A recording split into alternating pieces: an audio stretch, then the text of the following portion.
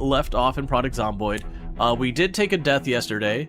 I had grabbed an annotated map and got like a whole bunch of goodies, included the generator magazine and everything, and I was like, alright, well, we kind of just meandering without really a direction in the game.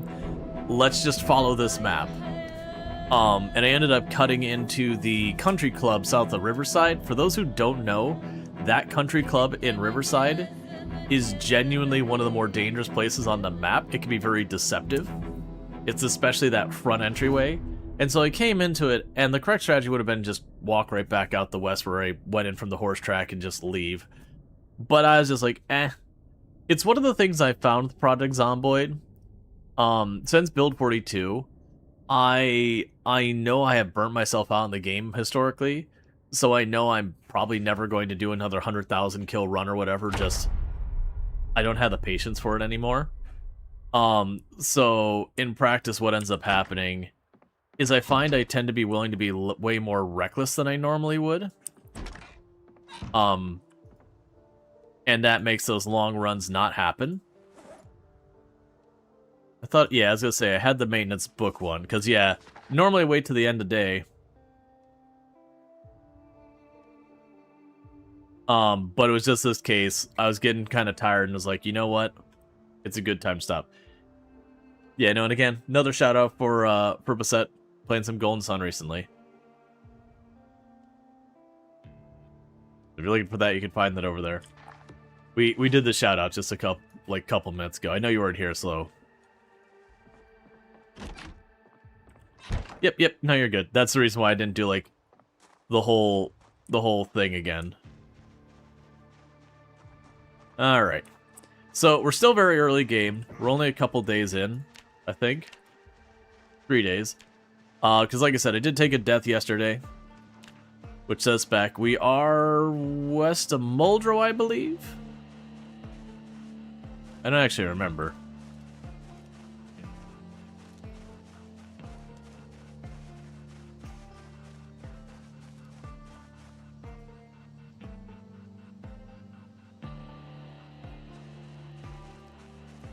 You know, I gotcha. It's all good.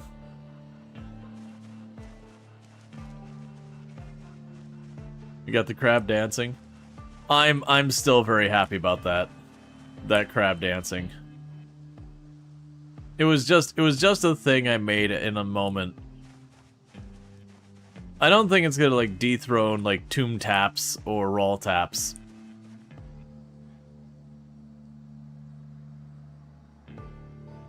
But it's definitely a thing. So I'm trying to go here real fast.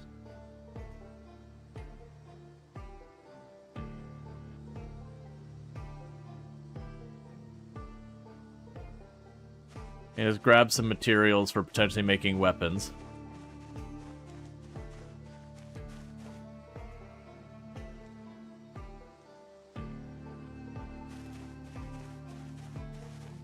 Oh yeah, no, like, absolutely, I appreciate, you know, people being able to be here and help with the modding and all that.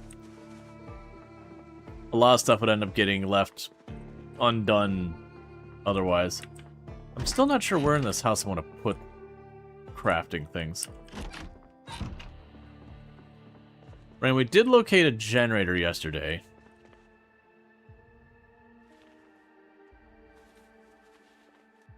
And I got all excited because it's like, I have the Jenny Mag, and then came to realization that was the other character that died yesterday, so I don't actually have the Jenny Mag.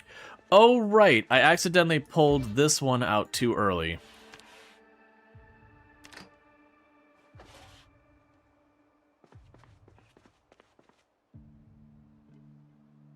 Yeah, so those are all fine. We could drop you in here.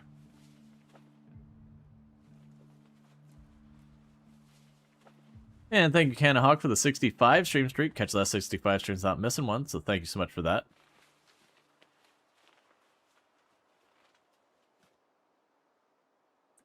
Okay, and the rest of that should be fine.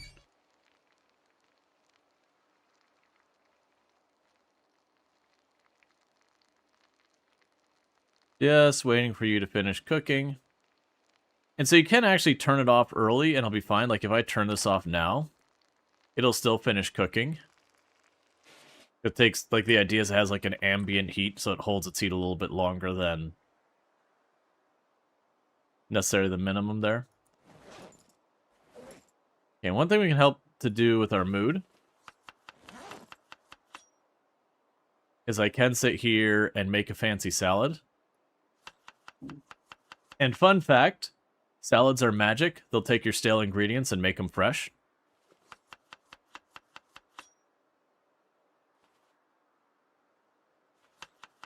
So we've got cabbage, lamb, apricots, violets, and pickles. Honestly, that sounded pretty good until the pickles, which, like, I'm not a huge fan of pickles to begin with. They're just not my jam. But, it definitely does not feel like the pickles goes in with the rest of it. Like, regardless of my opinions about pickles, lamb, pickles, and apricots does not sound like a great combo. The cabbage is pretty neutral either way, but we're just recovering a little endurance really fast.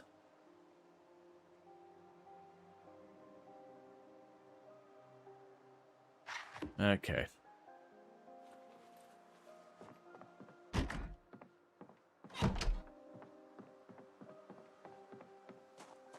Alright.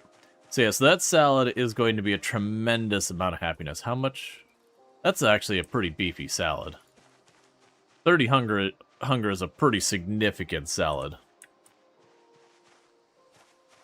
Yeah, and the other character we had, the wildlife explorer, whatever it is, that gives me herbalism, so I could see the poisonous mushrooms from the others. I'm a little bummed I let that character die like that. Because it was 100% a preventable death. I just needed to back off the moment I was like, oh hey, I'm going into a dangerous place. But like I said, I have found, as I become kind of aware that, you know, I burn out in the game after a while, I've been far less prone to be as risk-averse as I used to be. Oh, hey. That's a sneaky move. Ah, there must have been, like, the better part of a rally group inside that building. Okay, that's fine. Now, keep in mind, we are super early game on a 0 to hero character. So this is actually a tough fight for a character right now. Considering we are already muscle strained.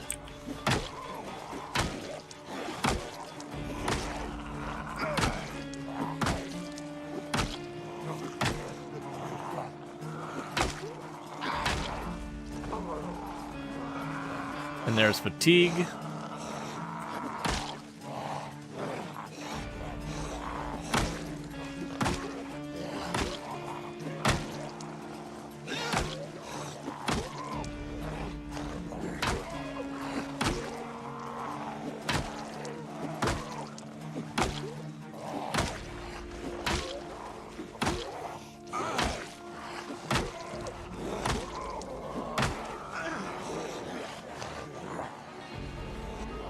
Okay.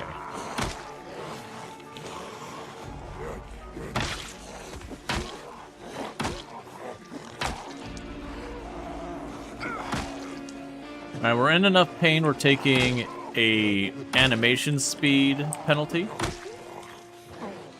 Or actually, that's probably my, exertion.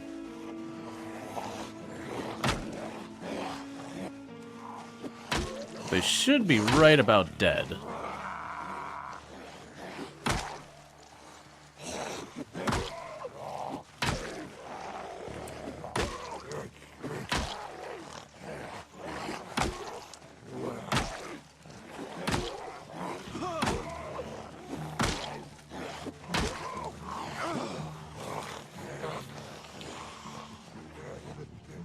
Alright.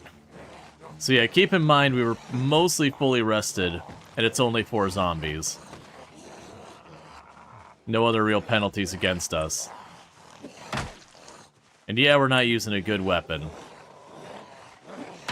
But that just kind of gives you an idea of how we how we're doing stat-wise.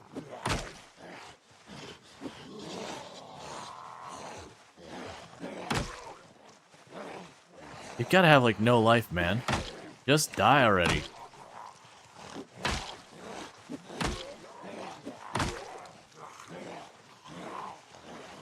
Excessive exertion.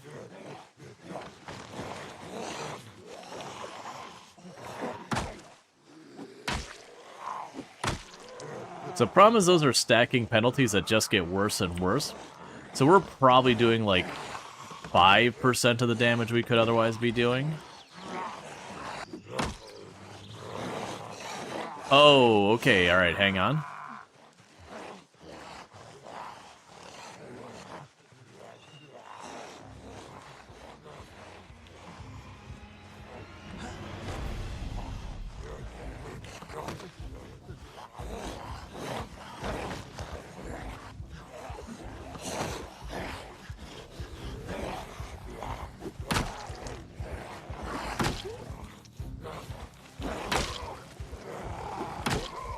It's like this kind of situation, if I aggro another group of zombies, we probably just die.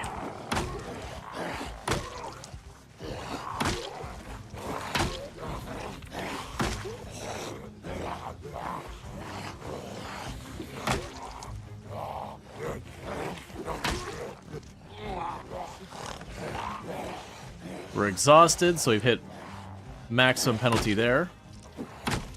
Please just fall over.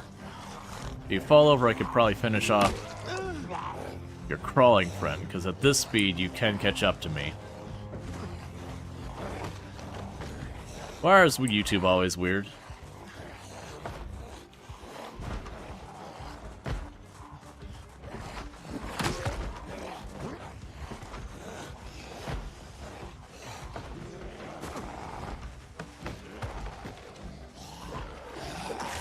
Oh, come on.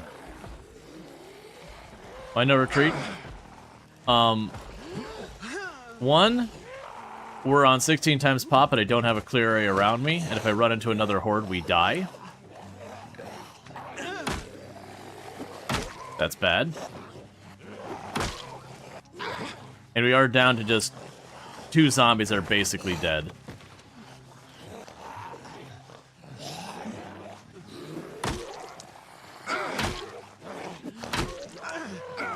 Like, even with their damage penalties, I'm surprised, because you never hit a point you do 0 damage.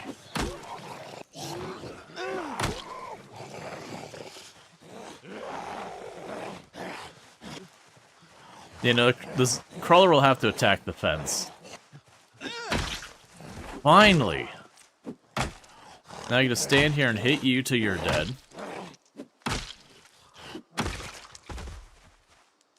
And keep in mind, that was just 4 zombies. That's how our stats are.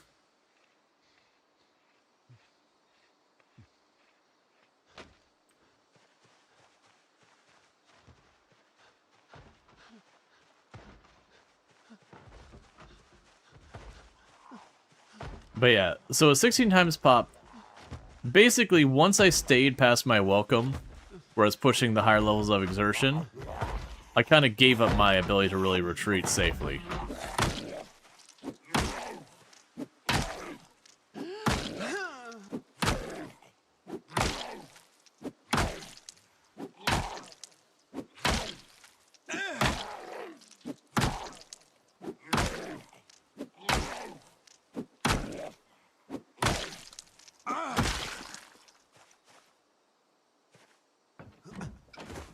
Okay.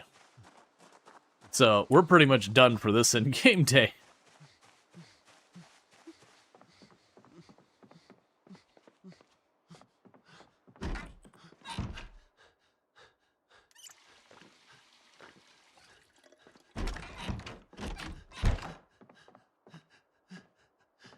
Alright, so we got a book to read, and I got a moderation thing to deal with on the other side of things.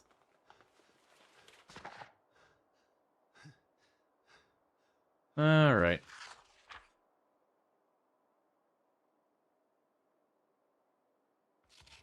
Jess is dealing with people being weird on YouTube People who have no idea were like, "Do you remember that time we kissed?" Whenever it's like, "No," because you're making shit up, and it's just creepy, man. Like, what is the thing that people expect where they just pop in? They're like, "Do you remember that time we did the thing that we never actually did?" And make it all like weird. What do you think I'm gonna do? Play along and be like, "Yeah, no, I totally remember that thing we did. Cool. Let's just like sext on stream or something." People are weird, man.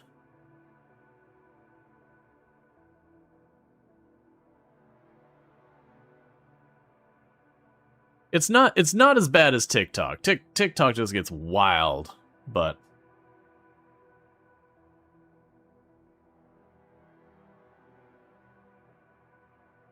high odds of that being bot? Could be. There's a very good chance it could be a bot. It's one of the things that makes me very happy with a lot of the things that Twitch does. It's not that we don't run into it, we absolutely do.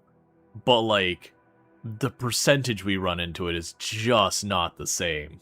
You pop on to like, let's see, you pop on it like on, YouTube or TikTok or whatever, it's just constant. It sounds like, from what I've heard from people who went over to Kick, it's even worse over there.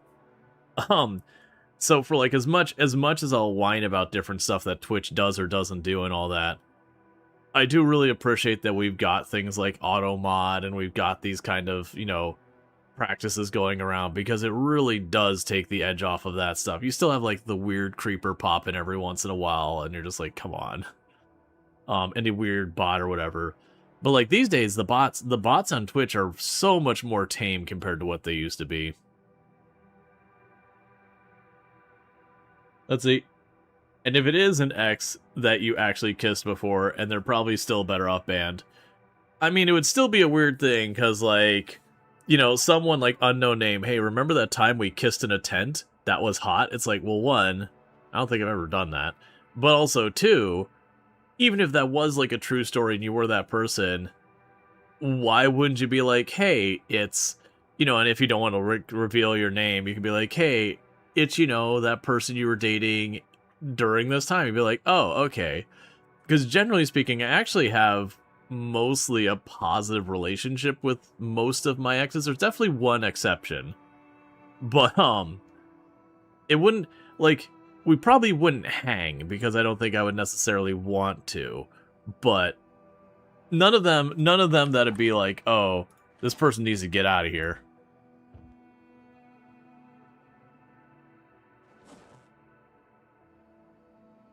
Alright, so let's eat our salad. Deal with that hunger. Hey, Jeff, how's it going? And thank you for the well wishes and whatnot with that.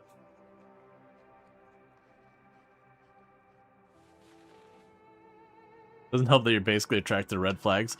That is one that you need to look in the mirror and go, who's the problem here? Because,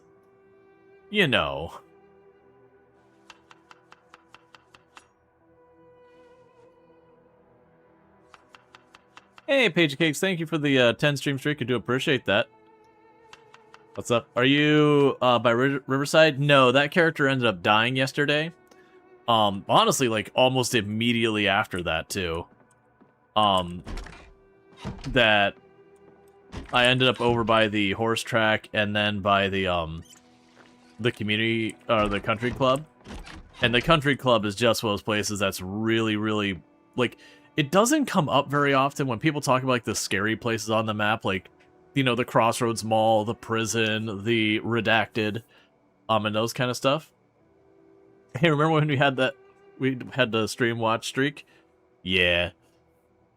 Yeah, no, it's good to have you and all that.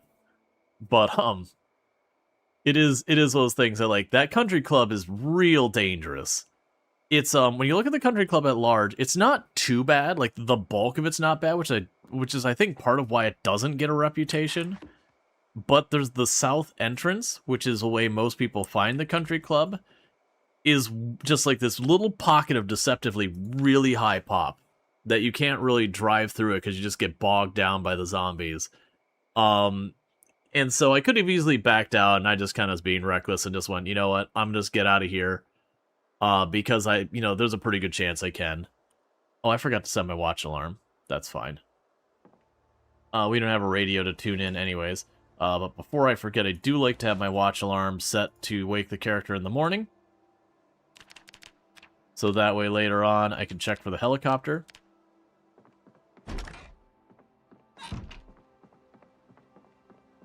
Well, let's take a sip of water before we leave. But yeah, so that character by Riverside, like I said, they did die doing that push.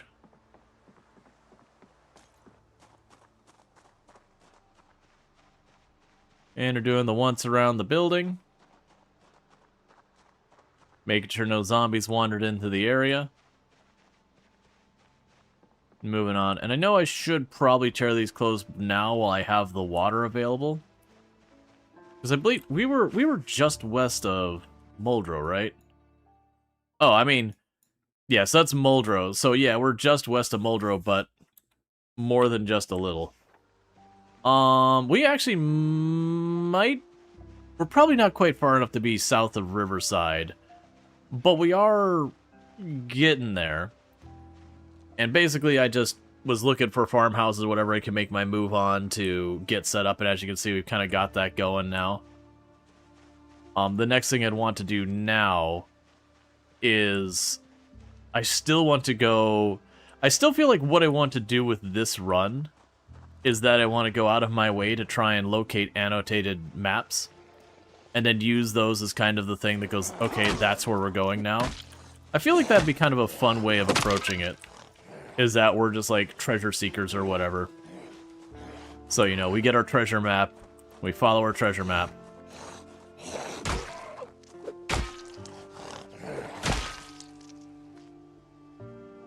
I'm getting a lot of residence keys. And the unfortunate thing is residence keys actually do have a weight to them now. It used to just be a thing you'd hoard them by a whole lot.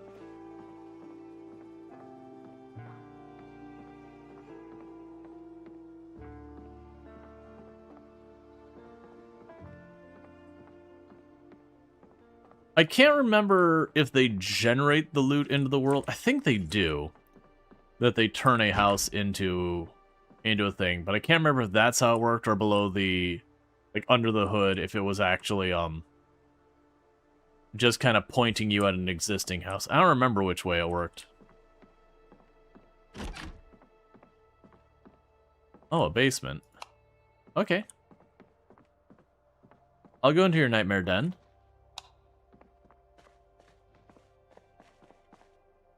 It's a nightmare den with popsicles. We're going to eat those right away. Oh, we're going to get ourselves a creamsicle? Heck yeah, man. Should I be saving those and making the calories last? Yes. Am I going to? Abso-freaking-lutely not.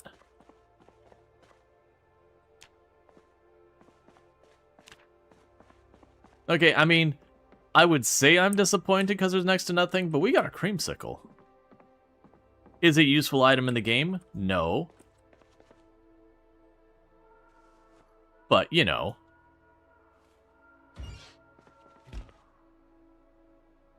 Just those things. Small carton of wine. I probably need to leave that. It is 1.2, wait. They do actually give you happiness. If you notice, we're not sad anymore. The popsicle and the creamsicle did give us happiness. They do actually do that.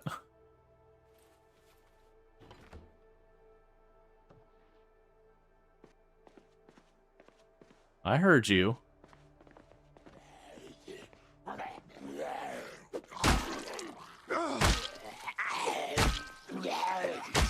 This is inconvenient.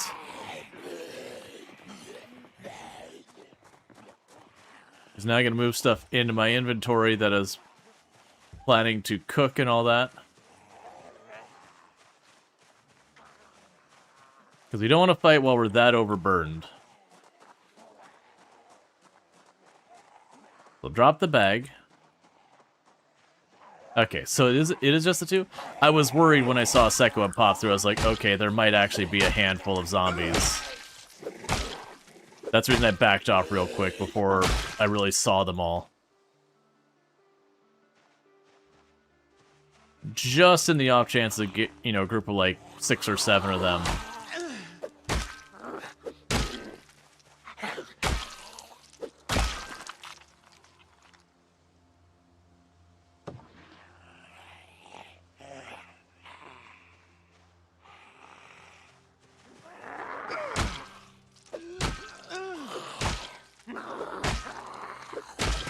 These days I actually don't bother eating the bugs.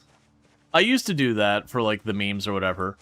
But once you realize they're just one hunger, it's like, oh, like genuinely me grabbing this bug and then eating it, I kind of don't really gain food out of that, not really. So I'm better off just leaving the bug on the ground unless things are truly desperate. But then I usually find it's probably better to just keep walking and looking for the next marigold or, you know, whatever. Okay, so let's go in here. There's the beef patty that needs to be cooked. There's the chicken leg.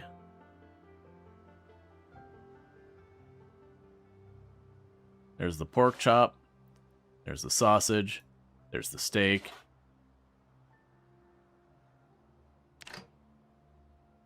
Meanwhile, I truly want to experience happiness, so we're going to eat the last ice cream ever.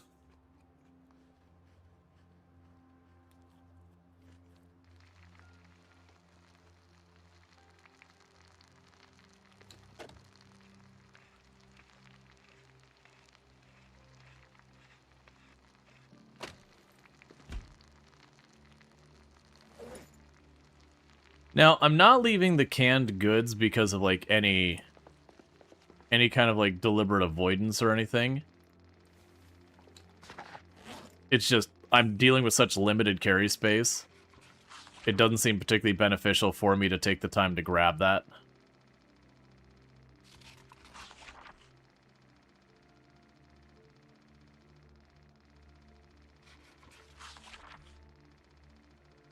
Okay. It looks like the chicken leg's probably going to cook first.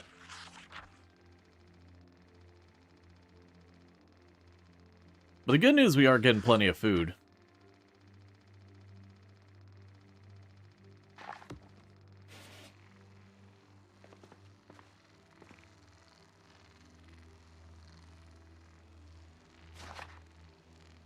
The pork chop will be next.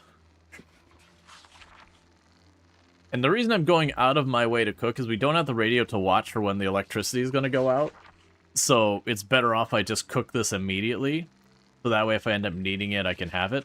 Because stuff like this, I can use my bowl to keep our happiness up.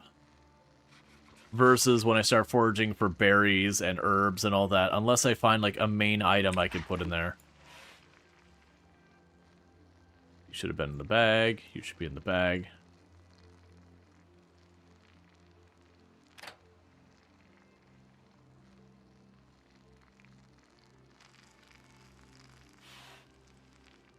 Alright. I got a lot of stuff to eat. Oh, we actually still are hurt, aren't we?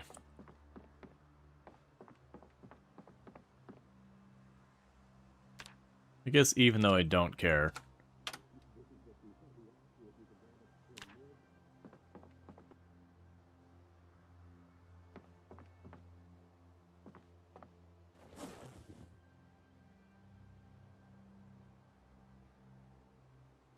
We can read this.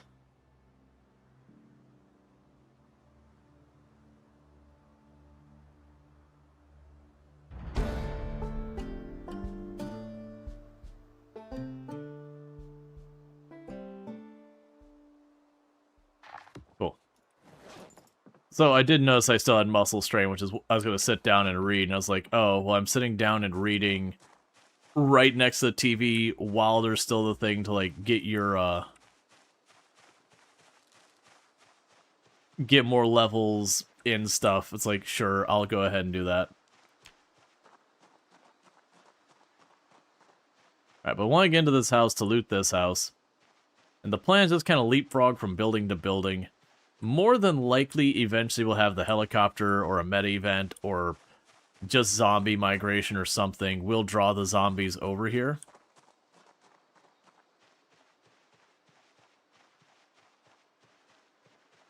And then I'll have to, you know, move on again. Alright.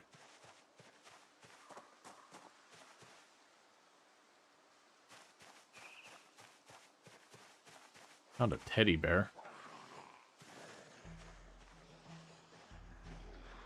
Yeah, so a surprising number of zombies, like, in the backyard over there.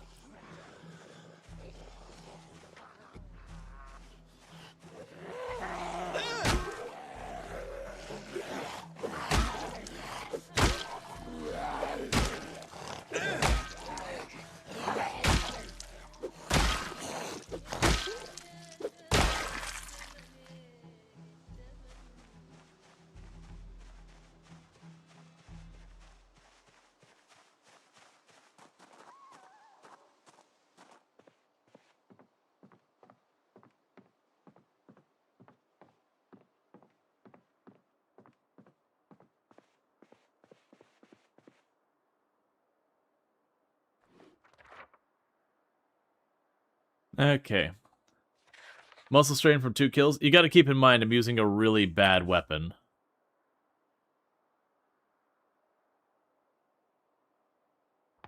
And we have no stats on anything, so... It is kind of like the most extreme example of it. Okay, so everything else we're good here. We basically already looted what we care about.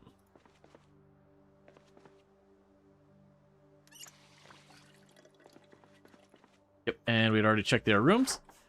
So what we can do now is go in here and pull a little X on that house, because there's nothing more for me here. Time to move on to the next target.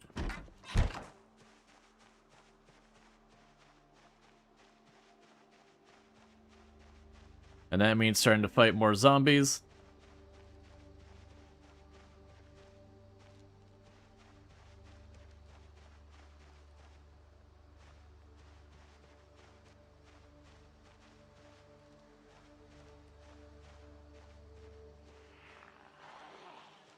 Okay.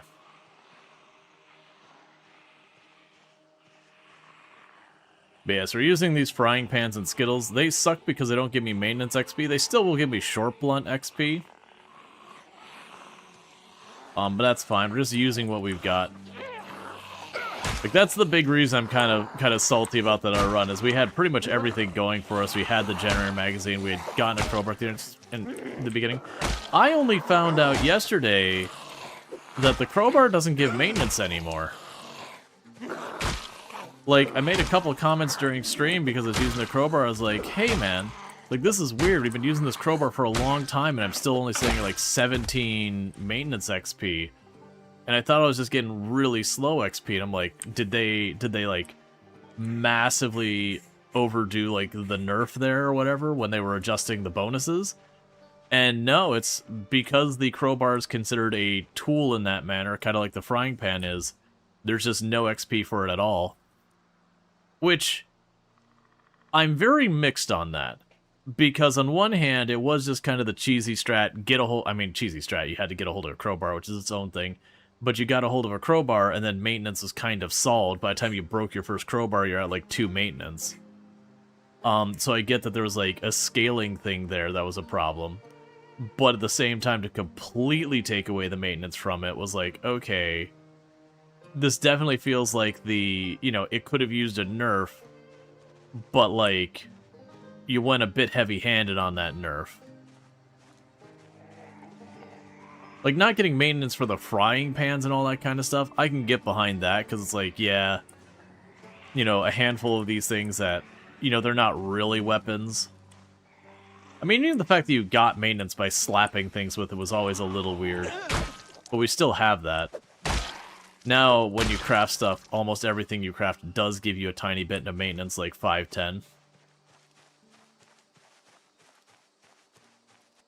Okay, so that's another one of those ones we can just mark it on the map immediately, because there's physically no loot in that building. Yeah, that shed's pretty hot, so we'll just keep working on the groups over here. Focus more on keeping anything near that house icon clear. And take loot opportunities as they arrive.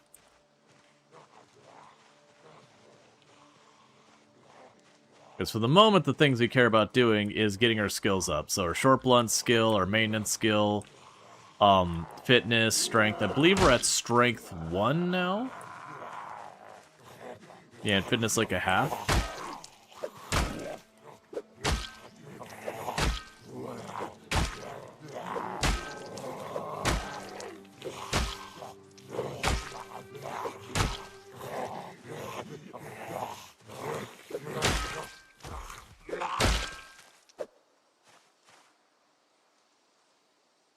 Okay, that'll be a key to the house we want to get into.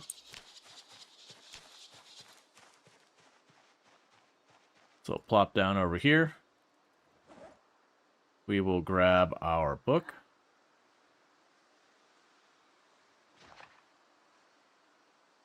And wait for the strain to go away.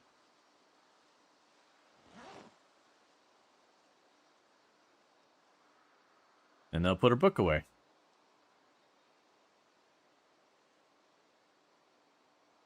Because maintenance is how long our weapons last. So that is actually one of the more important skills early on. Yesterday evening, yes. Yesterday early day, no. We did take a death yesterday. Basically, I was just being reckless. I pushed a dangerous place I had no business pushing, and I had no reason to push, and got punished for it.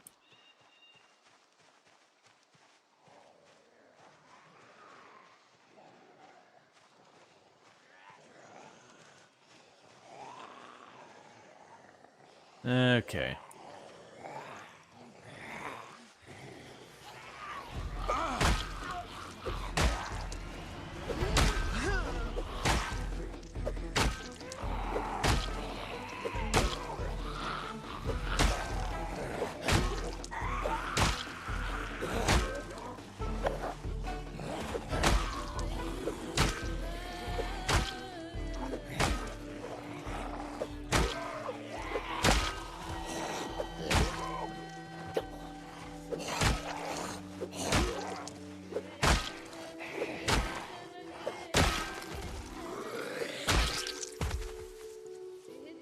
Okay. It was like that New Vegas DLC where you're supposed to leave the gold bricks to escape. Rual chose the bricks. Yes. I mean, it wasn't even greedy. Like, it was literally like, here is the way out. This is the safe way. But it's slightly behind you. Whereas you want to go the other way. But you can go around. But it's ever so slight. It'd be like New Vegas cutting through the middle of the map right at the beginning to get someplace. So going through where all the death claws are. As opposed to, like, walking around.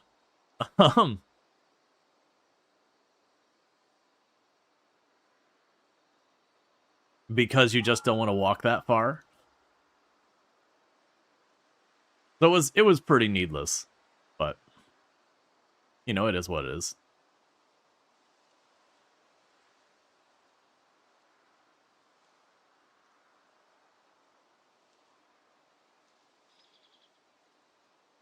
Wing on that muscle strain, we're going to get through a good chunk of this book. I do look forward to actually having a real weapon.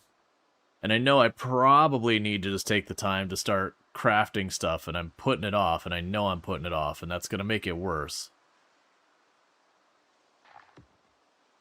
But, you know.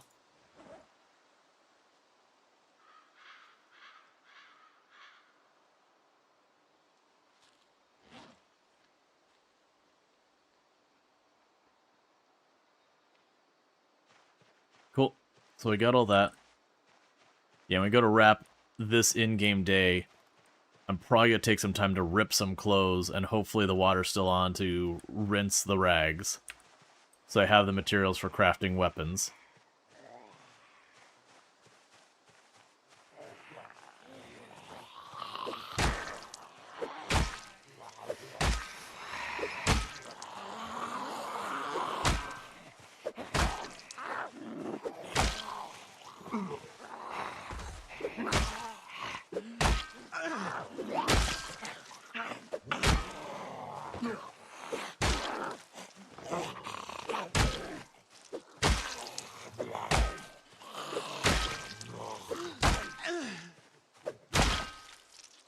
Okay. It's also sad because that character had a fun name. Her name was Mabel. Versus this character, it's Bernardo. Which I guess is fine, actually. It's not as fun as Mabel, though.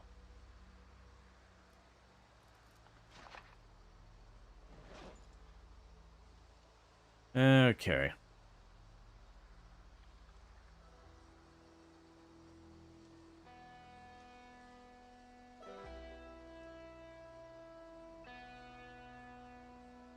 So we're almost done with our maintenance book. And then we have nothing else to read.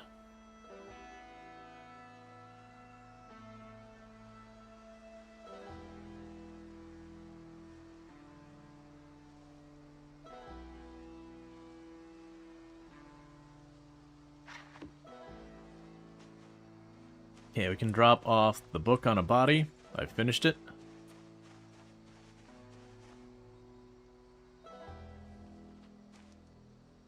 And then to give us our... Oh, actually... Yeah, I'll finish the salad. And once I finish eating the salad, I'll turn around and make an even fancier salad with a bunch of the meat and all that we've got floating around. Okay, so let's make ourselves the salad. So we're going to put a pork chop in it. And we're going to go ahead and put a chicken leg in it. And we're going to go ahead and put a steak in it. And we're going to put a lamb, if it'll let me, a lamb chop in it. And we're going to go ahead and top that off with some vegetable oil. Put some bread in it. This is like the carbiest salad ever. We'll go ahead, it needs a plant, so we put a violet in it, and some pickles.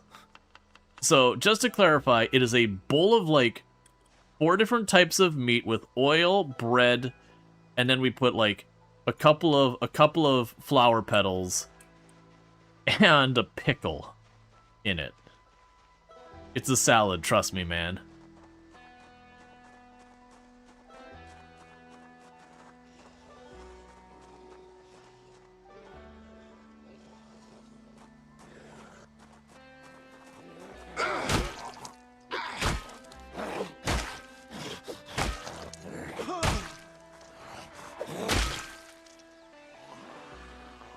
Get with you in a moment.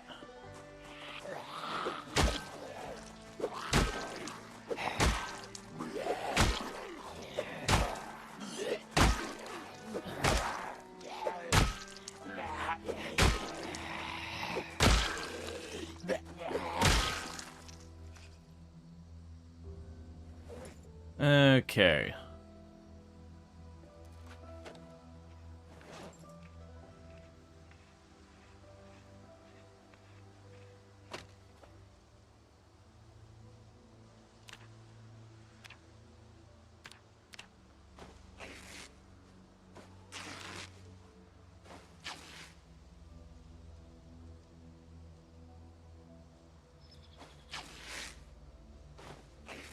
So while we wait on our muscle strain, I'm just gonna rip clothes.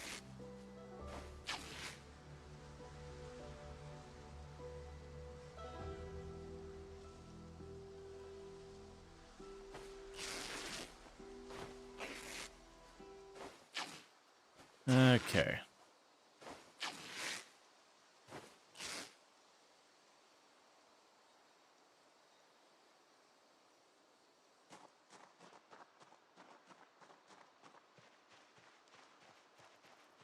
I'm basically just ripping clothes on the different bodies and chucking them on the ground.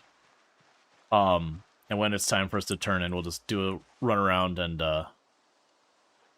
clean them up. Because as I mentioned before, I'm going to need these materials to make weapons when our current ones break.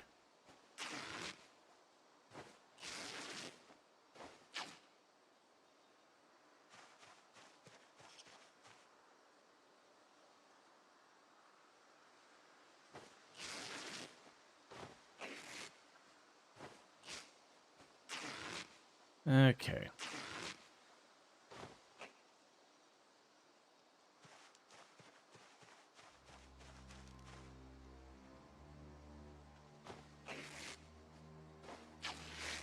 Too many jeans. I need fabric. Jeans don't do me any good.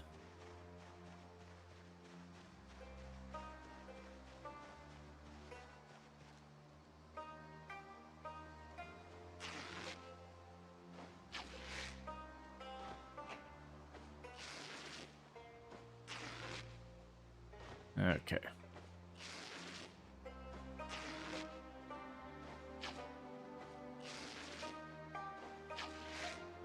I know I've said before, I really miss just being able to, like, find a pile of bodies and be like, start ripping the clothes. Alright, you want to join the pile? I'm fine.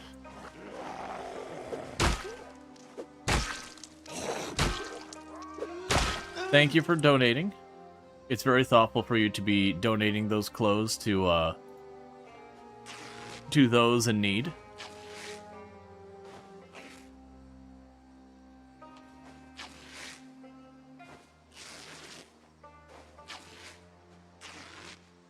Okay.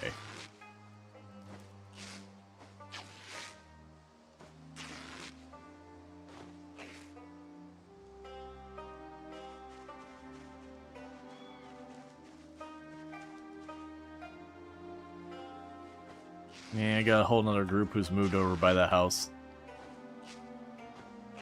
Unfortunately, don't have the weapons to tangle with them.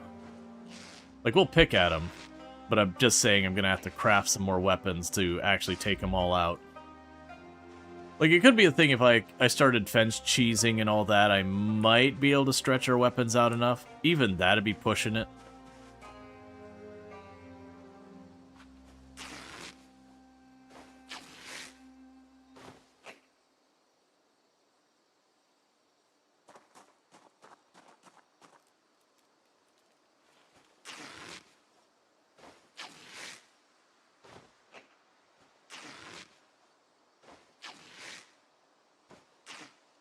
Hey, Lollip, thank you so much for the raid.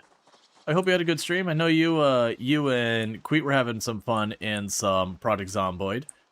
But if we can get a shout out for Lollip, that'd be absolutely fantastic. Another fantastic content creator, absolutely wonderful. Had the pleasure to go and meet them over at TwitchCon and everything there, and there's Queet right afterwards. So thank you for the double raid, I really do appreciate that. But yeah, go, again, check out Lollip.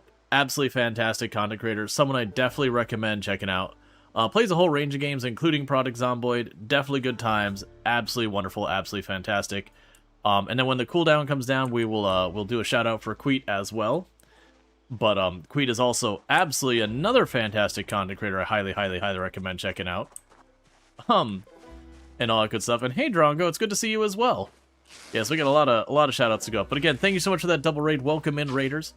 For those who don't know who I am Rual Storge. I do play a variety of games here on Twitch, and I'm most known for my exploits in this game, Project Zomboid, where I used to hold a world record for the highest kill count run ever streamed. There's past tense on that. Do with that what you will. But we're playing some sweaty tryhard Project Zomboid. Right now I am desperate for weapons, so I am ripping apart all the clothes ever while we wait for our muscle strain to go on. Because we are playing on the highest zombie population settings with multiple helicopters and sweaty tryhard and starting with no stats, so it's very difficult. And also, again, check out How to Be Quiet, another fantastic content creator I've had the pleasure of meeting at TwitchCon as well. Also playing some Project Zomboid, as well as other games. Really fun times over there. Highly recommend. I still think for like my most memorable content tuning in for Queet was just Crime Scene Cleaner. And just, you know, having like the long latex gloves or rubber gloves, whatever they're made out of, the yellow gloves and all that. While doing, you know, doing some Crime Scene Cleaner. Because we can never forget, you gotta scrub. But yeah, no, it's good to see you all, and thank you again for the raids. It's incredibly generous. Both of them are absolutely fantastic. Lot of fun chaos to have there. And then again, when the next cooldown comes down, we'll get a shout out for Drongo, who's a fellow member of the Halcyon Frequency stream team, the stream team that I am on. Also playing some Product Zomboid recently and all that good stuff. Highly, highly recommend. Been doing some 16 times pop as well recently. And been doing solid. Like, you know, there's definitely been some tears along the way, but that's just Project Zomboid. That's just Project Zomboid. Project Zomboid says, "Oh, you're feeling joy? Let me correct that. By the way, here's a well-timed, as in the worst possible timed, helicopter." Yeah, no, I heard that you died. I didn't hear how you died.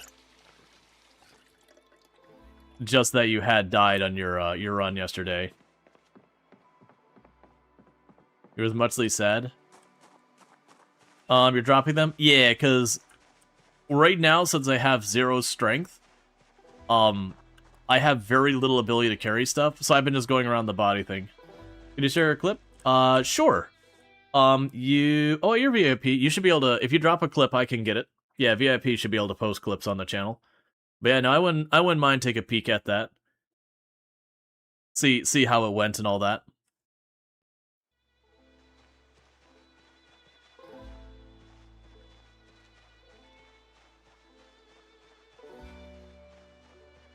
It was very unfortunate. Yeah, no, I've had some rough ones. I think my most frustrating for like my own self death was my third highest kill count run. I was walking past a zombie and went to swing and hit it, and I was just off by like a pixel and just whiffed it perfectly to get wrecked. All right, so give me a moment. You're not going to be able to see this for 2 seconds. But let me go ahead and get it put up here real fast. In full screen, and then bam. So let's see what we got going on here. I'll need more volume than that, probably.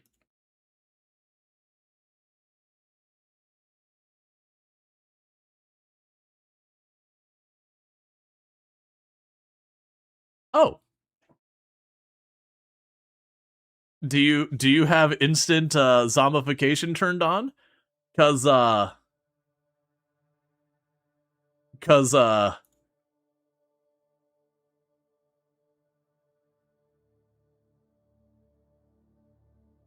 yeah. Yeah, so I see. Yeah, so because it hit you from behind, that is a back hit. That does mean you almost, like, the odds you got lacerated or bitten here as opposed to a scratch is exceptionally high, which does mean there's a very good chance you took a bite there. If you have faster than normal or instant zombification, that could explain why you died instantly. But yeah, no, I've done that one where it's behind the tree and you just didn't see it and walked right into it. I've done that one. I've done that one recently. But yeah, no, I think what happened is I'm guessing. Did they Zed or die outright? Yeah, no, it's it could also be actually. Okay, so we're not super overburned, so it's not like one of those things.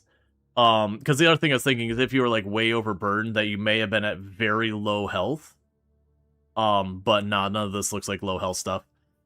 Yeah, no, that's yeah. For those who don't know, when you get hit from the back by default, it is a way higher chance you take a bite or a laceration as opposed to just a scratch. The dice roll is heavily weighted against you if it's a back hit. You could turn that off. I see there's pigs out here on the free. Yeah, now that'd be my guess. You just have the infection speed like sped up, and so you just died almost instantly from it. Because that used to be a thing a lot of people would turn on as instant zombification.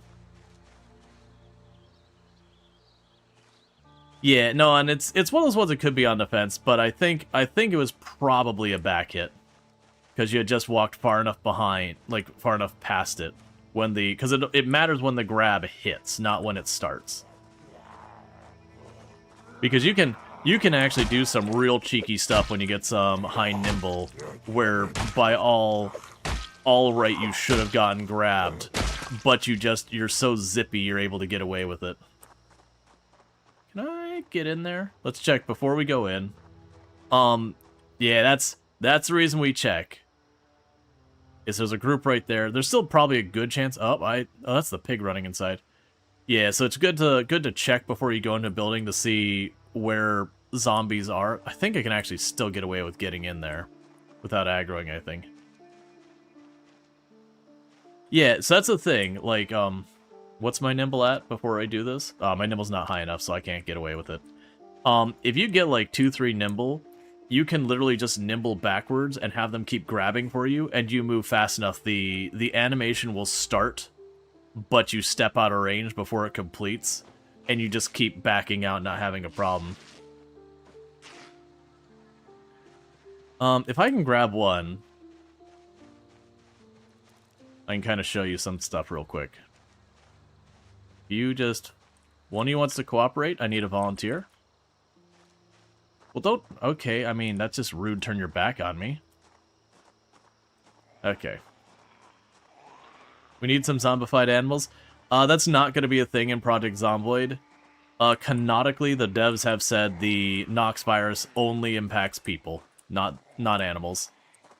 You can find mods to do that kind of stuff. But that's been one of the things that they said they're just not going to do. A big part of that was they specifically were like, we don't want you to get like a dog and then the zombies to maul your dog. So yeah, so I can get away with quite a bit of stuff. That, like, you can see, we're actually gonna go for the grab.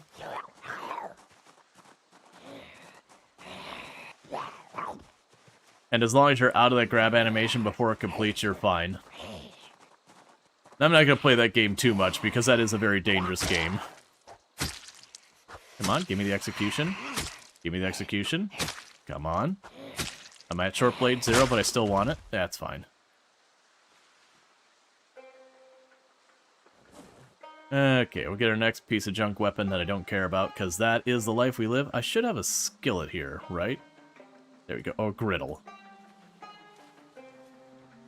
You're not a fan of zombie animals? Yeah. Well, so far they haven't even given us hostile animals of any kind. Like, you can get an animal stressed and it will turn hostile on you. But that just kind of makes sense. Like, if you walk up to an animal, you give it a thwack in the face with a mallet, and it's something like a bull. You know. It's only fair the bull gets to thwack you back. And happens to be quite a bit better at it. But yeah, again, check out Bloody Drongo, absolutely fantastic content creator, someone I definitely recommend checking out. Alright, so we've been ripping apart these rags. Let's start grabbing those. I'm not gonna deal with that. You know the classic, you mess with a bull, you're gonna get the horns. And that does happen in Project. That's, when we were trying to unstick that bull in multiplayer, and you started shoving it, if you noticed me back up real fast, that's exactly why I was backing up. It's like, this thing's gonna get free, and we are going to die. But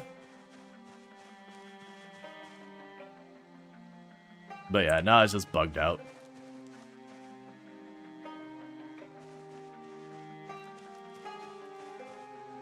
Just grabbing those rags we ripped earlier. Because I need weapons. Yeah, I don't like the zombie babies. For the record, they've also previously said there isn't going to be zombie babies or children or anything like that. Which is the thing that makes sense for a whole mess of reasons. One, like, gameplay-wise, how mechanically would it work? Because if you change the hitboxes and all that, it's going to make the game awful. And then two, ignoring gameplay mechanic-wise. Like, because if they make them like mini sprinters or whatever, it's going to be just upsetting and pissing off. Then you also have just like the ick factor of you're effectively making an excuse to beat up children. Just be like, no, but really, they're zombies. It's fine. It also means they'd have to increase the age rating on the game, and likely it would potentially limit what markets they could sell the game in. And that just isn't worth it.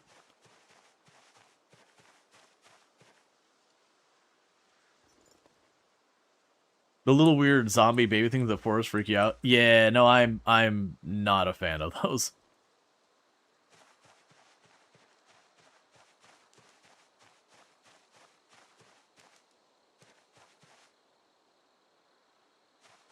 But yeah, because it is a consideration that games have to take is like, okay, but if I add this to my game, I'm going to take, you know, the already difficult market side of things where, you know, being a successful indie dev is really difficult. Like, the odds are very stacked against you. And so going, I'm going to do this knowing it's going to very heavily limit what markets I can sell my game into.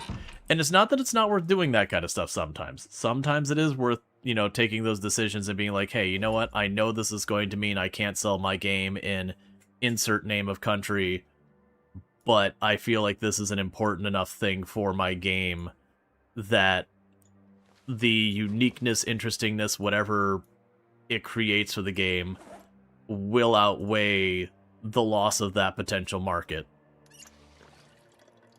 But I don't think Zombie Babies makes that cut. Alright. So we're going to clean a bunch of bandages while I have unlimited water. It's why Bethesda took out the ability to hit children in Fallout and the Elder Scrolls anymore. Yep. It can be a thing that will limit what markets you sell and what your age ratings are and all that good stuff.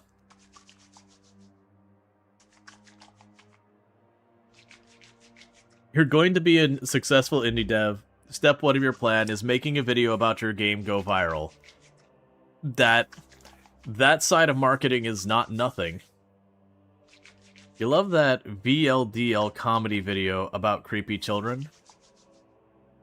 VLD, is that, VLDL, is that an acronym for something? Because, like, my brain was immediately going to Fury Curie, and I'm like, what? And then we have Dwarf Fortress. Dwarf Fortress, and for that matter, RimWorld, a lot of Viva La Dirt League. Gotcha, I don't know that game. Or video or whatever. Yeah, no, there's a lot of those games like RimWorld and Dwarf Fortress that part of what lets them get away with it is you're looking at these tiny little, like, pixelated animated things that don't have a lot of detail to them.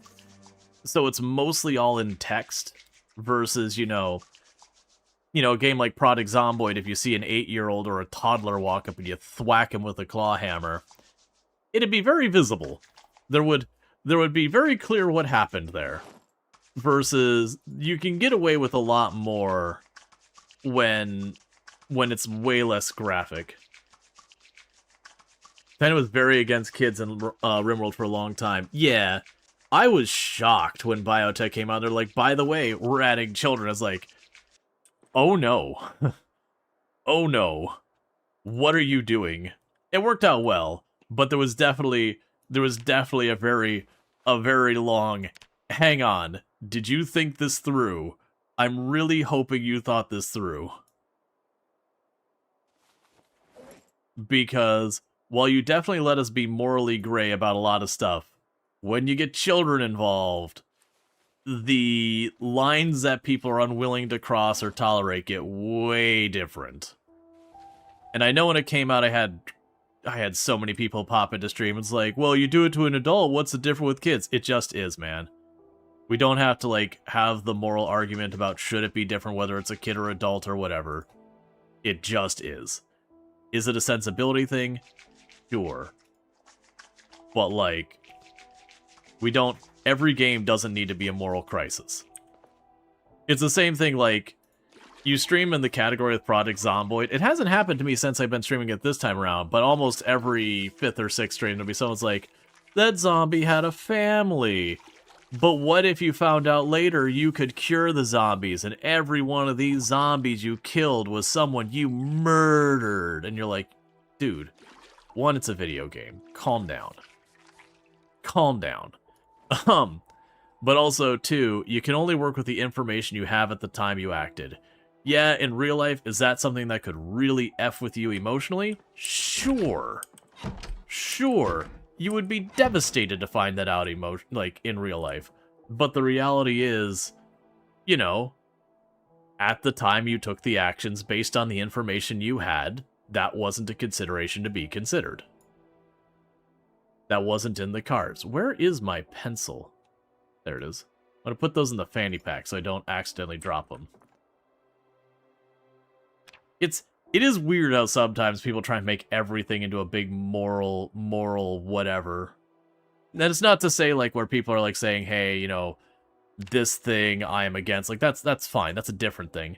But, like, where you're playing a game and they're like, what if insert this big moral, like, you know, existential crisis kind of thing. It's like, man, can I just play my game? Like, I don't need to be filled with existential dread trying to enjoy a game. Okay, so we overate a little bit, but some of the stuff is going to go bad. Alright, so we're going to have ourselves another salad. So there's our pork chop. And our chicken wing. Well, chicken leg. And our mutton chop. And our steak. And we're going to put a little bit of bread in there. And then we're going to cover that with some oil. Now, it's just me in a bowl right now, so we got to add the vegetables. So there is a couple of flower petals. And there we go. We got ourselves a salad. It's okay, it's a salad. I put flower petals on it.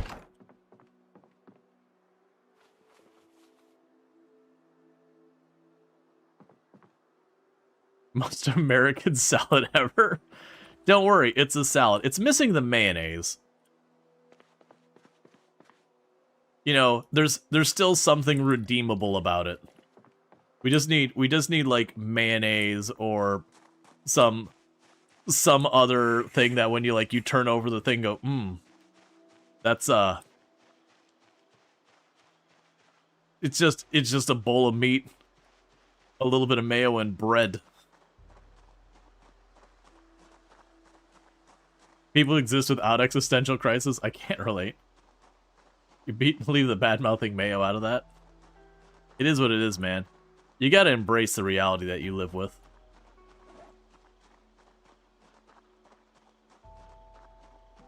I'm gonna go ahead and eat a stale lamb chop because I'm certainly not gonna let that go to waste.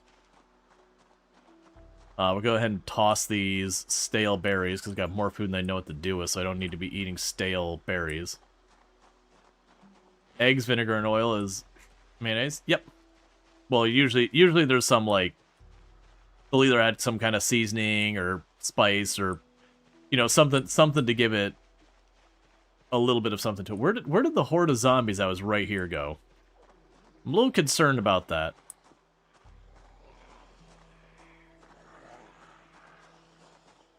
Mayo plus expensive is aioli. I've had more than once where I've gone, you know, hey, like I'd like to get, you know, whatever chicken sandwich. Can I get that with no mayo? Don't worry, it doesn't come with mayo. It's got aioli. And you're like, dude, it's this, like, don't get me wrong, aioli is just fancy mayo. Like, if I'm saying no mayo and you're telling me it's got aioli, you're telling me it's got mayo. It's just fancy mayo. Honestly, and for, like, genuinely, I actually don't mind a little bit of mayo. My problem is here in the US, if something has mayo on it, you'd be like, hey, chicken sandwich, okay, that comes with mayo, that's fine. You fish your piece of chicken out of your bowl of mayo.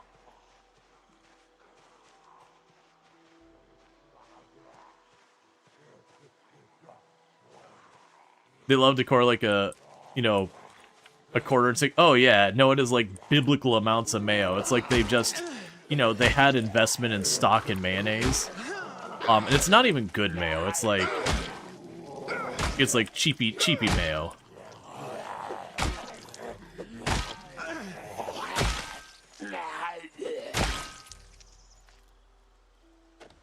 Let's see, I mean, they're both emulsified sauce, but mayo and oil are fundamentally different, even if they are the same family.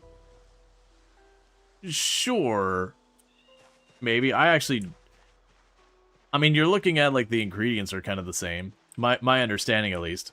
I actually don't know all the details on how aioli is made. But it's still definitely one of those things where it's like, I don't care what name you give it. I don't want it. Doesn't have egg. Interesting. I would not have guessed that. Ah, okay. Okay, so you're saying, like,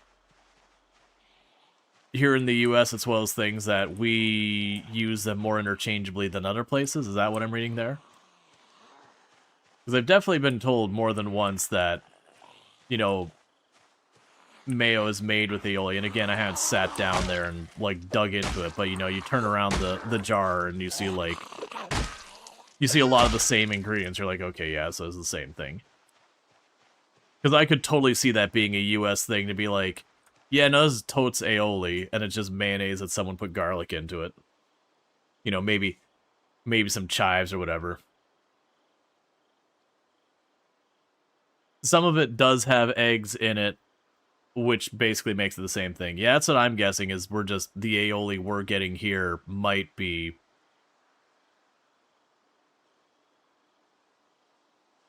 Yeah, so it could be the thing of, like, what aioli is supposed to be versus what we're doing nowadays, because it definitely, when I have aioli, it just tastes like mayonnaise to me with, like, again, a little extra something. Oh, right, I actually do have a radio. Do we have the emergency channel? Let's see. Aioli is emulsified garlic oil mostly. Mayo is emulsified egg oil mostly. But there's definitely some garlic mayo that's branded as aioli without being aioli. Yeah. And what I'm guessing is a lot of the, you know, quote-unquote aioli around here is probably that second category. Because we love to do things cheap here in the US and then charge you extra for it.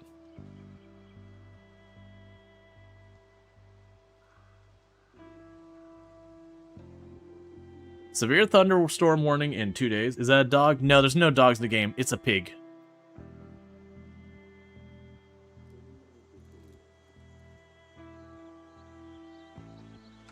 It's a pig living its best pig life after it got bullied out of its enclosure by the zombies. I think I don't know about cats. I know they said they do want to add dogs. It just they didn't make the first cut.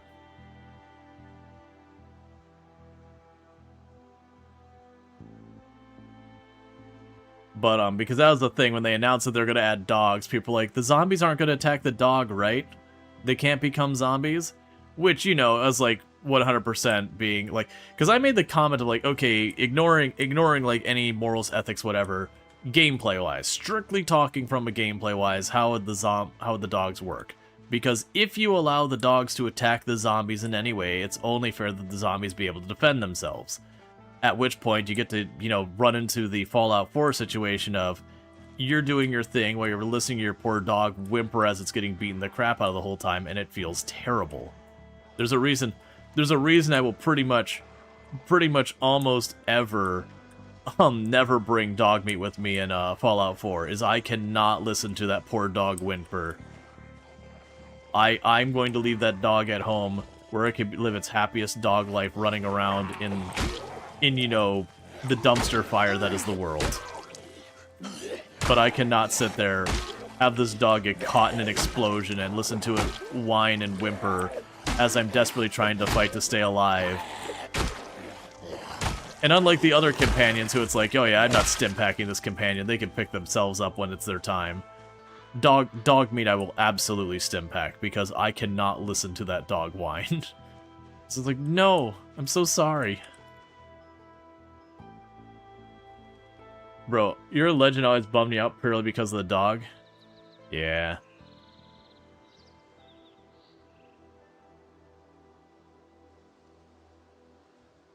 Now sounds? Yeah, that grates with you, the rest is just pixels. Yeah, it'd be easier to ignore if it didn't have the sound, because like at that point you're getting more and more kind of... Not deniability, but where you can treat it as not real kind of thing. Because, you know, it's not real. Suspension of disbelief, that's what I'm looking for. You can give yourself a higher level of suspension of disbelief, but when you hear it, it's the same thing. When you look up there and you see, like, the miserable, like, maximum sadness debuff up there, and you're like, eh, my actions are a little slower. It's fine. But since they gave your character the sounds, and that sort of, like, shuddering whimper that your character gets when they're at maximum sadness, where they're like, oh, you're just like, I'm so sorry. I'm so sorry I do this to you. I'm not going to stop it because it's just too much work. But I'm going to feel bad about it.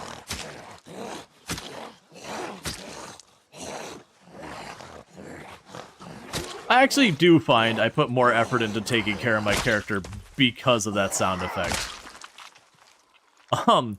That I will be like, you know, I really don't need to sit here and chop up all this stuff and put it in my bowl to deal with this sadness. But I really don't want to listen to you whimper the whole time. Now, normally if I had more carry weight, I actually would take those beta blockers, but, not that big. Not that big a deal.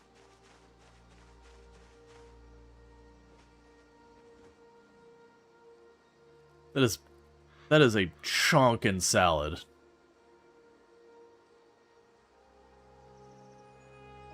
Gonna have a fry. Need to chase my meat salad with a fry.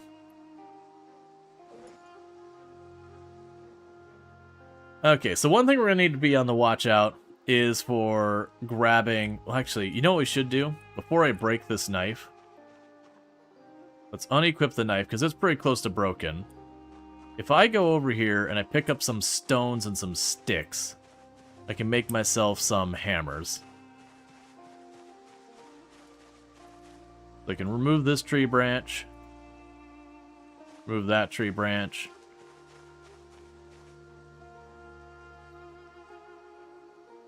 Remove this stone. Remove that stone. Drop the twigs in the ground.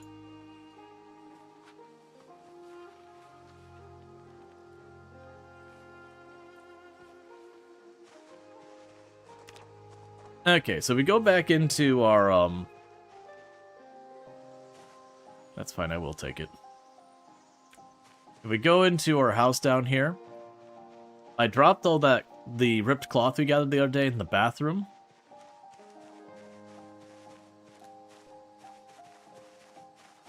Go ahead and take this tree branch. We can go ahead and make ourselves some more weapons. Because when that kitchen knife breaks, I'm just going to be out of luck. Yeah, I can't eat the poppy plant itself. We can't tell what mushrooms are ooh, acorns. I don't really need those right now, but, you know, why not? And also check, I think I left some flint in one of those cabinets, too.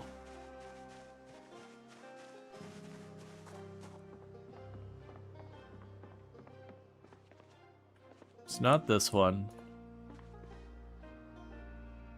Yes, I got some flint in this cabinet. And some stones. And some tree branches.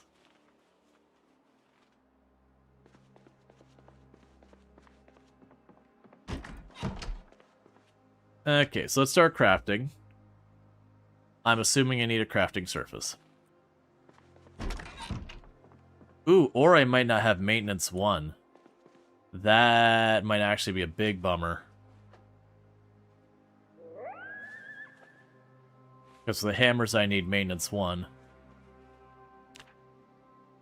Oh no, okay, we're good. You can make yourself 5 hammers.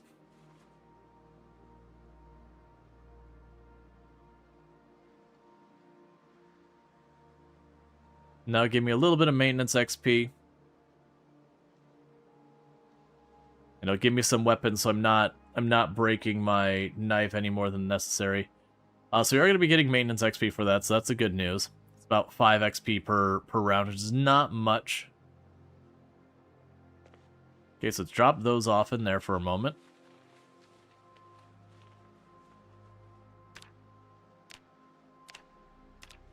And I can make 1 axe.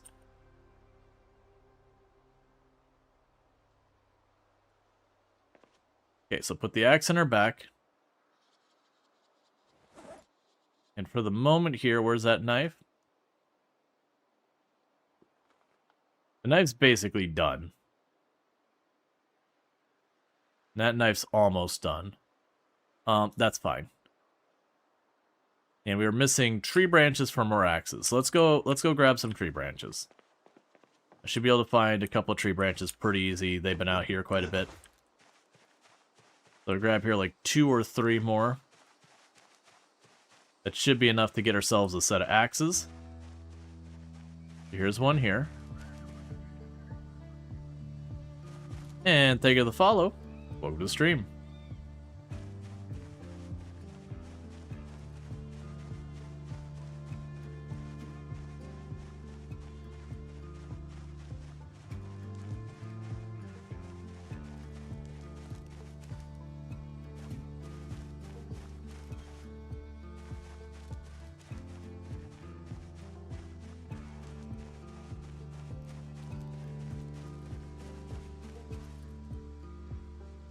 Paper napkins.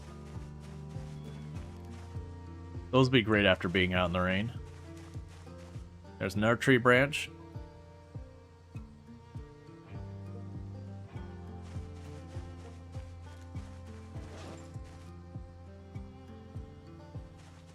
And here's the 3rd tree branch. And now that we've got that one, we'll go ahead and grab a 4th. And that should get us our axes. Now we should be good on weapons for a little while.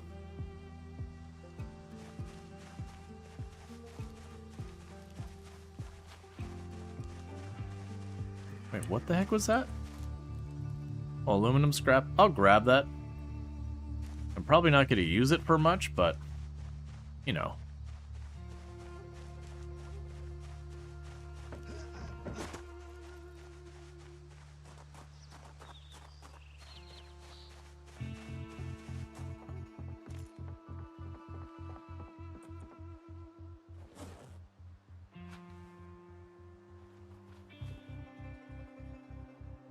I'm going to go ahead and slam that whole salad because it's going to go bad. So I want to keep trying to work through our food.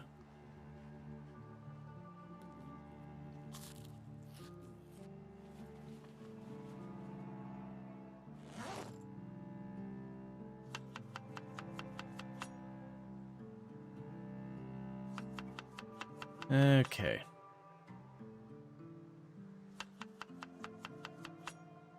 And I'm betting relatively soon we can start running out of some of these meat products. There's our last violet.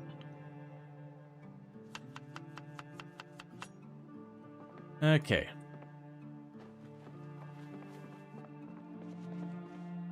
So now I can go here and 2 more axes.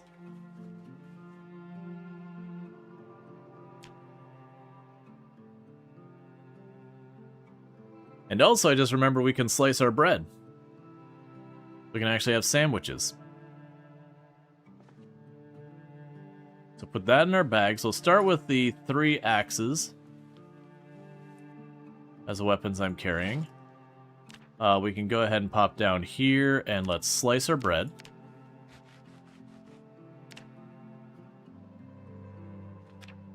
And slice the ham.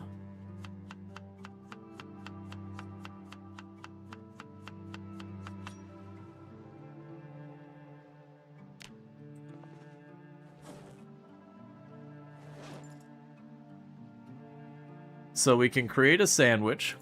So put sausage in the sandwich. We can put fries in the sandwich.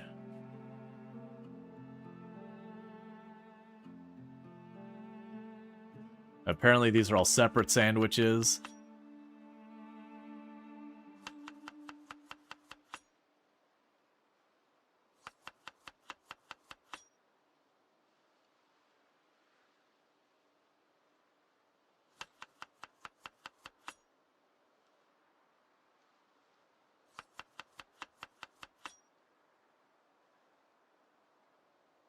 Okay, apparently hit the maximum number of ingredients that sandwich is willing to take.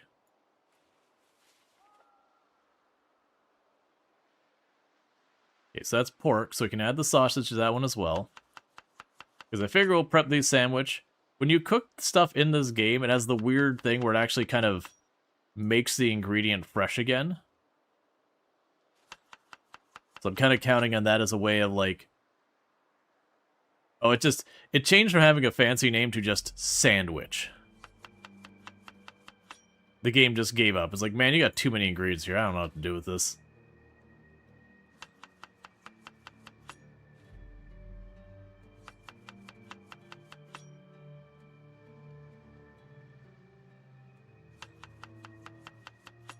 The sandwich is loaded. It is a whole experience in that sandwich. Yeah, so we have some of this go stale. I'm going to go ahead and slam that mutton chop that's stale, because it's probably going to go bad. We'll also slam the sausage if we can, before it goes bad.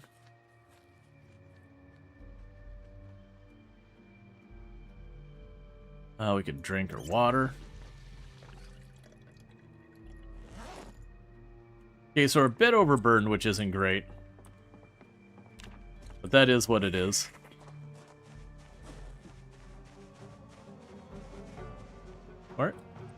Why are you playing the combat music? What do you know that I don't know?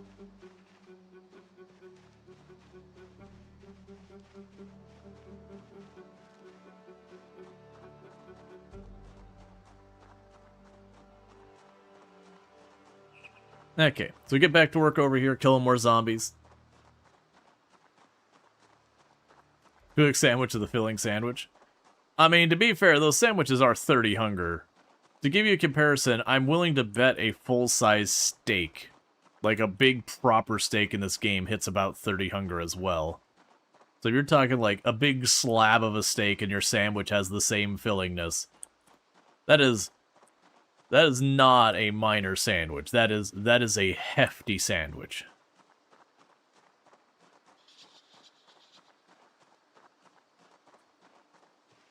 Okay, so don't have more zombies over there. We got the zombies back here. But there's certain rules you kind of develop for yourself for surviving long-term in Project Zomboid.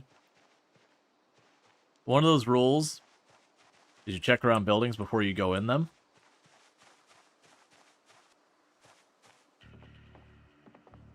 Later on in runs, I'll also clear around the buildings more. So Electricians 2 is nice.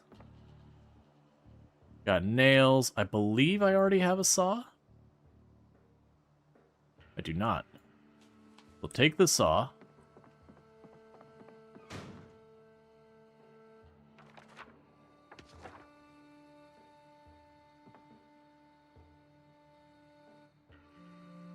Okay. We're gonna mark that.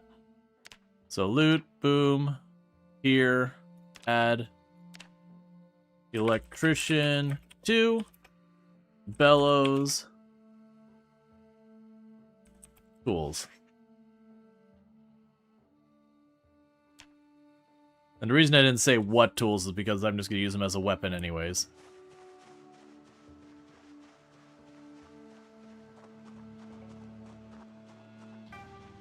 You love how stew with tons of ingredients is more encumbrance than tree logs? It's just a very heavy stew.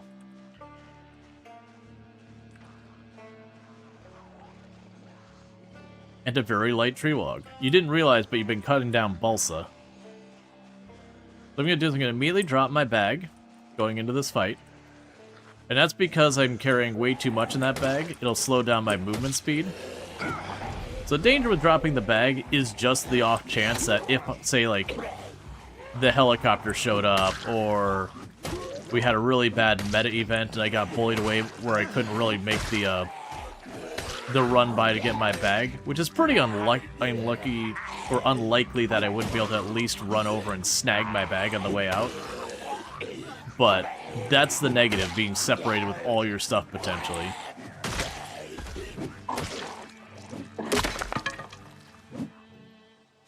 Okay, well, that's one axe broken.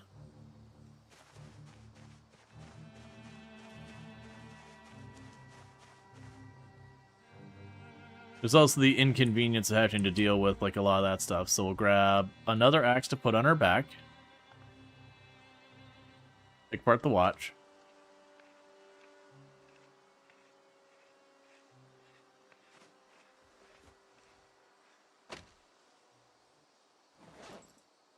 Okay. I don't have any books to read or anything like that. Oh, I still had 2 tree branches in my inventory there. Probably shouldn't be carrying that. That's a lot of extra carry weight. Alright, give it just another minute, because just because you see it go away doesn't mean it's actually gone completely. We will eat the stale sausage.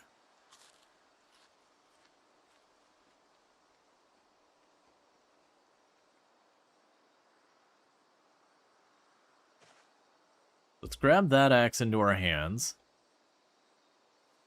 Then where's the other axe? And we'll grab this axe and put it in our back. So if I pull too much, I got 2 axes worth of fighting I can do. Unfortunately, I have like no skill with an axe right now. So we just do the best we can with what we've got. And we should start recovering all our happiness once I stop eating all the stale food and go to eating the food we've cooked.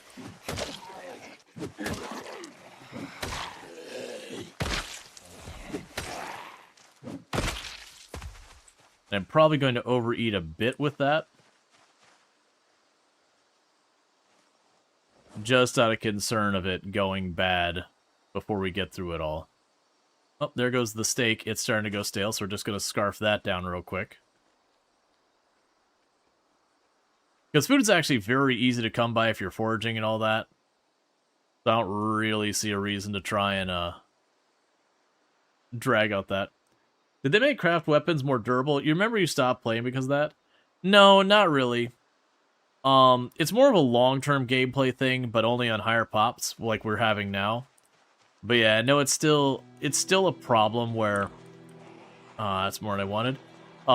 It's still very much a problem in the game that if you're playing in higher pops where you can't just loot the buildings really easy, you end up having to craft your weapons, and that part's fine. But the durability is pretty garbage on most of the crafted weapons. Which, you know, from a realism perspective makes sense. But from a gameplay perspective, it means you put in a whole lot of effort for a weapon that breaks real fast.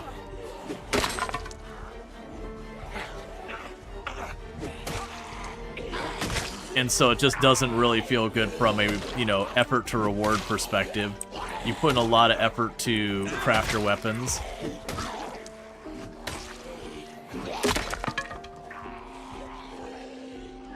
And then they just don't last very long.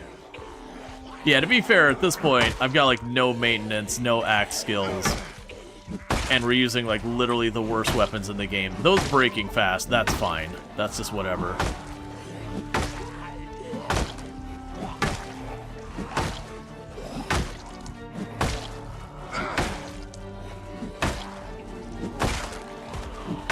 But it's the fact that when you get to, like, you're doing blacksmithing, and you can still go through 3, 4, 5 weapons in the course of a day when you're, like, properly fighting. That's like, why am I bothering? It just makes more sense to, instead of blacksmithing, just grab a bunch of stones and make a bunch of stone hammers and just be, you know, working with that.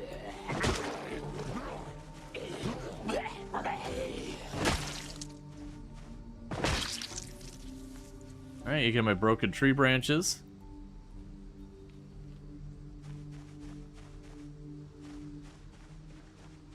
But yeah, no, like those crappy where I've just taken parts of a t-shirt and I've strapped a piece of flint onto a stick.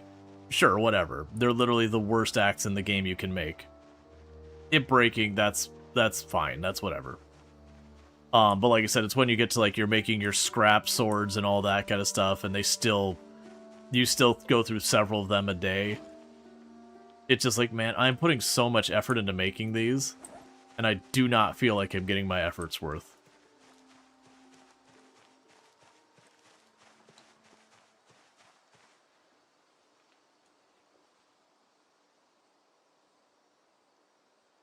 Yeah, no, I already read the maintenance book one. Yeah, that's the reason it's there, as we read it. Then we chucked it on the body. Okay, well, let's go ahead and let's just slam that salad for right now.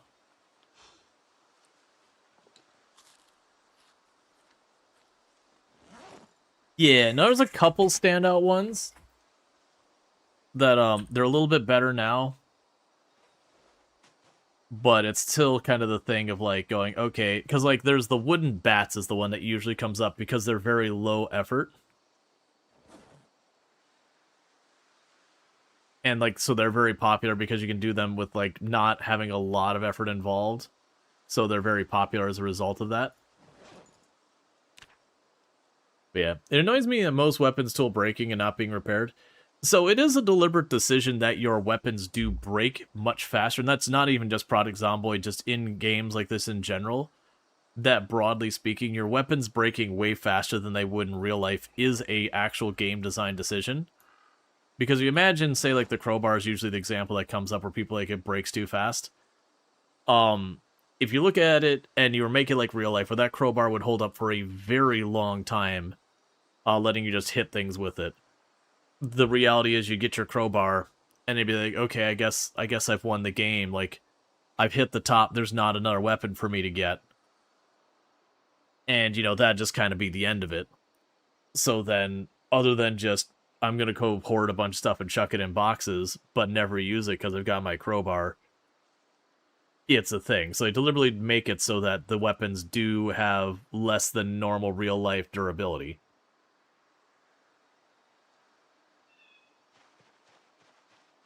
And I can also understand certain weapons being repairable and certain weapons not being repaired. You can actually repair a lot of your weapons in Project Zomboid. Like axes and all that, you can replace the handles and whatnot. That kind of thing.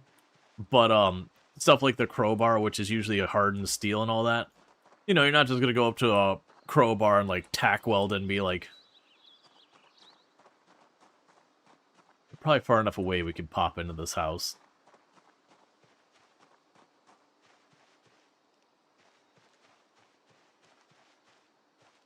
Yeah, we could probably pop into this house just fine.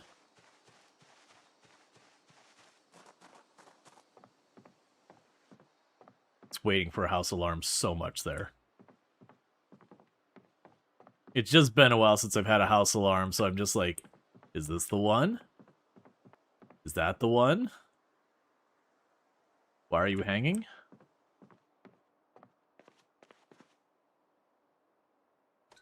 Oh, we're definitely taking the chalky milk. And we're going to eat that fudge pop right now. No delay.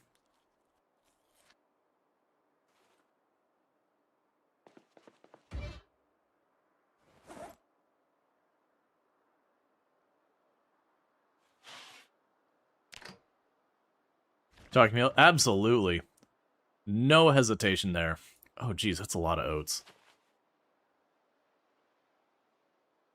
Gonna eat some sugar. I mean, a worn whetstone is still a usable whetstone. Grab some pepper.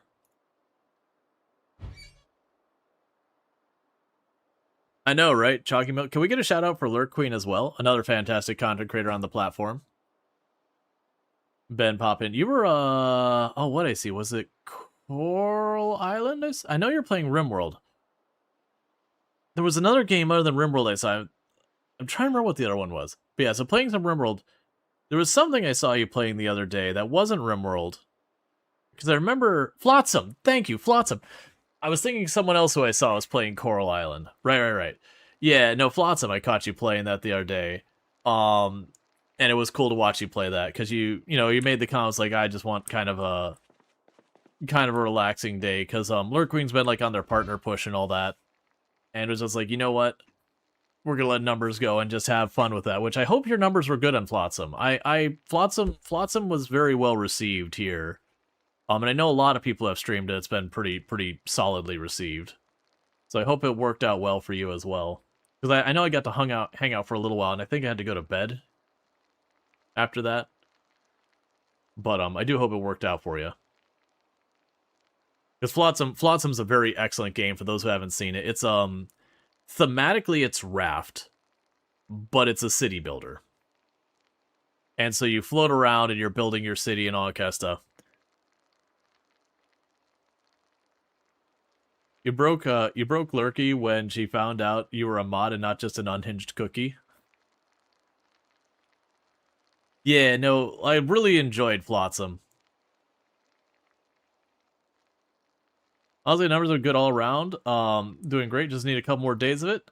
Awesome. Glad to hear. Because I do know, like, you seem to be just kind of doing your thing and pulling the numbers.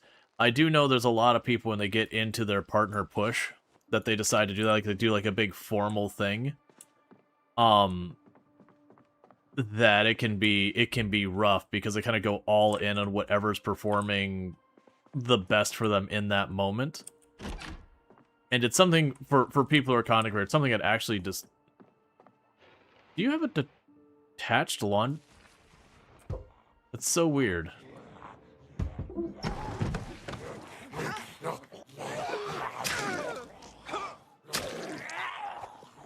Oh, that's bad. Okay, alright, we're fine.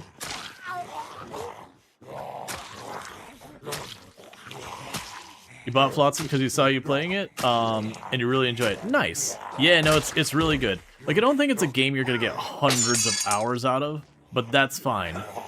Not every game needs to be hundreds of hours. Okay, it doesn't sound like much. The thing that's confusing me is that's attached to the house, but the only entrance is on the outside. Hi. But yeah, no, definitely, it's a thing you see people do in their partner push or whatever. And like I said, they'll take whatever game was performing in the moment for them, which isn't a bad idea. But you know, they'll start having their partner push take a little while, which, you know, it happens, and it can be one of those things that they get into this weird thing where they just keep playing the same game again and again and again. It ultimately starts hurting their numbers and all that, which, you know, goes against the partner push. Or they'll kind of slowly accidentally convert themselves into the, you know, you are a insert name of game channel when they don't mean to, and they grow on that one game. And so later on, they're like, you know, they get their partner thing, and they go to switch games, and then their numbers drop because they've effectively turned themselves into a one-game channel. It could be rough. It is also a thing for most people when you're doing your partner push. A lot of people, after they hit partner, will see a viewership dip for a whole range of reasons.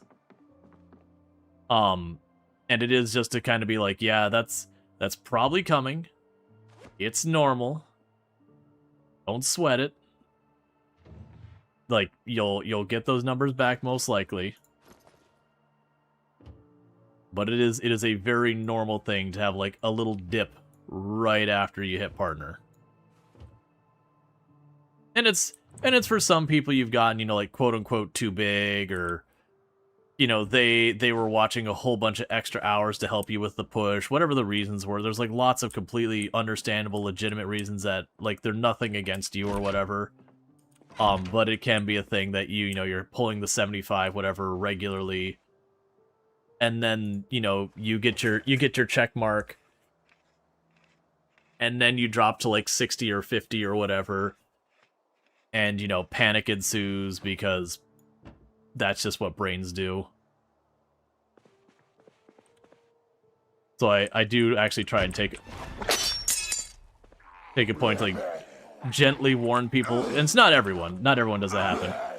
But it's like, gently warn people, it's like, hey, this is a thing that happens to a lot of people. If it happens to you, don't sweat it. It is normal.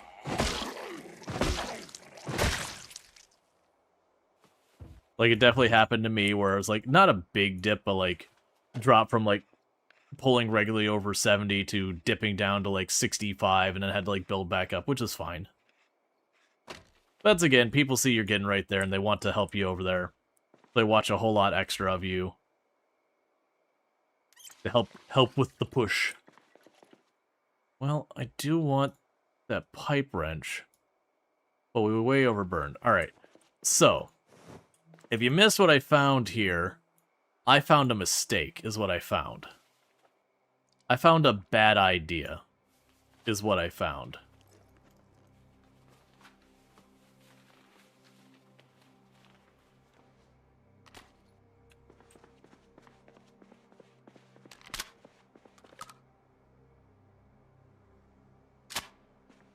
Alright, well, I'm hoping we don't use this.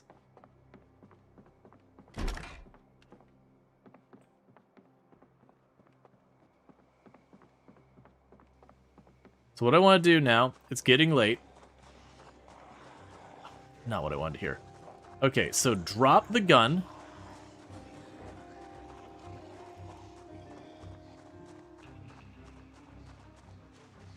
The pipe wrench will be passable.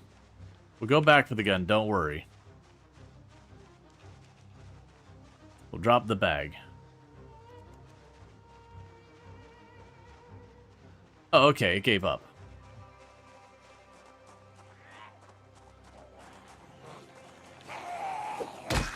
Because we're already tired and all that, we're not going to start that tonight.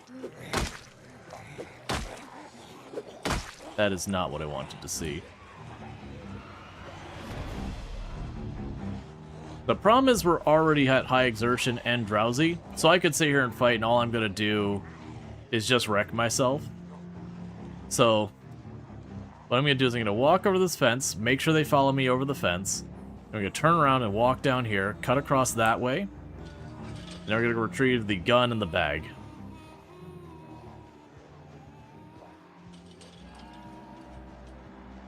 There's really not a big group of zombies. It's just the fact that we don't got gas left in our tank.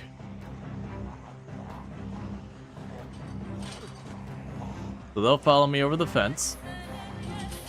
That's fine. And then we cut this corner. So this is the last spot they saw me.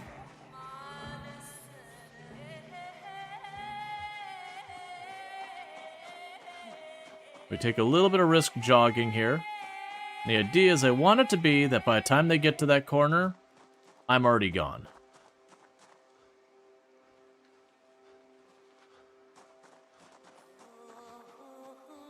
So I got one zombie who's managed to keep up with what's going on. We are going to bring him home.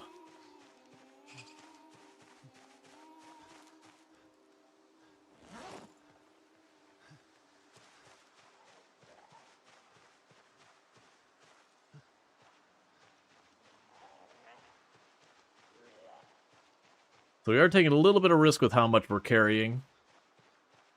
But we did get 2 things of ammo. And so I think the idea there is going to be is maybe get back into this area. And we're going to pop off with a gun back there. That way any zombies we bring into the area, we're bringing back away from the houses.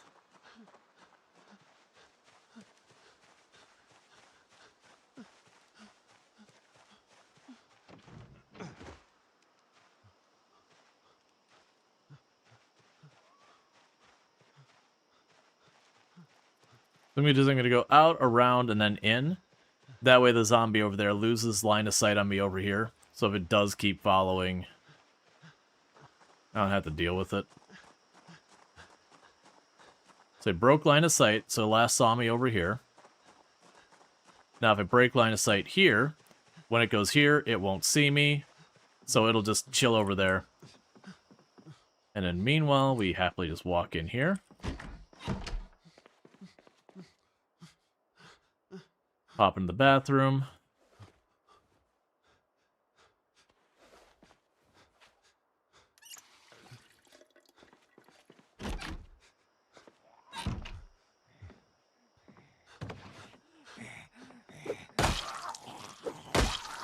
I was too fast, so it saw me through the front door. That's fine. Either way, it's dealt with now. Oh, stop whimpering. It's fine.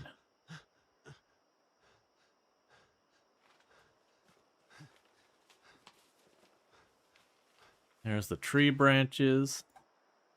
We'll enjoy some sugar cubes.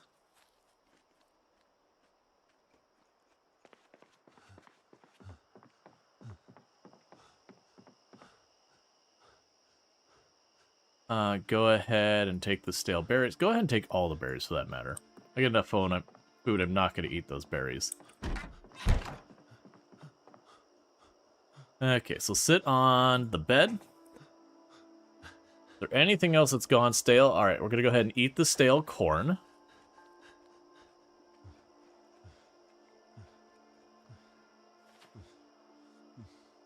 We'll enjoy some fries that are probably going to get dodgy soon. We're saving the chalky milk because it apparently doesn't go bad.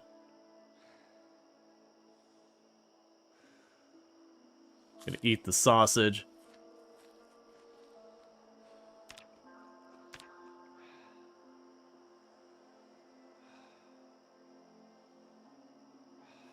And of course, we're going to improve our sandwiches. I'm going to go ahead and add a little bit of pepper to them.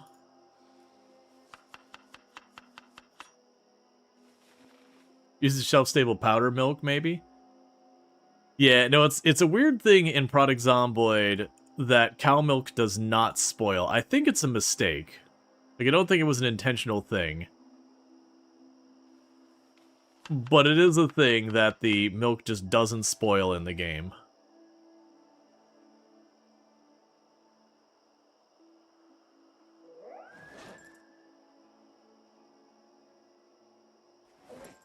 Okay, so we've got our 3 sandwiches here that are heckin' fancy. Couple bottles of oil. Do we still have water in there? Oh, we could top off that water while we wait.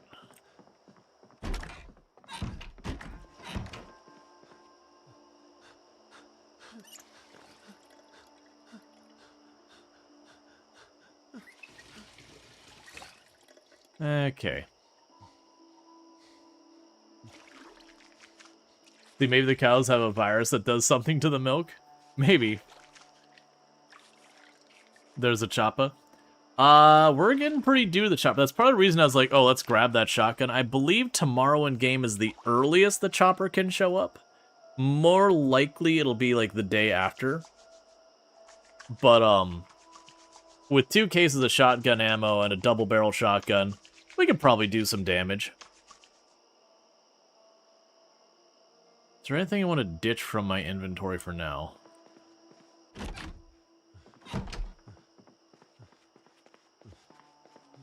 Okay, so for now, I'm going to go ahead and drop off... Can't carry all this. That's what I'm kind of accepting, is I got too much junk on me. Yeah, I don't need that many lighters, so we'll toss those in there.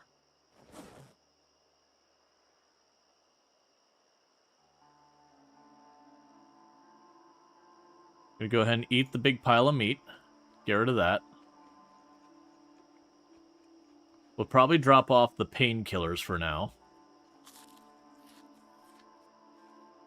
It can be useful to keep a thing of painkillers on you just for that off chance that you, I don't really want to drop any of the rest of it. My greed won't allow it.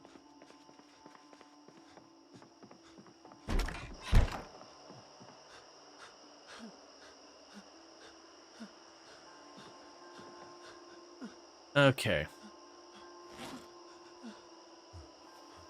Put the shotgun in the bag.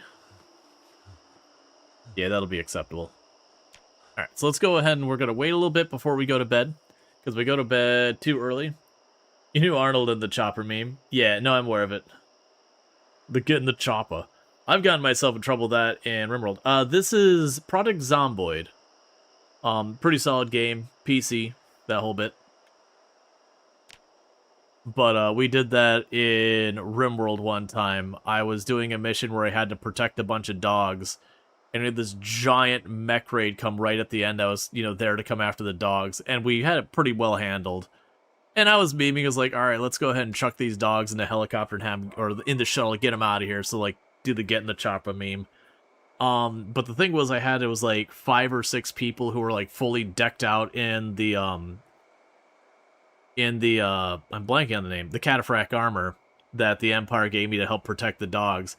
The moment those dogs left, middle of the fight, they all quit the fight and tried to walk away. which made it from a fight that was extremely, you know, it was like my fight to lose kind of thing, to just utterly making it one-sided against me because suddenly half my fighting force just noped out. The dogs did get away safely, though, which was the important part.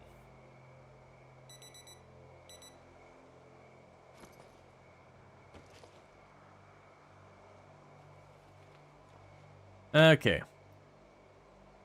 I turned off that radio and we were at a much higher battery. There is some bug with the radios that even when you turn off, sometimes they come back up as if they've been on the whole time. And I double and triple check to make sure I turn it off each time. And I'm almost to the point of just yoinking the battery each time. But did the colony survive? Oh no, we died. It was a giant mech raid. Because one of the people who quit was one of the people I had throwing the EMPs. So my only set of EMPs walked off in the middle of a mech raid. They're waiting to see if it's a helicopter day. If it's a helicopter day, I'm bringing the shotgun. If it's not a helicopter day, I'm storing the shotgun, and we will save it for the helicopter. Because I don't have to worry about, you know, alerting everything around me if the helicopter is going to alert everything around me anyways.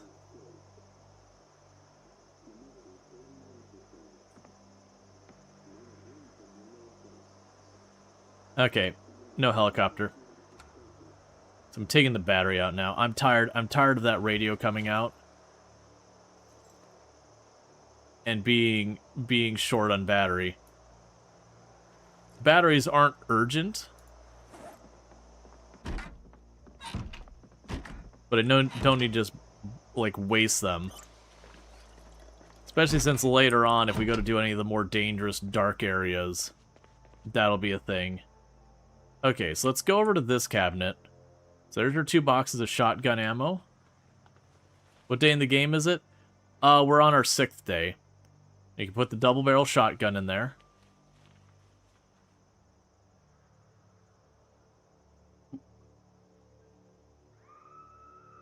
Okay. Because even without the shotgun on us, we are overburdened.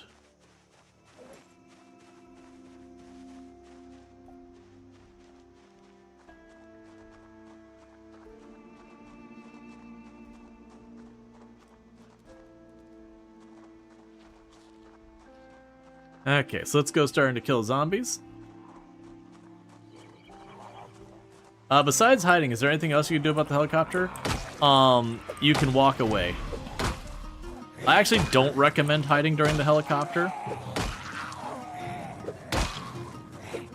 I noticed the whole thing that supposedly the helicopter doesn't stay as long and circles a bit wider. But I generally actually recommend against hiding during the helicopter. I don't, like, if you're in an area that you're like, I don't think realistically I can walk away. I mean, the reality is you're probably already dead. Because you've got caught in a bad spot. But generally speaking with the helicopter, my recommendation for dealing with it is, like, say the helicopter happened to me right now, I start hearing it. What I would do is I would walk from where I'm at now, I'd go right over to this road, and I'd get on this road, and I'd just start walking down this road, and the helicopter would certainly be over before I hit the next town over. And then after that's done, I would see what I could do to figure out my way home.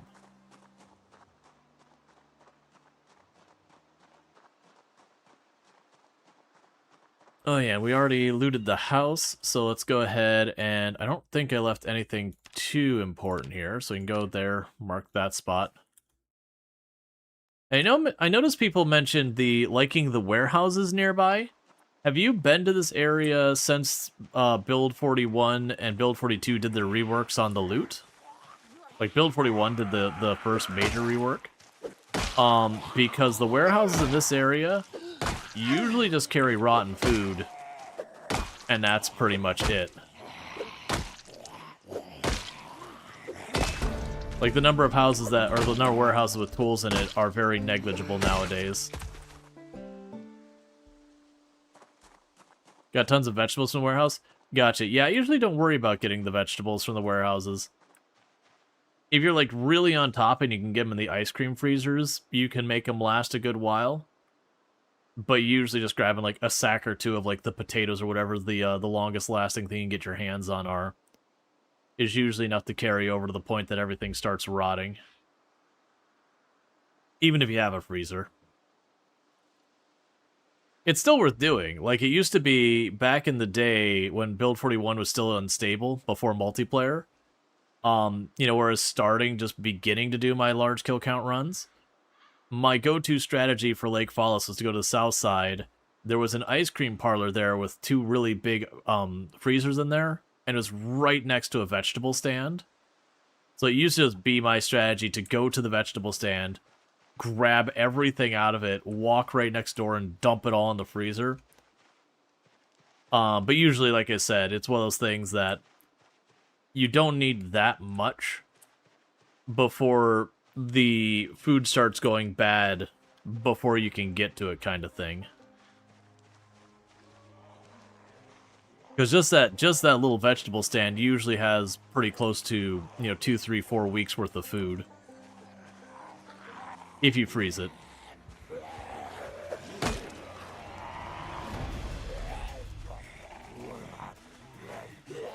This is the road that will ultimately take us to Fallis Lake, I believe. That's not really specifically my destination. We've actually been just trying to see if we can't find a Survivor zombie pack for a loot pinata. But we have been heading west from Muldrow. We started Muldrow.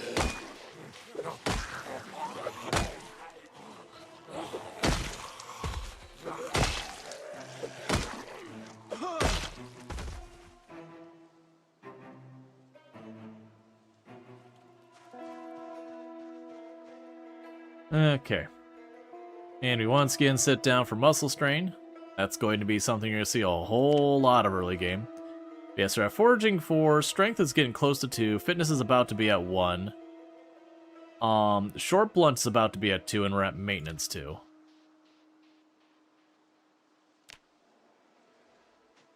Okay. Yeah, broadly, I'm just trying to work west. There's a tool shed out here. I'd like to see the tool shed. But more so, it's just killing the neighborhood zombies.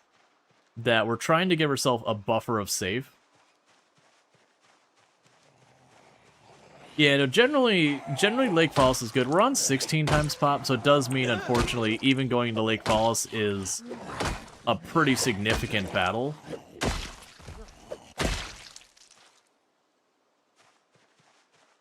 But, it is what it is.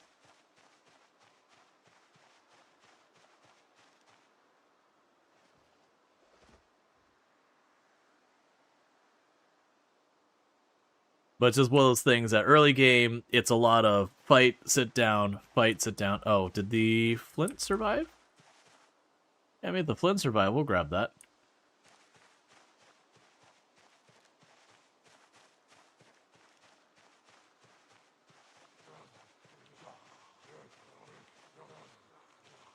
Because even if it's damaged, I don't want to use it for an axe again. I can still use it as a knife. For quite a few things.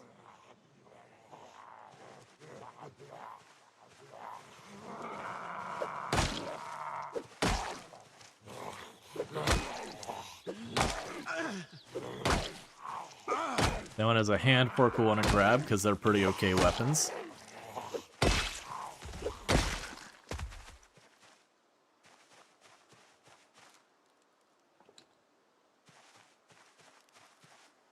Let's grab those splinters so they don't show up a whole bunch. Okay, and that flint did get destroyed, so no good to us here. Okay.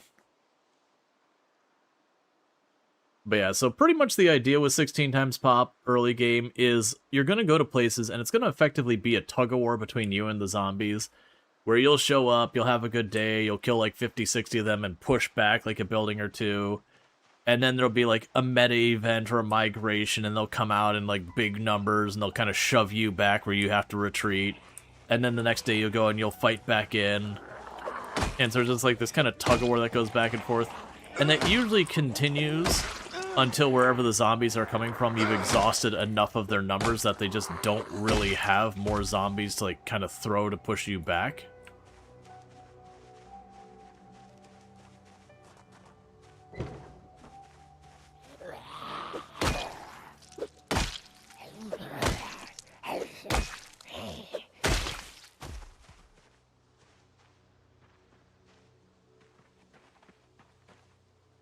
Crafted burlap pants. They give you some discomfort. We'll wear the green gloves. And wear the straw hat.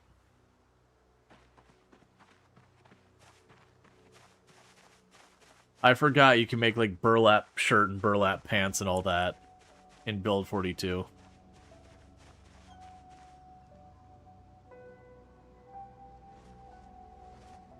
Okay, so once we're rested, we're going to check up a little bit closer to the house. And just keep trying to work our way towards the shed. I do see that we do have the 2 warehouses there.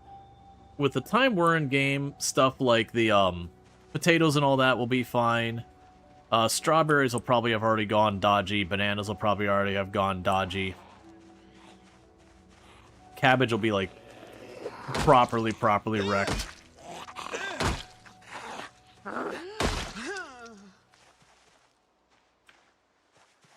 You know what? Is that a green tank top you had? How's that look compared to our shirt? Yeah, we'll get there. It's got a hole in it. We want to get some vibrant colors on us.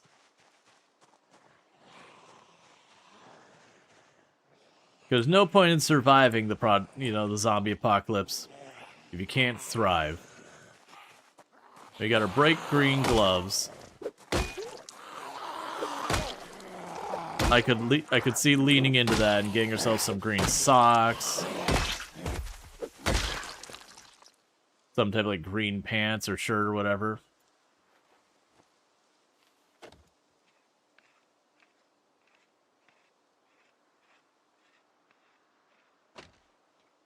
Okay. It's just one, so we'll kill you real fast and I can use the park bench to rest.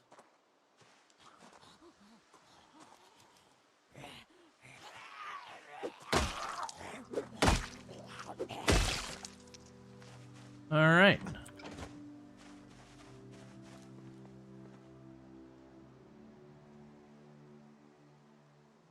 So we'll just rest here for a minute so the muscle strain goes away. And then we'll need to start working on that group to get into the tool shed up there. But yeah, so if you're not playing on high pops, you would have been able to walk in, probably fight 4 or 5 zombies and get in there. Because that's kind of the way to look at it, is for every rally group of zombies I kill, which is like the big ball of zombies you see all over, for every one of those you see, you'll have about 1 zombie on your default settings.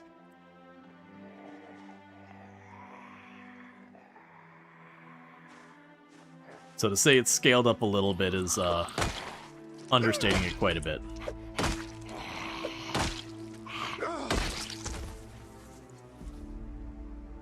That might go with the aesthetic we're looking for. Honestly, I like the straw hat more. You can have that back. He's going with the little green thing, but that just... I was going to push those 2. Yeah, so you see how this group moving in is causing them to go down? That's just naturally the zombies trying to be far enough apart from each other. I do worry that there must be something with a decent number of zombies just to our west there, with having full rally groups coming from over there towards us. But not much to be done about it. We just keep fighting, we just keep killing. Hi, sound, what's your deal?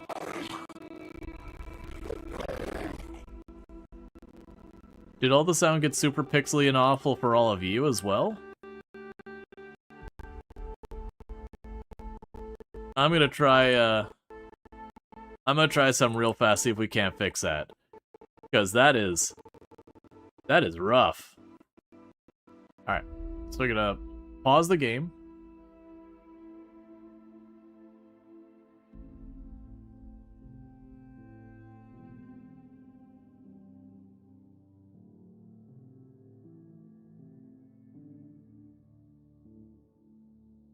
Okay. Sounds like a memory leak. Could be. I can check that. Checking on our task manager. I mean, it's not using that much. The product Zomboid's really not using that much memory. I was honestly thinking for a second, I have like where I've got my multiple channels put, separated and all that. It's pretty rare, but it's not never that it fouls up and I have to reboot it.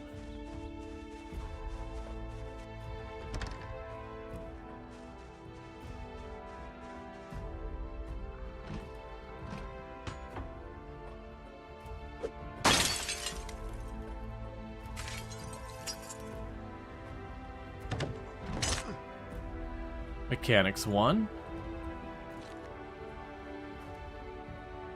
Pipe isn't a terrible weapon.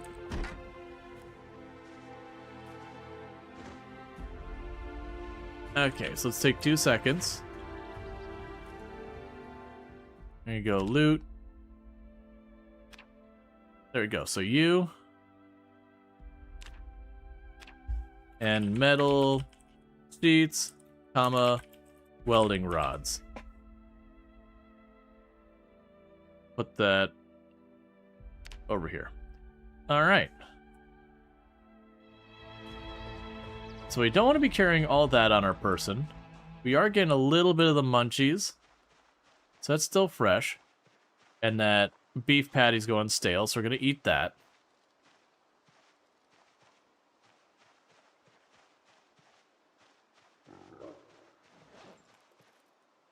I'm going to need to get rid of a little bit of weight at the house.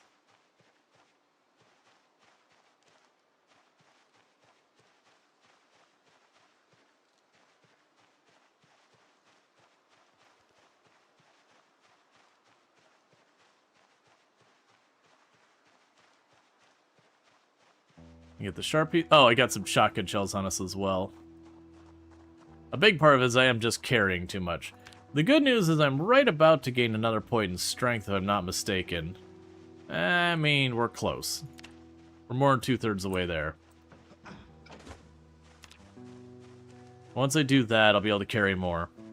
I can pop in here and drop some more stuff off. I'll probably drop off the whetstone.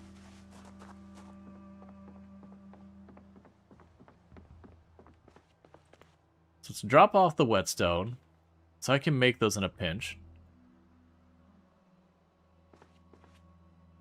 Drop off the shotgun shells. Drop you off.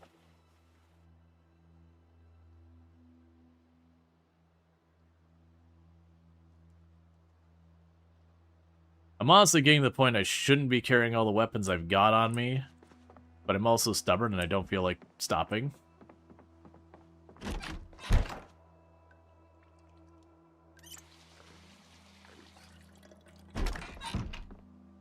Okay.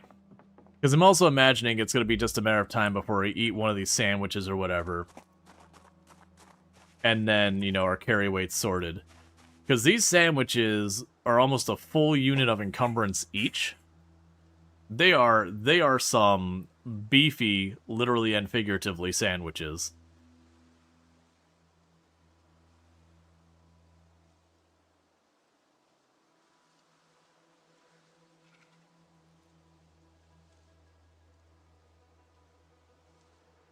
Okay.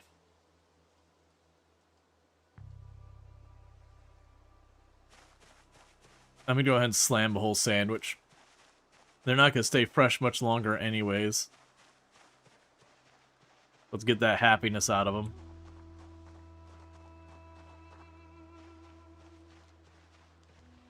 Bam. Just like that, we're now just weighed down.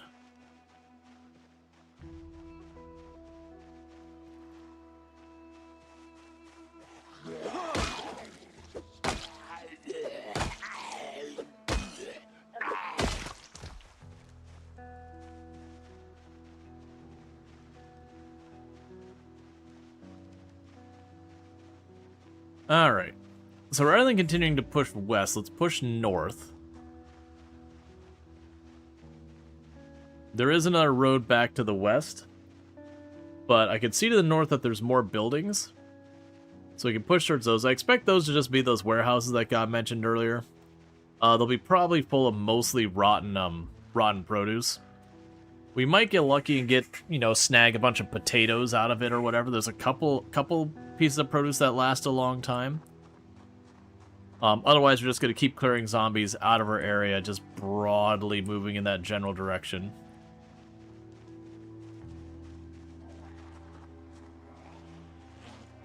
How's our wrench doing? Oh, our wrench is almost, like, full condition.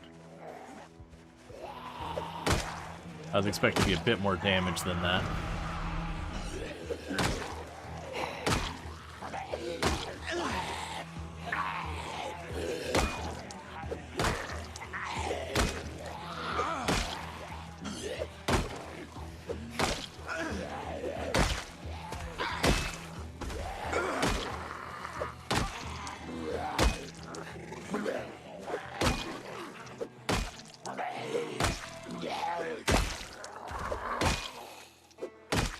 Okay. We're getting a lot of hand forks, and I'm not unhappy about that.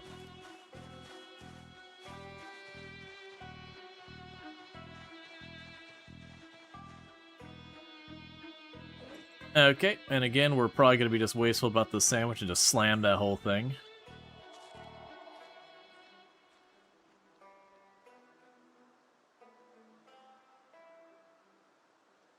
Okay.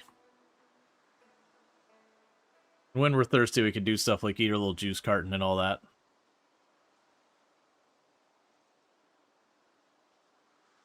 Oh, I can be reading a book.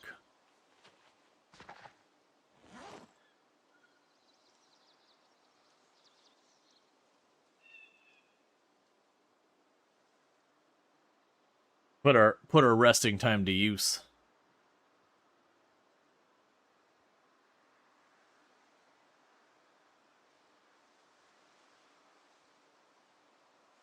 Okay. Put it back in the bag.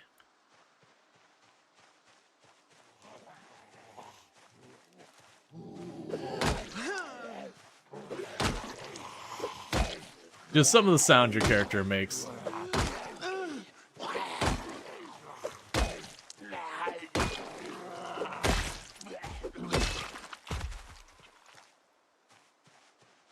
Okay.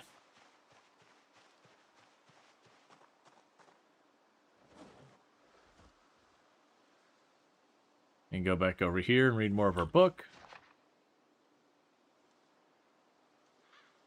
Till our muscle fatigue goes down a little bit more.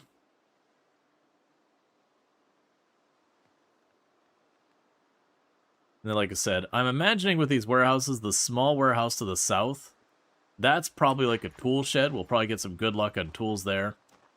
But the two bigger warehouses, those are, like I said, those are probably just food. Or I'm wrong, and we're talking barns. Okay, so those pigs are upset enough they're now destroying their enclosure. They're tired of being bullied by the zombies.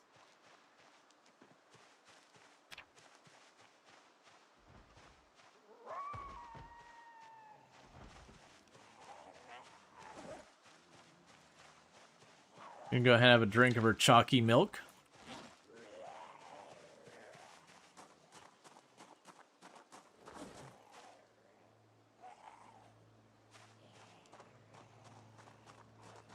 I did that because they're a wee bit thirsty and we're dealing with carry weight, so...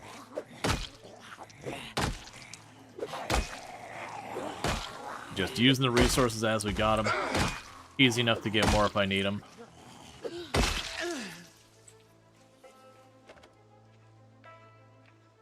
Okay.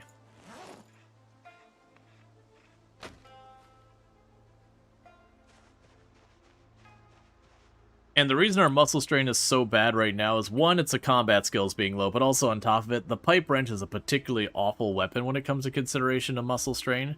It's very heavy and one-handed, which is not a good combination, but it's good durability, and right now, where I'm kind of desperate for weapons, that's pretty good. I can definitely put up with that.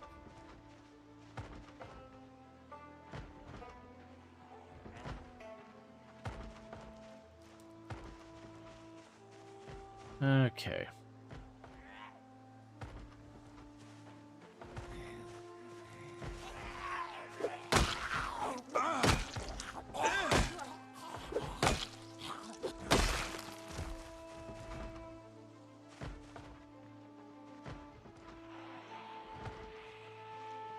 Those pigs are definitely going to end up breaking their way out of there long before I get past to them. I'm not super worried. I don't imagine we're going to put a lot of effort into, like, taking care of pigs. I might actually genuinely consider just leaving them some food and all that. Thank you for the follow. Welcome to the stream. Like, I could just see leaving them with food. For the most part, the pigs have been pretty useless as far as the game goes. The amount of calories you get from butchering them is pretty bad. And then they're pretty high effort. So it's kind of one of those things that the one thing you'd expect them to be good for, which is keeping your weight up, they do really, really poorly for.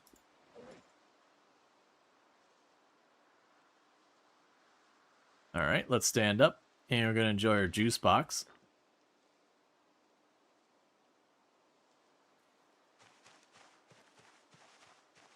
There we go.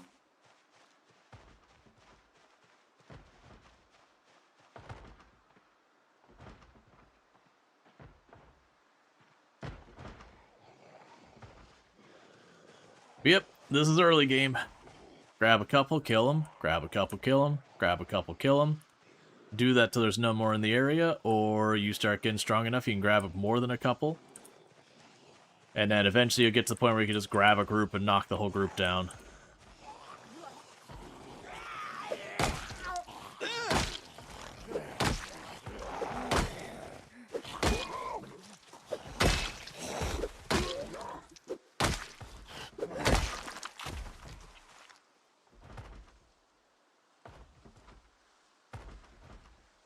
You know, I think the blue tank top looks better than the one we've got.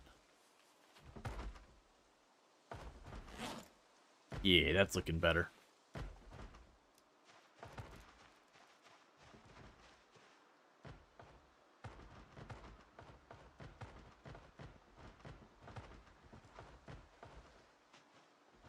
Okay.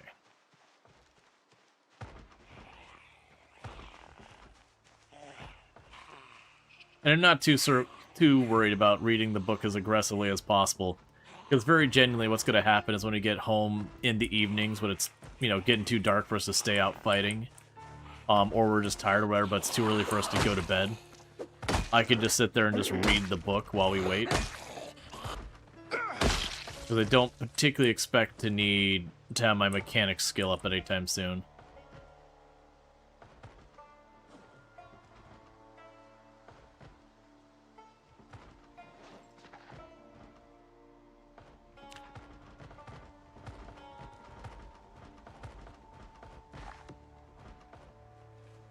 Okay.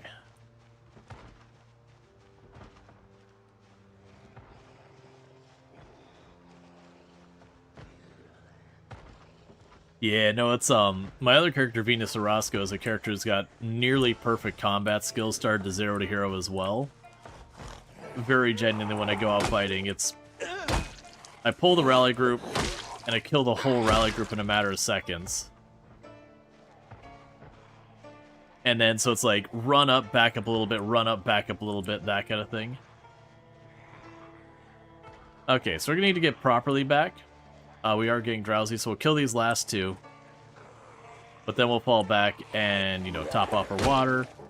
Kind of reevaluate our weapon situation. See if I need to ditch anything or what.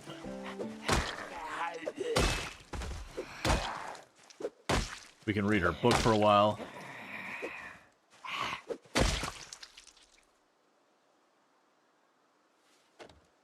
Okay. Is Venus alive? Venus is alive. When Build 42 came out, I just, you know, we're on Build 42 now. Build 42 and 41 are not compatible modes.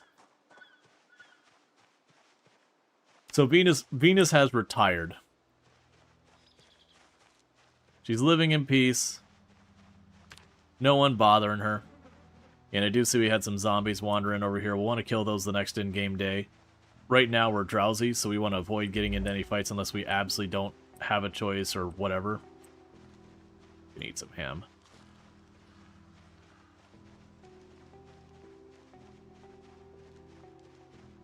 Oh no, I could use the ham for salads. We'll avoid eating the ham. We can save that. I'm going to go ahead and slam down that last sandwich.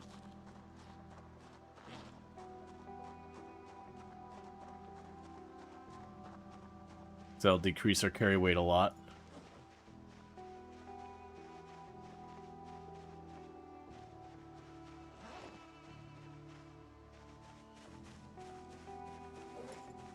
Okay, so I've got the can opener as a weapon.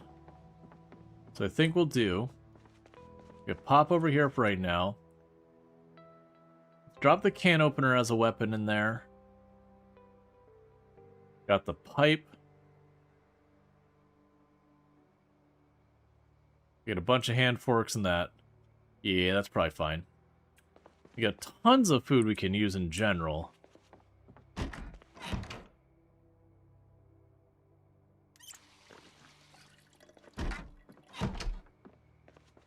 See if there's anything worth crafting over here. We can make a stone axe.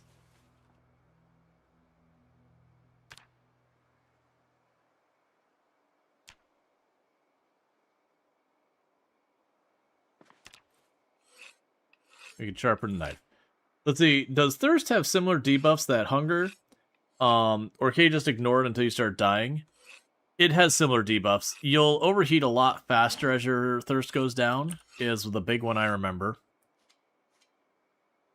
Which overheating is one of those ones that gets really nasty real fast. People underestimate how dangerous overheating gets.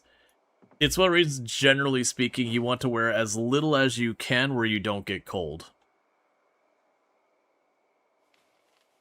Whereas you'll have the temptation to, you know, chuck on the bulletproof vest and the leather pants and the leather jacket. You know, the turtleneck sweater and all that stuff to, like, max out your defense. But genuinely, then you just start cooking your character. And the worst one is when you get to, I believe it's called, like, sun-kissed or, whatever. It's basically your heat-stroked. When that happens to your character, your animation speed drops by, it's something like 25-30%. And that's your actual, like, attack speed, how fast you swing your weapon. So you'll fight a group and you'll be like, good, good, good. And now you're dead. And it goes that fast. But also when you overheat, you get way thirstier, way faster. So it has that feedback loop of you get thirsty. So you get hotter faster, you're getting hotter faster, so you get thirsty faster. Hey Bentley, how's it going? So it is a thing to be careful about wearing too much on your character.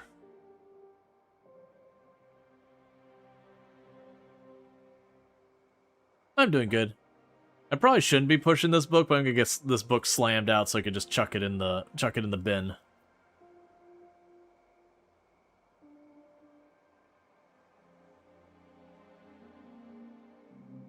Oh yeah, we're staying up way too late.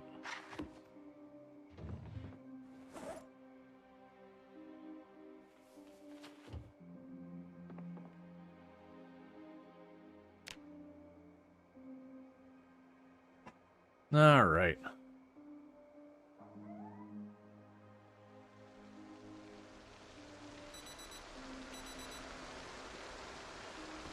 All right, rainy day. That'd be inconvenient for a helicopter. So we're definitely going to have a helicopter today.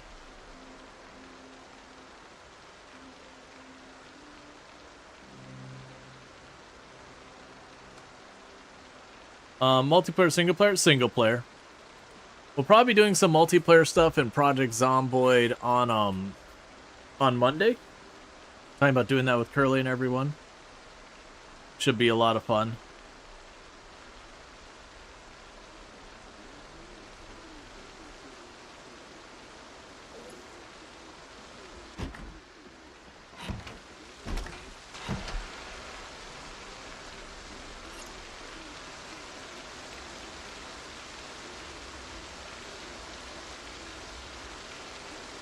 Yeah, so we got the thunderstorm.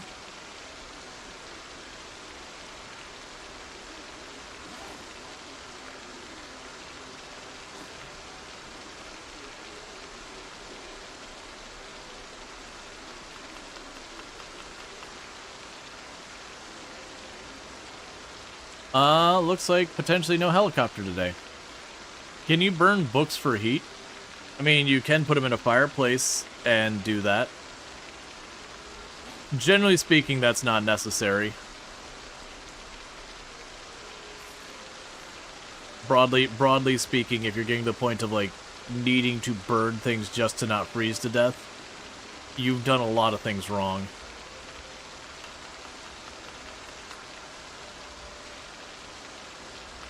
So we got a little bit of ham, put a little bit of pepper on it, put a little bit of oil on it. So we've got our nice ham salad. Again, ham with pepper and oil. It's a salad, trust me.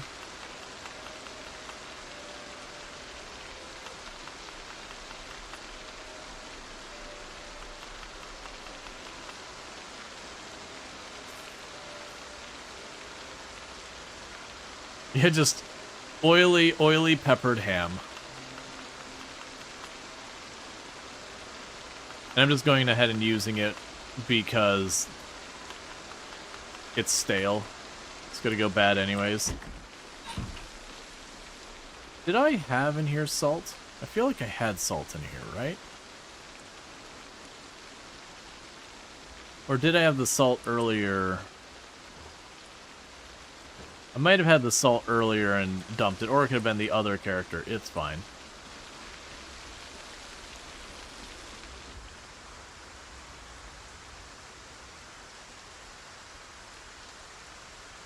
But yeah, no, I've been mostly playing single player.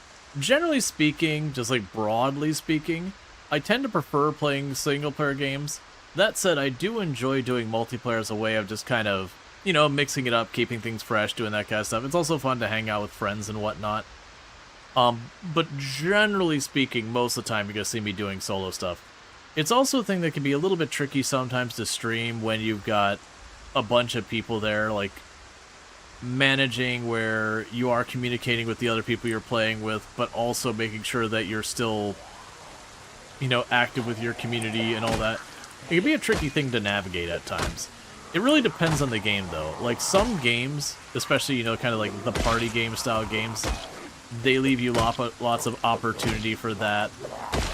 Some of the games like Peak and Schedule 1 and all that are pretty good about it because you don't need to be communicating heavily in the moment. You can kind of be like, hey, I'm going to go work on this. You know, let's go run over and deal with that. Hey, can you distract the police while I do that? Or like whatever. They work pretty well because it's just one or two communications here and there to keep people on that. And then otherwise just, you know, typical banter conversation kind of things as well. You know, to kind of fill the air when, either chat's less active or to like keep a conversation moving. Versus in some games, like Product Zomboid can get this way, where there's a lot happening and you need to be communicating, being like, hey, watch the right, there's a group back there. Okay, you know, get ready to jump out of the car. Like these kind of things you need to communicate in the moment. That can lend itself very poorly for trying to communicate. Not that I think Product Zomboid is bad for stream as a group game. It's just, you know, there's pros and cons.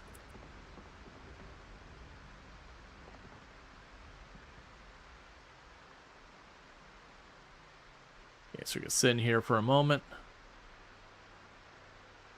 But there's games that are way worse about it too.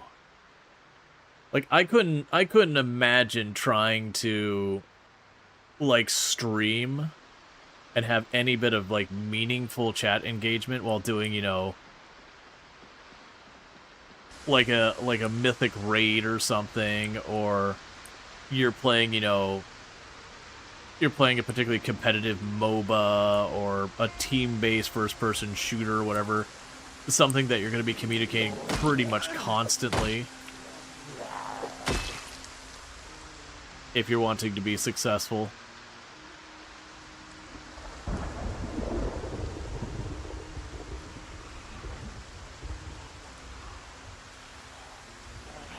Okay.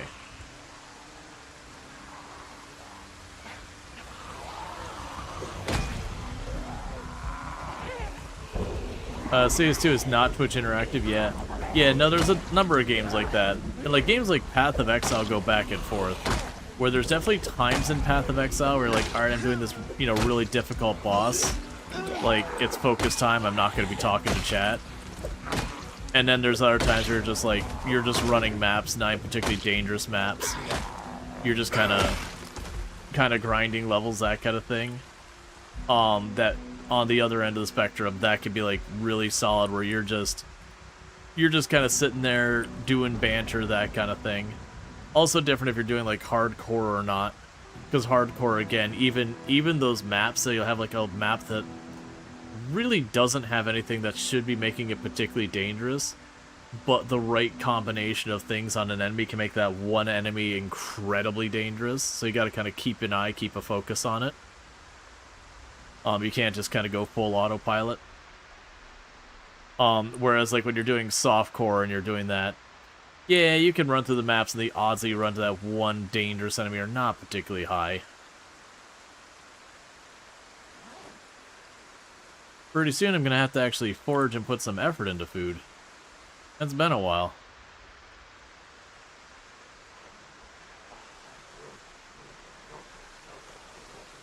It's one of the reasons I like games like RimWorld a lot for streaming. Because RimWorld is a game that, yeah, you have those moments where things get real dicey and real sweaty. You know, get a really badly timed raid. That kind of thing. And it can be just a difficult thing to be, you know, playing in the moment, trying to get people in the right positions to give them cover bonuses and all that, and just trying to survive. But at the same time, when that's not going on, it's not that there's downtime, stuff is still happening. But there is a lot of time where you kind of queue up stuff, and you're mostly like waiting for your pawns to catch up.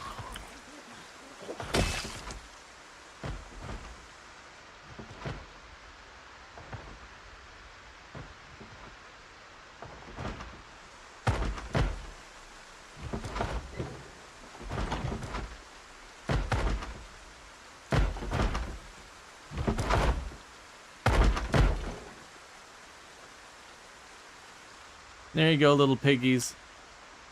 Please stop stressing out.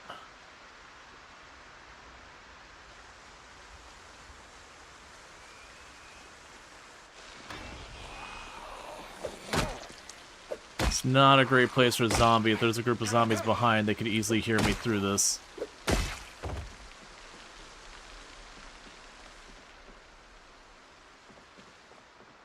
Yeah, we do not want to rest in here.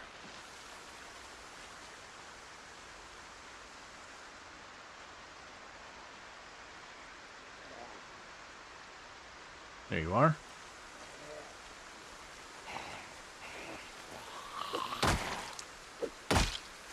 But yeah.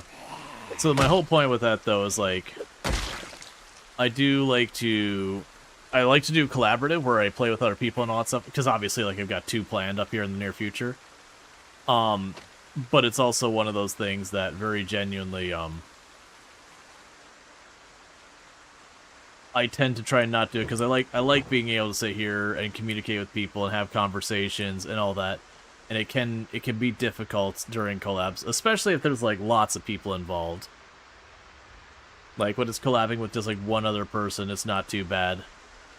But once you start getting like 3 and 4 and 5 people, you know, the community in a lot of ways ends up taking the back burner, just because you've got all these other people here that you're communicating with, and you can't just leave them sitting high and dry. There's a juggle you got to do there.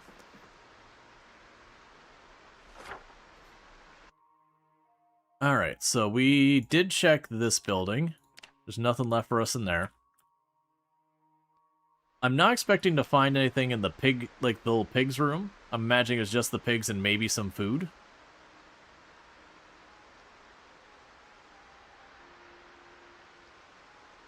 Let's see, so you have a buyer on eBay who had not received their package yet because the tracking says it's running late. They messaged me that they had not received it, so there's literally nothing you can do for them. And you have a very strong feeling they never bothered to check the tracking number for the updates. It's also running very late, but it is in no way your fault, as you shipped it within your handling period. You're just like, what do they expect me to do?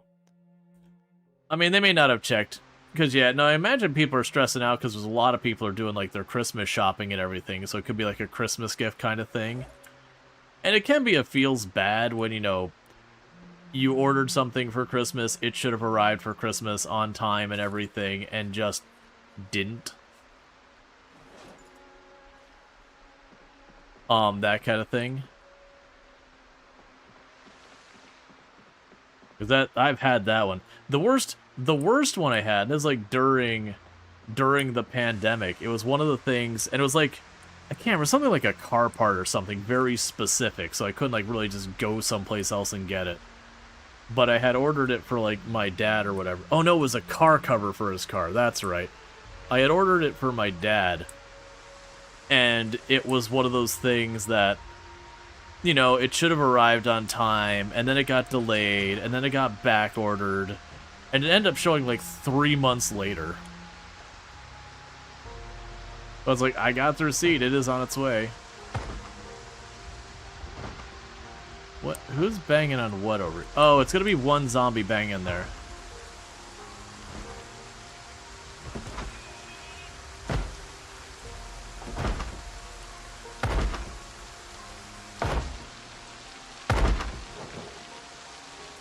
Or the pig just hates doors.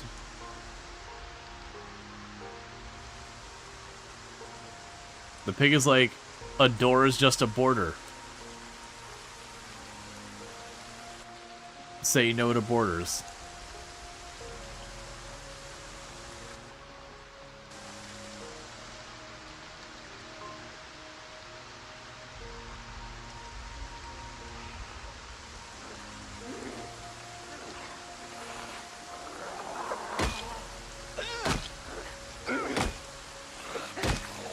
The pig is just trying to communicate that it supports Doctors Without Borders with a very limited vocabulary. It hasn't figured out how to communicate the idea doctor quite yet.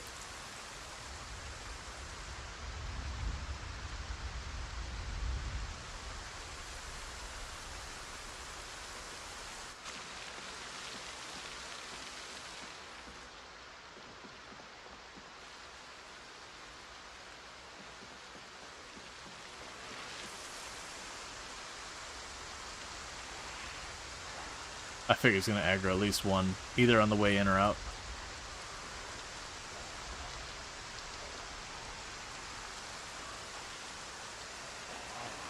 I've also not noticed a feed trough or a watering trough for the pigs, which does make me worry these pigs are just going to straight up die because they have no source of food or water that they can consume.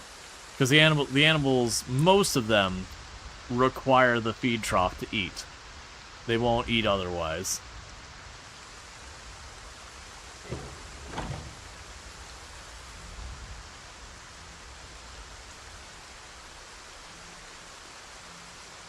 So in your head, you're just worried they're going to demand a refund and or leave negative feedback. It's just irritating. They likely won't do what I'm thinking, but you're expecting the worst. Yeah, but I mean, it's a thing that happens. It's like people who wait tables.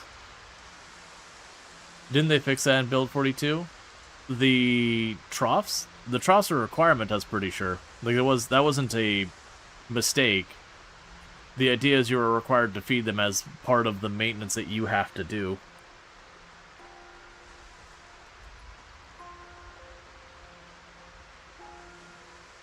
But all animals eat from the ground? If that is a change, it's one I'm not aware of. It's very possibly. Okay, all animals do eat from the ground now? Gotcha. Cool. And don't feel bad about correcting me. As long as the information's correct, that's totally fine. I'm very knowledgeable on Project Zomboid, except for when it comes to a lot of stuff happening in Build 42. I just don't play as much nowadays in Build 42 as I have in the past. So stuff that has changed recently, is stuff that I'm more likely to be behind on information-wise.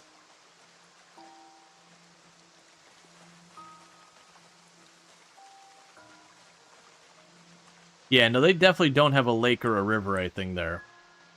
So they're still probably going to die from thirst, but not much I can do about it.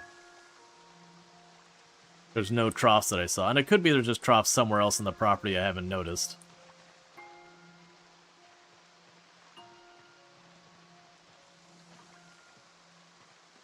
Yeah, I remember the empty troughs collecting water. I've done that one myself, has gone to a farm, stolen a bunch of troughs, so I didn't have to put as much effort into the animals.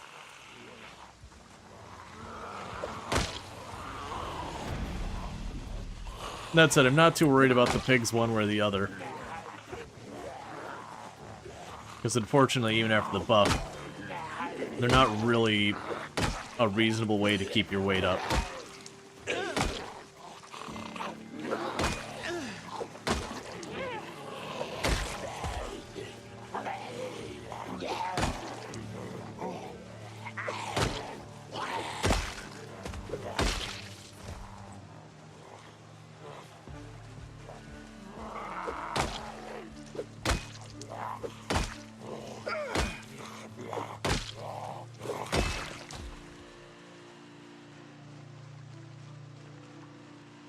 So, having working and shifting and receiving, you empathize with you. Where people call every day about something you ordered, and we would repeat, sorry, here is the tracking showing it was picked up by the carrier on this day. They must have delays.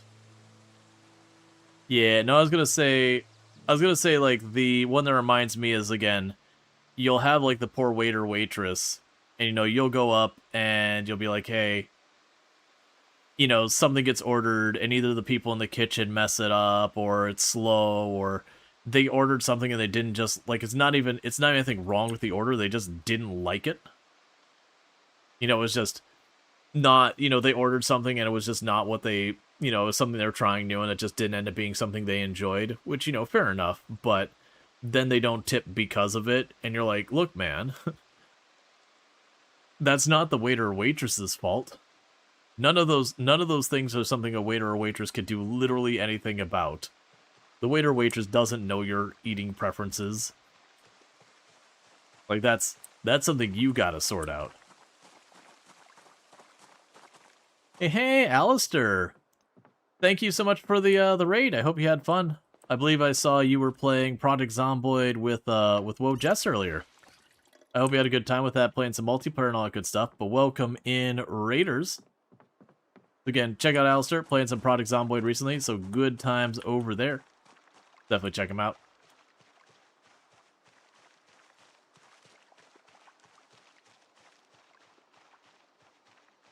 Yeah, no, it's unfortunately not an unusual thing. Like, and it happens in like a lot of different industries. It happens in retail as well. That you'll have people just be jerks to the staff member and complain and all that for stuff completely outside your control. Like, the person will be like, why don't you have the new Xbox in stock? Well, because it's not here. Well, you need to get your manager. And it'd be like, this person was not helpful. They did not help me get my Xbox. And you'll be like, there's no Xbox here, man. There's a shortage. I can't make it appear into existence. It's not here. I'm not the one who handles inventory. I'm not the one who does, you know, requisitions. You gotta take that up with someone else. Then you have the people who genuinely will complain about staff because they believe if they can complain, you know, if they're like, oh, your associate was rude to me, they were inconsiderate, that you'll give them a discount as a being like, oh, I'm so sorry, let me make this right.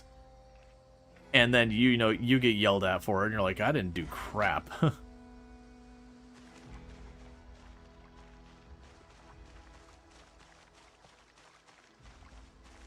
Nah, Infinity Simplex.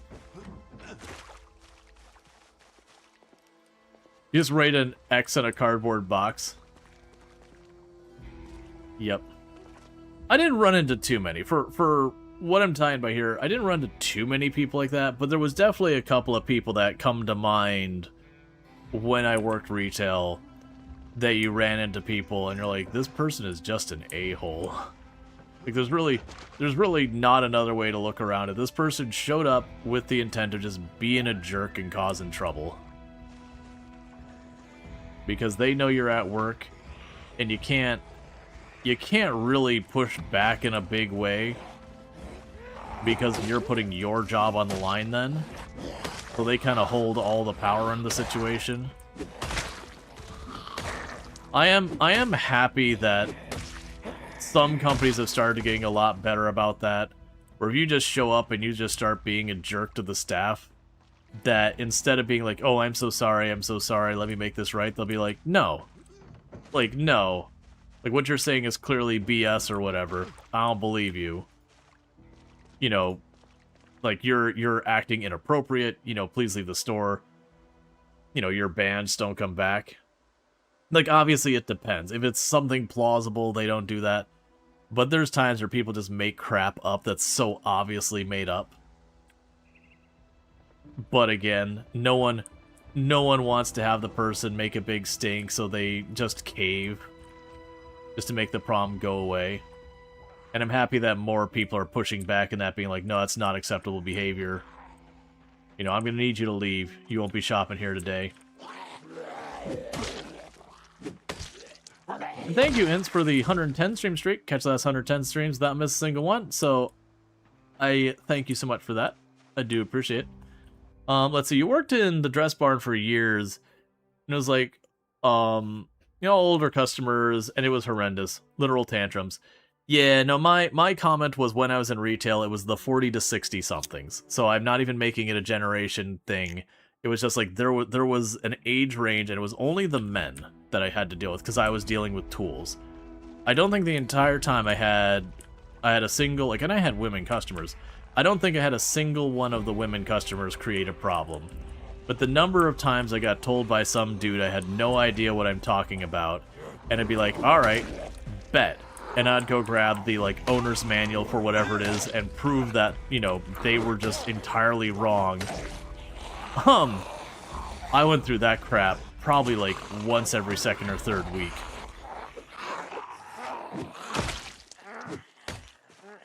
I still love with, like, the people that comes to stuff like mixing gas and being like, no, you're wrong, I've been doing it this way for the last 30 years. It's like, cool, you've been doing it wrong for the last 30 years, because here, like, I could show you this is the way the instructions have been on this for as long as this tool has been made.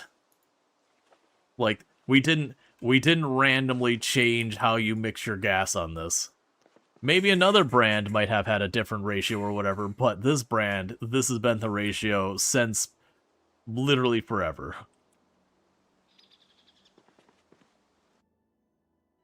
Yeah, he said, you feel like people spend so much time being bullied by their bosses that when they feel in charge of the situation, customers always right rule, they're bullied themselves. You left the restaurant because you didn't have the patience for that behavior. Yeah, no, that's we've had the discussion that a lot of what leads to people having a lot of that kind of really awful awful behavior is usually a lack of feeling of autonomy in their life, that you just don't have control in, like, so many things. You're just kind of at the mercy of what's going on. And for some people, that's how they get a feeling of control. They go into a situation where they can be in control because the other person has way more to lose than they do. And it's not a conscious thing, but, you know, people lashing out at people, like, working in fast food and retail and that kind of stuff. I feel like that happens a lot because it's the situation where, you know, you can just be a colossal jerk and you can get away with it. And you can have completely unreasonable expectations and expect the person to bow to your needs because otherwise they potentially get in trouble and all that. It was a pretty wide range for you. Sign generated customers generally great. Oh yeah, no, like, I've found in my experience, dealing with people in my grandparents' age, They were wonderful to work with. They were very understanding, they were very compassionate, they were very patient. I had more than once that some person would be just yelling at me, and just like little old lady walk up who's like 70-something years, like, didn't your mother teach you any better?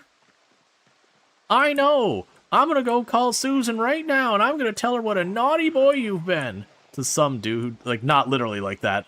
Not, that would have been satisfying. Not quite like that, but, you know, basically the intervening, like, you're being out of line. I wish so much that, because it was small town, I wish so much that I had the experience where it was like, you know, someone knowing their mom or something. Man, that would have been wonderful. That didn't happen, but, you know, like the little old lady being like, you're a very rude man. Did you know that? This poor young man is just trying to do his job, and you're just being a real jerk about it. You should be ashamed of yourself.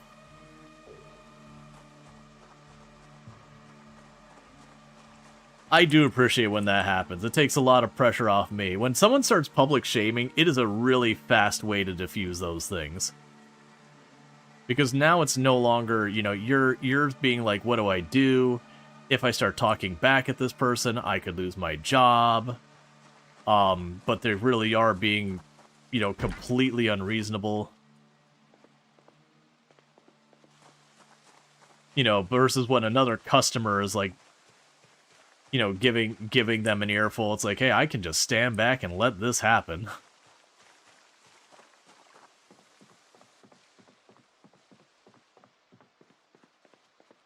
The one I did have, and it wasn't to me, it was the cashier, and I was just kind of like, because where we were at, we had like the 3 registers kind of in an area, and so being in tools, I had a bunch of different registers I could go to, but a lot of people, they'd go to that front register. It was commission, so I wanted to ring up there. So I was ringing something up, and basically what happened is one of the dedicated cashiers, someone tried to use a predated check. And so what I mean by that is it is a check dated for a future date, which means it's not a valid check. It's worth nothing. Like, you know, yeah, technically on that date it would be worth something, but generally most retail will not take a predated check. Like, just a hard no. And there's a bunch of reasons for that. So, you know, the person was there being like, hey, I can't accept that. Like, you know, it's against company's policy, we're not allowed to, you know, and whatever. And basically gave her an earful and demanded to talk to a manager, because it was stupid that they couldn't use their check. And that kind of gives you the date of this, that one we're talking about a check in general.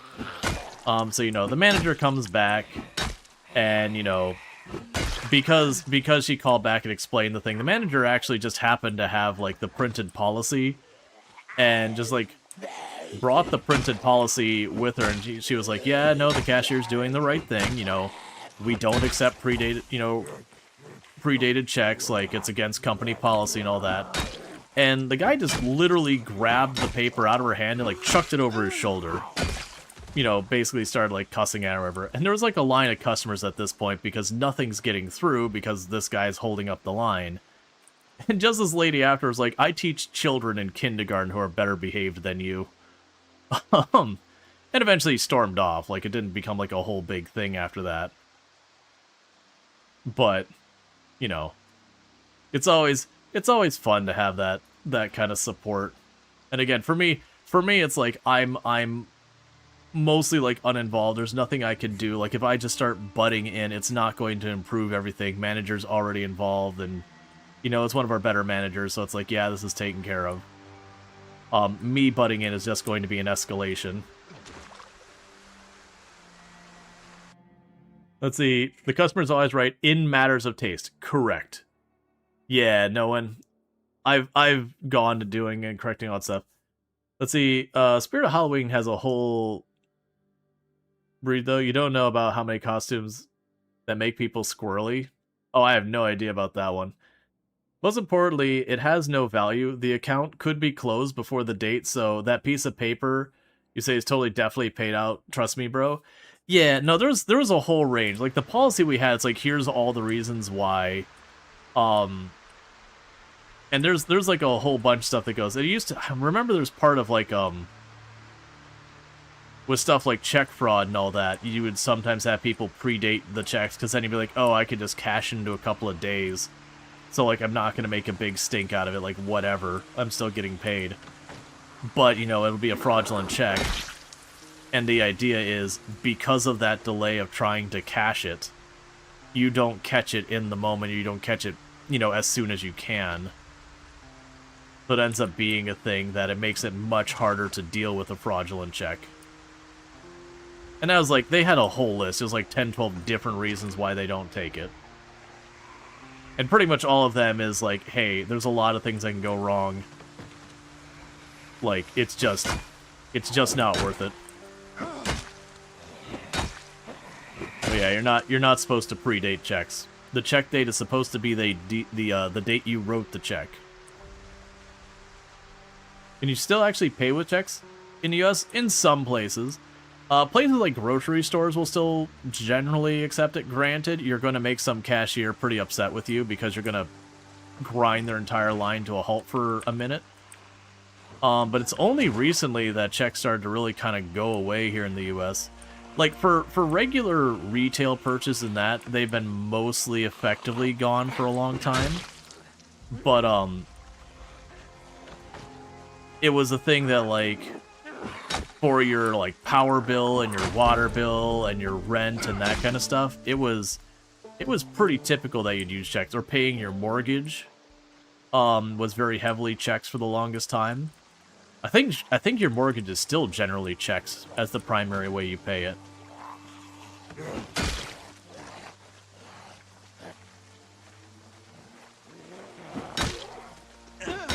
But yeah, no, like if you're like a fast food joint or something like that and you show up with a check, there is a non-zero chance they might accept it, but it's a very small non-zero chance. Most likely they'll just be like, we don't accept check.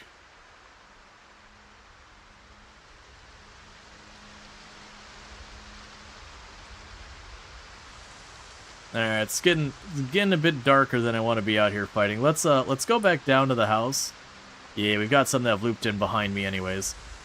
Let's go back down towards the house, fight a little bit closer to the house. It's a bad storm, so it's getting darker earlier.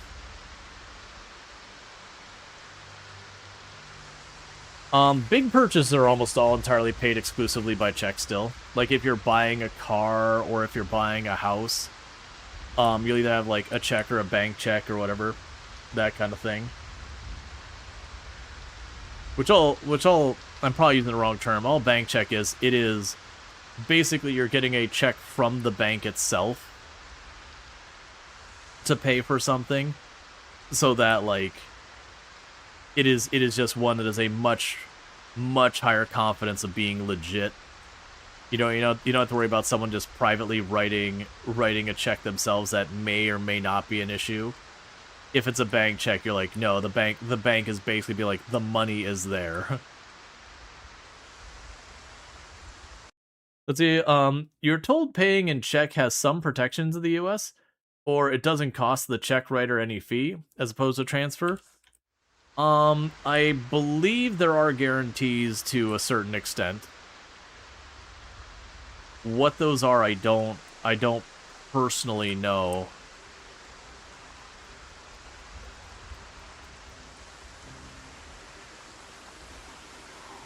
Yeah, no, when I worked at Sears, I did get the occasional check, not super often, but yeah, it was the same. It was the same thing. It was usually almost exclusively, almost exclusively people like late 60s, early 70s or older that would use check. By and large, the people in that age bracket were really not on board with credit cards. So they'd either pay by check or they would pay by cash. But it was pretty uncommon I got a credit card from any of them, versus anyone younger than it was always cash or credit. And a vast majority of time. And when I'm saying credit card, I am including like debit card. But they don't particularly differentiate those, because usually a lot of the debit cards are backed by MasterCard or Visa or whoever. So effectively on the retailer side, it's almost not quite one and the same. Like, I think the fees are different and all that behind the scenes. But, as far as, like, the point of sale system and all that's concerned, we just treat it as the same thing. Here we go, sit for a minute. I'll catch up with chat. Let's see. You hated taking them every time, because the only real reason you'd write a check now would be if you needed to mail it for a bill. Otherwise, I couldn't tell you last time. Nah, I still have, like, 3 or 4, like, of the checkbooks for, having spare checks. Because, like I said, it used to be power and water and mortgage and all of that had to all go through checks and all that. And then it was kind of one of those things that around the time I had my last apartment that we were starting to house shop, me and Toom, that the apartment I still had to pay for by check, but I could pay for my my power and my water without having to use a check. And the internet I had gotten to pay. The internet was one of the ones that switched over to using, like, you know, using your card or debit or whatever way earlier than the others, which makes sense. It's literally one of those things that's like, okay, you're kind of defeating yourself if you're being like, no, we don't accept the thing in the format of the thing we're providing. You got to use the other thing. So they're pretty early adopters. But then, you know, when I moved into the house, we had a mortgage. And we would pay that by check. But that was, like, the last thing I paid. Oh, actually, no, we had HOA fees. I had to pay those by check. That's only been this last, like, 3-4 years that switched to not being a check every so often.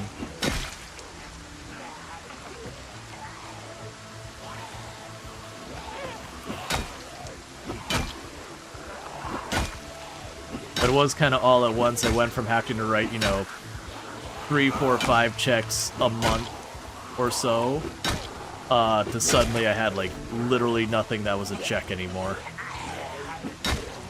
So far as regular stuff, there's still stuff like, you know, someday my car's going to need to be replaced. And there is a good chance that might end up being a check.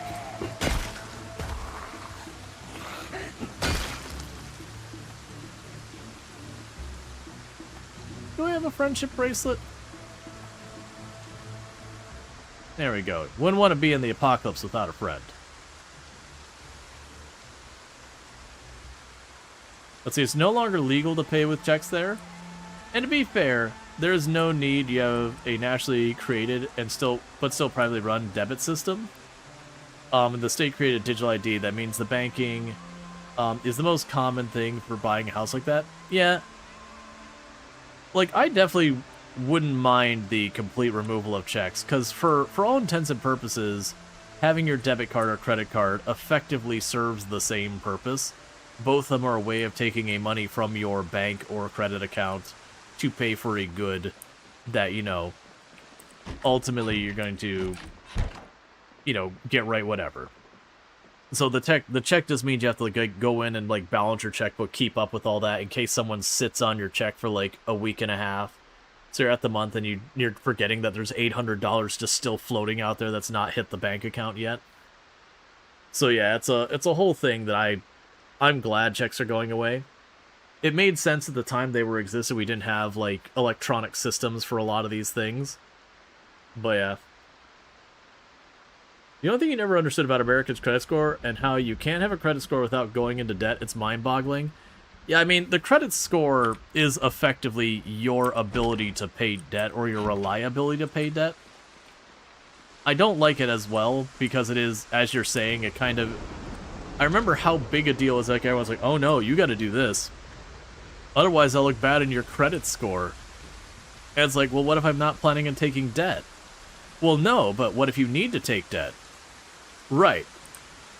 But if I take debt, I have to pay that debt. Which means I'm probably paying some type of interest or something like that. It's like, right, but you need to have your credit score. Like, what happens if you know, have a medical emergency and you need to borrow money to, like, take a loan to pay for it? It's like, well, first we should be discussing the problems with that whole equation. But second, I'm still going to be paying a bunch of money near indefinitely by maintaining these things. And there's stuff you can do to work around it, like have a credit card and keep it paid off so it's hitting before the interest hits and yada yada and all that. And it's just one of those things that you're like, this whole thing is backwards. Because yeah, as being said, you'll actually get a really bad credit rating if you've never taken on debt. Or have had like an account you've been paying off. There's ways that are not specifically debt based that you can do to get your credit score up. They don't go nearly as fast or anything like that. But like if you were to get like a magazine subscription, that can help with your credit score, having an account that's been in good standings for a long period of time. But most of the stuff that counts the most meaningfully towards your credit score is like, did you get a car loan and then you kept the payments up and then ultimately paid it out? That helps. But paradoxically, when you pay off your car loan, your credit score goes down. Because now you're not demonstrating that you can support debt because you don't have any anymore. And it is just a weird thing.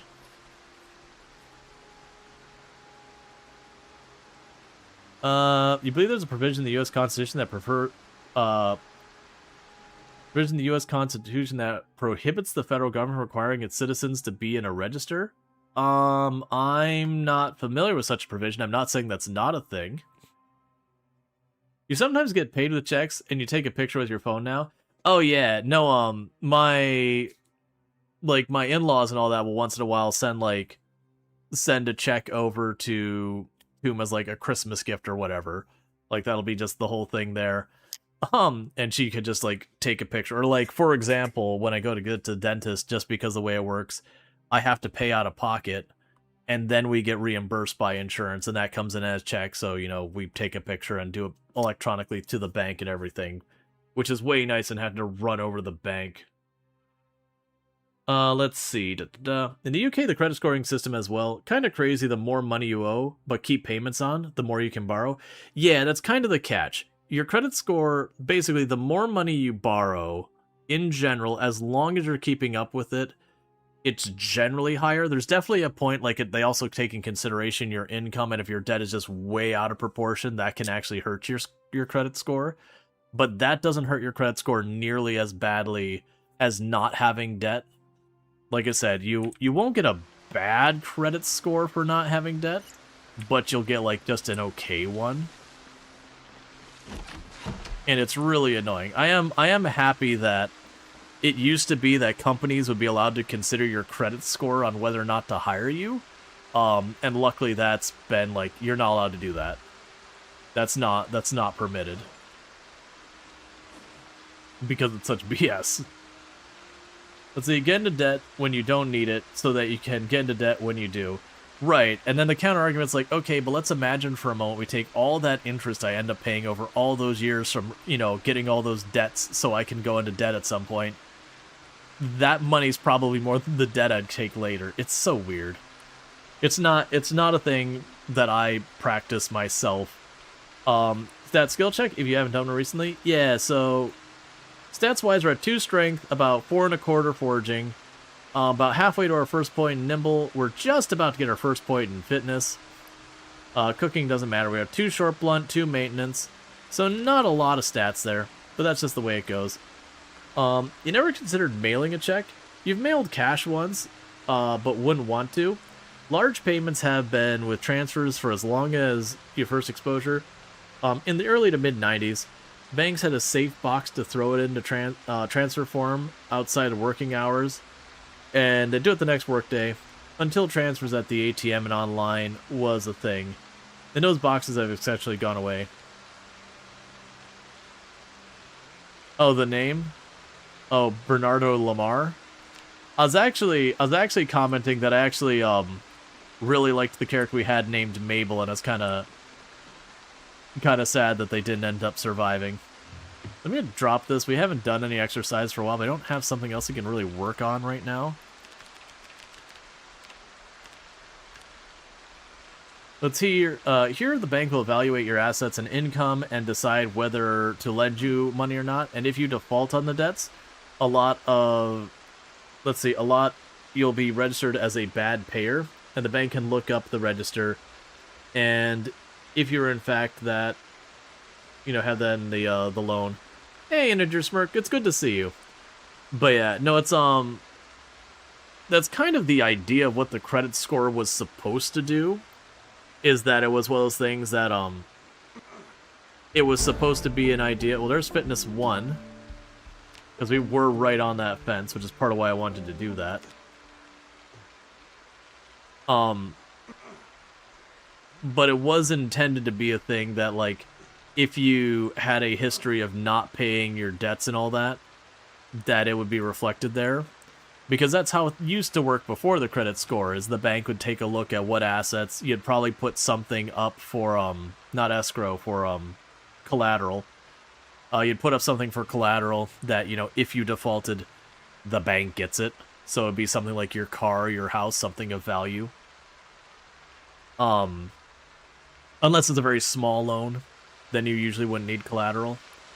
But it was one of those things that they're basically assessing, okay, this person, if everything kind of goes underwater, they will likely be able to make this debt right, or will be able to get an asset to make it, to make it worth their while anyways, if they default on their loan.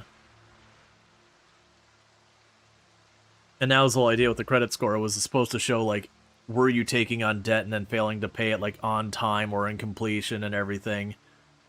But then just the specifics on how it's handled has created all this, like, weird thing about, no, you gotta take on debt, you gotta get that credit score up. That way you can get a credit card with a really fat limit on it, just in case you need it one day. And someday you're gonna need a car loan, and you're gonna need to be able to, like, you're not gonna want to get a piece of junk car, you're gonna want to get something really nice. So, you're gonna want to be able to borrow more money. It's wild, over-the-top consumerism. It's consumerism outside your means, is what so much of that is.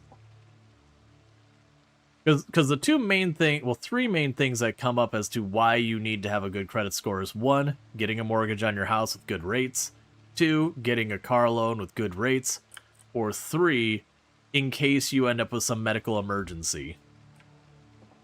Is pretty much the three things that come up as to why. Or you're going to start a business, and that's heckin' expensive.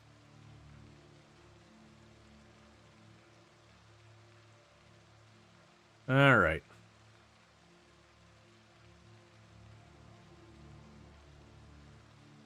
I was debating what I want our character to eat. That actually makes sense. There's a certain madness to it, but that's just getting into, how like hyper consumerism we tend to be, where it's just like gotta buy more things. What if I can't afford it? No. There's no, we don't think about if we can afford it. You gotta buy the next thing, man. You don't want to be left behind. That would be unfortunate. You gotta buy the new TV. Your other TV's working perfectly fine, but it's only a 48-inch TV, and this is a 52-inch TV. You have to have it. This isn't a matter of debate. Yeah, can't afford it? That sounds like quitter talk. I wasn't condoning it, just that it was a form of logic. You don't agree with the premise. Oh no, I wasn't saying that you agree with it or anything. But yeah, no, I'm going to go on the assumption we're about to get helicoptered here. Oh, right. You take off your fanny packs and you exercise, so I gotta put those back on. I was wondering why I was so much more overburdened. I was like, man, why is this suddenly a problem?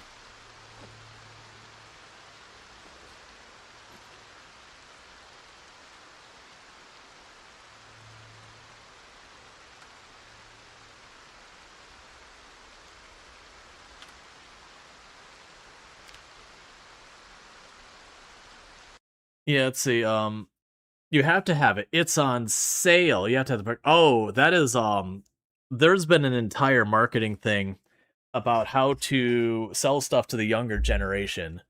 and how making everything a bargain or make it seem like they're saying something. And honestly, the millennials like myself kind of fall into this as well. It kind of starts with millennial, but it does carry through with the younger generations as well. That catching things as a bargain, as frugal and whatever, where you think you're getting a good deal, is a very primary motivator for sales, which is one of the reasons that there's all these things that pop up that give you like coupon codes and all these things that genuinely the end result is about a perfectly normal price that they kind of inflate the price and then you bring it down with like, it's like coupons were for our parents. And it's kind of one of those things that very, very heavily the marketing is finding that if they can make you feel like you're getting a bargain, whether or not you're actually getting a bargain, is a major consideration for all that. And it's like, it's really bad.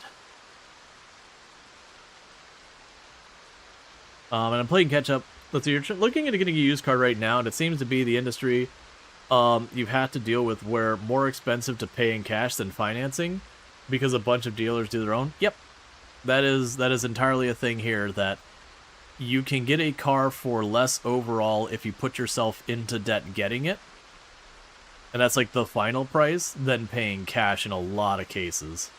That they'll give you a discount if you like get the mortgage on, or not mortgage, if you get a car loan on it, which is such backwards nonsense. That also has to do with like the size of the dealership. Like big dealerships, that tends to be true. If it's like a little mom and pop, like they've got like their tiny little parking lot with like 10 cars on it, that paying in cash is usually the right choice. Do financing to get a deal, then pay it off a week later and skip the interest. Yeah, so funny thing, if you pay off your debt early, it penalizes you on your credit score, like severely. And early usually is like 1 year. Once you get past a year, it's usually fine. It's dumb.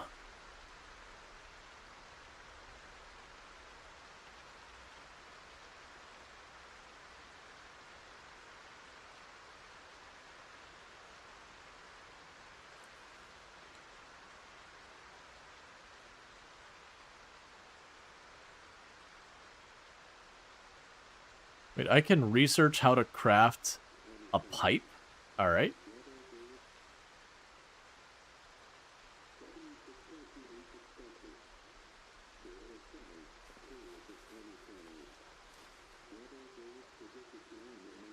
Okay, so we're waiting to see if we have a helicopter. If we have a helicopter, we're just going to try and find some field. Helicopter day. Alright. So it's go time. Let's go here, device options, turn off, take out the battery since it keeps draining my battery even when I turn it off. Do that, unequip. Grab her double barrel. We could drop you in here. They're still pretty overburdened. We do not want to be that overburdened for going into a helicopter day. So let's go here, grab our spare shells, drop off the pipe. Hey, Twist on Fire, how's it going? I did hear you broke the big 1 million. Congrats, man. That has been one that has been chased for a while. Drop the stone hammer here. Let's see, so you're saying that you're indirectly buying score by paying the interest? Is there a more straightforward way? Yeah, like I said, it's a backward system where you kind of have to have debt to get debt. It's pretty awful. Let's see, your dad recently bought a car with cash, and he asked what kind of deal he would get for paying cash. And they said nothing, because they make more financing cars instead. Yeah, because they also sometimes have partnerships with banks and all that to, you know, forward them the business and all that. So they kind of get like a nice little bump from the bank and all that to do that kind of thing. So it's just very weird the way the whole thing works. Alright. So, considerations of where we're doing this. And for those who don't know, Twist on Fire, absolutely fantastic content creator, does a lot of Product Zomboid, as well as other things.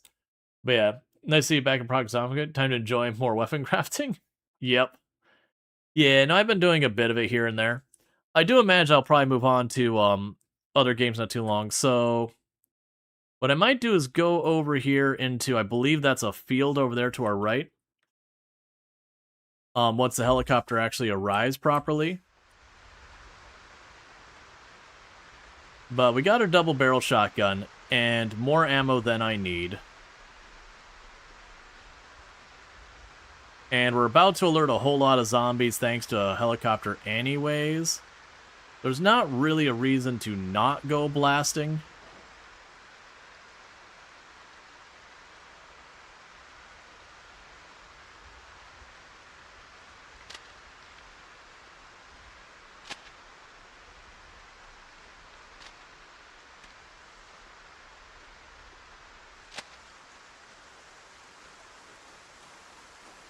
You're more busy creating and uploading mods than actually playing the game. And yeah, multiplayer was never your cup of tea.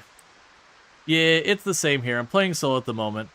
I'll end up doing a bit more multiplayer with friends, because I have actually been enjoying the multiplayer for just doing something different kind of deal.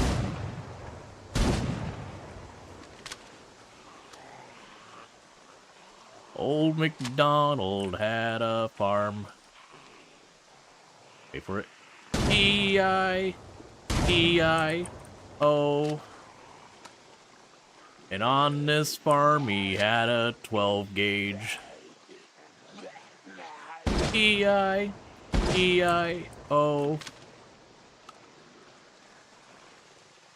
With the really slow reload.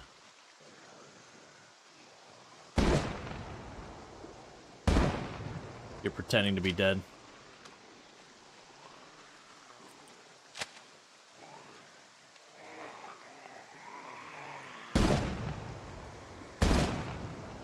I remember the old shotgun, where you just get a big ball of zombies and just start blasting into it and just annihilate.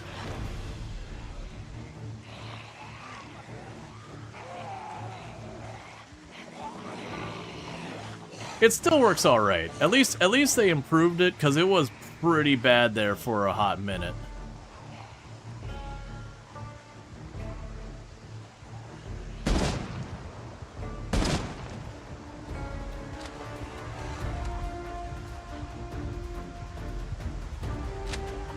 Yep, it's a helicopter day.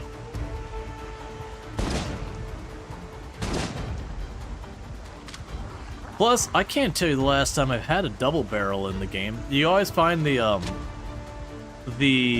what is it, like eight rounds in a mag shotgun? What do you mean I'm getting bad muscle strain? I'm just firing a shotgun back to back to back to back. Are you telling me shotguns have high kickback?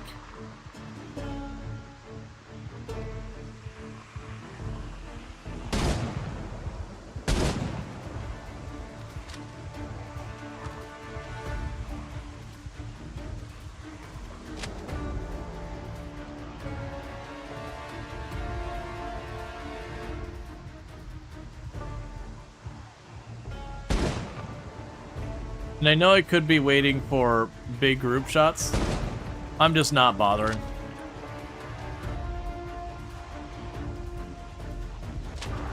I'm glad they went through and they did an improvement on the shotgun since Build 42. Because when Build 42 first came out with the shotgun, like when it had its first gun working, it was so useless. Now it seems reasonable. It's nowhere near the power it once had. But I think that's fair because it used to be ridiculous.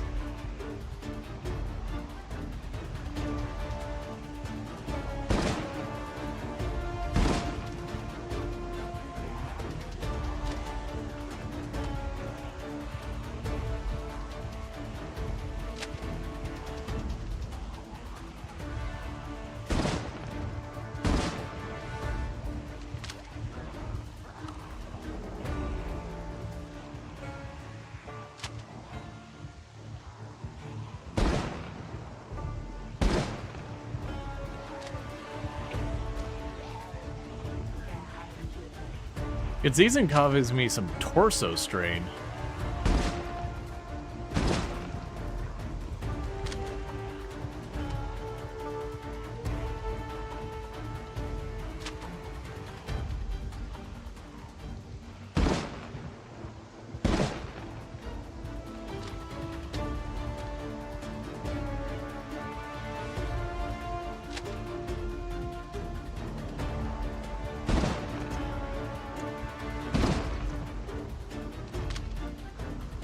Alright, got a bunch y'all up again.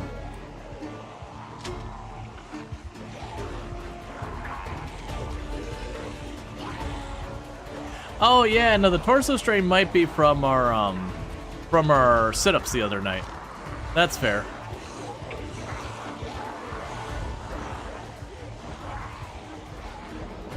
We did make our character who had 0 fitness do an entire solid hour, no breaks of sit-ups. Understandably, they might have a painful gut.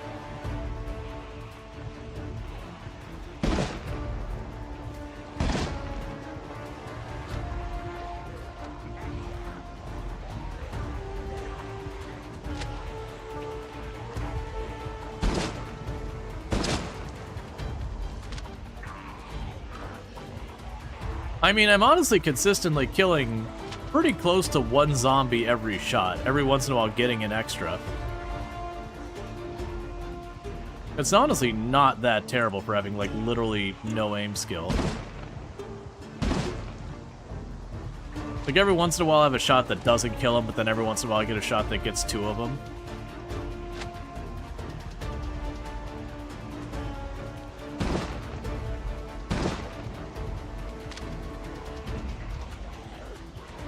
Probably getting low on shells. I'd expect to run out soon. Yeah, no, this feels honestly like a reasonable balance. I'm actually wondering at high levels of aim, like, does this get pretty unreasonably strong? But I'm also not worried because ammo's kind of hard to come by.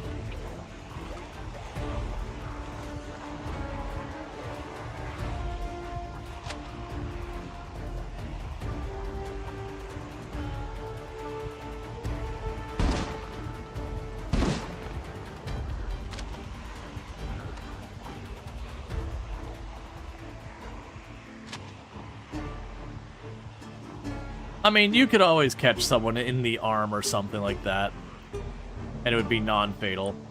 It means you're a bad shot, but keep in mind, we're 0 aiming, so we are a bad shot.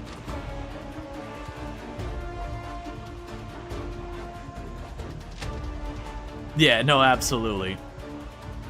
But like I said, if we're getting kills with roughly every shot, considering our character is at maximum pain and maximum panic.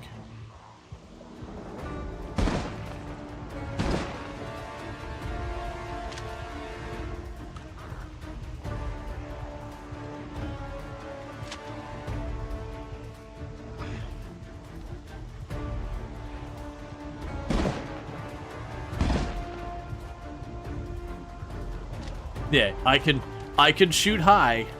I can shoot right over the top of them. It is a possibility. Our character is not Cool Cucumber.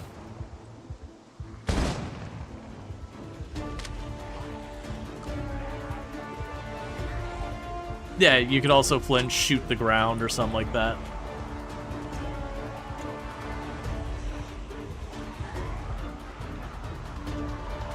But yeah, no, like I said, you can see like 2 bodies almost every time. Every once in a while, a group of 3 bodies.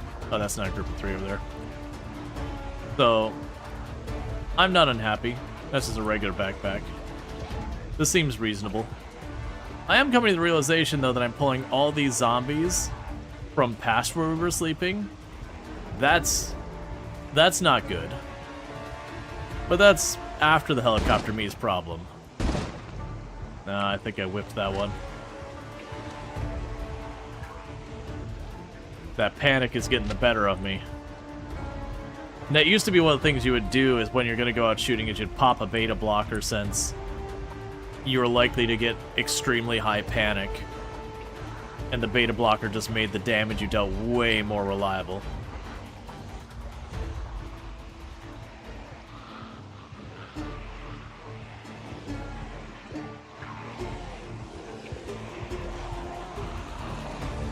I've gone into my settings and I turned them up. Okay, it's just a regular backpack. For a moment, I thought it was a hiking bag. So I've got my UI turned up, because we got people on mobile and tablets and all that. And that'll be it, folks. There is no more shooty bits for my gun to use. I do really like the double barrel. Normally I just chuck it on the ground. I think I will keep this one.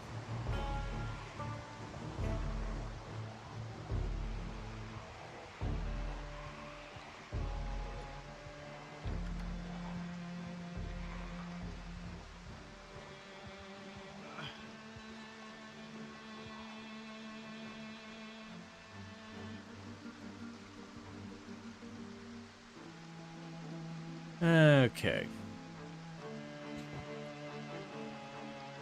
Enjoy some potato chips.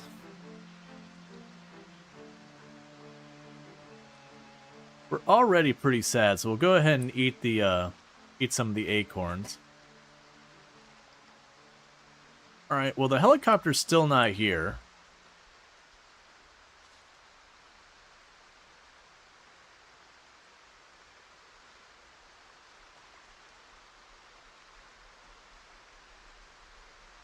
So I might circle back and drop off the gun since it's just really heavy.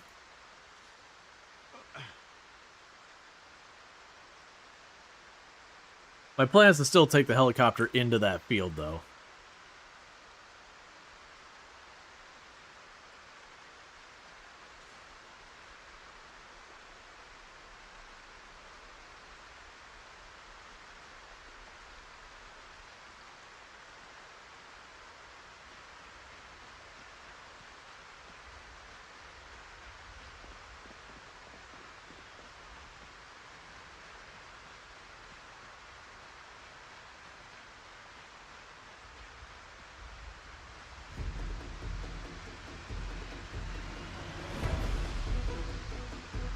Okay, and I ran, so they should be lined to sight.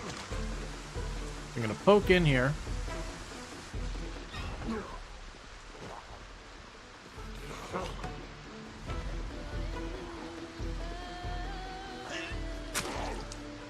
Don't want to fight you right here. It's a really bad place for me to be fighting. Please die.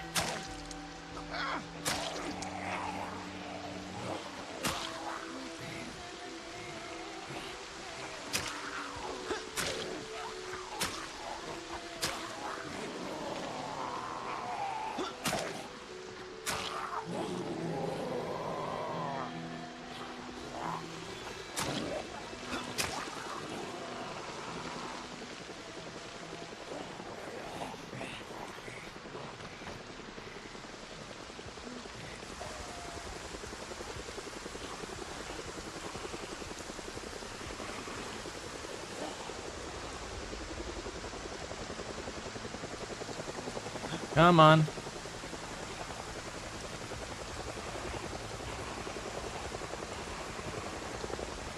There. The shotgun's right behind the house.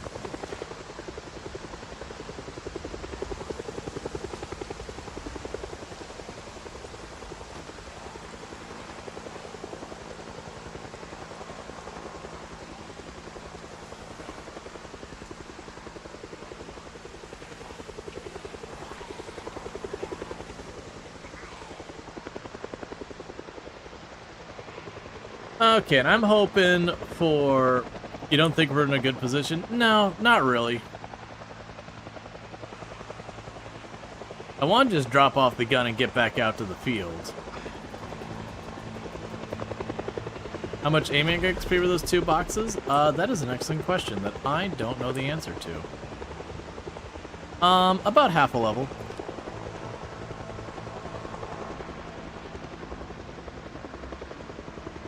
So the plan here is just walk out into this field, do a little dance, make a little love, and get down tonight. By that I mean acorns. Lots of acorns.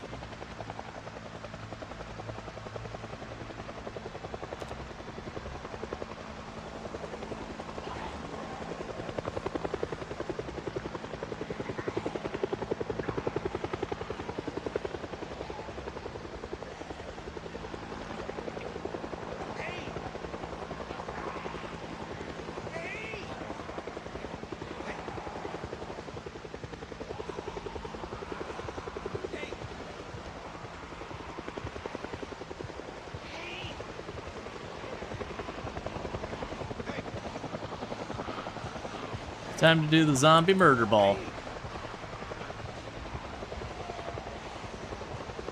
Gather round, friends.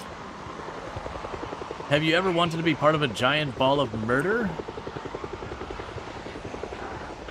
And this is actually a strategy that's good for in big open fields like this, because by zigzagging back and forth like this, I'm basically making sure any zombies from this side just get caught up in my giant ball of zombies, where the zombies themselves kind of act as an interception thing. Now, the problem you run into is when you start getting zombies from the other side, and then you just pivot.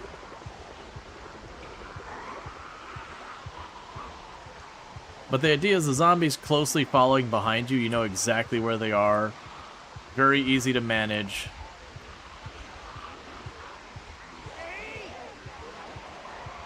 Okay, so that's the first pass. I'm kind of hoping for 4 passes.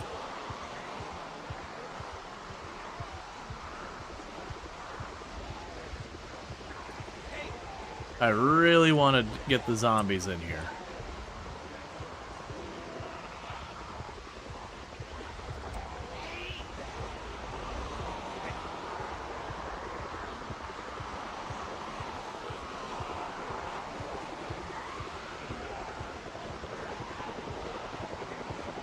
And I clearly don't have enough yet. My game isn't lagging every time I catch the ball just barely in the area. That's how you know you got a proper zombie murder ball. This is where your turn and the whole game hitches for a moment as the suddenly figure out how to render 500 zombies all at the same time.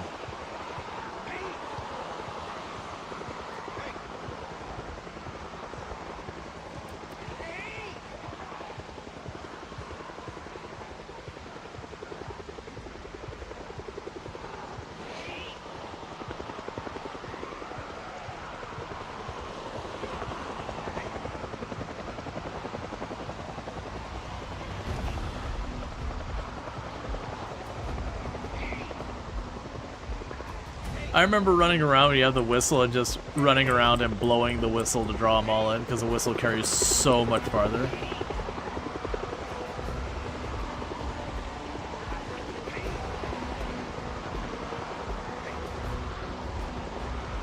Yeah, well, the game does have pipe bombs, but generally speaking, they're not particularly useful. They're more of a liability than an asset. And honestly, most of the killing they do is fire. At which point, then you're just doing a burn.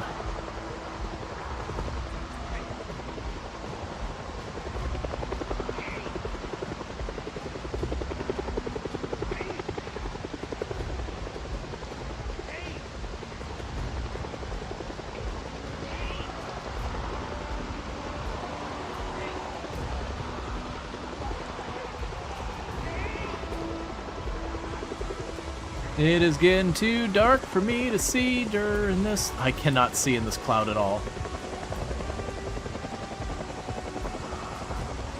The storm's the scary part, because in these patches of dark gray here, there's a stop following me cloud.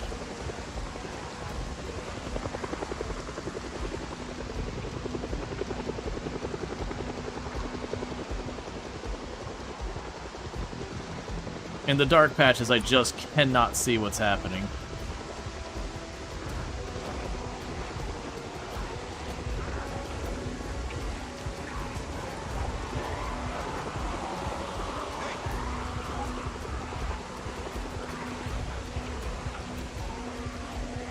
I prefer to keep, like, the murder ball far more tight-knit.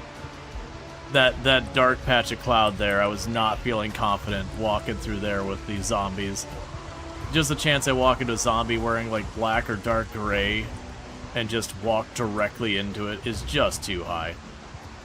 It's like ones like that in a really dark patch can be really hard to notice.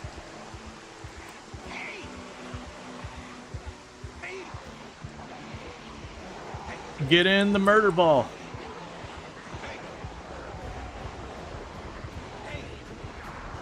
Everyone is welcome.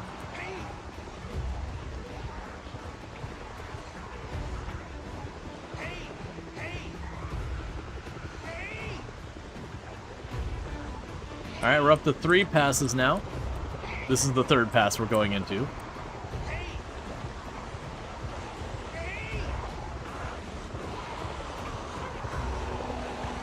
And you'll notice this whole time we are not running at all.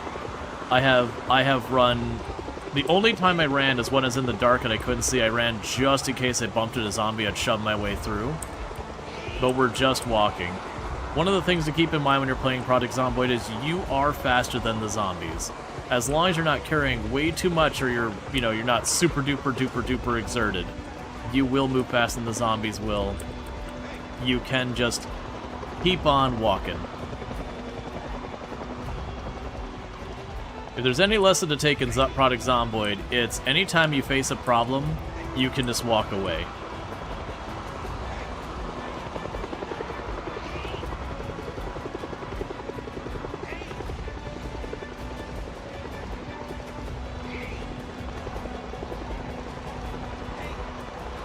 But yeah, so you see how I'm making the murder ball? That's keeping the zombies from being able to like walk all over the place when the helicopter's going through.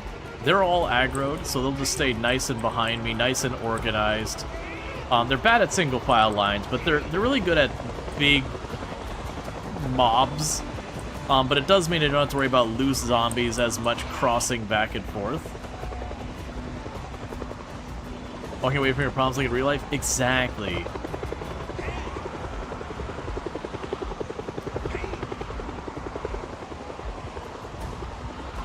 And if I ever turn down, like, let's say I turn down here and I don't like what I see, I can turn back and go this way. I'm going to actually, even though this is fine, I'm going to go ahead and just do it.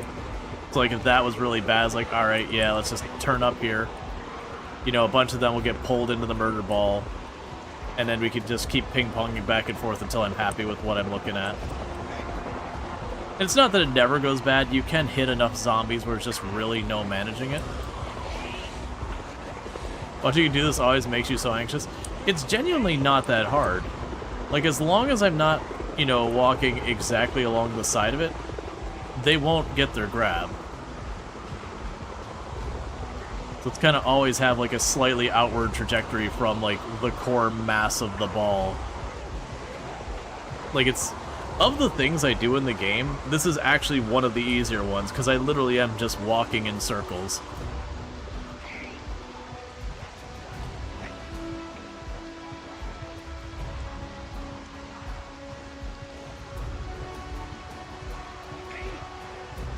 Alright, do we get another wave?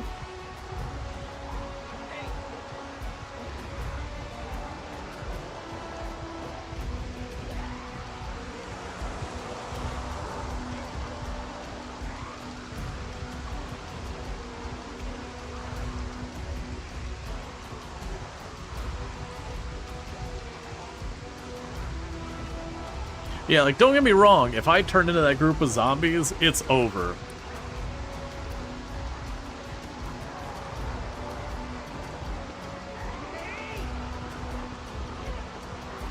Alright, we're going for a 4-passer.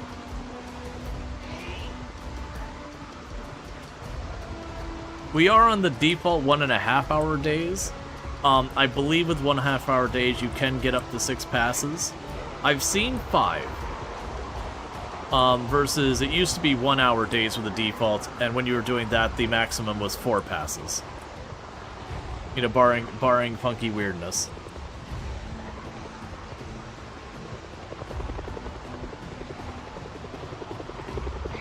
Now, to be clear, that's one of the reasons to be very careful about changing your day length. Everything time-based gets increased by your day length, including how long the helicopter sticks around. So if you give yourself a 24-hour day, like a real-time day, the helicopter will stick around with you for 4 real-life hours that you're just dealing with this. So very much, I strongly discourage making your days particularly long. And there is nothing in the game file's default settings, like, or anything to go in there, that you can change the helicopter, how long it stays there. Like, there isn't a helicopter number of passes setting.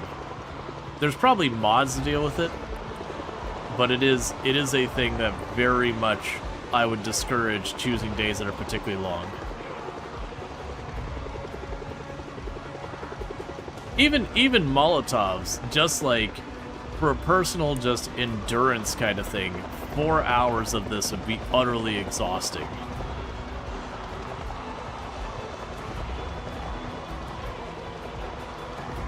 Like, even with burns and all that, you would just be tired by the time it's done.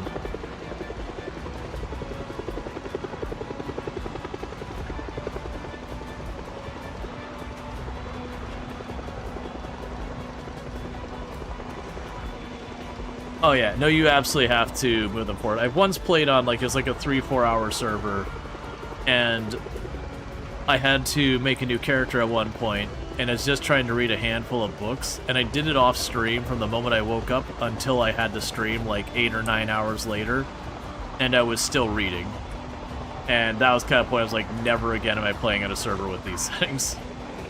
It's like, my hard limit is like 2-hour days.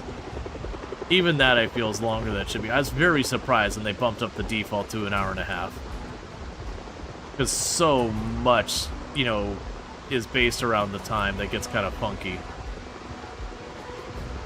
But for a lot of people, they like to make the day longer because then you feel like you can get more done in a day, because you can. It's just all the side effects. It's just not worth it.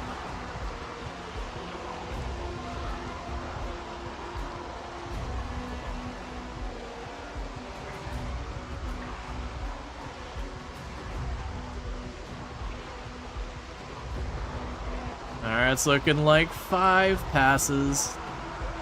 Oh good, it's finally been long enough. We've got more zombies coming from who knows where catching up. Alright, so I'm gonna need to take a sip of my water.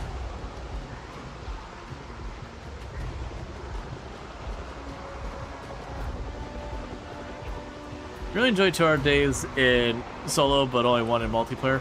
Yeah, generally for me, it's like I think between 1 and 2 is fair, is not unreasonable. I do prefer not to go up to 2, but it is not unreasonable to have like the 2-hour days.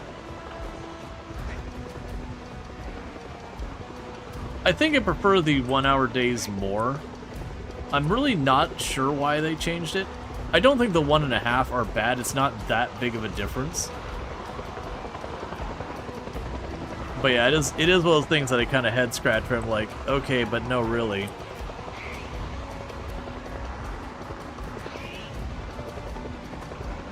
But yeah, so every pass this helicopter gets, it's able to pull zombies from farther and farther away.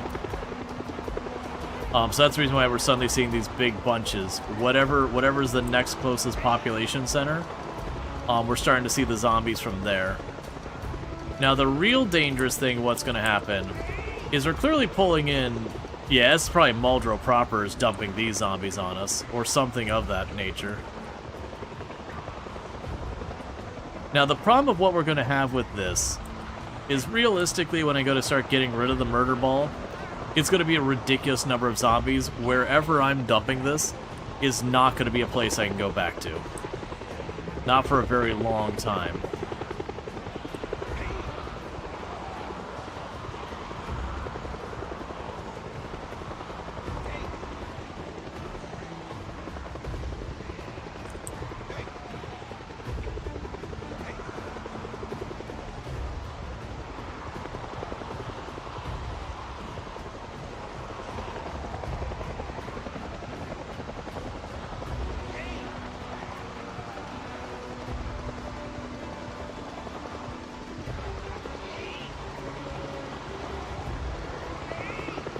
Oh, if we were on the multiplayer server, I wouldn't do that, but you can choose to do stuff like that. You can paint train. How do you deal with the helicopter with sprinters? You hide. You hide or you drive a car away. You go to the middle of literally nowhere. So you can see now where there's too many zombies to my south. So I'm just kind of zigzagging back and forth. That is one of the things that can go wrong with the murder ball, is you hit a point that you just start running out of space. I can't see up there, which is why I'm trying to maneuver around it.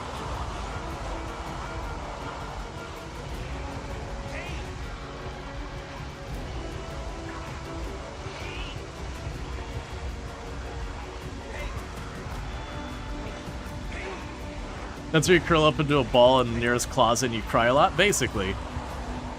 The game is not designed or balanced with consideration of sprinters. Sprinters are not canon. They're not real.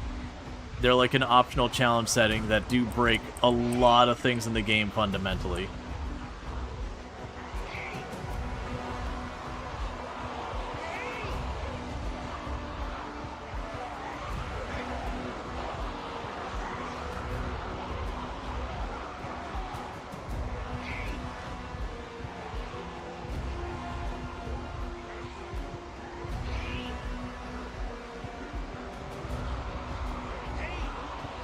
Okay, so it might have been a 5-passer.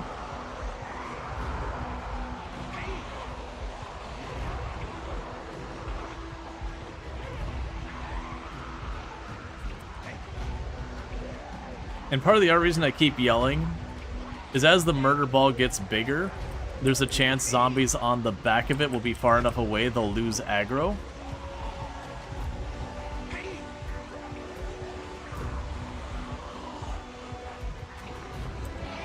And we don't want them wandering off. Okay, so it looks like the helicopter is done. So what we want to do now is ditch the zombies. Now, I could easily walk to the left and ditch them over there, nice and easy, and I would utterly screw myself because I will have dropped, you know, 600, 700, 800, however many zombies we got on us right in my front doorstep. So instead what we're trying to do, I'm going to keep on wiggling the big wave over here.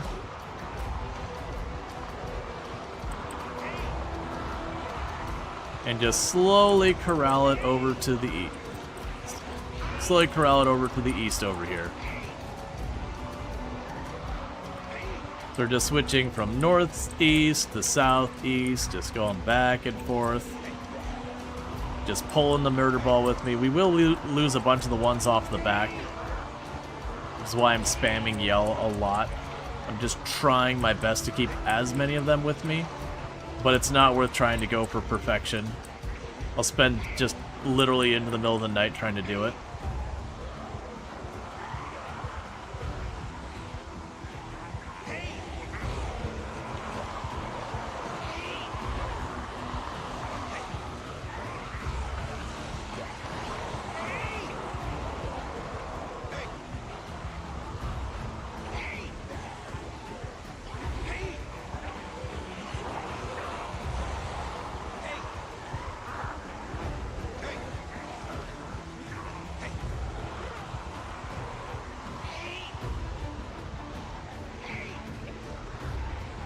So how many zombies do we think we got? We'll take a look here at them. There we go. Now we're getting the right amount. We're at the amount that when I turn around, the textures disappear on the zombies. That's when you know you got a proper number of zombies going on. So let's scooch up here and let's get a good look at what we're doing. So what exactly are we looking at? There we go. Nice dip in frame rate. There we go. That's what you want to see. But as you can see, the ones in the back don't have textures on them. That's the thing Project Zomboid does to preserve frame rate and performance. As you get more and more zombies on you, they will eventually start losing their textures. And that's when you know you're starting to push like 300, 400, 500 zombies in a group. So what we're going to do now is I've stopped yelling. We're just going to kind of walk away. And I'm going to hook to the east, then I'm going to go south, and then I'm going to go west. And we're trying to loop back home. Now, keep in mind my tent was destroyed, so the whole thing where I could sleep everywhere, that's gone. But we want to get home in relatively not that long, and part of the reason we want to do that is just the fact that it is going to be a very dark night because of the storm. So if I don't get home and I get stuck out in the dark, I'm at a place where we had a helicopter pass 5 times in the dark. Can we see the Zorb again? Oh, it's probably spread out, not that close. I mean, there's still a bunch on me.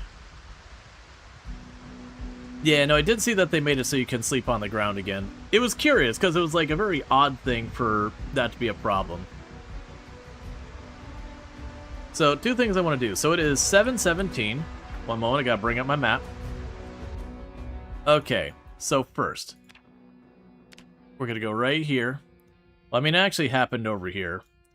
We're going to add a note. First helicopter. 7/17. I didn't see what time of day it was. It's something like noon. Noon or 1. I'm going to pretend it was 1 p.m. and if it's wrong, that's fine. Okay.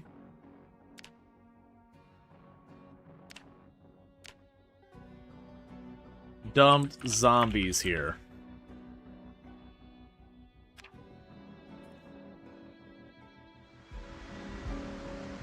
Okay.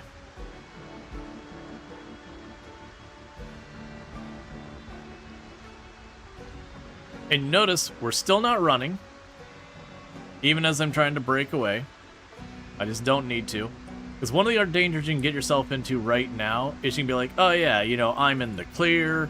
I got the ball of zombies behind me. We're good to go. I can scurry on home. It's fine.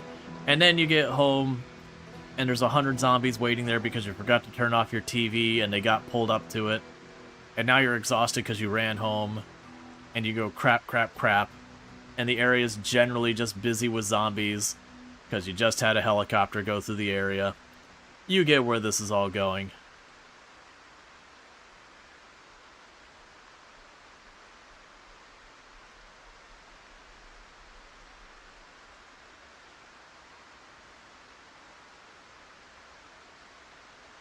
It's going to start turning to the left. But we should be far enough away the zombies can't maintain line of sight on us. So you should see them mostly heading back down to where I was. Because the zombies' vision length is not super long. I can go ahead and use these trees just as an extra bit of precaution. Now, the big problem we're going to have is after I drop off these zombies, they're going to split up into groups of 20 and gradually like spread out kind of thing. So if you can just think about that for a minute, that's going to be, if let's say it's 600 zombies, that's going to be 30 groups of 20 that are all going to want to have about, you know, from here to about there will be about the distance. So from where I'm standing to about there between their rally groups. Needless to say, they're just going to explode outward. And so with that, we are going to potentially have zombies start pushing in on us from the east, where I dumped them off. The other concern is, whenever the next helicopter happens, or meta event, there is a chance we get those zombies and they dump on us again. So if I take the helicopter over to that same spot, there's a very strong chance we just get so many zombies moving around from so many areas that it becomes too dangerous. Or again, I could be at home, you hear a meta event, you just see the wave of zombies coming from east to west. So I think what we're going to end up doing is potentially we might start trying to make a more, like a heavier push to like trying to move to like the next building, versus just meat grinding the zombies I left behind. It is possible I could just sit there and fight slowly clearing the field. We've got about 300 kills, not quite. So realistically, if we took all the kills we've gotten so far and did that twice over before the next helicopter, I could probably have the area mostly cleaned up. But I'm not too worried about that.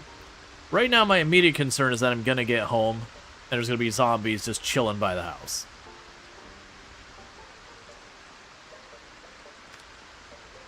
Because it is dark and I don't believe I have a flashlight. Nor do I have a tent or a sleeping bag because my tent got destroyed.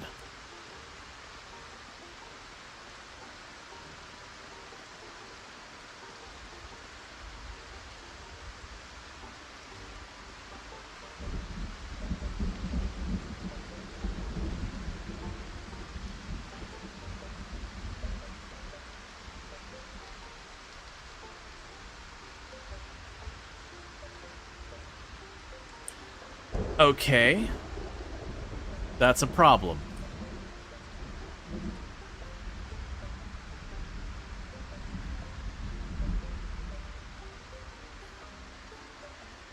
Alright, we don't live there anymore. That's the answer to that. We don't live there anymore.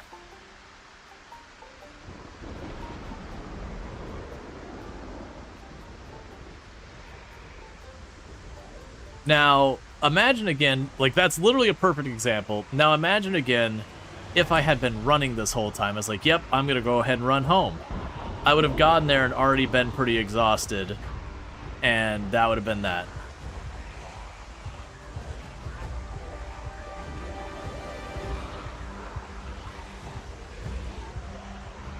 We don't go to Ravenhold, Gordon. Yep. The good news is I did manage to loot the best stuff out of the area for right now, so that's fine.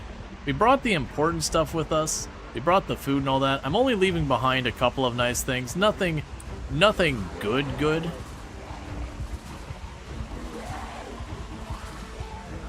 I could take the time. The thing to keep in mind is it's already 7 p.m. in-game and it's storming. My visibility is going to go to crap very soon. So we really just need to vacate the area. We just need to get far enough away that the zombies that got drawn in from the helicopter are not going to be an issue. Because I probably got about 1, maybe 2 in-game hours before my visibility will be poor enough that I won't really be able to see the zombies very well. And I don't have a flashlight yet.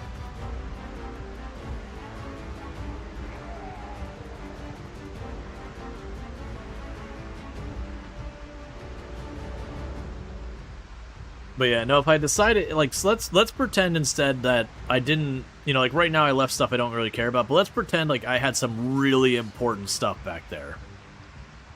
Like, you know, I had a bunch of important books, I didn't have food on me, all my weapons were back there, I got a generator back there, like we're talking, we got some goodies. I got a perfectly working bull driver back there, like mint condition, that I'm running full tank of gas, like the whole works. We're talking, it's a loss. It's a real big loss to leave it. If that were the case, what the strategy would still be is what I'm doing now, which is cutting my losses and walking away. The difference would be, then once I get myself situated in the new location, I then turn back and start fighting my way back in to recover my goods. But regardless, that isn't a situation you want to be tangling with. That is a situation you go to die.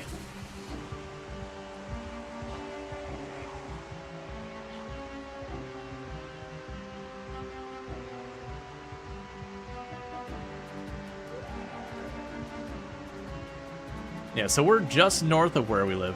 Because it's always possible, those zombies had to come from somewhere. So it's always possible I'll go a little ways over here and I'm going to find like a warehouse or something that has next to no zombies. That's kind of what I'm hoping for right now, is that I can go to where those zombies came from. And then because, you know, those hundreds of zombies left there, I can make something happen.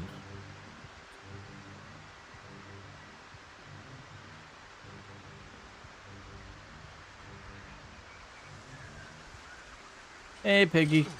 How's it going?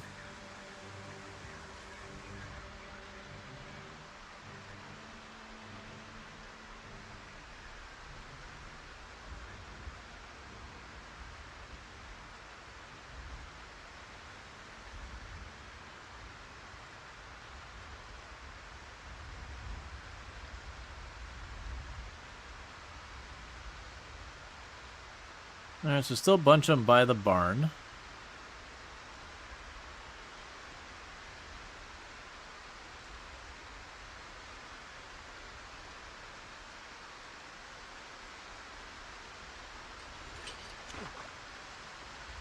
We got some of them moving from up here.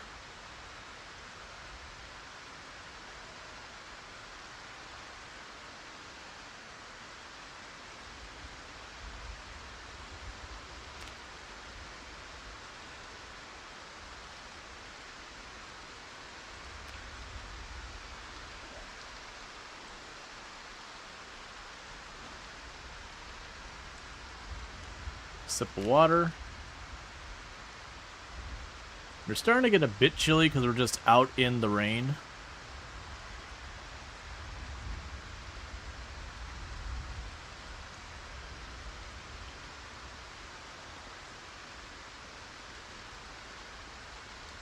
Looks like we might have a farmhouse up this way. But now the question is, are we getting too far away that, oh good, a meta event. That'll certainly not be a problem. Wait, was that the end there? Sure, I'll take a cookbook. So we just had a meta event that's going to be moving the zombies other ways. So we're talking extra chaos today. That the helicopter drew the zombies from all over, and then the meta event is going to kind of send them scattered in different directions. And we don't know what direction because there wasn't a zombie nearby for me to get a good eye on. Alright, looks like we might be in luck over here that I'm not seeing zombies here at all. This is what we hope for. Is there anything in the game that lets you take care of a murder ball, like a car bomb? Nope. Generally, Product Zomboid, you're intended to fight zombies, like, when I say one by one, it can be big groups, but you're intended to fight them and individually kill each one. Whether using guns, or melee weapons, or whatever. Okay, we're getting drowsy. So it's looking like we're in pretty good shape for this house. I'm not seeing any zombies nearby at all. Surprisingly, everything's intact. I'm gonna do a once around the house. Make sure I'm not just, like, seeing, like, a big pack, like, hiding in the backyard. There are Molotovs and explosive, like, pipe bombs. Generally speaking, they're not great. They're more just doing what's known as a burn.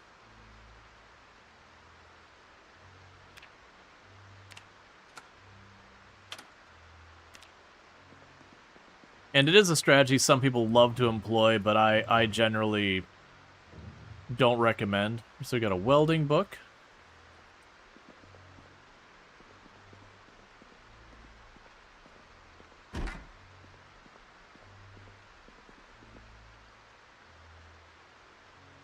Close the curtains just in case something wanders up on us.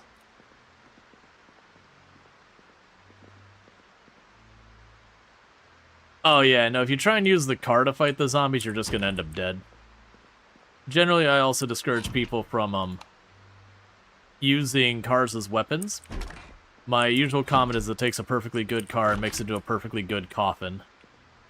And that's just because if you're hitting the zombies anywhere on your front, your engine will start to fail, and very, very quickly it'll go and it'll stall out in the middle of the zombies and you just died. And if you try and use the back, you'd be like, haha, my engine's not getting destroyed. Except you're destroying the gas tank, and ultimately the outcome is the same. That your gas tank gets breached, and then literally the car stops and is incapable of starting ever again because you have no gas. The car is just not a good weapon. Grab the lime soda, the ham, and the bologna.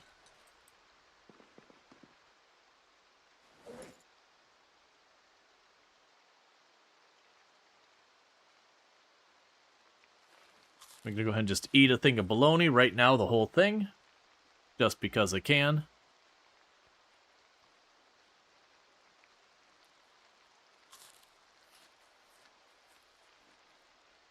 Weirdly, it seems like it takes a time to eat an entire log of bologna for some reason.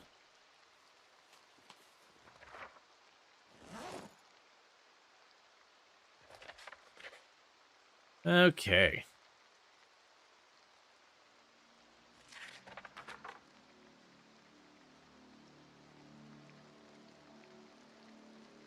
Alright, bear with me, chat. Oh, wait, 1 second. Yeah, bear with me, chat. I'm going to step away for just a minute. I'll be back in just a couple minutes. And thank you again for tuning in, and I'll be right back.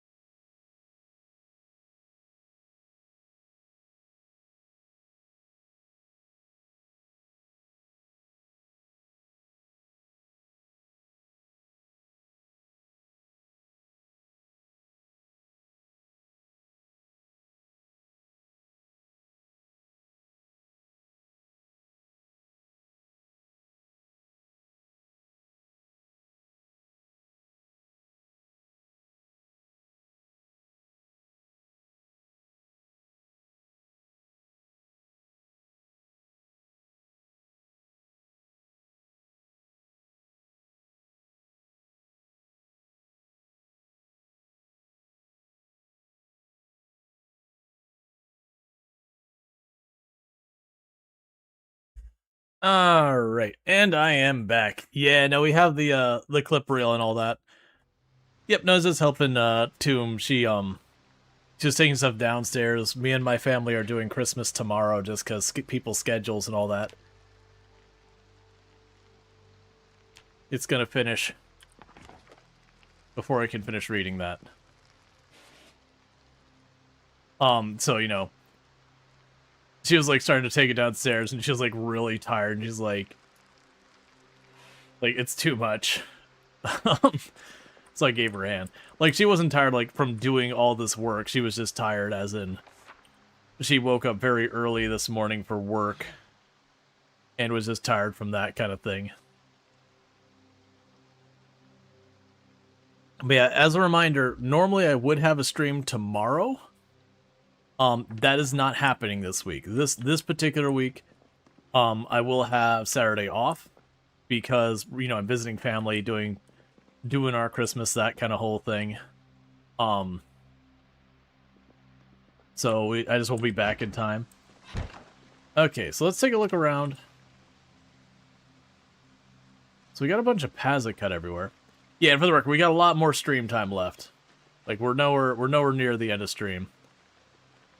But thank you for the follow. Welcome to the stream. Yeah, Jenny, we'll keep going as long as we're live. If something happens, I get the character killed. Just because we have,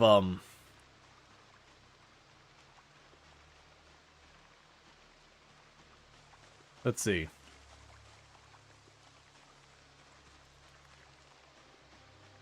Yeah, so it'll be a thing that, we're going to be collabing with Ultra, not tomorrow, but the day after. For Vintage Story, which she has mentioned it'll be, not right away, because at first I figured it's gonna be, like, most of the stream or whatever, but, just sponsor stuff, whatever. That'll happen a little bit ways into stream, which is fine. And that should be fun, because we'll get a good couple of hours into Vintage Story. And then, you know, assuming everything's on the up and up and she's enjoying that, I can imagine we could do, multiple play sessions. Obviously, that depends on, you know, if she's having fun with it, schedules, yada yada, and that kind of stuff. The next day, Monday, we're going to be starting about an hour earlier than normal, because I'm going to be doing a collab with Curly, as well as we might have some others joining us. I'm not 100% on who's joining us, how many people are joining us, that kind of thing. That's kind of up in the air. But the point being, it's we'll be doing multiplayer Product Zomboid with Curly. And that should be a lot of fun. And that won't be on our try-hard sweaty settings. That'll be more, you know, more normal settings, because we do have a number of people who will be potentially joining that are not like Product Zomboid veterans. And we'll see how that goes. Usually what I'll do with that kind of thing is, if I'm playing with people who are newer to Product Zomboid, we'll have, like, the normal settings, like, will be relatively tame and whatnot. So, like, a bit higher than, like, Apocalypse or whatever. And then usually what'll end up happening is, by the time we wrap up or start winding down, it'll be like, hey, you know, how spicy do we want to go with this? Depending on if we're going to be doing multiple sessions. Like, basically, whenever we're going to be wrapping up, the last hoorah will be like, how spicy do you want to go with this? You know, 1 to 10. And most people choose pretty high. And then, you know, we'll take a field trip to wherever is appropriate, whether it's, you know, going to the mall or, you know, like the mall or one of the bases, or like the military base or whatever.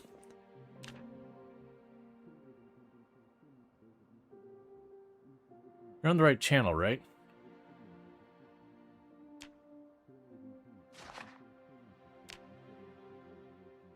Charge to the checkpoint.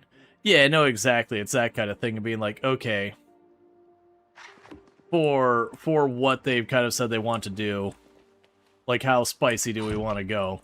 Most of the time when you do that kind of thing, they'll either go for, like, the full 10 or pretty high up there, all of which are going to be, you know, major points of interest that are going to get really, really gnarly.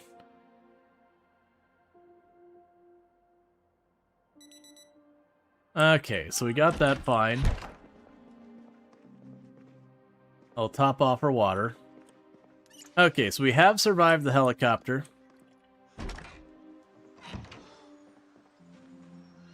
Now, I've got a bunch of dirt roads up here. We're going to probably ignore those. Likely they take us to a bunch of interesting places and all that. But probably also just take us between the farms. Not really worried about that. Instead, what we're going to go ahead and do is I'm going to go and try and figure out what we can find useful down here. Because it does look like it's just one farm here. Also, let's go ahead real fast.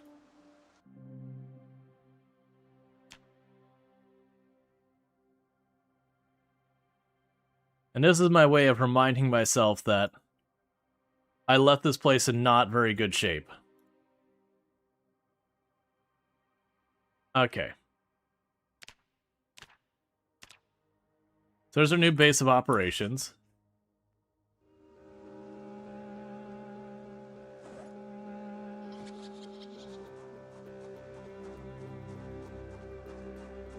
So drop you real quick.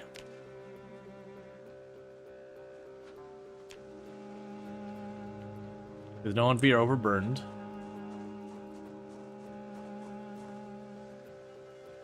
Did you not just find sticks for me again and again? I appreciate it. Oh man, and we didn't have any of the ripped cloth with us either. That's fine.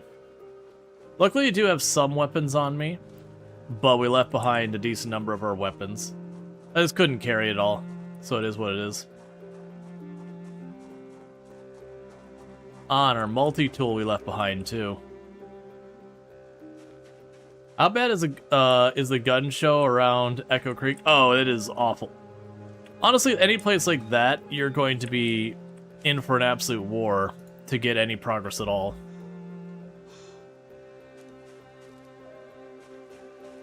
And thank you for the follow.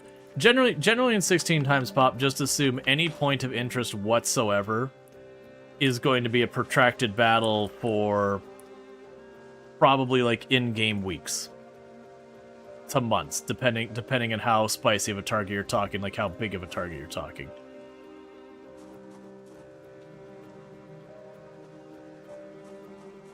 Oh, that's already stale. Let's just eat that immediately.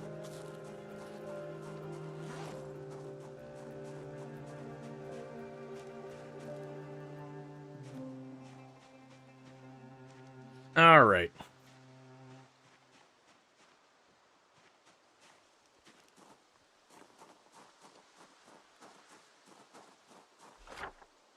So if we consider the map now, that road looks like it was kind of okay-ish, Darling Lane. Or I can go on to Phallus Back Road. Probably Phallus Back Road towards Lake Phallus itself. Start just moving that way.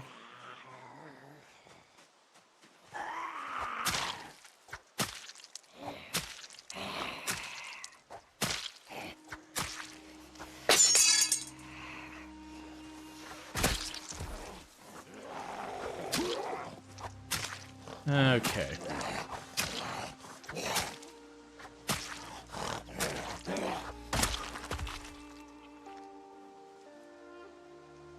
Mantle that. Yeah, so I think the sharpness on our multi-tool has gotten low enough I can no longer use it to cut things. But I also can't sharp because it's condition. Your sharpness can never exceed the condition of your weapon.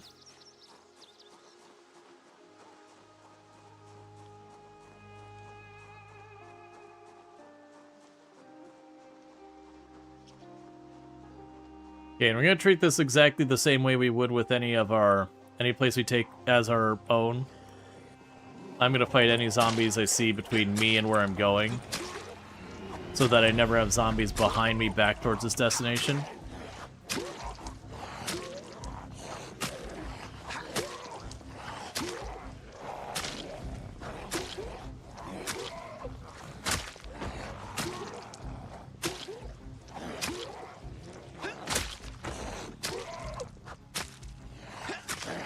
Okay.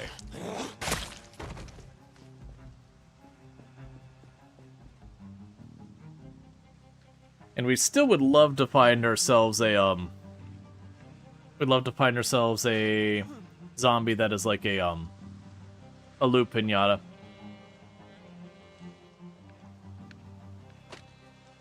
Yeah, and that was a perfect example of how in 16 times pop it is a tug of war, where we had properly like secured the area, but then, you know, meta event of the helicopter was like, yeah, you actually don't own this land. It doesn't belong to you. We can take it back, but it'll be a major battle to do that.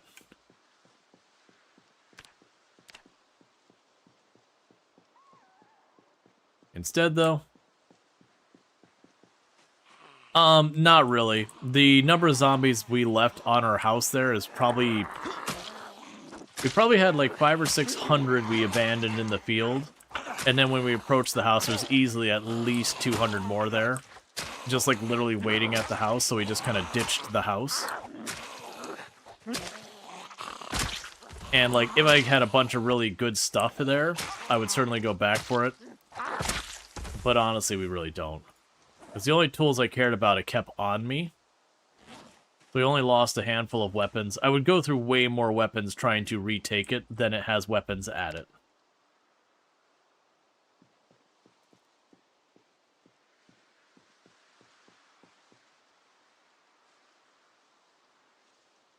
So instead, we're just kind of pushing a bit more to a new location. And just keep doing that. We got another field here, so in the future, if we get another helicopter, I can take it down to that field. Maybe draw some of the zombies over from there. So I can circle back, grab some weapons or whatever. Not too fussed with it either way. Early 16 times pop ends up being pretty nomadic just by the fact that the zombies can bully you around a lot. When you're doing like 0 to hero stuff.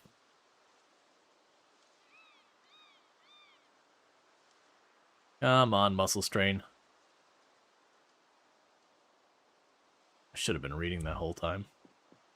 Need to stay on top of that.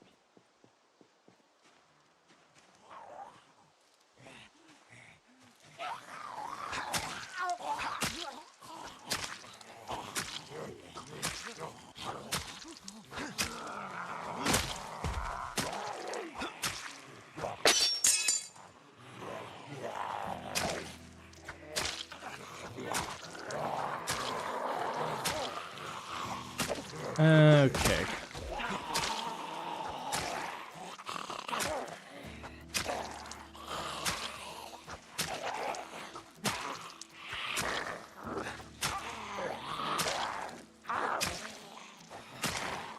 And I'm definitely going to have to remember when we start working our way back to rip clothes to bring him back so I can start crafting weapons. Because that's going to be a fairly urgent problem.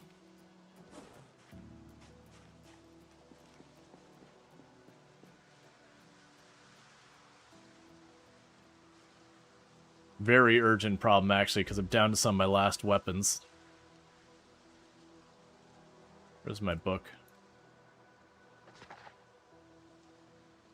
Yeah, so I'll probably be able to kill, like, a couple more of these little groups. And then we'll be down to our last weapon or two. Then, like I said, I'm going to have to tear some clothes, drag that all back, wash them, and start making some stone axes and hammers and that kind of nonsense.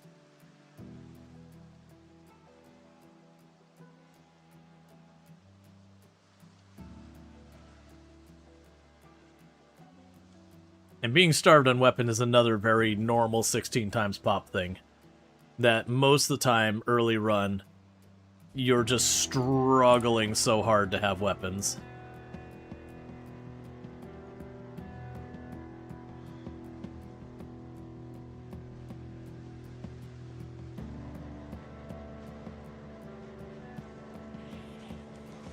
If you get really lucky, you score something like a nightstick or whatever really early on. That gets you a good couple of points in maintenance right away. Because those points in maintenance make it way easier to keep your weapons going longer. And that one went pretty smoothly.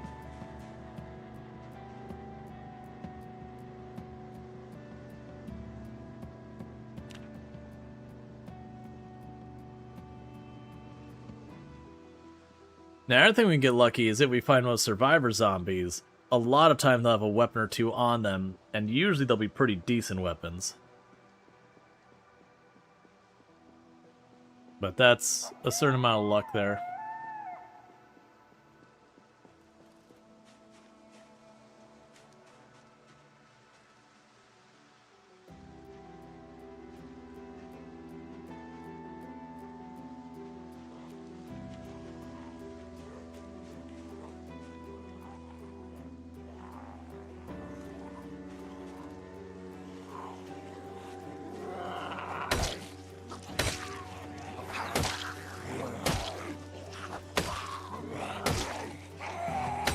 Okay.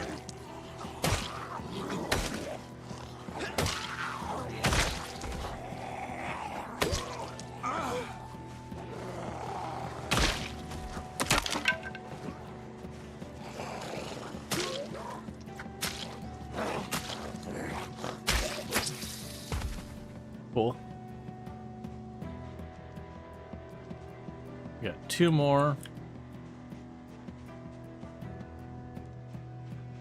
Let's deal with them real fast.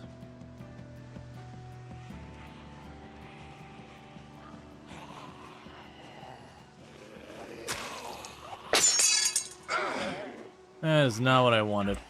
Okay, so screwdriver does actually work as a relatively good weapon. That's how you could research it?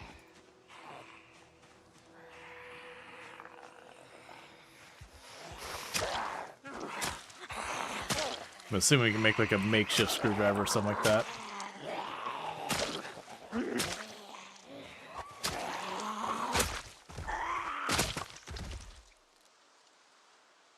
So what do I learn from researching the screwdriver? Learn make improvised screwdriver. Okay, so drop you off.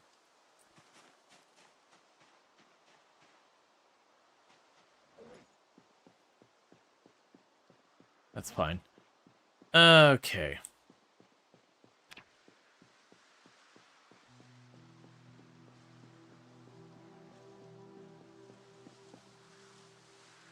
You excited me so much when what looked like a sword laying on the ground.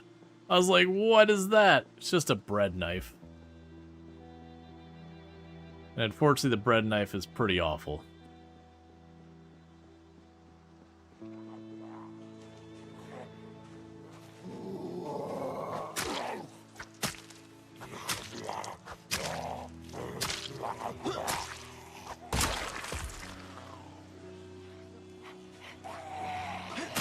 You can technically find stuff like a katana or that forging.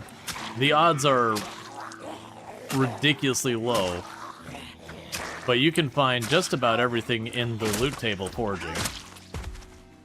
It's just like I said, some of them the odds are so ridiculously low it's not even worth considering.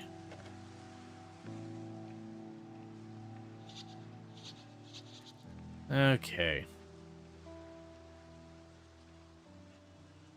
And a big part of killing all these zombies in the area one by one kind of thing is where we got overwhelmed by all those zombies.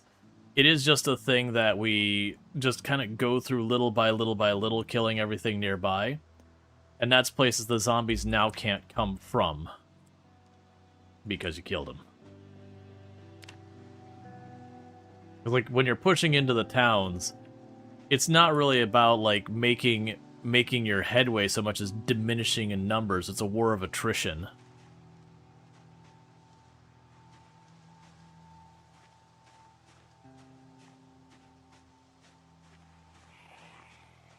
Well, that's interesting. That didn't used to be a thing.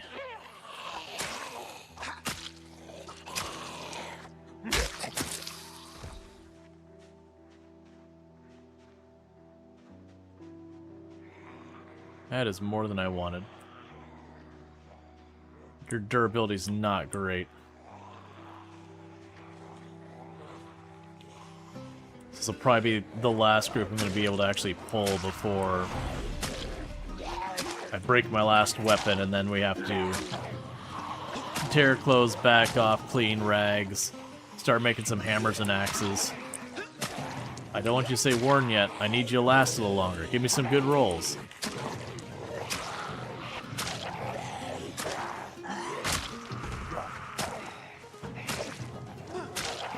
I'd like it to be down to at least 2, ideally none.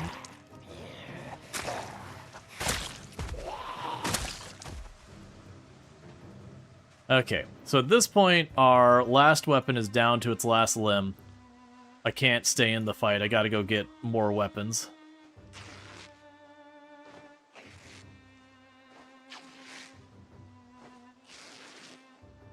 What's the minimum skill to make a hammer and axe? 1 maintenance. I have it.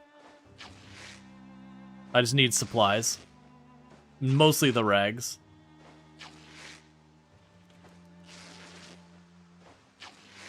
And hopefully the water is still good for a little while longer, because I need at least a day to clean up all the rags. Because we're not allowed to use dirty rags for some reason.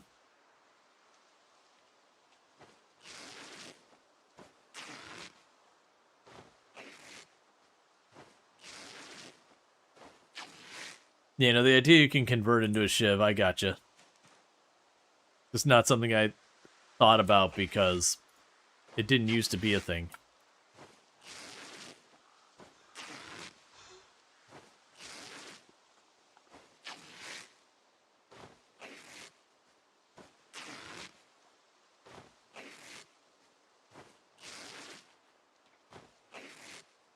Okay.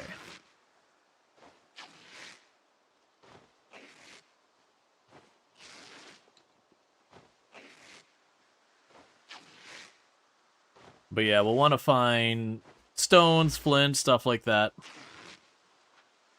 Because I'm not too fussed about being like, oh, I want weapon X or Y.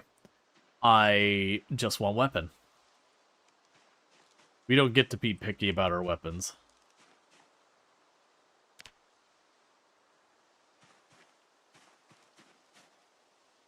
I don't care about the lemongrass.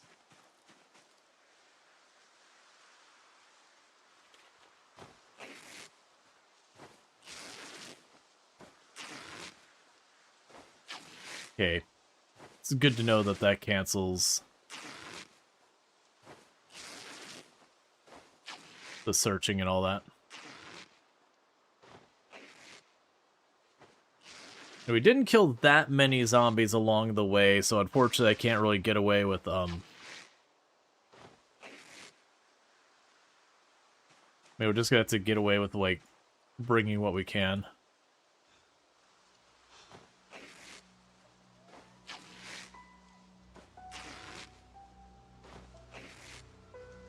But this is part of the reason why I made the comment before that I wish the crafted weapons were more durable. These ones are fine, because like these are really kind of garbage weapons I'm making. But when you can imagine you're making something that's like a proper like blacksmith weapon, you kind of have the same problem where you have to like run around and break stones for your ore, and you know, get your coal and all that kind of stuff, which means chopping down trees. And there's like a whole process. And I like the process. I think the process is cool. But then you get a weapon that is only marginally better than like what you can get with napping, but is an incredible amount of increased effort compared to napping.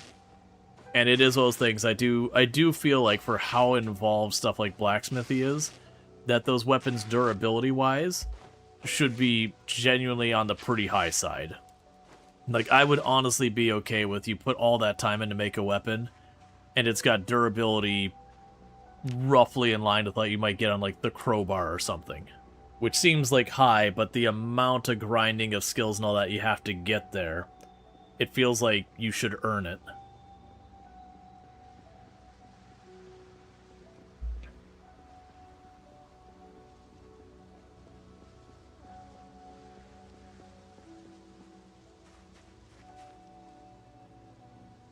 Because the alternative is they don't do that, then they need to lower the amount of effort.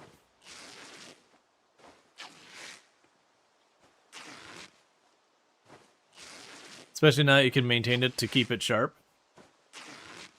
Yeah.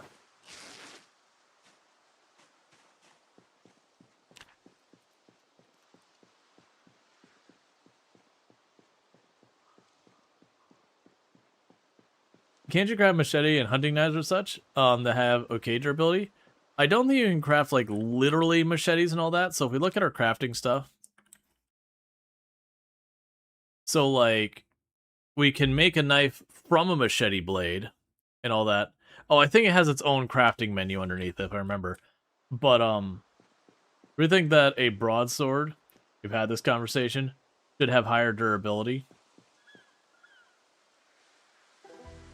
Yeah, now my comment being more though, like, the crafted weapon should have higher durability. The broadsword... Oh man, I'm blanking. Was that a mod? I remember there being, like... I only remember the katana being, like, an actual sword in the game. It's possible it got added and I just don't remember. It's been a while.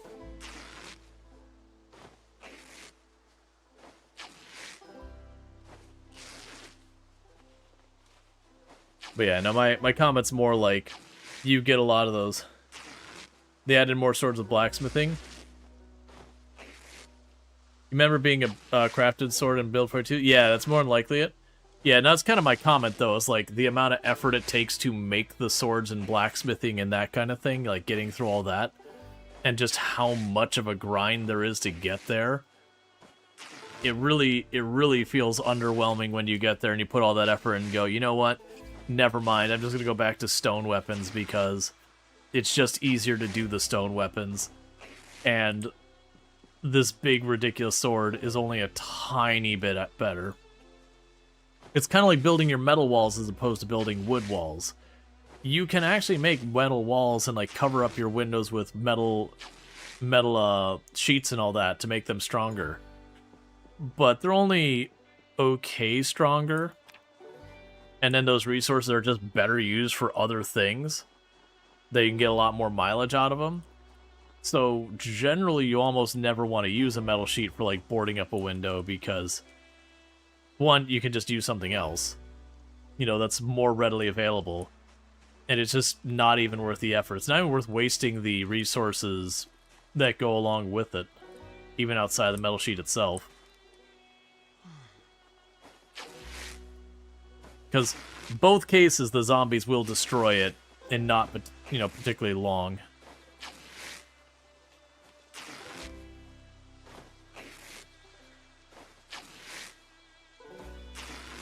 Blacksmithing 9, you can craft literal machetes like the ones you find in the world. Gotcha. Is that new? Because it used to not be the case. I still feel like the machete you'd want to craft, I'd want to have a little bit higher durability. But that's at least better.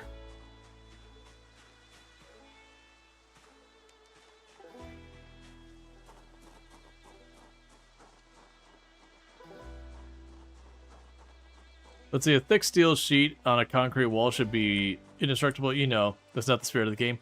Right.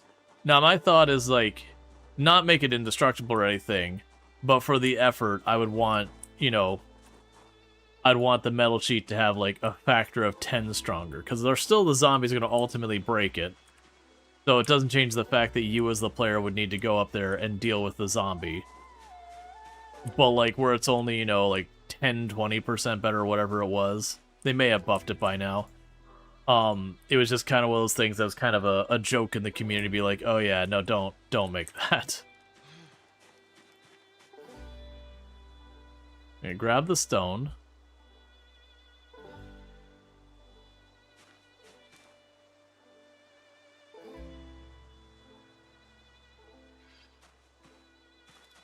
You okay with breaking off the wall? Yeah, no, I could see something like that. Like, it would be something like it'd break off the wall so zombies could get in, but you would keep most, like, the sheet would lose, like, a little bit of durability or something, but it would be fine. You could re-weld it up. The big problem is stuff like the cost from your welder and all that being a little bit of annoying. Now, granted, luckily it's not actually that hard to get the, propane. Like, I know some people get upset because they're like, oh, it goes through propane so fast. You're like, right, but, you know, you go into a town, you're going to walk away with, like, 8 or 9 grills worth of, like, propane tanks and all that. But usually... thing. With books, napping done can be done, like, a day. Yeah, no, if you're really going for it... I mean, a big thing is you're getting a hold of stuff to nap. I think is the bigger struggle. If you can find the resource, I do feel like napping as far as that goes fast, but it's a resource thing of getting a hold of what you need. Because sometimes you just don't get lucky on the resource drops kind of thing. Cool. So good news is that the dirty rags, put those in our pocket here. We do still have limited water, so I can go ahead and keep those going.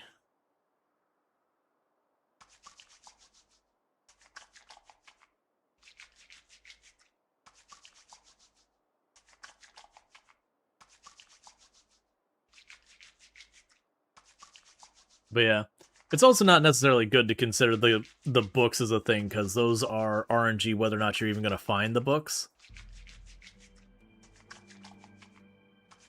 So all that kind of stuff.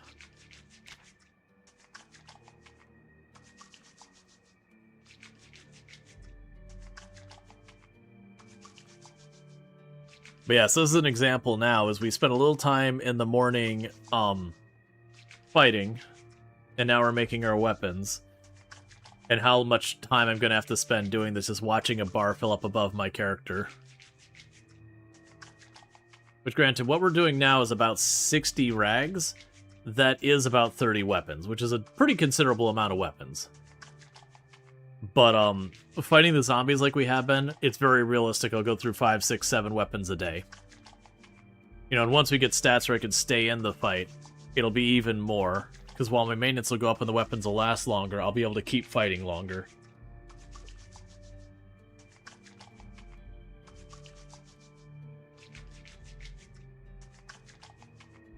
Yeah, no, that's a big thing. It's mostly finding like your flint on that. Like if you get lucky and you get like a club hammer or a pickaxe, then napping becomes easy. You just go around and smash all the flint nodes and you just have flint for days. Okay, so drop the rags on the floor.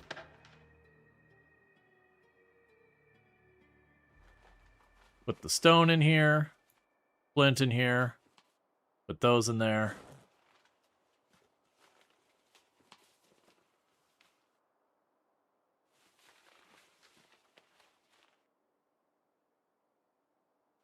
Actually, move those in here as well.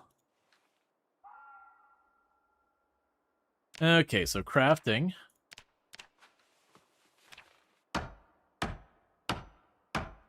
Let's see, I wish you could do more than napping +1 at creation. Blacksmithing you get as high as +4, you think? And of course, blacksmithing you need like 5 other skills. Yeah.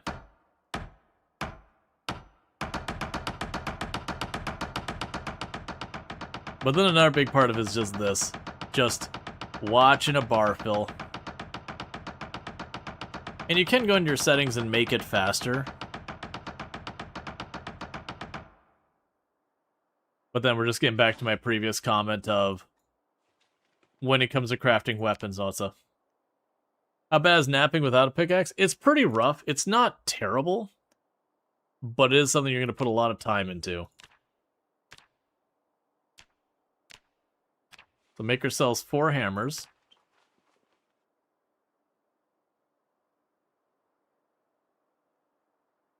Yep, no, lots of tapping noises. This poor multi-tool is just about to be done. And then I won't be able to make the hammers unless I get another knife.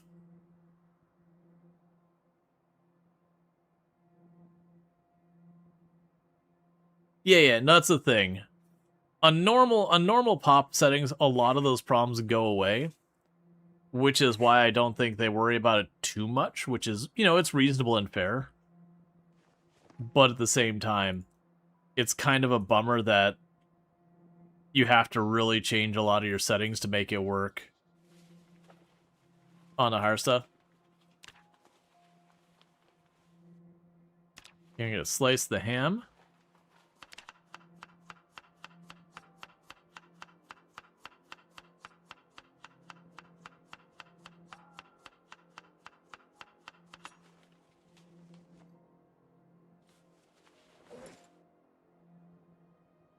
If you want to see that double barrel for a while? No, I'm not too worried about not seeing the double barrel for a while, though.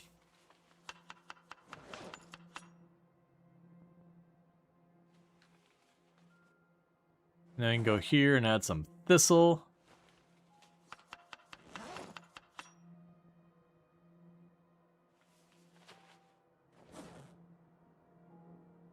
Gonna go ahead and scarf that salad. How are we doing in our strength leveling up? Are we anywhere near getting another point in that? Oh no, we just got a level. Right. Maintenance is coming along. None of the art skills are really moving very fast. That's a big thing is, for welding, propane is everywhere. Yeah. Get ourselves some ham. Put in some fish. Put in some thistle.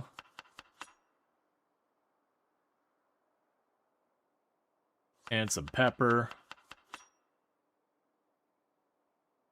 Drop that back in the bag.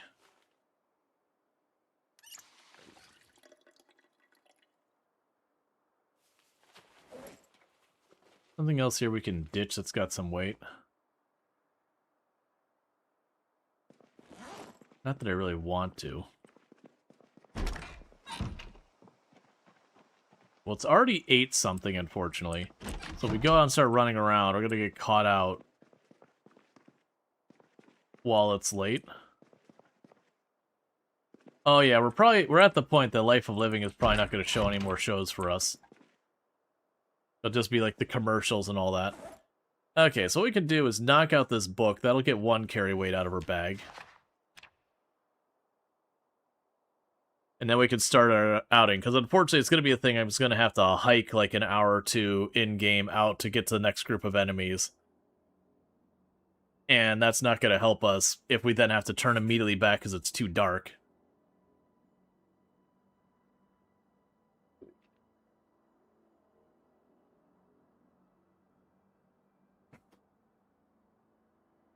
And it's very likely we'll have our power and or water fail relatively soon.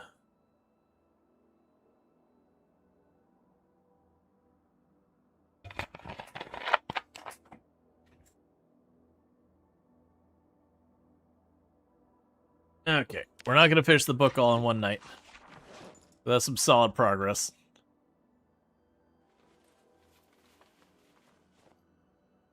And go sleep.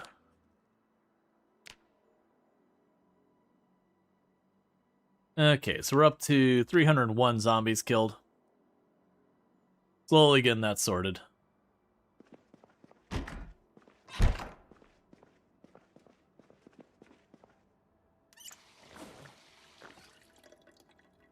That's 20 hunger. I can slam that back. I forgot we also have a lime soda. We're going to want to just drink that and be done with it. I usually don't like trying to carry too many water bottles, especially when I'm doing these kind of settings. It's just the reality of I don't have much weight to work with, so I can't afford to just tie up 2-3 weight on just water.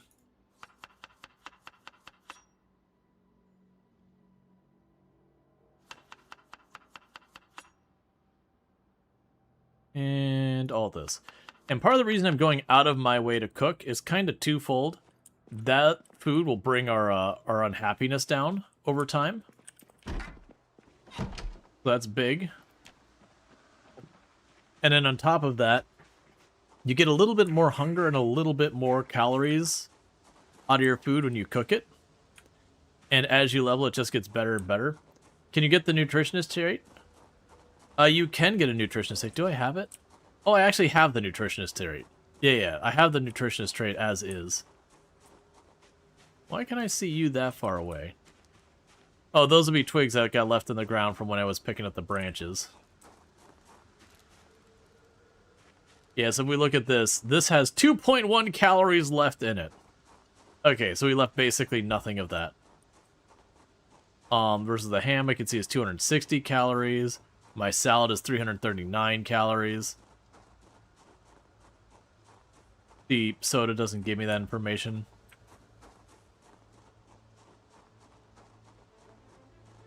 The crackers are 70 calories.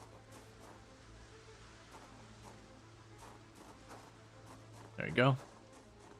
Yeah, nutritionist is very useful, especially if you're new to the game. Or just, you know, when they do their updates and things change, and it can be sometimes really hard to keep track of where things are at.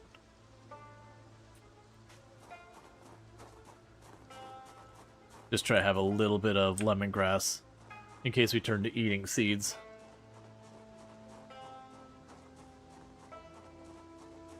For just being 10 days, you're in a really good spot. Yeah, considering zero stats, we're not terrible. We've been bullied around, but that's pretty typical of early 16 times pop. Is you'll get somewhere, get yourself kind of situated for a while, eventually something will happen. A badly timed helicopter, what?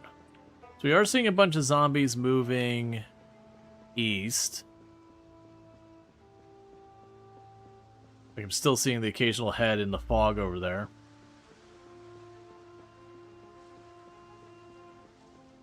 Yeah, so the plan is to keep working our way up this road until we see, like, the next, you know, farmhouse, fruit stand, literally any place I could situate. Fight our way to that. And then kind of, like, keep moving our forward base, as it were. Until we hit something that we're like, okay, we want to really push for this. Now, if it's something like I'm pushing for and there's like the giant gun store, we probably won't put in the time where it's, you know, hundreds upon hundreds of zombies. We'll see. It depends.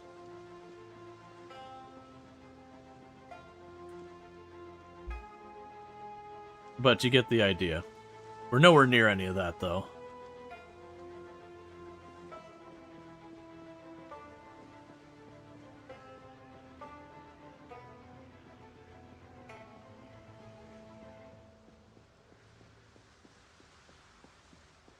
I started with it. I'm not aware of you being able to learn it. There are a few traits you can learn by reading magazines.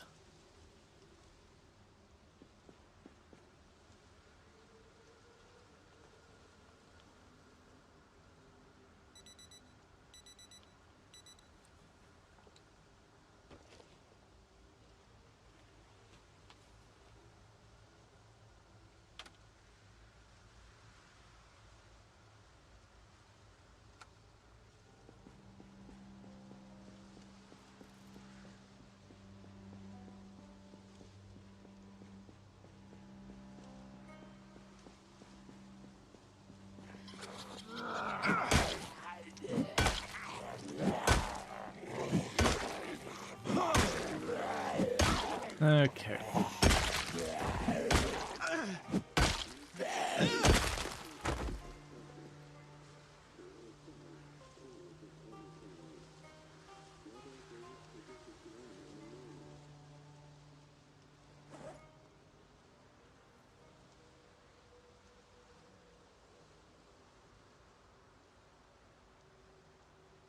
Okay.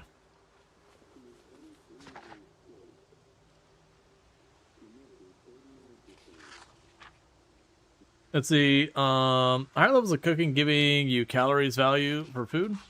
Would that be a good addition to the game, you think? Effectively learning nutritionist? Nah, not really. Because for me, one of the big things is if you're going to have something be a trait, I generally am of the mind the only way you should be able to get that is through the trait.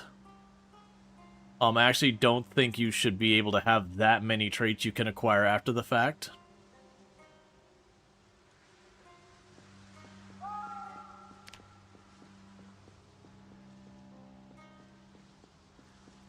The drain battery thing is more, I turn off my radio, and sometimes when I pull it back out, it's like it's been running the whole time. So it's not the battery drain like we had with Build 42 originally, where just like all batteries would just drain throughout the world, and there's like that kind of thing. It's more so that I shouldn't have the batteries draining slowly.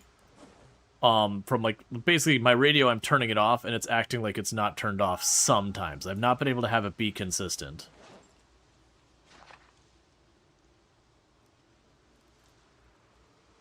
Hey, Sylvie Fox, how's it going? Or Slivy Fox, my apologies.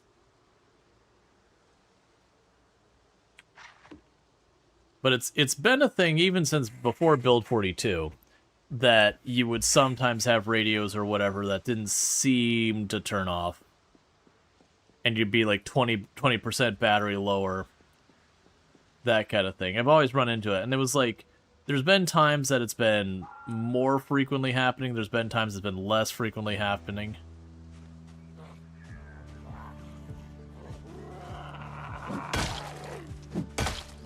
Yeah, no, I've just gotten to the point of just yoinking the battery. Depends on how badly you pronounced my name, like Ultra did. It happens. But it's lovely to have you. And are back to needing to rest constantly because of muscle strain. And thank you for the follow. Welcome to the stream.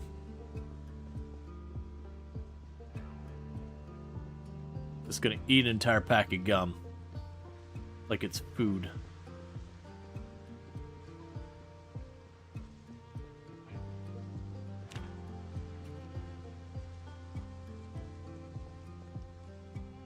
Okay. Nothing we care about in the mailbox.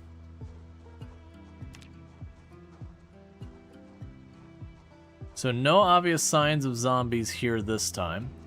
Like I said, we took a helicopter nearby, so zombies had to come from somewhere. That's part of why I've been going up to these areas.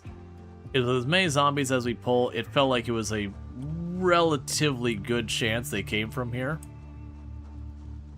It seems like that hunch has paid dividends. Okay, so it does seem to be at least some back here.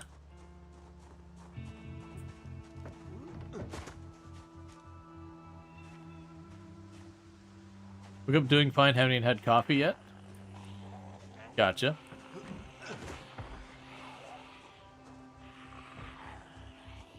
I think there's zombies inside the house who are breaking one of the doors right now. I'd like to keep those doors if at all possible.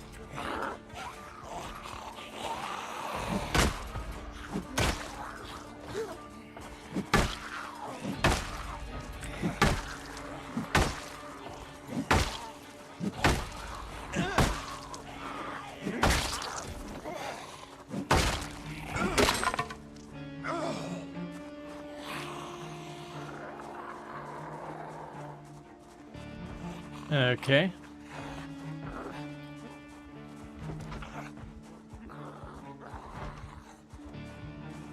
Is that how you ask for things? With Cookie? Yes. Yes, it is. Is that how things should be asked for? Probably not. But, you know.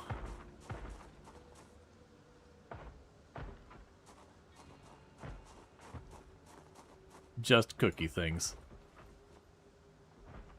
Clean up her mess.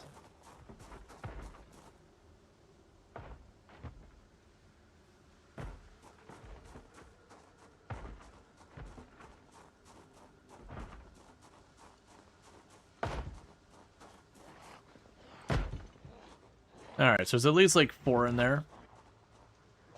We're gonna back off. Sit on the ground.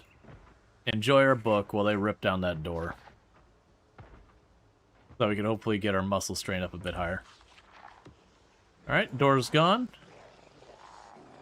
We did not fully recover from the muscle strain, which is a bummer. But is what it is.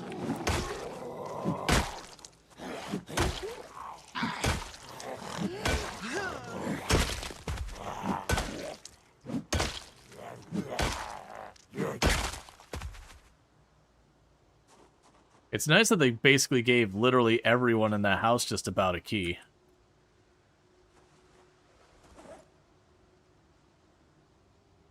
Okay, and that's not what I'm looking for.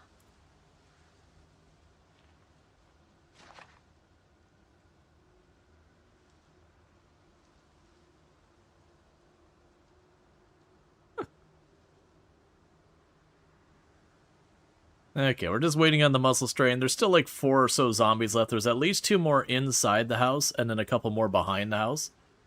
And thank you for the follow. Welcome to the stream. Fog sucks. The fog can be rough. There's no doubt about it. The fog can be rough. I'm glad the fog exists. I think it's a good mechanic. There's definitely times you're like, you know what, fog? Could you kindly go someplace else? I like when they fall down in one hit and then die in the second. It makes my life easier.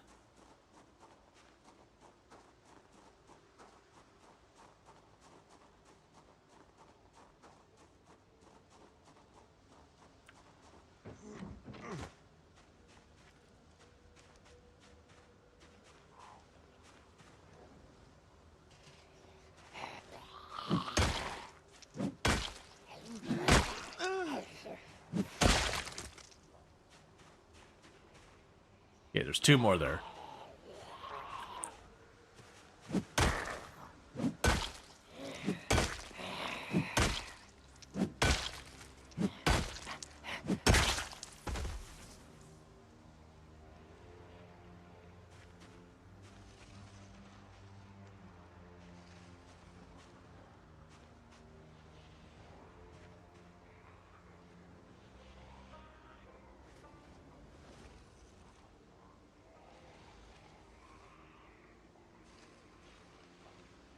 I'm pretty sure I have the mag road, which is why I'm not fast forwarding.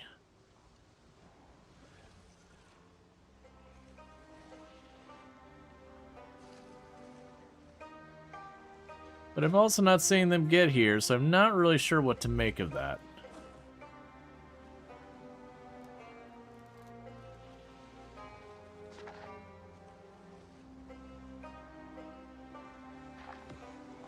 There it goes.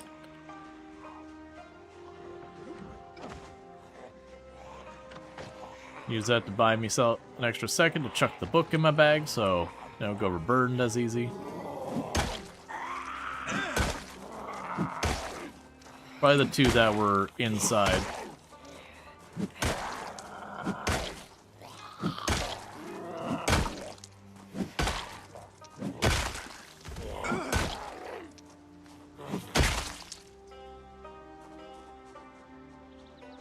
Okay.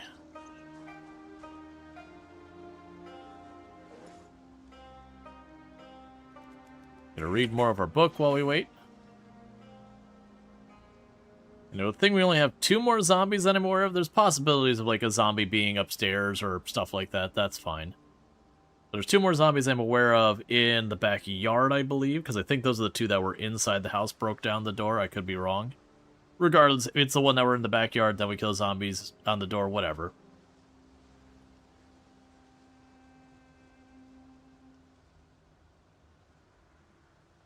Speaking of mechanics, Etel just had a temporal storm crash out.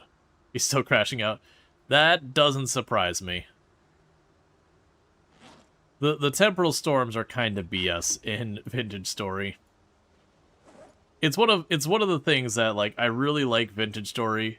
I do feel like they need to revisit how the enemies spawn in the world. Because between the temporal rifts, the temporal storms, and then just sometimes the enemies just deciding that, you know, even though the area you're at shouldn't be lit, or sorry, should be lit, it's not. And then spawning in.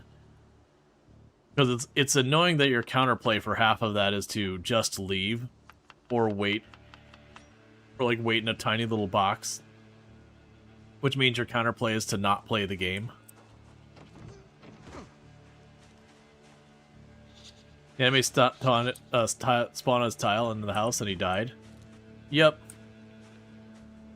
That is the problem with the temporal storms. Like that's kind of the one thing with Vintage Story that, like I said, does tend to really irk me, is just the enemy spawning.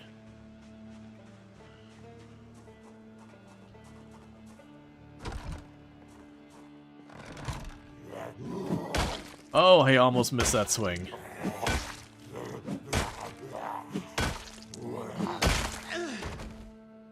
Thank you for the ball peen. Thank you for the 2 things there.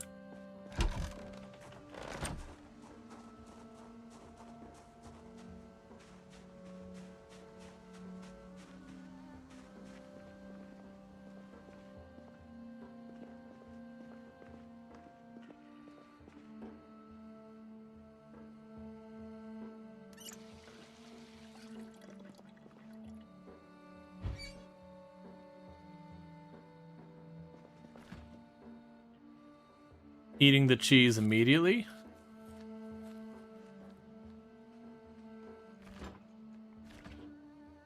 Oh, goodness, we're gonna have instant happiness. Give me that pizza in the oven right now. We should be worried about clearing the place out. No time. There's just no time.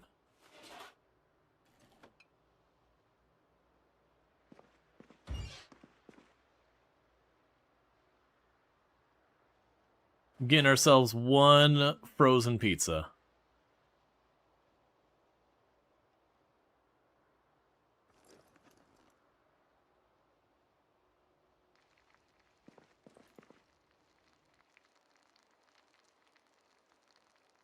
Here, have the unknown berry.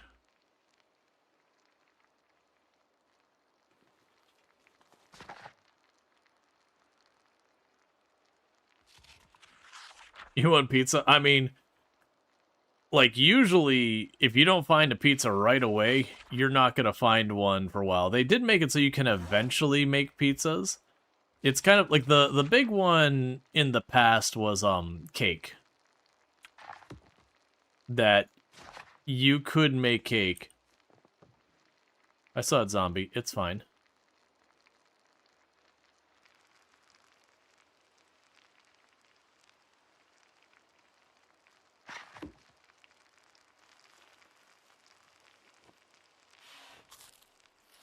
No, don't burn the pizza. Forget that. Don't burn the pizza. Yeah, we didn't burn it. We got close. And we're going to immediately eat the entire pizza.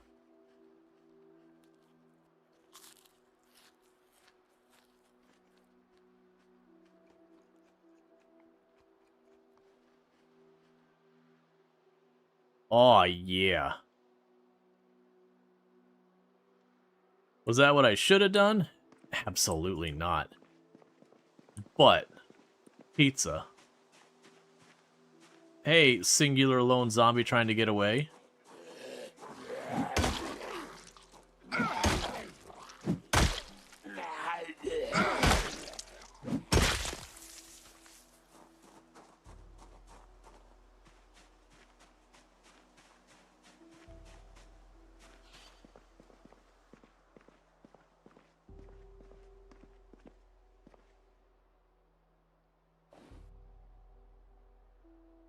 Honestly, well, we'll deal with that in a minute.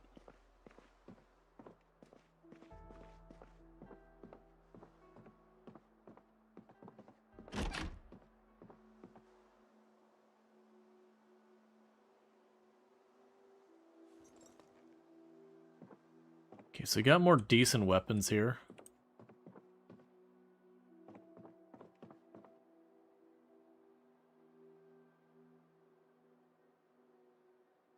Got a cooking show on woodcraft. The thing I find interesting is they've got all those VHSs, but no TV.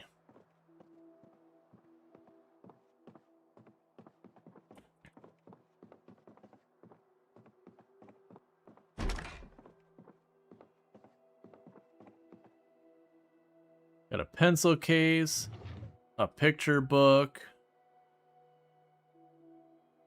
a specimen case for minerals.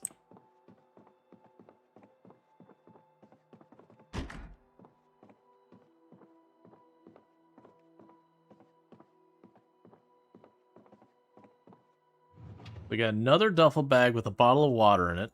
I don't actually need that. We got a key for the house. I don't need that either. Nothing else there we need.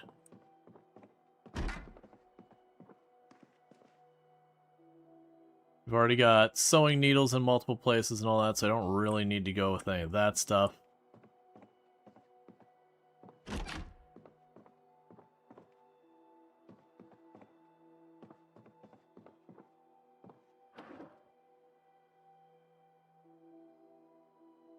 Nothing I really care about here.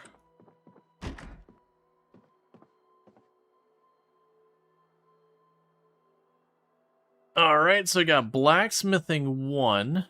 carving 1, maintenance 2. Why would you do this to me, game? Tailoring 1.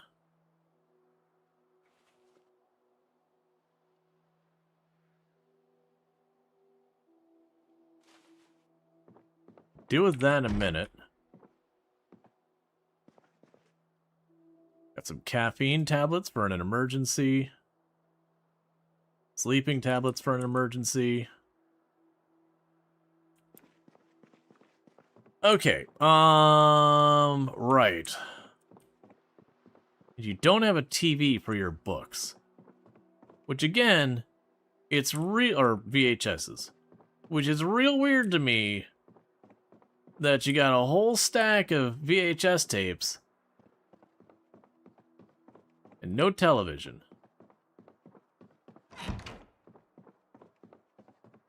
So I don't really want to just sit here and read books, but there's zero chance I'm able to move around and do this. Alright. So I think the maintenance book is going to be my immediate priority. We're just going to blast through these real fast. Real fast being very relative here.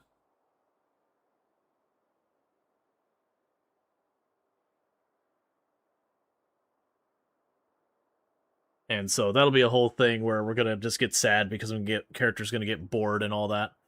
But having like 4 really good books, well, I mean 4 books I can put to use. So the priority is going to be maintenance, then carving, and then the other 2 are honestly not that big a deal either way, but still.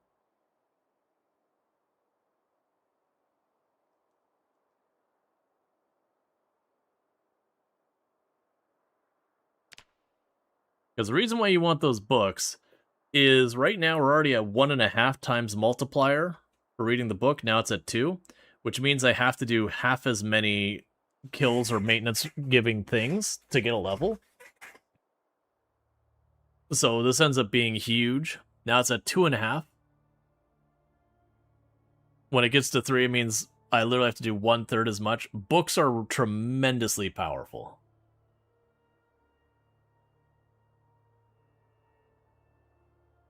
And we're just sitting here reading books as we slowly dehydrate.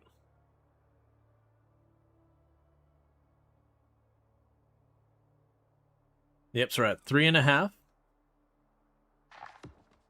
Okay, so now it's too dark.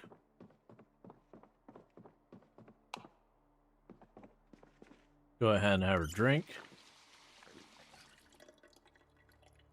Water's still unlimited for the time being. That's lovely. Let's close these curtains so nothing sees me in here.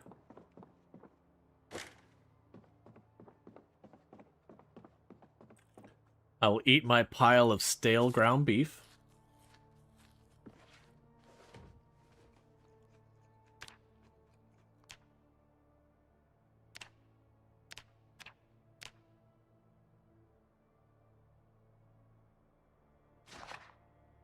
All right.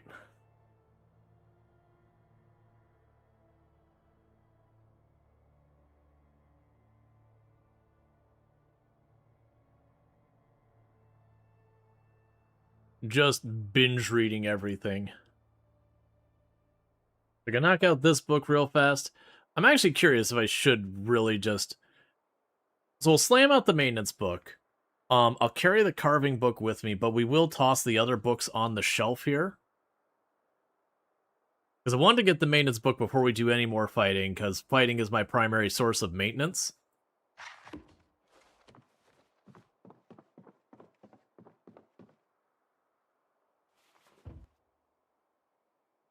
Okay, so we put that away.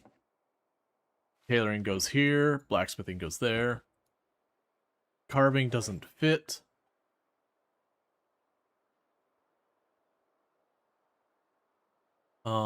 Let's eat our salad. Because I'm kind of hoping between, like, eating a salad, prepping a salad, we can lower our carry weight again. So let's grab the cauliflower. Grab the ham. Add some pepper. Add some thistle. Put away the carving book. Alright, what else can we potentially get rid of? Oh, I've got some pipes here. So what do we got in our weapons inventory on us? Let's go ahead and chuck the rock in there. I don't need that right now. We'll put the needle in one of these because I don't need to have it visibly there. We put our screwdriver in one of those. Oh, I didn't finish the welding book?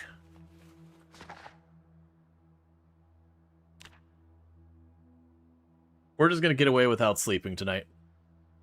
We're going to read our way through the night. And I'll take a caffeine tablet first thing in the morning.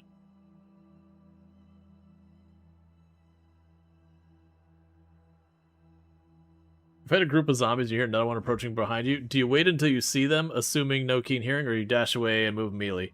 That really depends on my situation.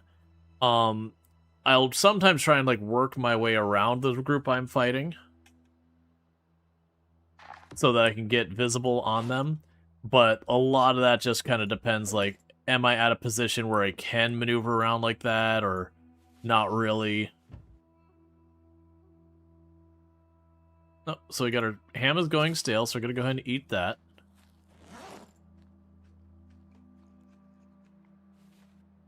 You put our salad away. You're going to take some caffeine pills.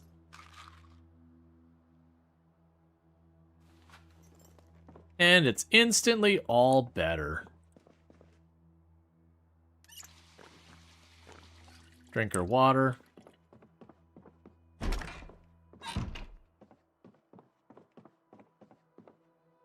Okay, so real fast, we can go here, add a note, and put a, where's the circle? Put a circle here, add note, so we have books, tools. Are we at 1 million zombies killed? No. No, we are not. Propane, lamp, gas, can. And put that over there. All right.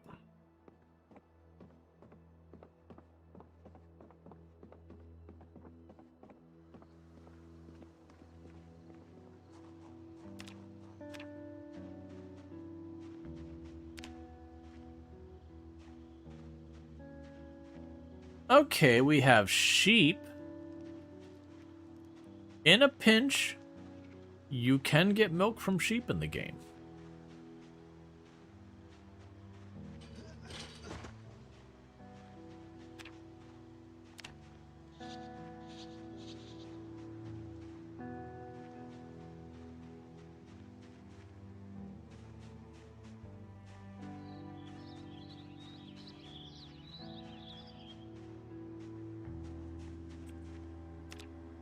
Okay, so let's drop our bags so we're not overburdened.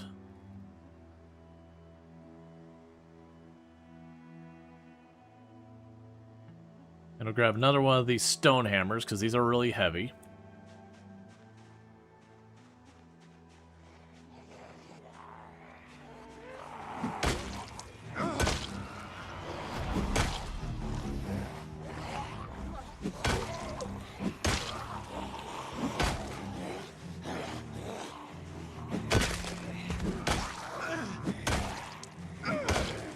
Okay.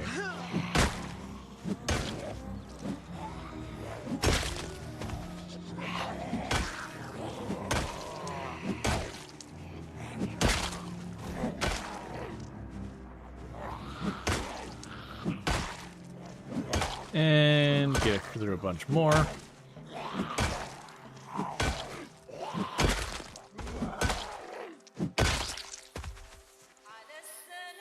Okay, we're fine with those.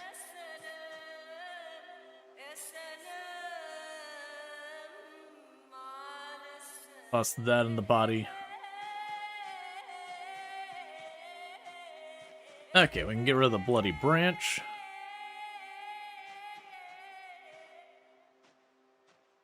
So, curiosity. So I got a ton of zombies in this field. And we're running the same problem with the other field, is I do see that we have an area set here for sheep, but there's no water troughs for the sheep.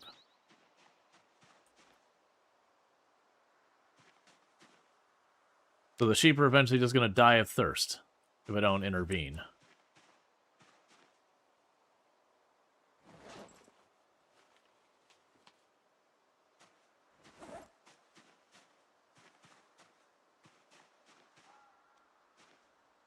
Okay, and we can sit down here. That's bad. Yup. I see what you did there. I'll see you after class.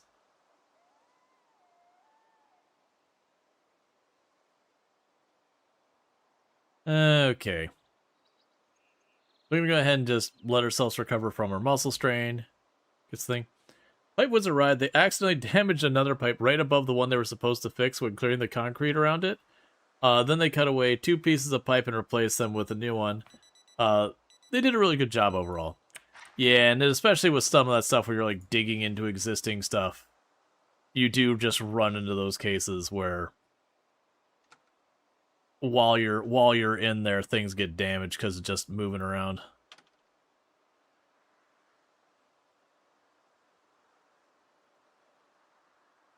All right. It is par for the course. Yeah, no, especially like when you're digging into wall or foundation or something that's really not designed to be moved or removed. Things can get finicky, things can get messy, things can get stuff. You know, like the name Pipe Wizard? It's a pretty good one. Alright.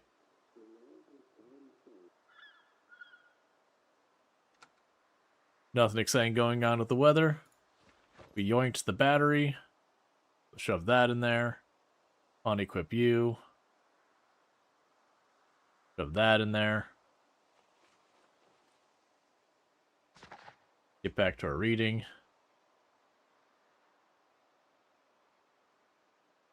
Yeah, we do have a dirt road going up behind this area.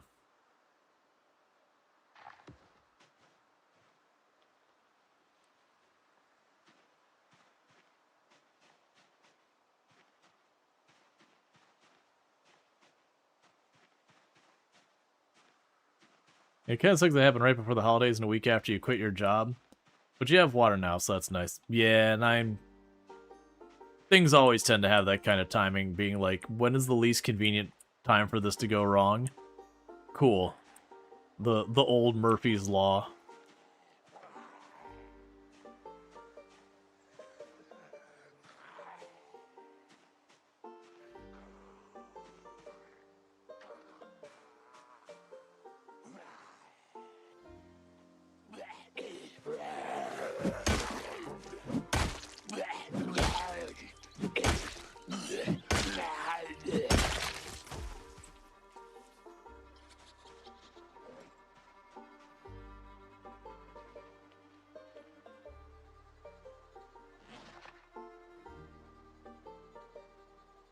Okay.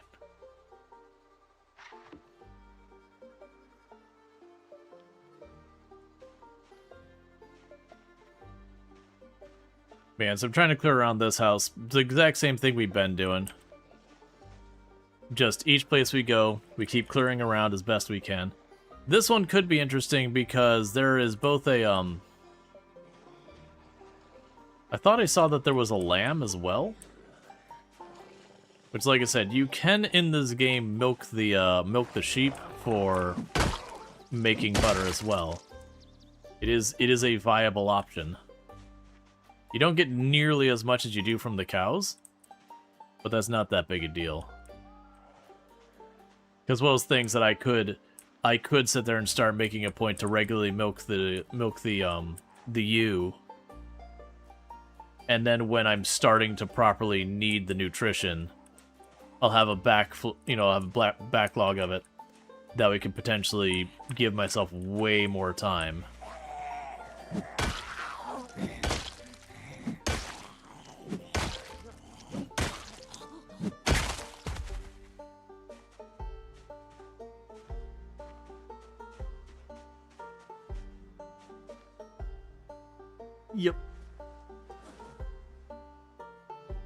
You have some cleanup to do. And you get all your stuff back into your bathroom.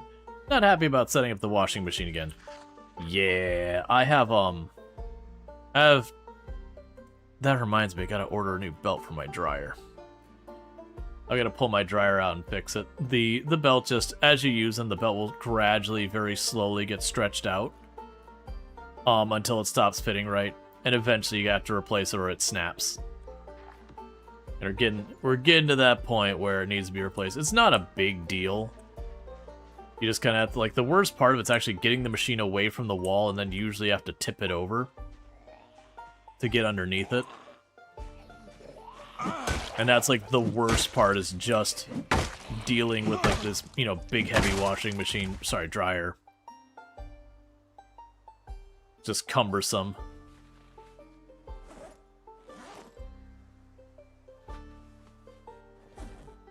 You should have another stone hammer. Let's grab you.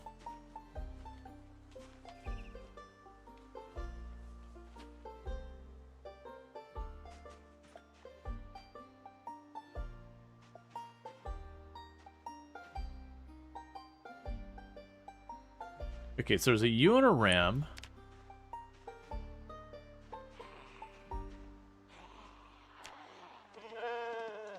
I know, the mean old zombie scared you away.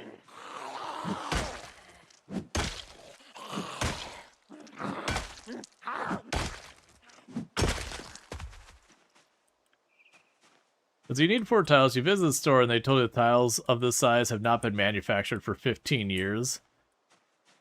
And that's when you turned into dust. Yep.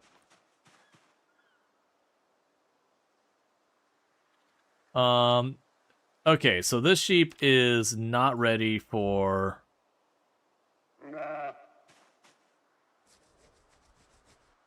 Not ready for milking. It's got to have a lamb first. So we gave the sheep a little pet because it makes us just a little happier. We gave the sheep some scritches, and it was mutually beneficial to our happiness.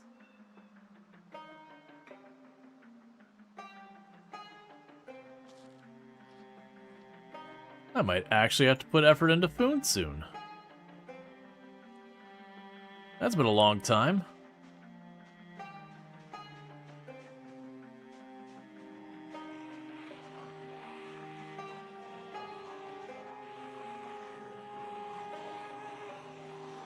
Sorry, sheep, you're about to get startled a whole lot more. But you live in this big open field, and I need a big open field.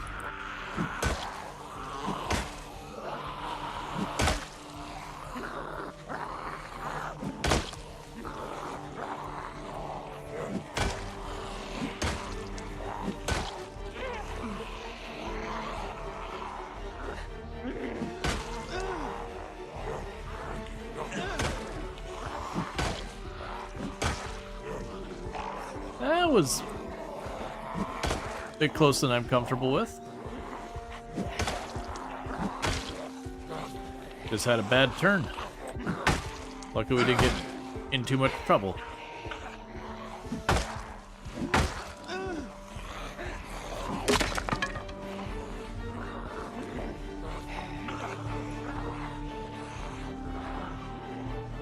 Grab a metal pipe.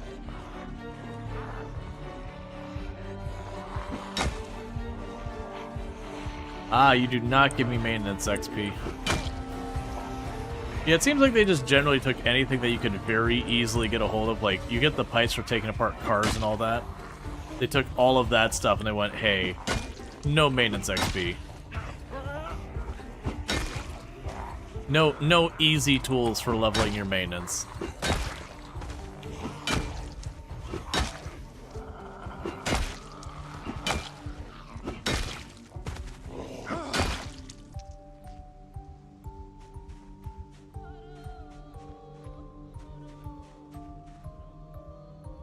Alright.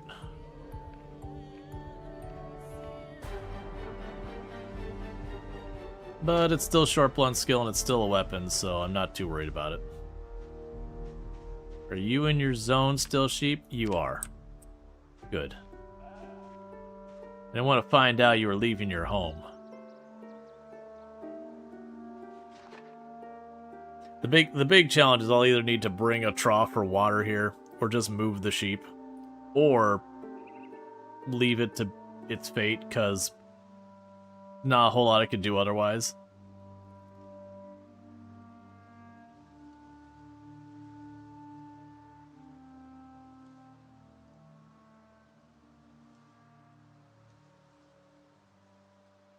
Alright.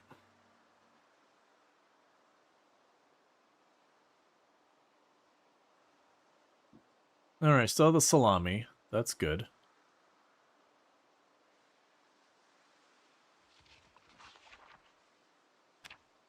Apparently can make a meat salad, but salami's just no deal. Can't do it. Pork chop, steak, lamb chop, all that. Ham. We can make all of that into a salad, but not salami. That's just right out.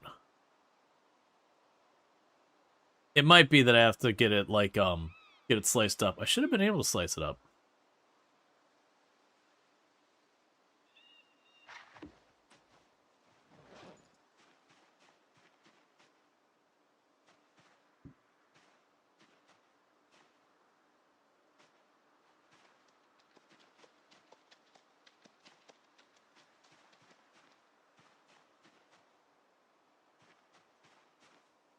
Them nerfing the crowbar so hard feels like a Zospite.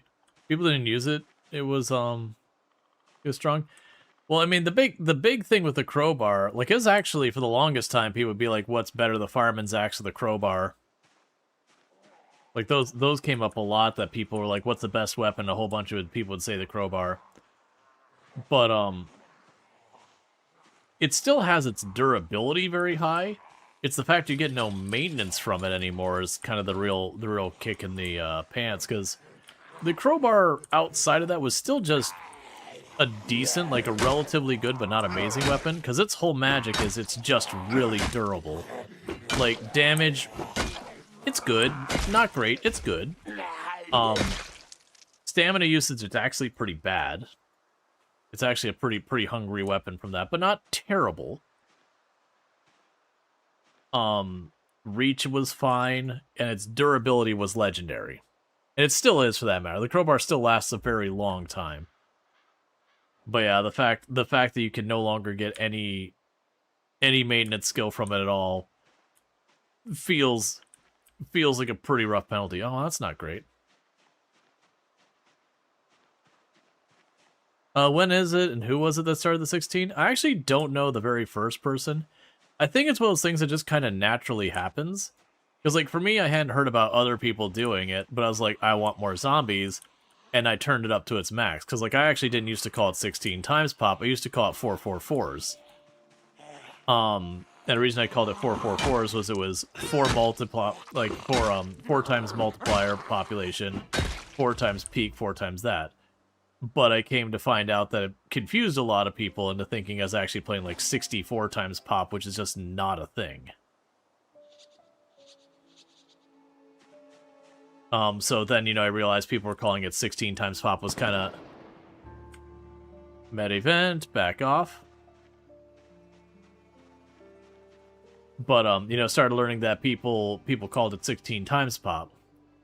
But yeah, no, it's one of those things that's just like a natural progression difficulty of, oh, well, if each difficulty setting, you know, gives you more zombies, and custom I can go even higher, so, you know, I can just turn it up even higher kind of thing.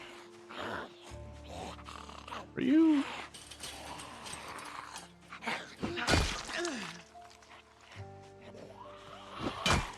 But yeah, so I imagine it's just a whole thing there.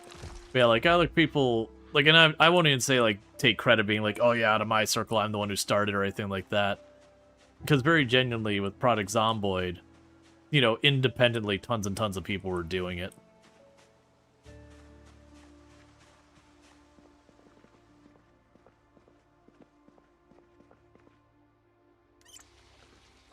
It's kind of like who came up with Zero to Hero first. It's like, well, Zero to Hero thematically as a challenge has existed long before Project Zomboid did. Like, that's been a challenge that people have done in tons of games. And so, like, who did it first in Product Zomboid? No one really knows. There's definitely people who've talked about, it's like, well, there's, you know, I think it was, Ambiguous Amphibian had one of the earlier videos that was doing something that was a 0 to hero. But it's also those things that the rules people give themselves of, like, what is 0 to hero very wildly as well. So it's kind of one of those things that who came up with, like, it's just a thing that's existed in games for a long time.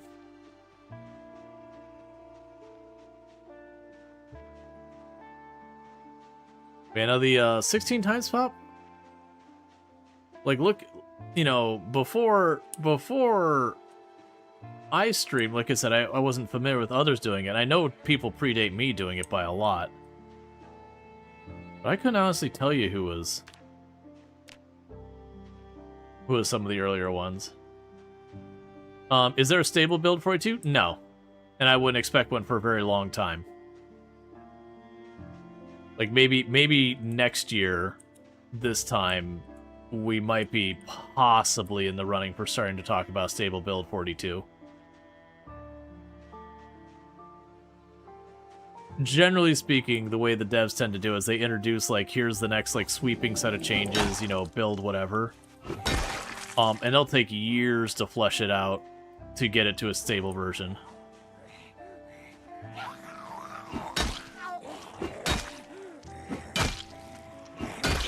And I don't mean that in a bad way. I actually really appreciate that Indie Stone does take the time to work on things and get them where they want them. It can be frustrating at times because, it's not a fast workflow, but I don't think it's, like, bad. I would rather have that than nowadays how many games we get that it's like the full release, full pay, everything, and then the game barely runs. Or, like, you sit there and you get, like, a big update kind of thing, quote-unquote big update, and it'll be like a next to nothing burger. It'll be like a tiny little change that they'll be promoting for a while. Indie Stone definitely does, like, major updates that take time and all that.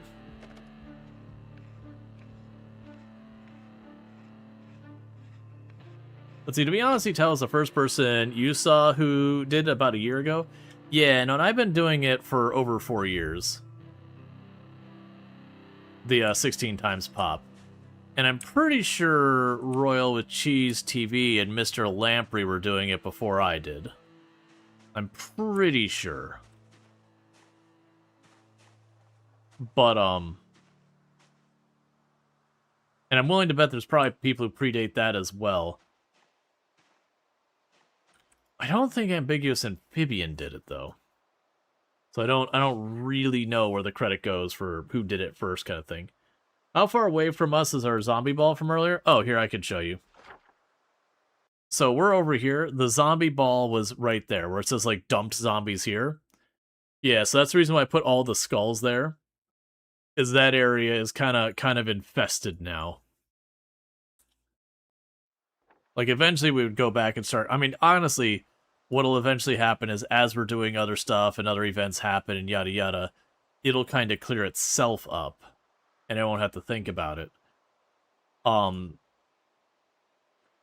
that's going to take time. And when I mean clear itself up, the zombies will spread out, get moved by meta events and helicopters and all that kind of stuff, and at that point, you don't really know where the zombies are. Which is just the nature of, like, when you're doing multiple helicopters and all that. They're kind of a wild card that they keep moving things around and shuffling them and migrations and all that. So it can get very hard to predict where you're going to run into trouble, when you're kind of in the same broad area. That does change, like, if I finish clearing out this area and I'm making my way to, like, Riverside or whatever, that as I get a certain distance away from where I've been operating, you can get a higher and higher level of confidence that you're not going to be running into problems over there. Okay, so you're 20, so I'm going to slam down the salami.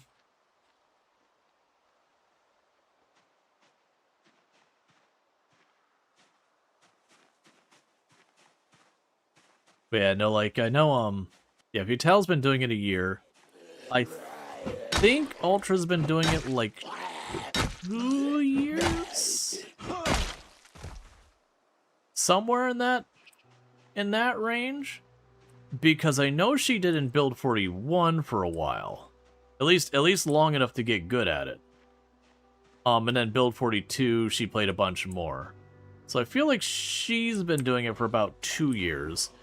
Lamprey and Rual with Cheese TV, I think would have been around 5 years and maybe longer than that. I just know that they've done it before I did. I just don't know by how much. But as far as, like, you know, Twist on Fire, and a whole bunch of other people who are in the Project Zomboid community, no idea. I believe there's also people who did a lot of that stuff in the past, but stopped streaming well before I had started streaming. Because if you actually look at, like, the names of creators who show up at, like, special thanks, like Special Infected, in the Project Zomboid credits at the top, a lot of those are past creators. And there's some names that you see there, you're like, oh yeah, I know Ambiguous Amphibian, I've seen their content. Oh yeah, I see Rual, I've seen his content, that kind of stuff. There are a ton of names who haven't streamed or created YouTube videos in years and years. And my assumption is, like, once upon a time, you know, Build 20 or whatever, you know, some of the older versions were, that they were around playing Project Zomboid. And just over the years, they either stopped streaming, like, maybe they still play, but they're just not creating content anymore, or maybe they've moved on to different games and all that, because, you know, no matter how good a game is, eventually you burn out. And I do know, even in the time that I've been streaming the game, which has only been a couple of years now, that there has been a number of creators who were once, like, really big in the community who are just gone. They just stopped streaming one day, and that was that.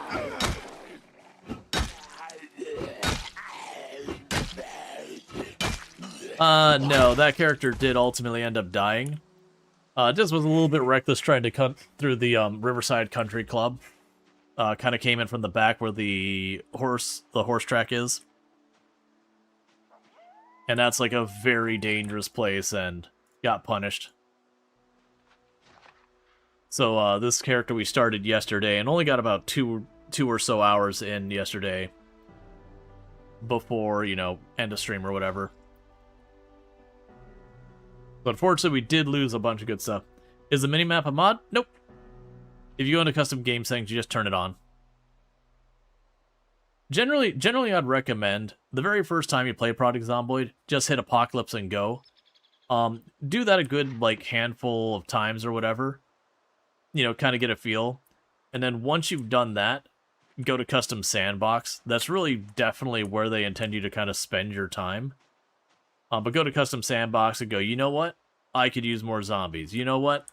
I felt like loot was just really generous that I found very quickly I just didn't need things, so maybe we're going to go ahead and nerf the loot a little bit. Like, whatever settings you choose to do. Okay, so I actually do have a decent number of zombies in the area.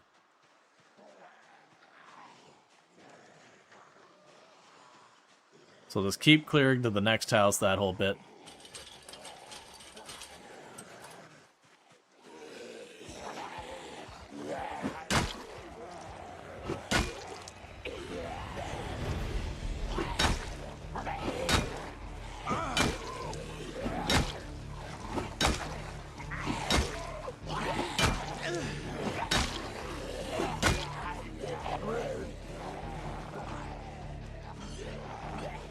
Okay.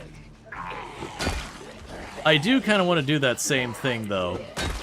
I like the idea for giving a run direction, because normally it's like, when you're doing 16 times pop, it's like, either you're strategically being like, I want to push this town because it's got the really big bookstore, so there's a really good chance I can get some useful books, or I'm going to push this town because I know it's got, like, a whole lot of tool places, and that could help with a bunch of that, or like whatever the motivator is. But I like the idea of going until we find a survivor zombie, get the annotated map, and then just wherever it says to go, that becomes our target, is to get to the annotated map and just retrieve the goodies. It's a treasure hunt.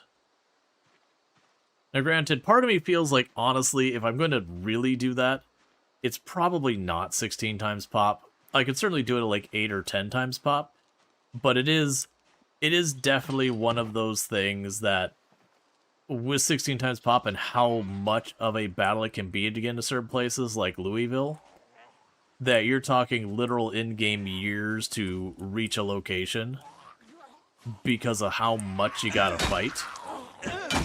And there's no being like, oh, well, I'm just gonna sneak by. Not really. Like, maybe with the helicopter, if you're using the helicopter to draw entire areas away from each other, but even that, realistically, certain places, it's not going to be enough. We started doing a few runs with initial infection until it's like, this is fun, but too easy. Then you turned it up, worked well. Yeah, no, it's definitely one of those things. I encourage people to lean a little bit harder than they're necessarily fully comfortable with. You don't need to go like full in maximum sweaty try hard. I don't think that's the right decision early on either. But I do think it is worth going, okay, I feel pretty comfortable maybe doing 3 or 4 times pop and going, okay, well, maybe go for 6. Because a lot of times that little extra difficulty will do a little bit to keep things interesting, because Project Zomboid is definitely one of those games that when you start it, it's as hard as it's going to be for that run. Like, literally the game just gets easier as time goes on. So if you start it where you feel like the game is not very challenging at the beginning of the game, it's just going to get easier and easier as you go along until it stops being fun, because the game's just kind of too easy at that stage. I shouldn't be trying to sneak around in here. You're gonna aggro? Thank you.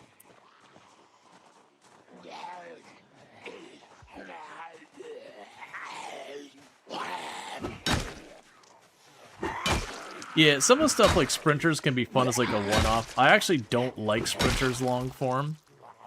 Sprinters are unfortunately one of those things that just the way the game works, there's no real feeling of progression there. Because whether you're a character with 0 stats, like no stats down the board, or you've like literally maxed out everything. Sledgehammer? I didn't see one. Like regardless of what your stats are, you always have to pull them the same way forever. I mean, if you mean inside, I didn't see what's on that table.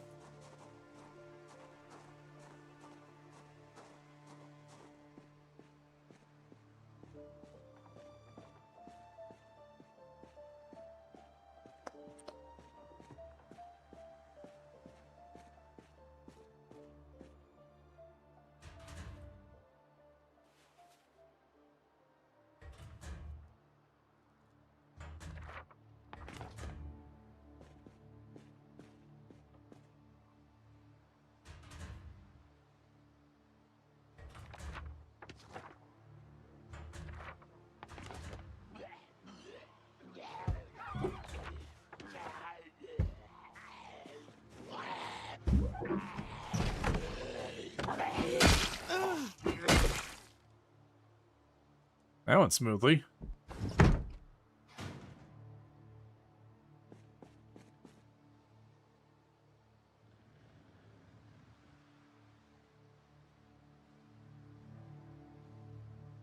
All right, it's time to leave.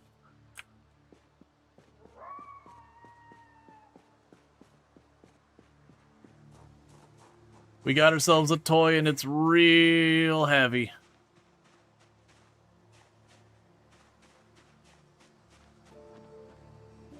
Yeah, now the other problem with the sledgehammer is even if you don't have it exert you, the sledgehammer does take enough stamina, or does swing so slow, you cannot safely use it as a weapon.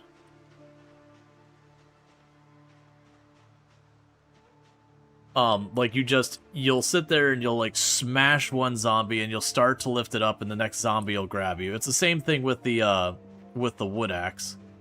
They're not meant for combat in any capacity.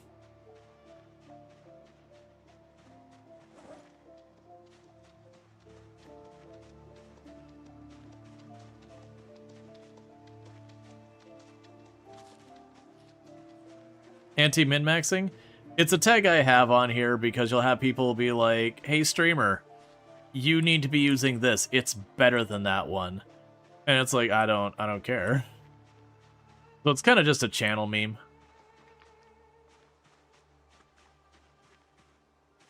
Because there's a lot of games, there's min-max and there's fun. And the two shall not meet.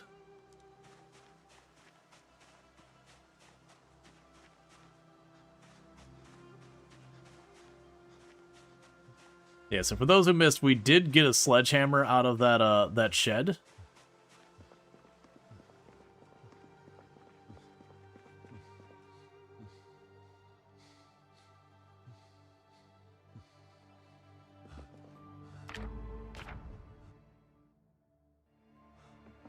Yeah, it's not even necessarily the meta specifically. It's kind of the idea that like, oh hey, don't play this other way. It's like not the strongest option, and therefore you should do something else. Like it being the strongest or whatever, that's fine within itself. But it's the idea if you're doing something that's, you know, quote-unquote suboptimal. That'll be a thing. Let's go ahead real fast. We got the bucket. Top off our water. I'm going to fill the bucket.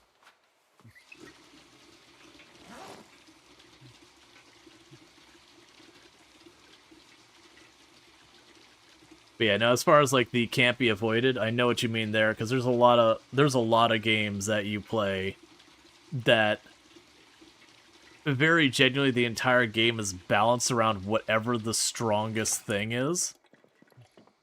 And it can be very, very frustrating when you're doing something that isn't the strongest thing. And it's just, you know, kind of a bad time. Let's see, destroy the stairs to secure the second floor. You see that suggestion very often. What do you think of it? I actually don't think it's a good idea in general. Because, sure, the zombies can't get up to you, but if you start making a bunch of noise out there, you can get to the point, like, if I try to climb out this window, I can't see the bottom of the floor. So, I have no idea if I'm climbing directly down into a zombie. The same for those windows. All these three windows in the back, I can't see the zombies if I go to climb out the window. Then I got these three windows that I could potentially see the zombies. But now imagine you got a horde down here, and you're like, well, what do I do? And you could drop a rope out and maybe get out of there, but it's much easier to just clear around you, and you shouldn't need to do any of that kind of stuff if you're clearing your surrounding area on at least some level of organization. Like, if I'm taking the time to clear out the area like I've been, the odds my building gets sieged by zombies is pretty negligible. It can be a thing if you just camp out at home during a helicopter. Sure, the zombies are being drawn to your building and you keep doing that until they overwhelm you. That, I would argue, the problem isn't the defensibility of your location, it's you are literally bringing the zombies to your location. But yeah, no, I haven't heard that one in a while, because like I said, it's got a lot of negatives. Because when you start climbing down, once you do that, your animation locked until you hit the bottom. And you can just have the zombies wait for you. And there's ways you can like go back up and all that and avoid the damage. They also will tear down those ropes as well. You did that once and you fell out a window, never again. Yeah, no, exactly. And there's that kind of stuff. So it's kind of one of those things, you're doing something that you're actually introducing a lot of ways to get yourself hurt. Where you can make your base safe. Like, you'll notice I never spend the time to build a wall around my base. It's just not useful. I'm more likely to sit there and bang out a wall and making a bunch of noise and get grabbed while building my wall than if I completely ignore all that building and then just killing all the zombies in the surrounding area so there's no zombies to come over to me. Let's see, what gets you min-maxing and optimizing when the player is already doing well enough? Like, at that point, you're just trivializing the fun bits. Yeah, and don't get me wrong, there is an allure into games about figuring out, oh, can I do this a little better? Especially certain games really, really cater towards it. Like Factorio is a game that caters towards that, and Satisfactory, a lot of those automation games. That you're like, okay, I built this thing, but I can make it better. And there's certainly an allure to that, and I actually don't think it's bad to have that. But it's also when people like get really bent out of shape when you're not doing whatever the optimal thing is. That's one that kind of is like, all right, well, you're just gonna have to learn to live with this being very suboptimal. Because a lot of how I play Factorio is I used to take the time to start optimizing things, and then I realized, you know what I can do instead? Instead of optimizing, I could just add more. And that really upsets some people.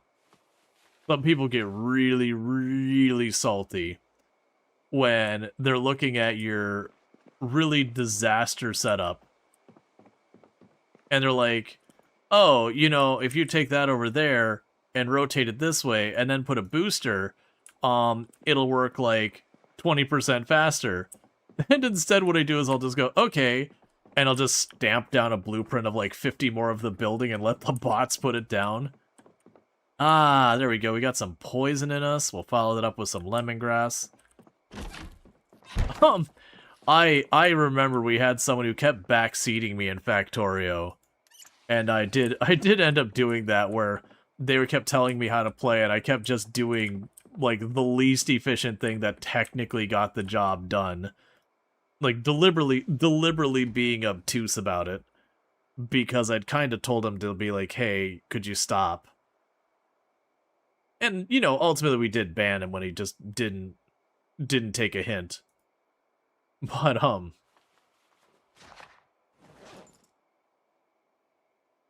you mean not acute?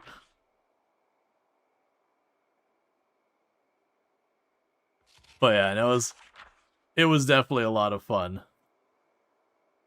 Once you have bots, you could just duplicate areas of optimizing. Yeah, even, and I've had people be like, oh, well, you can't do that in a death world, and like, hang on, I load up my death world save where I completed the whole game. I haven't done a death world since the DLC, because my understanding is it doesn't actually work that well with the DLC. Because death world was never like considered a main way of playing. It was just kind of something they added because it was fun. Why does it feel like I'm always overburned? What do we got here? Do I have something that... Yeah, we're like... Oh, I see. Put you back away. Put you on the back again. Do this. They're still pretty overburned. Part of it is that nausea is going to be penalizing us. But that's fine. You always find it funny how hard it is for some people to watch someone play differently than them. Oh, yeah. Yeah, no, it's a whole thing. I've not had too many problems with backseat. Like, don't get me wrong, every once in a while I had to be like, hey, you know, whomever, like, could you not? Like, you're going to the point that you're not really making this fun for me. And then usually people are good about just, like, backing off then. And I'm sure some people, they go, oh, sorry, and then leave or whatever, and that's fine. You know, whatever. No skin off my back. But, we've had one or two people who are, like, really got kind of way over the top. But the only game I've almost been like, you know what, I'm done playing this because of backseating was actually Subnautica. I was having a really good time. And the worst thing is, like, a lot of the people who pop in, it's like first-time chatter. They backseat really hard, and you're like, hey, man, like, I'm glad you're passionate about the game, but I only get to play this game for the first time once, and you really are making it hard to have fun. So, you know, back off kind of thing. But with Subnautica, there was just a lot of people in the community who were really, really passionate about it and kept accidentally spoiling things because they wanted to talk about this and that. So I ended up finding out about a lot of stuff in the game way in advance because, you know, people are being passionate. Like, you don't want to be like, hey man, don't talk about the game we're playing, because that's just not a thing. But it was kind of like one of those ones being like, hey, you know, like, first time, I've obviously not gotten far enough to find any of these things. You know, give me a minute. I think, did we add a spoilers channel on the, I can't remember. I don't think we did. Oh no, I think we added a Subnautica channel at the time. And it was basically like, hey, anyone who wants to, like, really get into the weeds and talk spoilers and all that, like, you know, you can watch the stream and, like, chit-chat in this Discord channel when you're gonna be getting, like, all up in the spoilers. But it was one of those things I had to have that moment where it's like, I love that you're all enjoying this game, but, like, if this doesn't stop, I'm taking it offline because I want to experience this and I'm having problems doing so. And again, that was the only time it was like people who have been here for a while kind of really going over. And it's a game people are very passionate about. It's also one of the reasons I won't touch Undertale. I've played Undertale before, so I probably wouldn't do it anyways because I'm already aware. But I couldn't imagine streaming that game. Like, that is definitely one of those games where people get all up in arms that you're playing it wrong. Or that you didn't find this secret or that secret. You're like, how could you skip that? You need to go back to the fountain. You need to go back to the fountain. It's one of the best parts. You need to go back to the fountain. It's like, you don't want to miss it, but at the same time, you're like, okay, but really.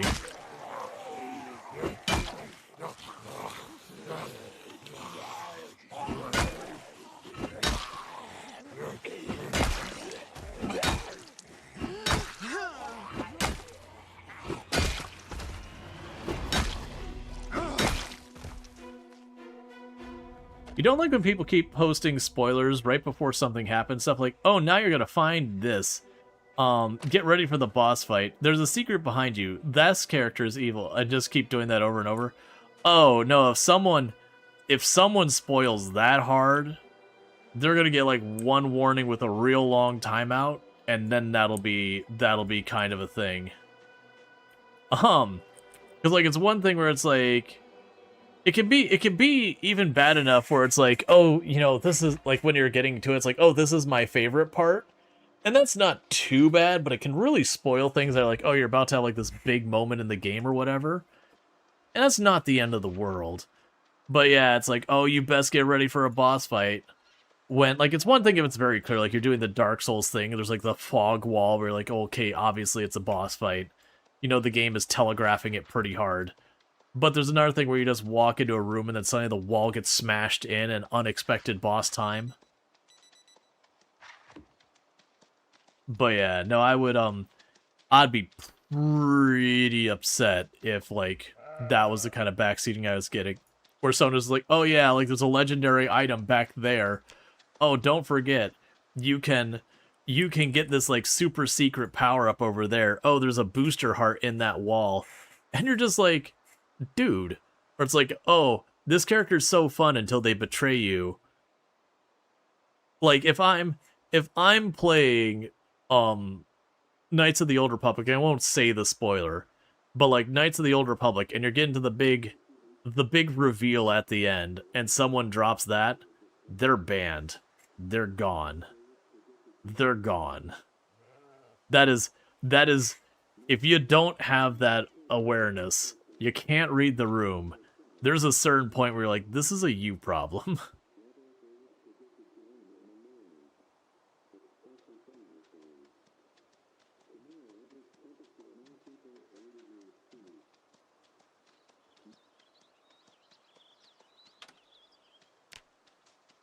Yeah, none of that kind of thing was happening when I was playing Subnautica. The stuff was just like, oh, I can't wait till you find this. And you'll have people like, have you found the, and they'll, like, put that in there. And of course, if you have it, you now know it's a thing. The Soul games are super easy to spoil for someone because they'll talk about bosses the streamer has gotten to without knowing, because there's so many bosses and paths. Oh, yeah. Yeah, no, absolutely.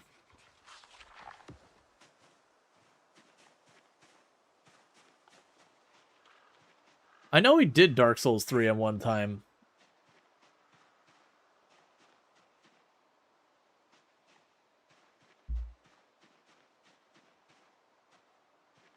Yeah, and I'm trying to remember which Because I had like 3 things spoiled to me in Subnautica. I'm deliberately not saying them so I don't spoil it for anyone else who hasn't played yet. But I am trying to remember which was... Maybe it was the rescue that was the thing that, like, I got it spoiled right when it was happening, that I kind of paused the game as, like, alright, here's the deal. Like, no more spoilers, or the game goes off and I just play it on my own. Because at that point I was getting pretty irked, because it was just like, I had already had the conversation like 2 or 3 times where it's like, hey man, I'd really, you know, please don't. And it was like, if it was one person, then I would just time them out for the day and been done with it. Or if, you know, they were someone who hadn't been around long that, you know, opening post spoiler, you know, they'd probably just be gone. But it was like just different people the whole day. And it was just kind of like finally like, hey, here's the deal. Well, that lasted like 2 hits. Which is what I'm used to. But the other day when I used one, it lasted for like ever, and I was very confused. I'm like, this thing's usually terrible. Why did it last so long? RNG be like that.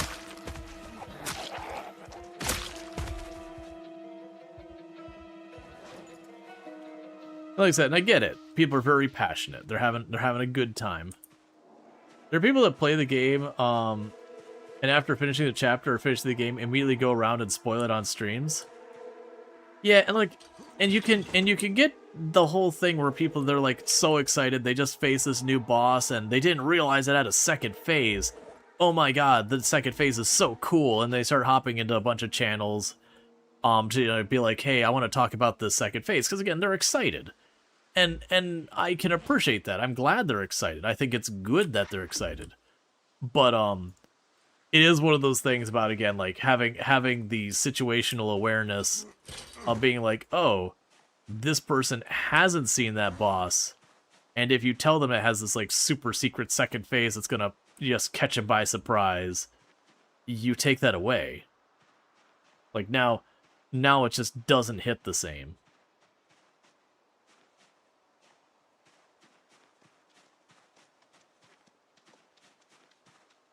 Yeah, the community is very play my way or don't play, you're bad. Yeah. Yeah. I only played like Elden Ring once on stream. It was like one of the worst performing games I ever played. It's like right when it dropped. For me that is. And it was just kind of those things like, you know, the category was very saturated. It was very different than anything I normally streamed. So even though, for me personally, I'm a big fan of the Souls series, like I've literally gotten every achievement in every single Souls game other than Elden Ring, because streaming and doing all that, I just have not found the time. And I honestly did not find the open world part of it nearly as enjoyable as having like a much more closed off world. Like they've all been open world, but like they were very much boasting how big their world was.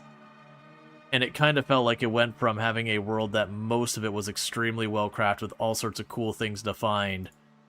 So you kind of had these areas that were like troughs that were just like, oh, it's just okay here. And check out the ends playing some PC building simulator. Making a lot of PCs and all that good stuff, I assume. I still need to play that. I have it too. You had a game that was new that day and had someone spoil it deliberately, you still hate them? Oh man. Man, if I was like in high school or whatever and like, you know, Final Fantasy VII dropped, I was like, oh man, I can't wait to play this. And had my buddy show up and was like, dude, you won't believe what happens. Like, there's this character, Aerith, and you won't believe what happens. It's serious. Dude, you don't understand. And spoiled that versus me, you know, finding out in game. It's like, dude, here's the deal. We're not talking anymore. This is like just... Obviously, it's something you don't need to say. Now, it can be one of those things like, have you gotten to the part with Aerith? And you'd be like, what part? And they go, I'm not saying. That's fine. Because they're trying to, like, they want to have that conversation. And they might spoil that something does happen to that character. And that's kind of a big deal. but at the same time, there's only so much you can feel around to figure out if you're spoiling someone or not. And so yeah, like that'd be like, did you get to the part with Aerith? What part? If you don't know what part, keep playing. And that's fair. And it's a little spoiler, but you know, there's definitely you gotta like feel out the edge and be able to at least possibly have a way to communicate that kind of thing.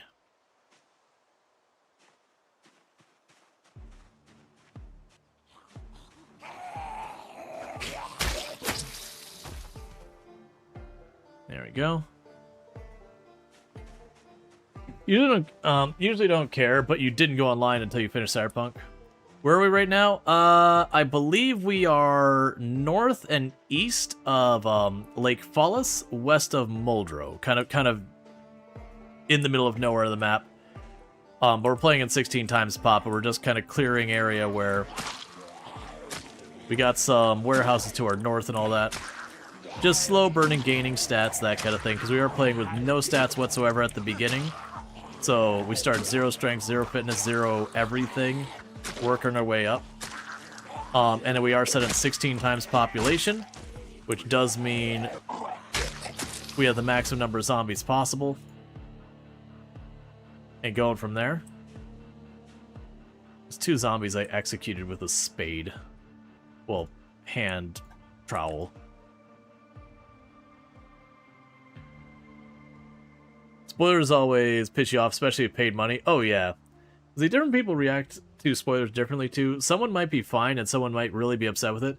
Yeah, well that's the whole reason why you kind of feel it out to get, you know, figure it out. Be like, hey man, did you get to the part with the character? Like, not spoil anything else? And it'd be like, I don't know what you're talking about. It's like, cool, if you don't know what I'm talking about, we're not talking about it.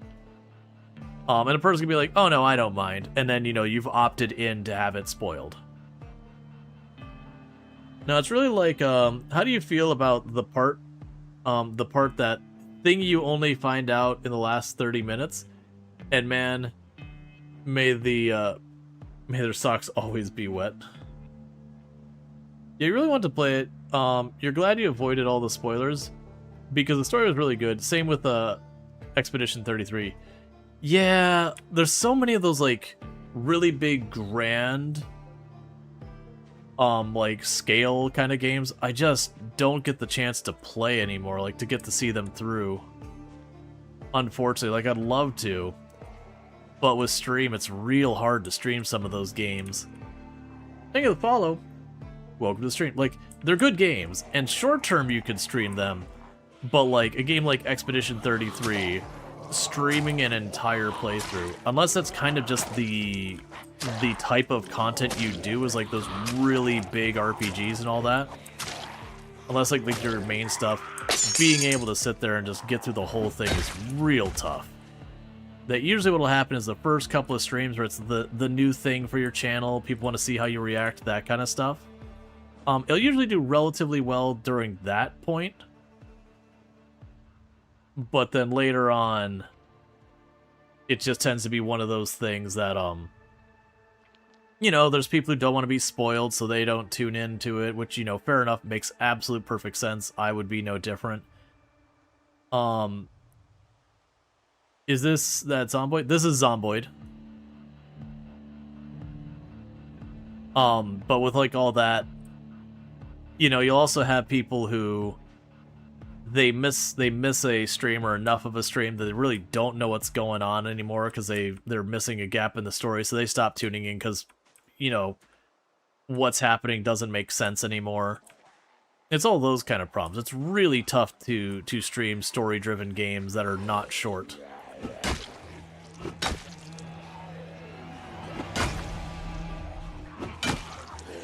$900 for a gaming laptop. I don't want to hurt your soul, but it's gonna be really tough to get a decent gaming laptop for $900. I mean, heck, it's gonna be tough to get an okay laptop just in general for $900, unfortunately. Yours cost $1,400? That's actually not a bad price.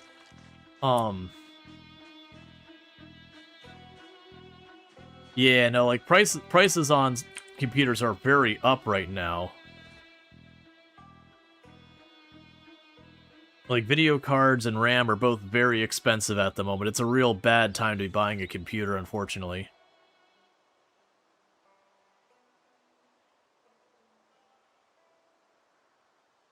We're effectively having part shortage because of generative AI.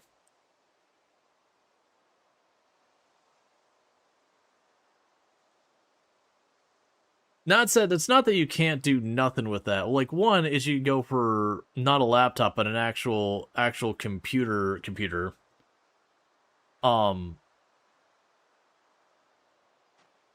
can use the computer until the wheels fall off, and then you're getting a new hobby. At the right prices are going, that might be necessary for some people. That you're going to be priced out of the hobby. Which sucks.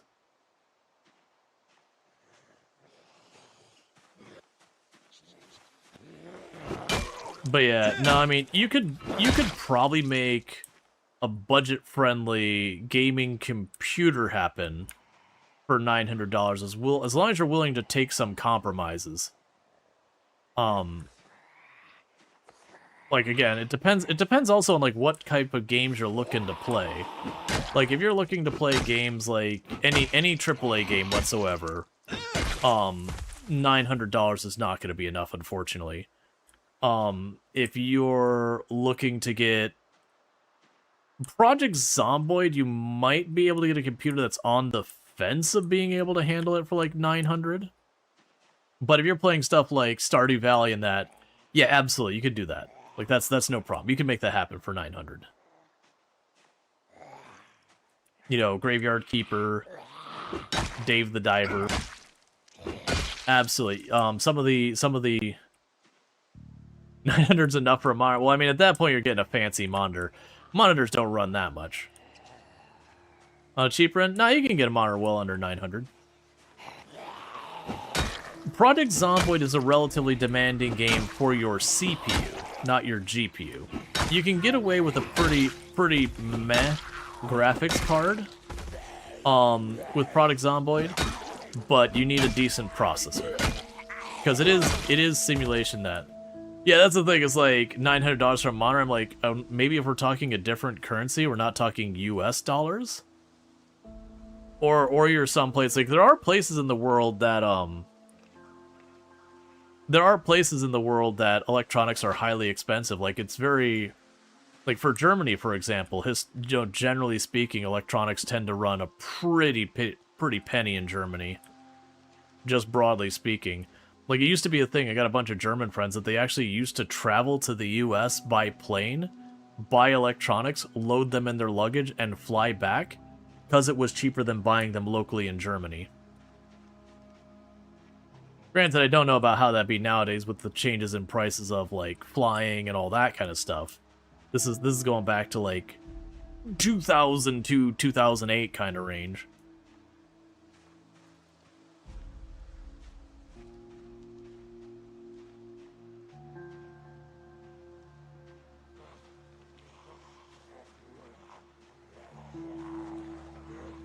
Oh, that's more than I should have pulled. We're gonna regret that. Let's see, you had a laptop, but it was used, like, heavy, and the hinges are now broken.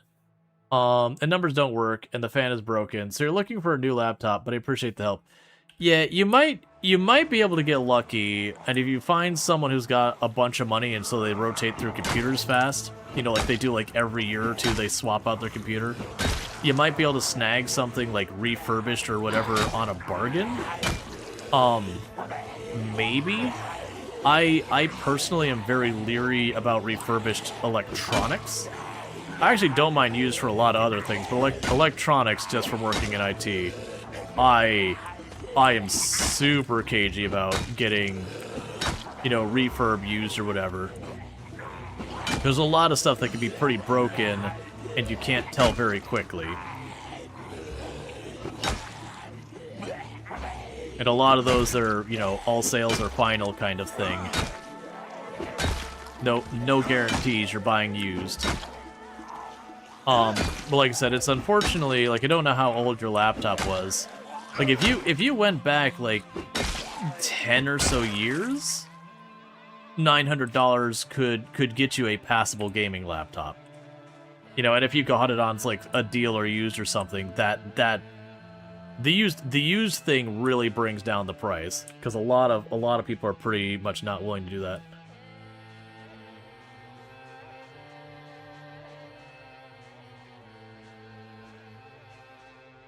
Because like I know way back I bought a it was an Asus, no, what was it? No, it was a Dell. It was like the Dell XPS whatever garbage. It was a laptop. I always jokingly called it a portable desktop because the thing weighed like 8-10 pounds. So it was not something you wanted to just sit on your lap, and plus it would just blast you with its fans and just cook your lap. Laptop's like 5 years old and you got it for a friend because they need it for school. It already had problems, but it was something. Oh yeah, that's totally reasonable and understandable. And I had that thing, and I think when I bought that, it cost me about $1,100. But that was like, the physics card was a brand new, you know, technology. Like, it was a separate card and all that you had to have. So I had like the dual video card and a physics card, and that was like $1,100 at the time, which was a pretty good price for it. But man, that's been like 20 years. Genuinely been like 20 years or so since that was out, maybe a little less. So that same laptop, if I were to buy that same laptop right now, I'd expect to spend $1,900 for it. And granted, that was for its time, that was like a proper gaming laptop. It could run pretty much what was out for the time. So it wasn't a very budget-friendly one. It was like my big gift to myself, because I've been working constantly since I was like 15. And I had bought myself things, but never anything like nice. Like I kind of bought things I needed and all that. And so, you know, I bought like that really nice laptop, spent more than I probably should have. But, you know, I was going off to college. Not going off to college, like I was going to be going to university. I'd already done like state college. And so it's like, you know, I know things would be tough money-wise and all that, and I could save this money for that, but it's like I wanted to do like something nice before I was in the thick of it again. And I still have that laptop floating around here. It does not work great anymore. It definitely does not work great. I imagine I'd be surprised if it boots up anymore, because it was having some pretty significant problems.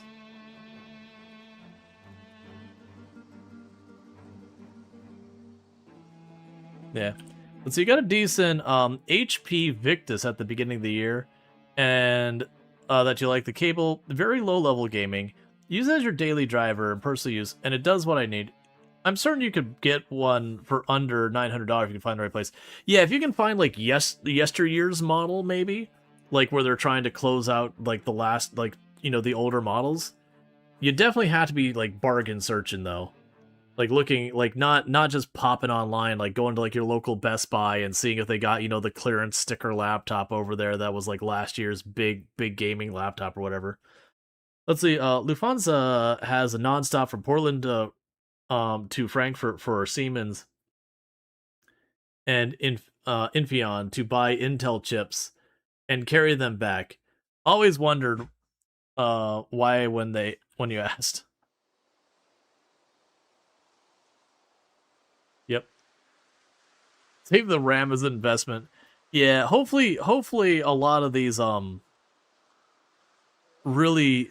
So if you're wondering why the parts have gone up, for those who have been like not watching, you know, like Nvidia just announced it was going to be cutting back on the consumer grade video cards it's producing for gaming by 40%. There's been 3 companies who've kind of all announced that same thing. There's one for RAM, one for video cards. I think there's actually 2 for RAM. But it's just basically because of all the generative AI, that kind of nonsense going on, that a lot of the manufacturers are pulling more and more parts away from that. Yeah, Micron for RAM. And they're just building data centers and all stuff. Yeah, they straight up shut down Crucial. Yep. So Crucial, the brand, is not being produced right now.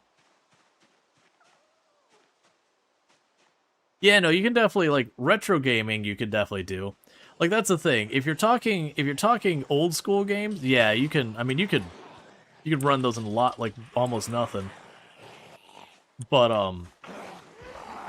if we're talking, like, more modern games so far as, like, if you want to play, say, like, Planet Coaster, you'd need a bit more. If you want to play Product Zomboid, you need a bit more. If you're going to be playing anything AAA, you're going to need a lot more. It's one of the reasons I don't actually care for AAA. Half the time it's like, okay, you know, you can now see the second freckle on this character's face when you zoom in really close. I'm like, you know what I'd rather have? They can keep that second freckle. I'd rather have 60 frames a second. And it not cost me like $3,200 worth of computer to get there. You can keep your ray tracing. I just want the game to run smooth.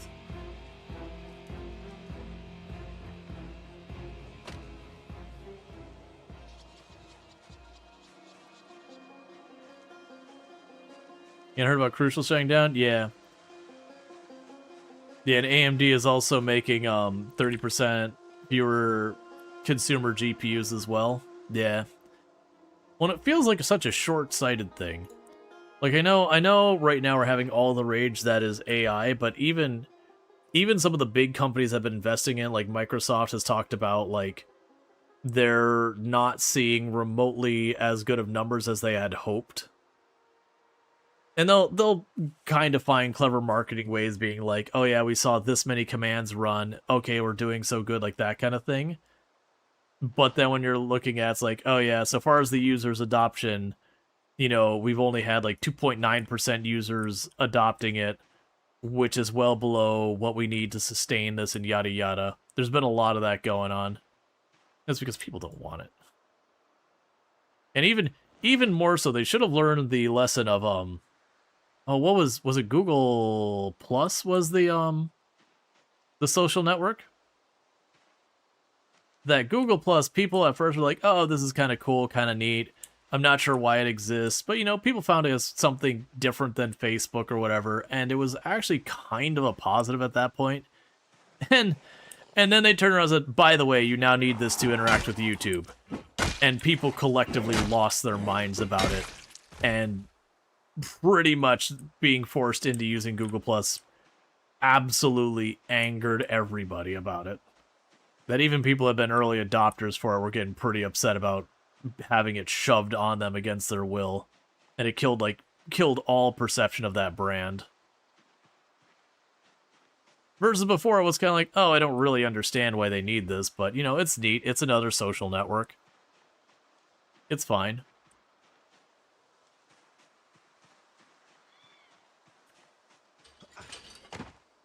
And thank you, Marcus, please, for the Prime Gaming sub. You get only one of those a month, and you use it here, and I really do appreciate that, so thank you so much for that. Let's see, there's a way to pass a TPM check to install Windows 10, but it'd be a downgrade at this point. Yeah. Let's see. Do you think studios are going to optimize their games as people will use their hardware for longer and don't upgrade? I don't know. I can't answer that. Historically, for the gaming industry and optimizing stuff, I wish I could tell you the last time that as an industry, they did better about optimizing. Because as far as I'm aware, I have at no point ever seen that occur. Like, don't get me wrong, they used to be better optimized, like back when you had very, very heavy hardware constraints in your cartridges and all that kind of stuff. And I'm not saying they don't optimize, but there seems to be more and more it's kind of viewed as it's better to get more game out faster than worry about making game better from that point. Then that's more a AAA mentality, because for a lot of people doing indie games, like, you have to be a certain size and have a certain amount of resources to really take the time to optimize your games. It's a lot of work. And so it's kind of one of those things that very genuinely you don't tend to see that happen super much. Let's see. This isn't always a popular opinion, but if you're looking just for a game and you want to keep on the AAA titles as opposed to other things, get a console. Yeah, I mean, honestly, with the budget you're talking, that's probably the better choice. I'm not a console person as well, but that is part of why console game systems are popular. You drop your $500, $600, $700, and that's a lot of money. And it won't do nearly as much as a computer would, but you can run your AAA games on those typically. What PC do I use? I built my PC part by part.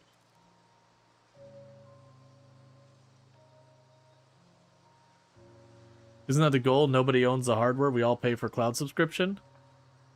I mean, they usually build around console specs, not necessarily optimize around those specs, but only up to those specs and no farther.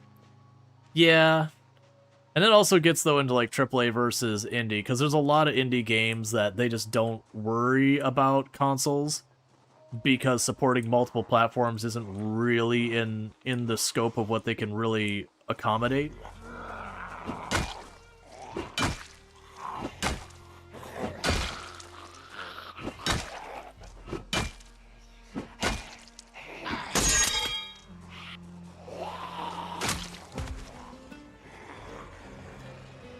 That's not what you wanted.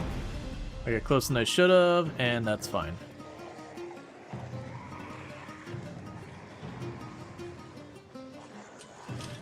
Yeah, no, I agree. One of the big advantages of PC from an affordability thing, is just the fact that you can sit there and kind of go like, okay, my computer's getting a little out of date. Get the new graphics card. Yeah, the new graphics card's going to cost you a mint. But with that one upgrade, you can kind of jump yourself forward a generation. And it's not often that the CPU's that big of a bottleneck, because very genuinely, the CPUs, for the most part, haven't significantly improved their clock speed, which is usually the thing that you worry about with gaming, in a long time. Most CPUs, and honestly, the last 10 years, it's been mostly, oh, we got more cores in it. Which is cool if you have something actually using those cores, but when you get into gaming, if a game is multi-threaded, it's usually only a couple of things. They're usually not multi-threaded where they can take advantage of 8, 9, 10, 12 cores. They might be able to take advantage of a second, maybe a third core if it's a particularly well-designed game in that regard. And that's because the whole thing about writing software to use multiple cores is way, way, way more complicated than dealing with single cores. And a lot of game engines aren't designed with that consideration much either. And so, if you're jumping into Unity, it's very hard to branch out into a whole ton of cores. Not that you can't make it multi-thread or anything. But yeah, and then also the PC has the advantage of you can use it for more than gaming, which is huge. But yeah, no, I'm honestly curious, because for me personally, looking at not ignoring my personal opinions about generative AI and how I feel like it is effectively being used against people and their ability to work, and effectively stealing, and it's going to get in trouble with copyright infringement, because we've been actually seeing more cases get lost by generative AI and pretty high profile things. Even if you just look at it from the investment versus the money going in versus coming out of it kind of thing, even that just doesn't make sense. The return on investment they've been seeing is just not there. And it looks just like when any major tech buzzword is dropped, where it's blockchain or crypto or... And I'll bring up a couple of times that very genuinely machine learning is a very, good, important, solid technology. So when I say it's a buzzword, I'm not saying it's not good. It became a buzzword because people were ramming it into literally everything, no matter how little sense it made. And as a result of it, a whole lot of people invested a whole lot of money into it and just lost that money because it was being used for tons and tons and tons of junk.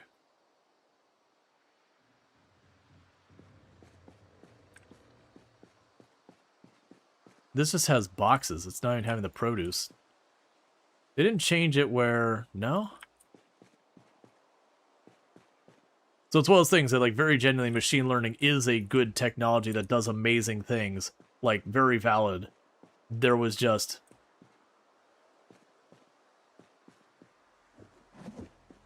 Yeah, because it used to be... Okay, so that one has onions in it. So the thing I don't like...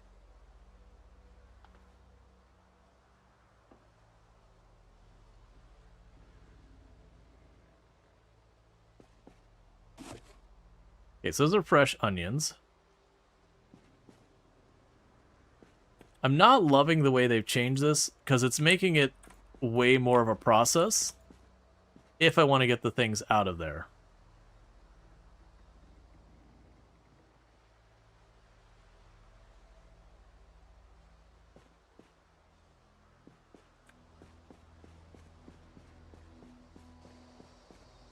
It used to not be this involved. Yeah, that's rotten.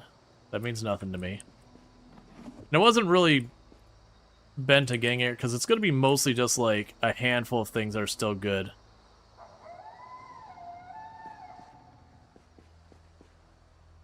Like potatoes will still be good. Apparently onions are still good.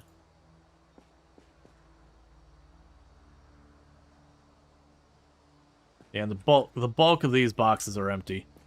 Either way, that's all fine.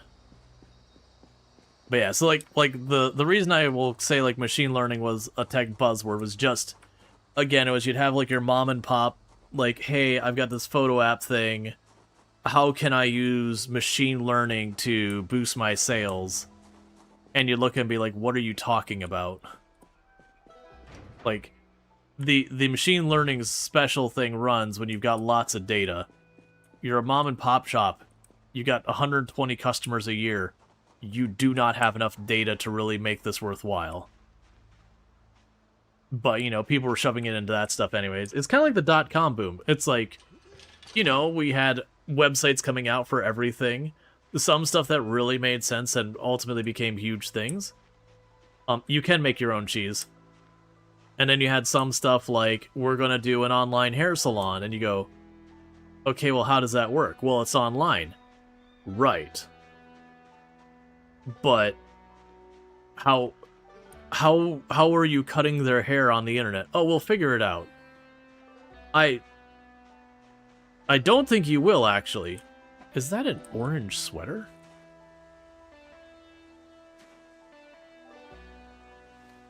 Do you look like you're any good?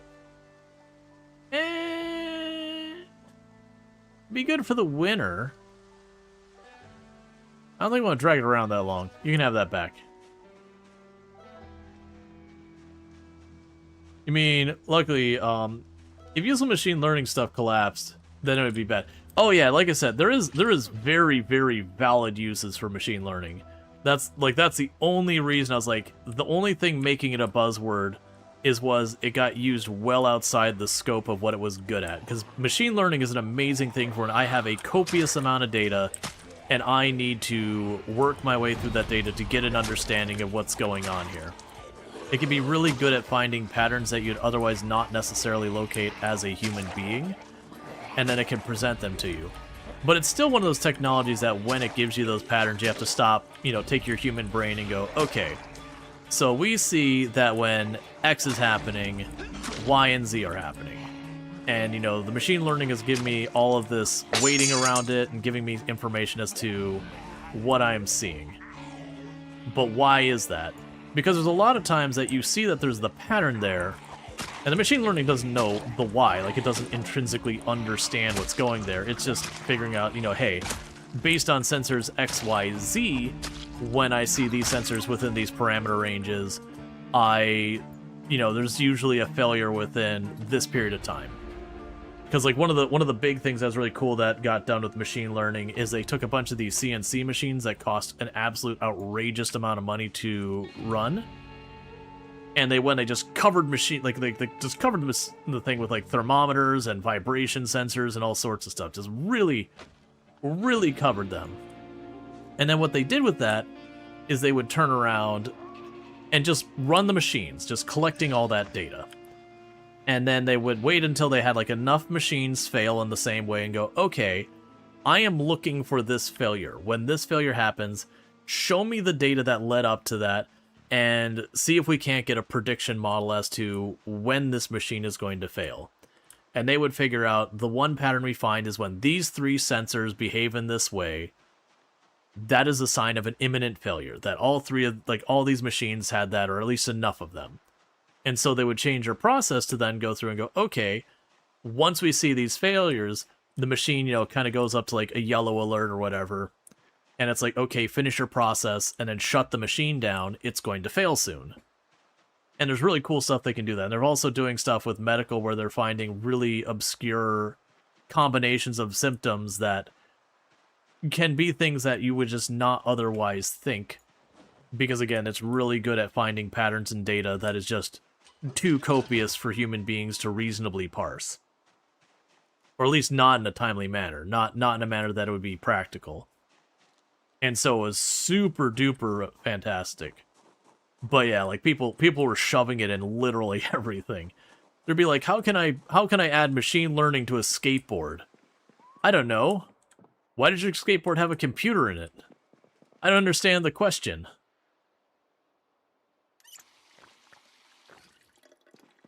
Like, why do you want machine learning in your skateboard?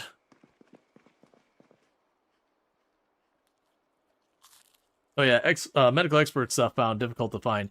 Yeah, because a lot of time, like when you're looking at so much of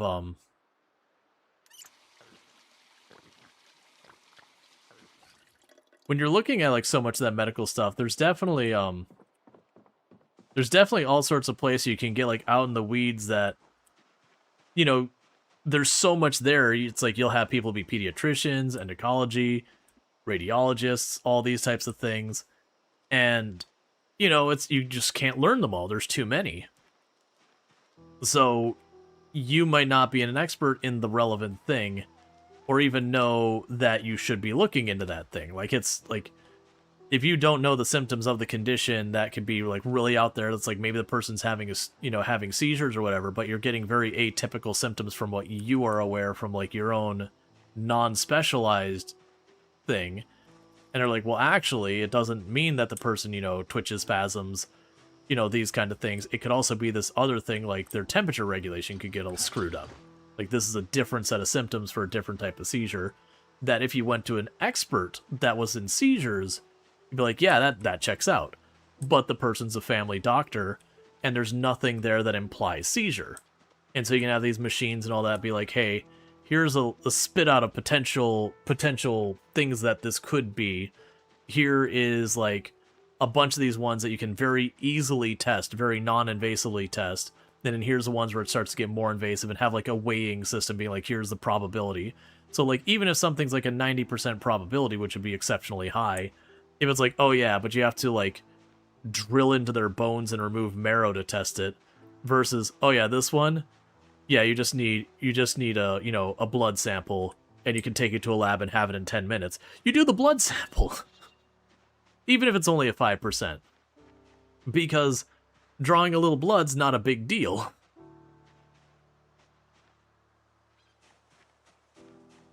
Yeah, clearly your skateboard should be an NFT. NFTs were another buzzword. Blockchain was a buzzword. Crypto was a buzzword. Machine learning, like I said, it was a buzzword, but it was a buzzword that actually had value. Versus blockchain is...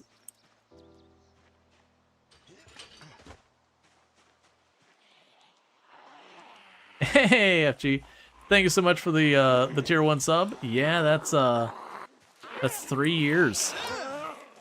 I'm not holding a weapon. I'm not going to do much damage without that. It's been 3 years. Absolutely fantastic to have you and all that stuff. Didn't do the TTS? Did you not hear the TTS? Oh, I bet you Firebot update needs its audio devices changed. One moment.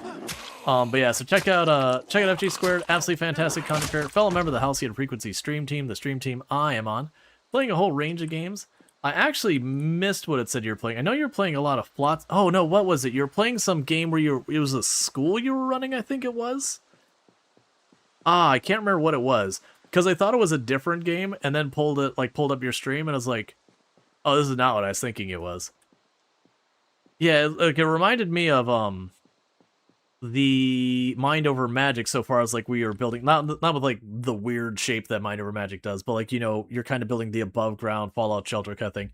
Let me check one thing with Firebot. I think what happened is I believe Firebot updated and changed my audio devices for Firebot. And when it did, it's no... Oh, no, the sound device is right. We didn't get the TTS, is what you were saying, and that was for a sub. Let me make sure everything's working here. And I didn't mute... Yes, the music channel's fine. So we have subscription, edit, text to speech, edit effect. No, that should be going through. That should be playing. Yeah, no, that's what I was saying, is I definitely heard the TTS on my end, and it should be working. I'll test that after stream to make sure that's working, because I don't want to get into the weeds of all that and spend the next... To be honest, you've been having issues with Firebot not working since the big update. I haven't had that. I haven't had any problems with Firebot itself. Because like I said, the TTS did play over my audio. And it is one that won't show up in the VOD, because that is on my, the channel I put my music and all that on, so, you know, when it comes to the VOD, you know, things get weird sometimes. Alright, so we should be heading back for sleep. But yeah, no, my Firebot's been fine. Like, right when the update happened, like, all the, you know, default audio devices got flipped. And then, you know, I had to go in and remember to switch it. Ooh, that makes me wonder if people do the audio scrubbing, where we have, like, the YouTube-style scrubbing where you can jump back, like, 10 minutes and you're not watching the now. I wonder if it's a thing that the sounds for your VODs and all that kind of stuff... I do wonder if that just won't kick over. Because I have my audio split, so there's only some of the audio gets saved to the VOD and some doesn't. I wonder if you're watching the scrubbing, if the stuff like music that would normally be sent to the, like, don't save it to the VOD channel, I wonder if that still saves. Or if you'd still hear it, because you are watching, like, the past version. I've never looked into that. It probably does. It probably goes through and has everything separate later. Yeah, for you, Prime subs don't trigger the sub alert. Oh, weird. Mine still works. Huh. As you're very consistent in your streaming and finding new games. Yeah. Are you in multiple platforms? Yes. I do stream on both Twitch and YouTube and all that kind of stuff.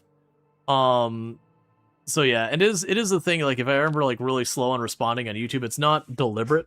There is a significantly higher amount of lag when it comes to, like, what I'm doing now and when you see it. Between YouTube and all that stuff.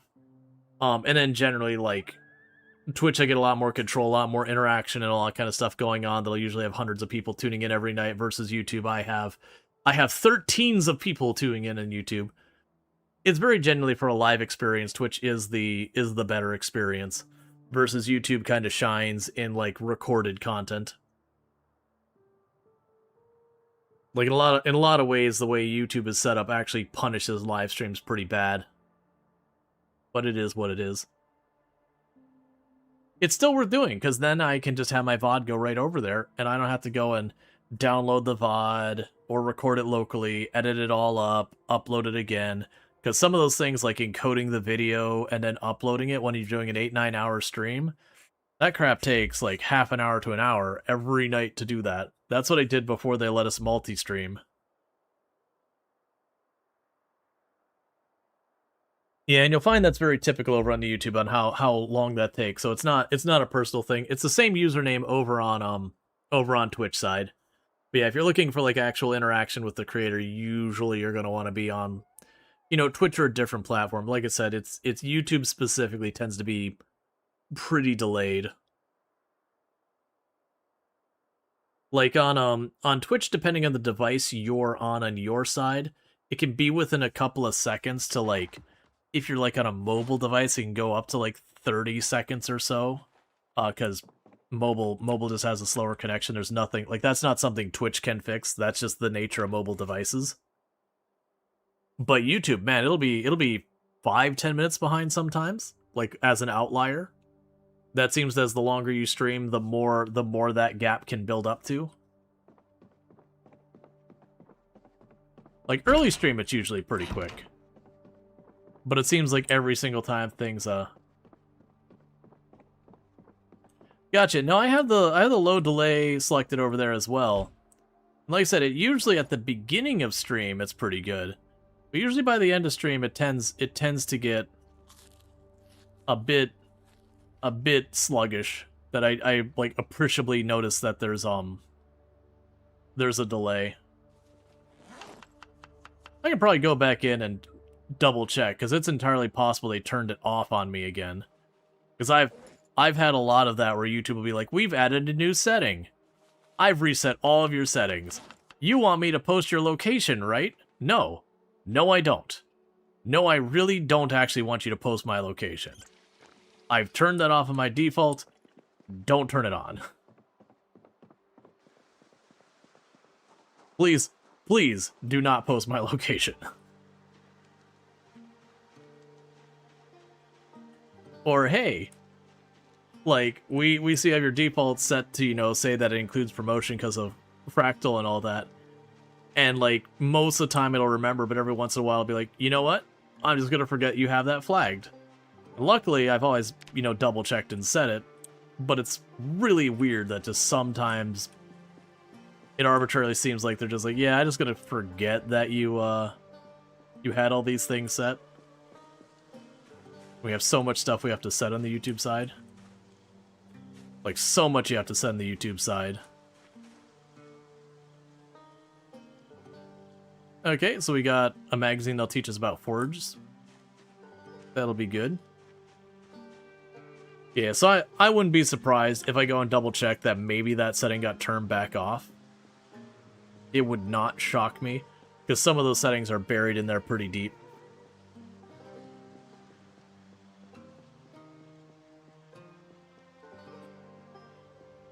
And the setting they forced on us for a little while where it was like, when I say forced, it turned on by default and they didn't warn us it was there, where it was like, oh yeah, we'll go ahead and handle, you know, multilingual support, where you can have your stream in any language.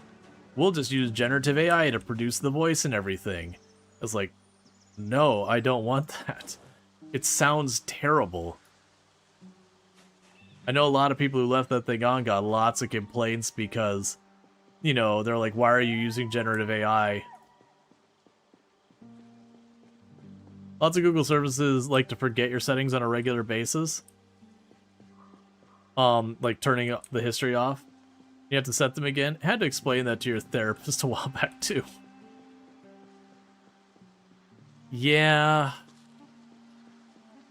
Yeah. There's so often that kind of stuff feels deliberate too. Like Microsoft has done that before as well, where it's like, oh, don't worry. We have this thing. You can just turn it off. And then it just arbitrarily turns itself back on.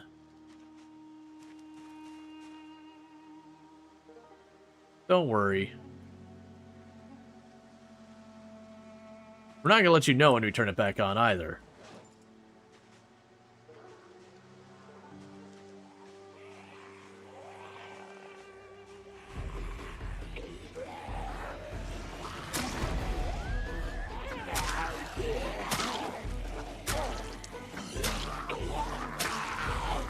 What game are we playing? We are playing Project Zomboid. It is a zombie apocalypse survival crafting game. Probably, like in my opinion, from like a survival zombie game, probably the best one. Even if we're being honest with ourselves, like the survival part of the game is you know, like the survival part of the game is not like really. Didn't realize I didn't pull that out. Even if like the survival aspects of the game are not really that deep or that strong, but it does have a lot of depth for the game. When I'm referring to that as like, you have games where it's like, oh no, staying fed, staying hydrated, it's very difficult. You know, you've got to like really focus on it. Product Zomboid, it's not that big of a whole thing. Hey, Nico! Thank you so much for the raid, all that. I really appreciate that. Do hope you had a good stream. Playing some Product Zomboid as well. I do hope your Product Zomboid went well. So we got another kitchen knife. We'll go ahead and eat our microscopic salad. And then sit in the middle of the road and rest. Pretty soon I'm gonna have to do a day of like making weapons. I'm trying to put that off because I don't want to.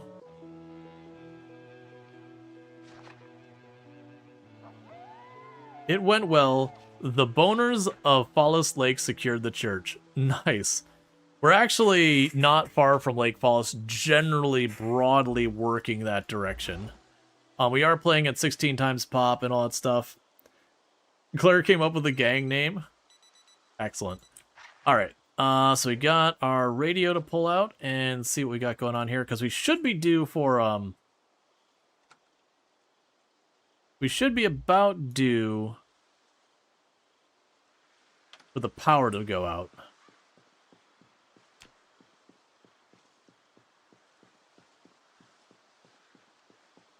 Because we have survived it now for 12 days, and it's 0 to 30 days by default for the power and water to go out. Alright, so power's not going out yet, because it'll give you a warning up to 2 days in advance. It'll be like, hey, irregularities in the power grid detected. Or whatever the exact verbiage is.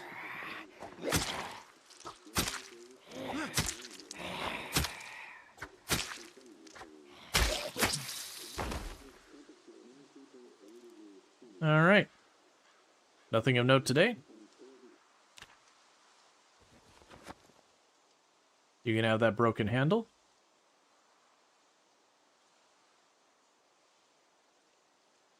Put our radio away. Put our book away. We're going to have a delicious onion soup. Or onion salad. It is onion. And I put pepper on it.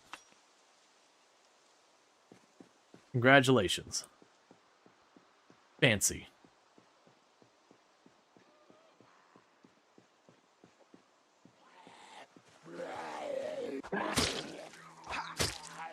It'll bring a tear to your eye. Excellent. Well played. Yeah, so those onions we got do not have much thing. Hey, Allison! Thank you so much for the raid. I really appreciate that. I do hope you had yourself a good stream and all that good stuff. But welcome in. For those who don't know, Allison Adventures, absolutely fantastic content creator. Plays a lot of Product Zomboid among other games. So definitely good times over there. Been helping run a really fun Product Zomboid server and all that good stuff.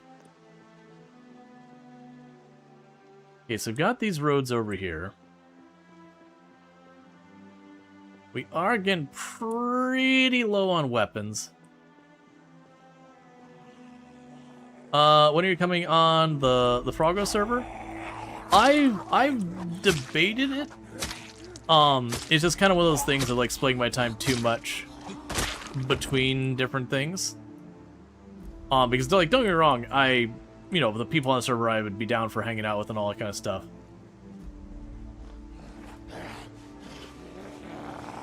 Like, Allison's fantastic. I haven't gotten to do a lot with Claire, but what I have done with Claire has been fun. I know Bonds has been on there. Bonds is fun. I haven't done anything with Bonds in a very long time.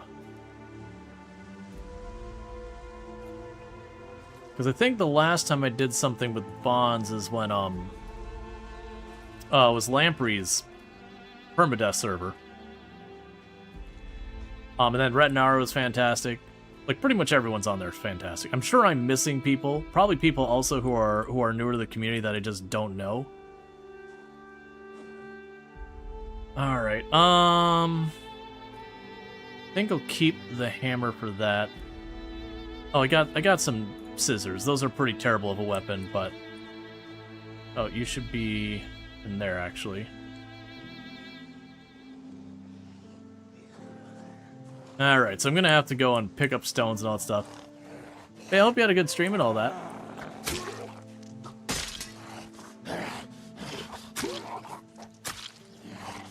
But again, thank you so much for that raid, Allison.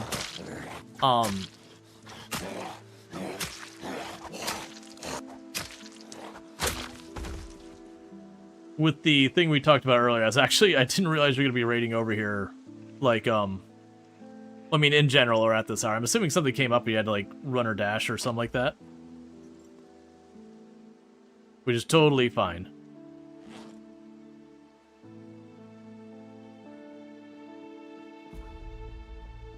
Hey, thank you so much, Claire and all that stuff. You didn't have to dash.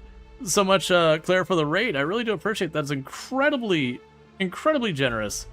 I appreciate that. We were actually, you just got mentioned a moment ago, because people come from the server and all that. But, Milquetoast Claire being another fantastic content creator, plays a lot of Project Zomboid, doing a lot of multiplayer and that kind of fun stuff right now and all that. So definitely a good time over there.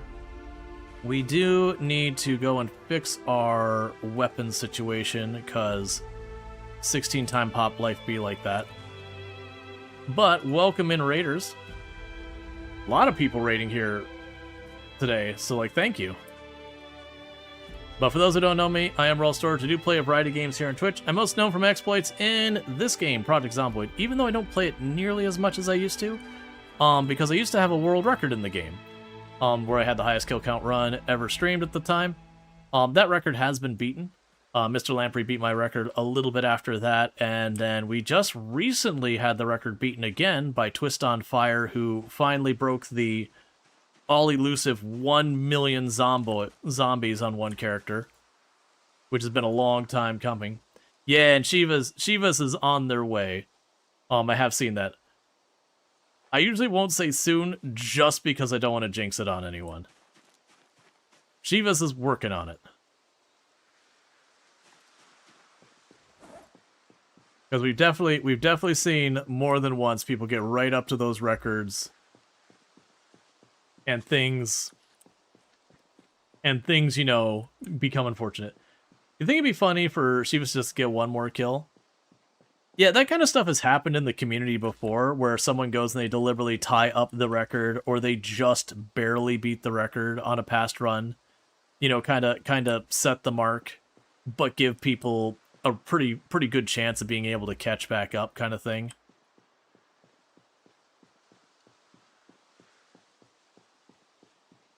Shiva had to roll back? Oh no. Like, did, you know, like save got bugged or something like that? That's rough.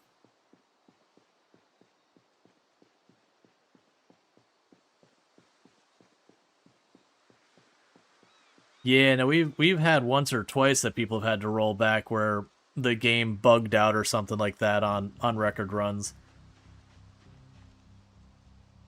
Like, you know, just you have an update that's got some problems and you got to roll back to the last good update kind of thing. Thank you for the follow. Welcome to the stream. But yeah, so again, check out Milquetoast. Absolutely fantastic content creator. 100% recommend.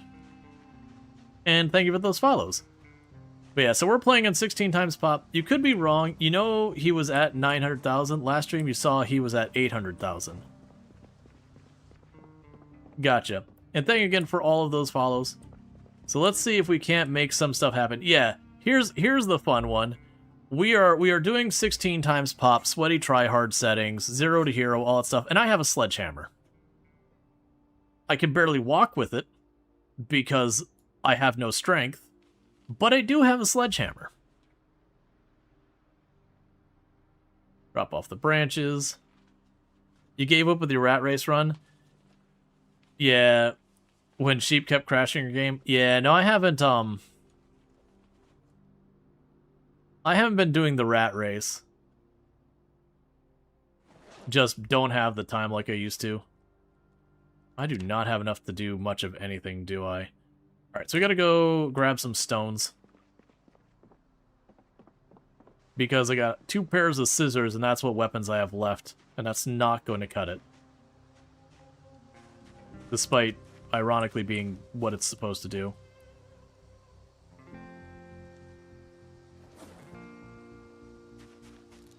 You just double checked. False alarm.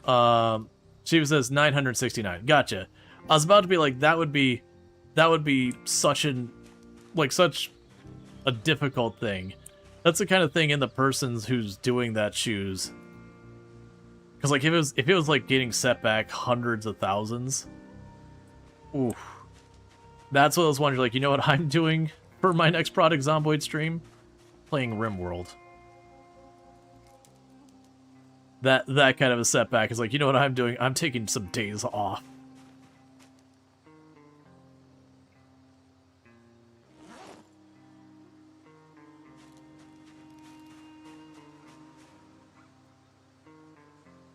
He's been hopping on multi a lot too. You could be doing some testing in an older save. Could be. Large stone doesn't help us.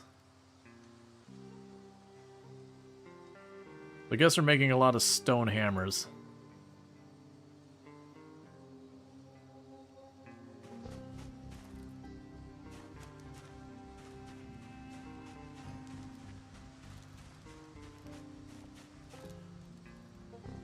Someday.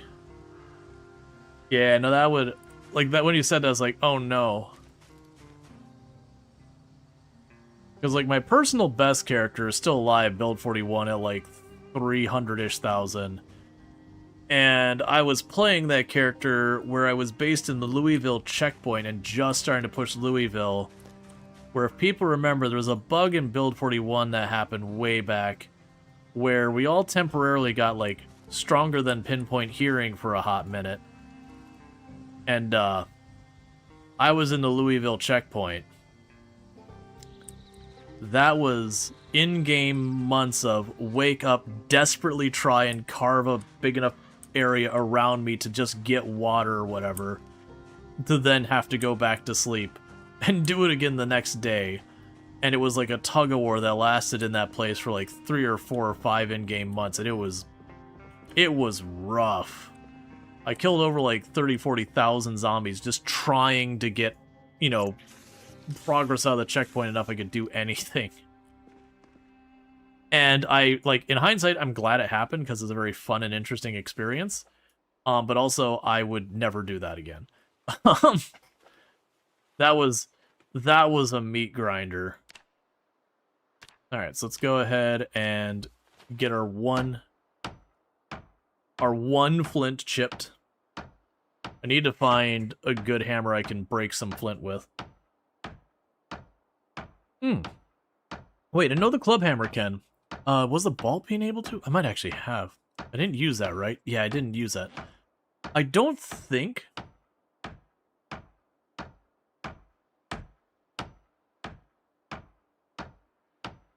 With what? Excuse me?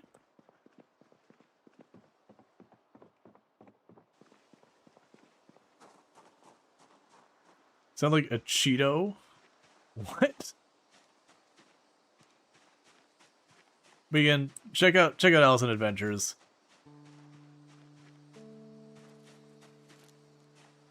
So I'm curious about is if we can find a flint node. I don't think the ball peen can break it.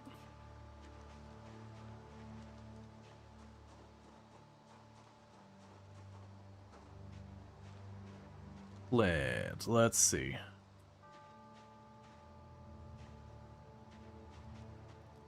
Just heard you on the Twitch front page?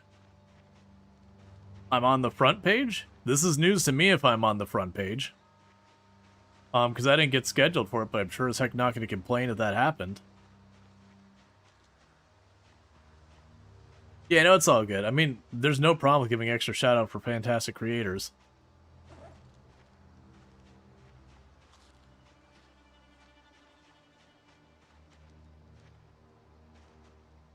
By power, yeah, over here it's not looking promising. We can try and walk along this little strip here. Because I can't remember the ball peen can do it. I know the club hammer can do it. I know that the pickaxe. Part of my brain is telling me that the ball peen can also break flint.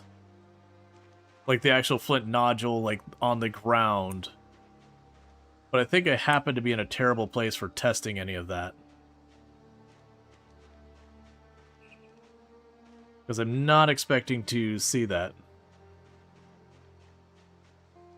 Because usually when you get on the front page, like it's a whole thing that you have to like kind of sign up to be on the front page, that kind of thing.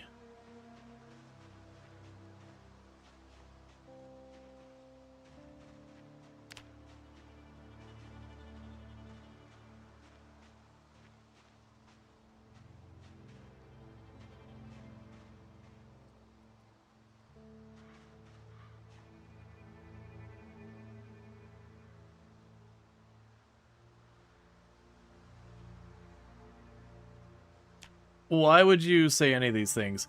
Yeah. The world, like, you're asking me all sorts of weird things. You're kind of just being weird, man. My thoughts on Kick is it's a raging tire fire. That's pretty much my thoughts on Kick.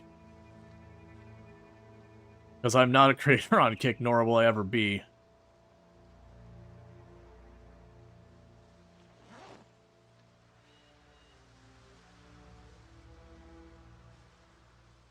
Alright, so enjoying a little bit more salad. That's just onion with pepper in a bowl.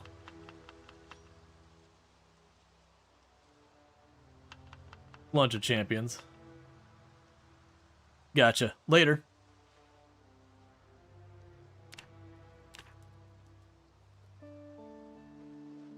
The internet's a weird place, man. In the course of one stream, I have people comparing me to someone who I don't know related to Mr. Beast. And then asking questions about Kick and all sorts of stuff, and you're like, what?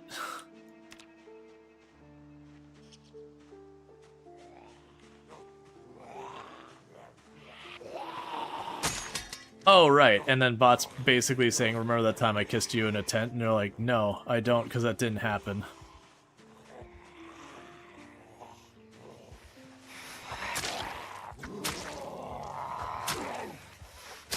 The internet's just a weird place sometimes. Sounds like people from the other stream, from another stream. Though it's not like any of the people we had pop over. These would have been like way earlier, other than that last one. Like I'm actually guessing that individual wasn't with the raids. They didn't show up as flagged with the raids.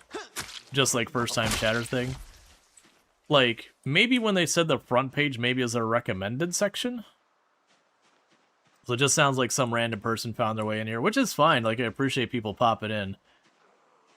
But it's a weird thing to be like, hey, person I've just met for the very first time on the internet that I have no context about anything about you. What are your thoughts about Kick? What?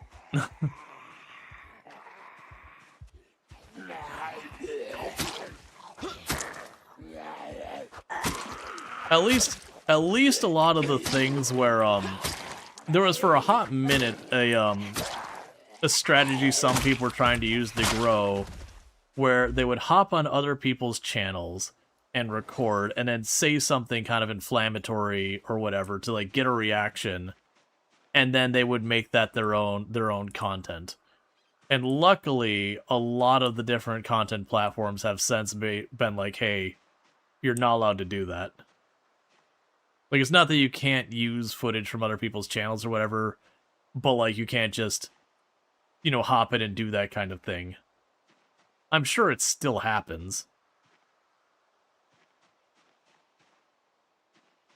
Come on, Flint. I want to do a science. And I need you to exist to do that. Flint, right there. There's also Flint down here. Yeah, so Flint is a little bit more on the darker end of gray, and it has more of like kind of hard edges as opposed to being more rounded. Yeah, that's what I was afraid of. Actually, let's double check, because there's weird things in this game. let's grab the hammer. Yep, okay. I didn't think it would work, but part of my brain was wanting to say it does. But we've tested. I didn't get the option to deal with it. And if I find out that they took the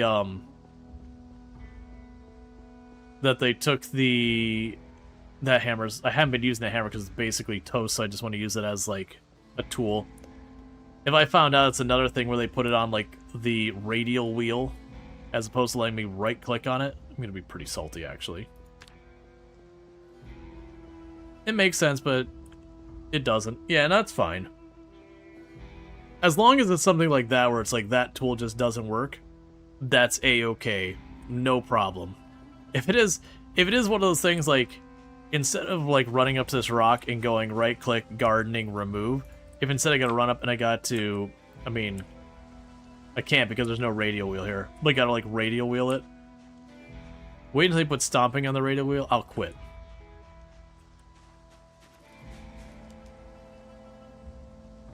Okay, I'll take the head of a claw hammer. I haven't owned a claw hammer, so it's not one that I caused, but, you know, that's fine. I wonder how close I am to being able to make the medium handle. I think we're carving one?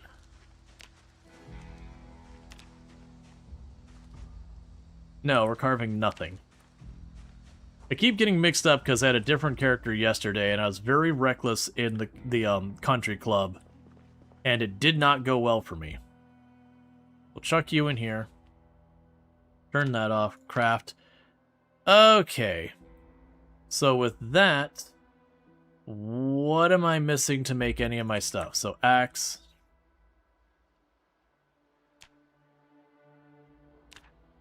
Oh, I don't have the fabric here?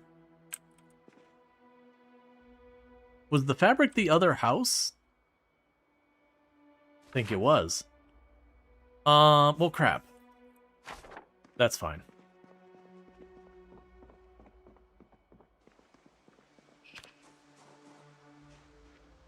I already ripped like 100 fabric. Let's go over there.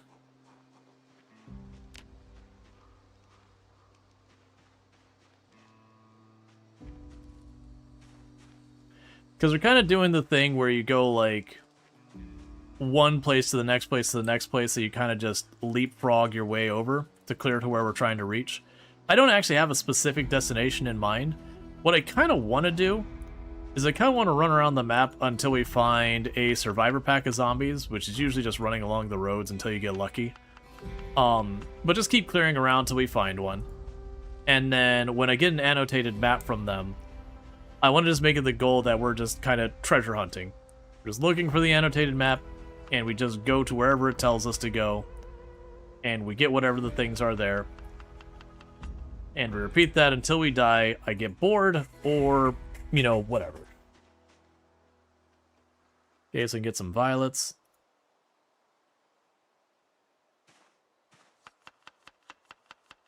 Okay, and we're finally at full happiness again.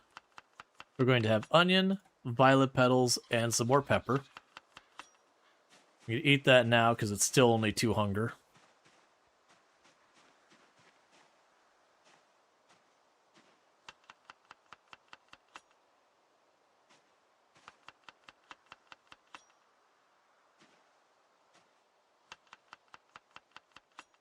Yeah, no, if Stomp got put on the wheel, it'd just be the last time I ever stomped. I'm honestly a bit frustrated with how much they keep taking off the right-click menu. For me with, like, UI design, I think it's a very important thing when you want to, like, kind of unkludge your UI as much as possible. And right-click, where I can right-click and have context here, where it's like right-click, okay, that's a large stone, I can do stuff with it. Yeah, it can get nested, it can get messy, and it can get difficult. But you know what's worse? If I have to go through this. Because then it's like, okay, and think of the follow-up welcome to it's like, okay, if we go here, and then like someday they put the rock in here, and I have to like go, oh, well, here's the picking up the rock thing. Okay, well, there's the rock. You know, it's more clicks, which is always considered a negative with UI design. The more clicks, the worse. But then it's also a thing that is distracting, and you lose your context. So I would much rather, like, we can walk up to a tree, right-click, and do the thing with the tree, or walk up to a window and right-click, and do the thing with the window. And honestly, for stuff like this, you know, go to a knife, right-click and do that, grab a tree branch, right-click and do that. Get me resized? Well, let me double-check, because I did that before. There we go. Got as small as we can make it. Because I do have my UI scaled, which is a problem that I run into. But even if it's not this big, like even if it's like, I can't click and drag to show you. Even if it is, let's see, one of the other menus, that's not bad. We'll just do this. Even if it's one of those ones that, you know, goes out like that wide, it's still a lot of screen real estate you're giving up for it. I wonder if anything has to do with playing on controller. So we do have radial menus. It's my opinion that literally everything on a radial menu should be on the drop-down menu as well, and vice versa. Because one is when you're playing on controller, the other one's when you're playing on mouse and keyboard. Or maybe not literally everything, but you get the idea. If something exists on the radial menu, I want it on my mouse and keyboard as well. The other way only doesn't work because of, you know, nesting and all that kind of stuff doesn't work as well. They need to prioritize a little bit more.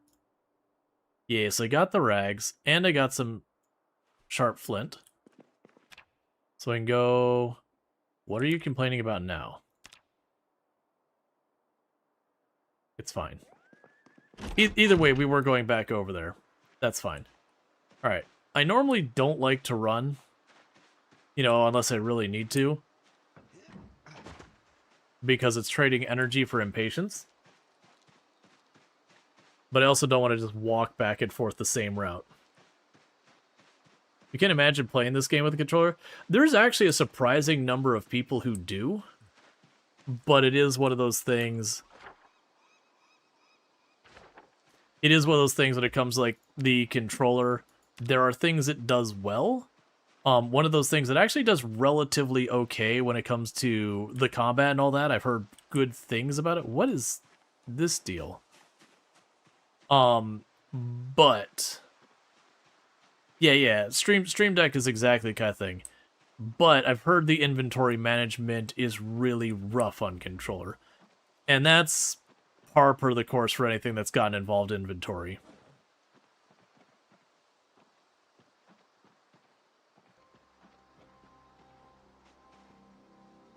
It feels like I'm not actually using up any of those onions, and I'm not sure what's going on with that.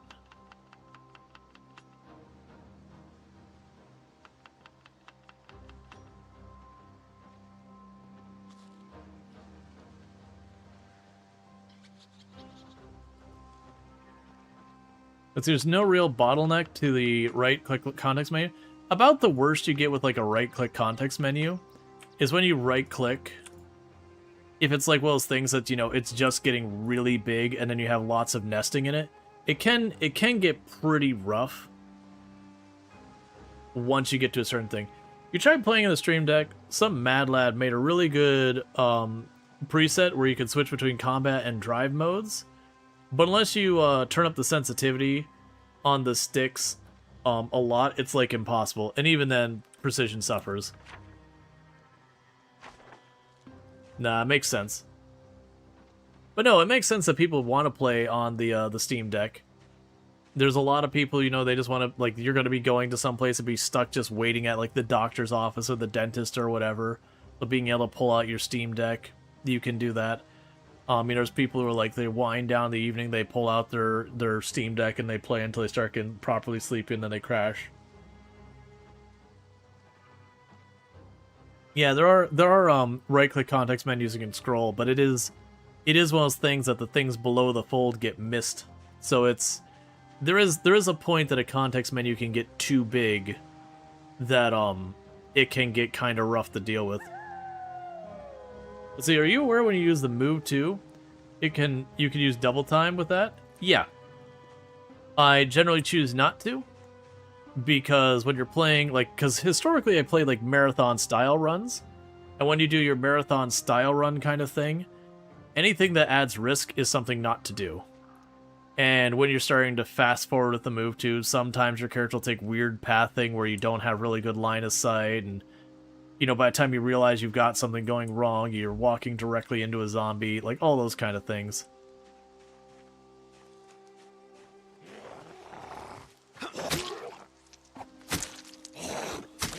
Come on, just execute. Don't make me work for it. Just give it to me for free. Give me a freebie. It's fine.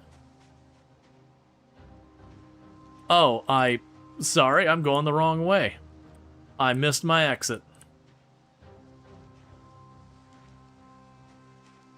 I thought the walk felt like it was going longer than it should have. That's because it was. Only took like 15 stabs. Yeah, I mean, we're exerted. And it's a dull knife that's worn. We also have 0 strength. Well, actually, that's not true. We have... Okay. I think that was Firebot disconnecting.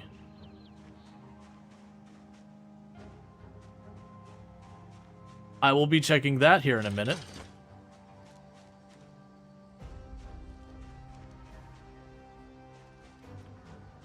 Firebot says, you said mean things about me earlier. I'm going home. That's okay. We're about to hit an ad break here in just a minute, and I need to use the restroom. It'll be a good time to check what's going on with Firebot and give it a kick. And the water is officially out. It's been way overdue. I've actually had pretty good luck with the water this time around. Alright. You actually have quite funny owning a Steam Deck, and you live... Not a lot of people out here have ever heard of it. And you bring it out at work, and you get some interesting reactions. Yeah, for me personally, I a long while back... Because, like, way back, I used to have, like, a Game Boy or whatever. But, I can't remember which of the Game Boys it was. But, my brother was getting the new one. And so I was like, hey, I'll give you the old one. I was like, okay, that's cool. I'll be able to play, play mobile. I'll be able to play, like, the new Pokemon and or whatever. And I played, like, twice. Maybe 3 times. I just... After being so used to having the giant screen available to me, I just don't really enjoy getting like a tiny little screen and playing on it. Now granted, obviously I can't drag my computer someplace and, just be like, hang on, getting on the train, plunk down my desktop and plug it in. There's definitely like a very solid reason to have like, to have all that stuff, but for me personally, I just don't tend to prefer mobile game. The one exception so far as that kind of stuff goes was Balatro. I got into Balatro on the phone, and it was because I was getting stuck in like airports and all that kind of all over the place. And that is a 100% a game that I can absolutely mobile game the crap out of. But that's also not a game that you particularly care about a lot of that stuff. Take your PC with an absolutely monstrous spool of cat. The problem is cat line only goes for a little while, but yeah. Yeah, but Balatro's on mobile too nowadays, so yeah, that's what I'm saying is I did it on my phone because we were out somewhere and I kept getting stuck like up, lay over here. It's gonna take longer than anticipated. And, people had been talking about it for a while. Like, you know what? I'll download it. I got nothing better to do.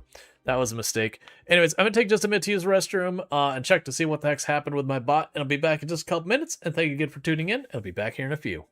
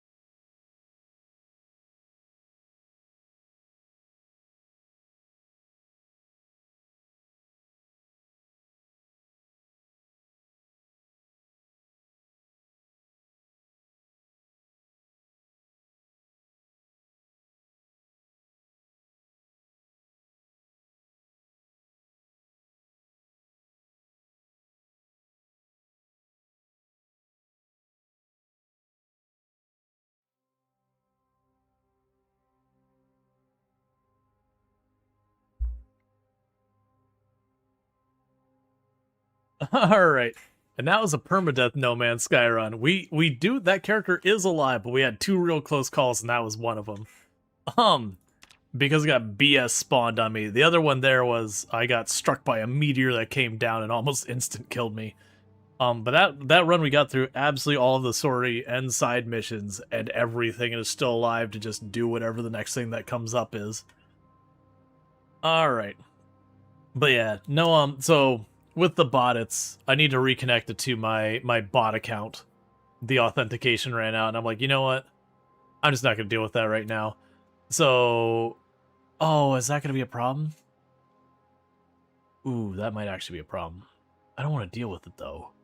Because then I got to go and, like, pop out a browser in, you know, privacy mode and log into the bot account to do the connection, and I really don't want to deal with it. I really just want to be lazy about it.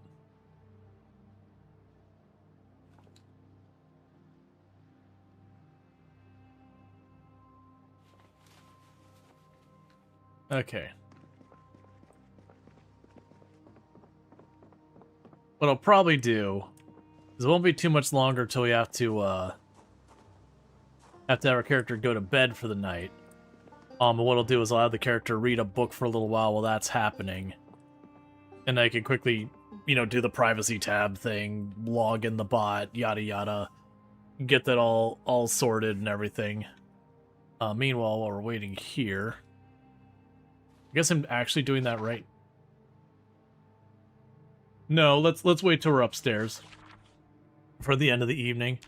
That way, even though the odds some random zombie just walks right in here and comes after me is pretty close to 0, which is why I don't feel bad about doing this, it isn't actually 0.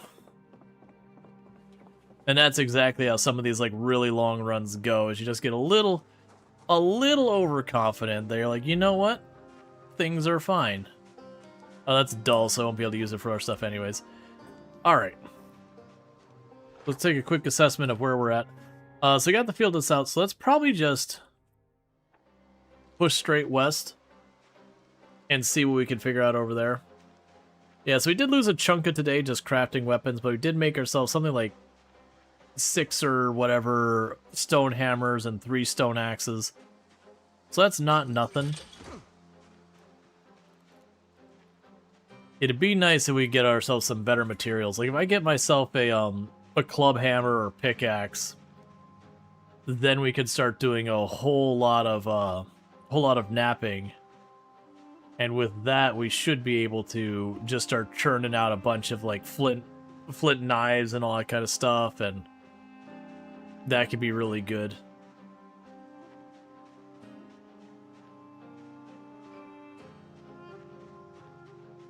They've got plenty of cloth, so I don't need to worry about that. We did go up to those buildings to the right. Yeah, actually. We've already been up here, so let's mark those. There's nothing I care about in there. And then we got over here and there's tons of zombies, which is when we're like, I'm out of weapons. We gotta back off and get weapons. So let's see what dent we can put into them. Keeping in mind, I still have basically no fitness, no strength. Not really. I think I'm at fitness 1, strength 2 now that we worked our way up to. I think my axe skill is literally 0, maybe 1. And maintenance, I think, is up to 3. We've had pretty good luck getting short blunt weapons, but not a whole lot else. That's not the kind of turn I want to do. There we go. We got him conga lining.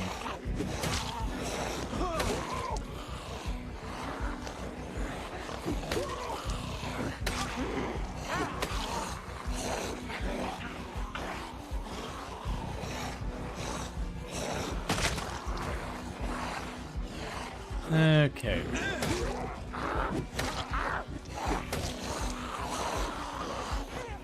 And then pretty soon we'll hopefully get our first point nimble.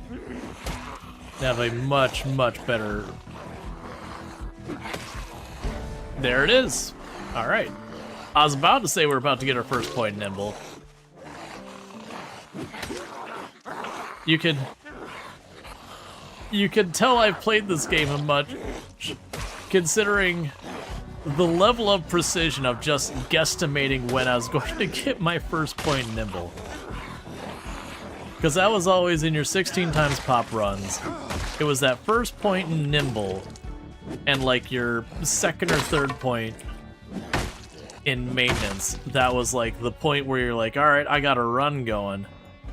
Prior to that, it's like, yeah, this character's one bad situation away from me, re-rolling.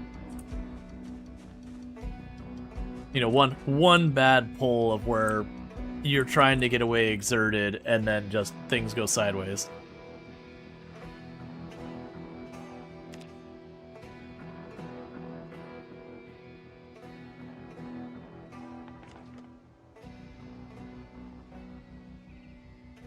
Forge crowbar, okay.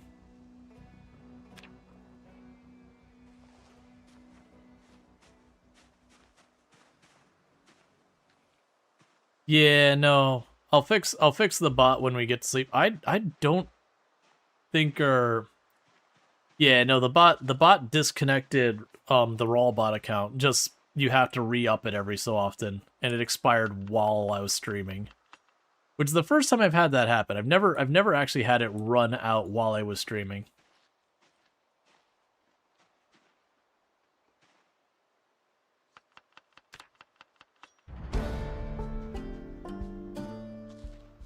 Okay. Yeah, like I said, what we'll do is when we get back to the house for reading in the evening, so that way I'm not out in the dark fighting. Then what I could do is I'll go in and get that sorted.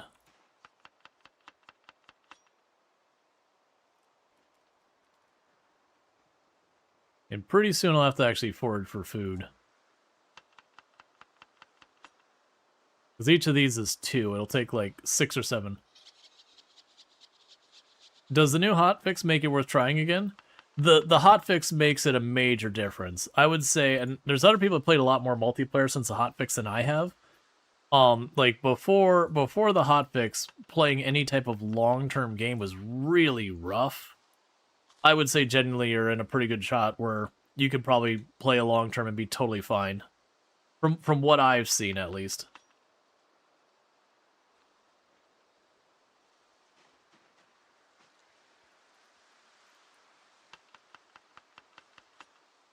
Yeah, that's probably fine. Whereas before, we did a bunch of multiplayer, but yeah, between like the foraging being bugged out and a bunch of the animal stuff being weird and all that, pre-hotfix is really rough.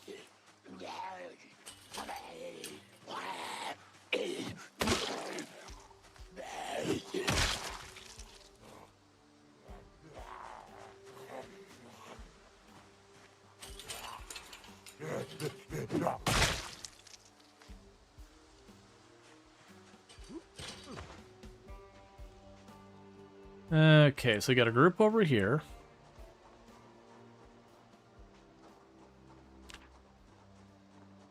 Got a group up there. Want to get eyes on the house, because the house is the one thing that could potentially have stuff we care about in it. We got a group over here, and that'll be the priority, because that's closest to us. The classic 16 times pop, you just keep carving every zombie you see between home and you. Never let the zombies be between home and you if you can help it.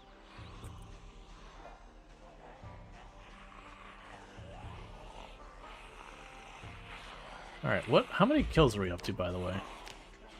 Only about 400? That's not bad. I thought we were closer to like 550, but that's fine.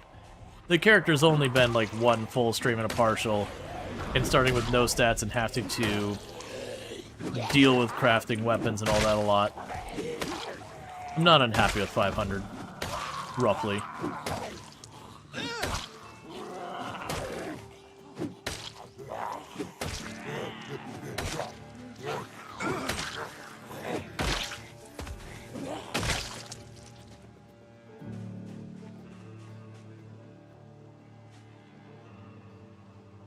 And upper can work as a weapon in a pinch.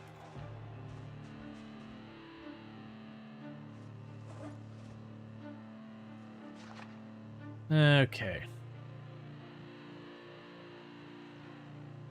Because hopefully we can get that fitness up and all that so the muscle strain starts being way less of an issue. Alright, you take it easy, Luxray. Thank you again for tuning in. And as a reminder for everyone, normally I do stream on Saturdays, but this Saturday I will not be streaming. Basically, me and my family are doing our Christmas early just because of individual schedules. Not everyone can actually do Christmas and Christmas Eve, so we're doing that tomorrow. So most likely will not be back in time to stream. So that is just the way it is.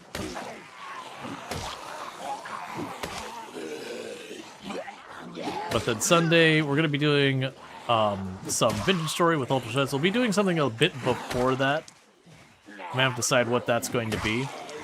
But then a little bit later in the stream we will pop in with Ultra Swords for some vintage story, which should be a lot of fun. It'll be Ultra's first time playing. And then Monday we have Project Zomboid with Curly, as well as, you know, potentially a couple others jumping in. With the Project Zomboid with Curly, that won't be on our 16 times pop sweaty stuff. Because we will have a lot of people who are relatively new to the game in that stream. So, you know, they're going to want to not do that. So we will, we'll be checking it out. Probably take, like, the default Apocalypse settings, tweak it up just a bit. So just, you know, a little bit of spicy and all that. Let's see, would 16 times pop run with a normal character with stats be a lot less of a slog? I mean, so, yes and no.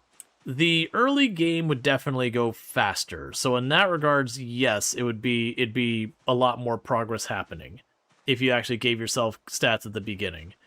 But also no in the sense that even when you get your character fully juiced, it is a gradual progress to work your way into things.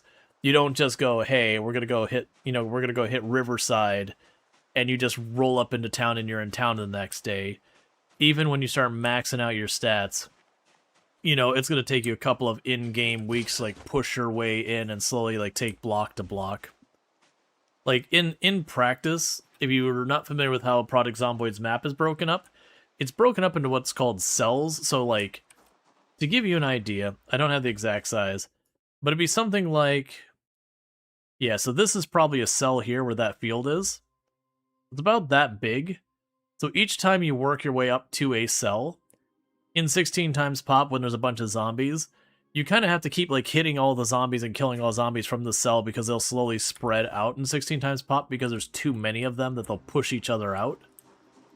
And you basically kind of run into that wall and you just meat grinder that wall for a while until you've killed enough zombies that they can't kind of, like, backfill the numbers. And then the moment you get to that point, you just kind of smash in and you're just like, the next day you're halfway through the cell, you completely kind of got it sorted. And then you do that until you hit the next populated cell and you repeat the whole process. 16 times pop is a very slow burn run, and that's just the nature of the beast. Okay, so we do have that book. We're gonna sit in our chair. We're going to read some blacksmithy. And while that's happened, we'll just go double time. I'm going to fix the bot. Real quick, so let's get this out of the way. So I need to open up a private tab.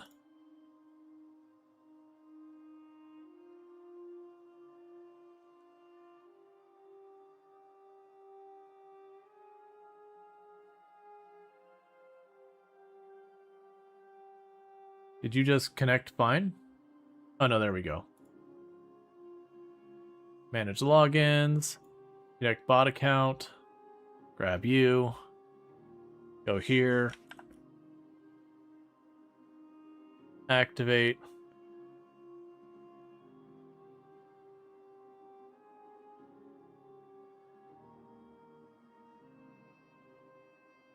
Email. Dual factor authentication.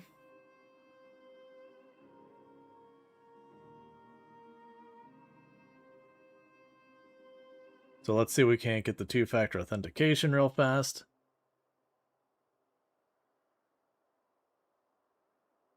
Where are you? Did you get in my junk or something? Nope.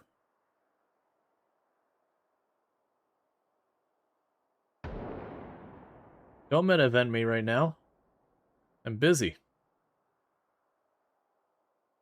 There we go. Two-factor authentication.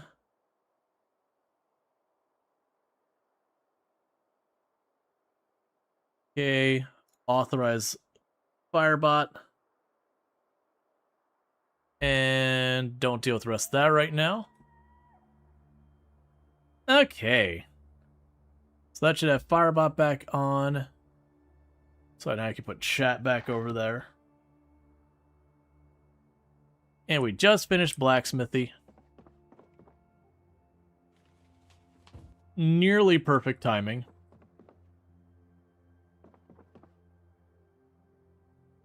I'll get that going, and what am I missing? I'm missing chat from here. There we go. Alright, so let's fast forward that. Because I like to have my character go to bed around midnight. And the reason I do that is by having our character go to bed around midnight, I could very consistently wake up around the same time, or barring some pretty significant exceptions, usually it'll all be fine where I keep a nice cadence on my sleep schedule. It does become a little bit weirdly tricky as our fitness gets higher. You need less sleep in the game as your fitness gets higher, and eventually you do get to the point where your character, you go to bed and they just keep waking up a lot earlier. And it's just kind of one of those things that it could be really tricky to manage that sometimes. Because you're like, okay, it's too dark for me to reasonably fight, but I don't have books to read. Like, I've done my crafting and all that for the night. Because that's usually when you'll want to do that, is like in the evenings. When you got nothing better to do, you can just sit there and just, oh, I need to make a whole bunch more knives? No problem. Get your pile of flint during the day and just sit there like during the night just tapping them all out. That's when you're getting to high fitness. Early on, it's kind of a struggle because of time.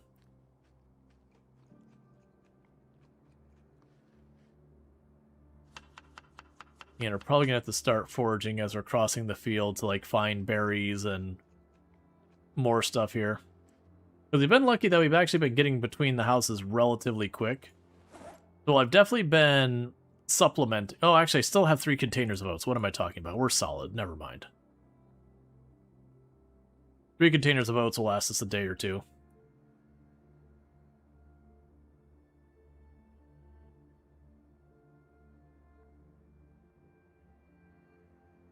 Okay. Yep, so we're waking up almost perfectly, because I like to wake up at 7:50. Because 7:50 means it's the perfect time for me to just like tune into the radio and be ready.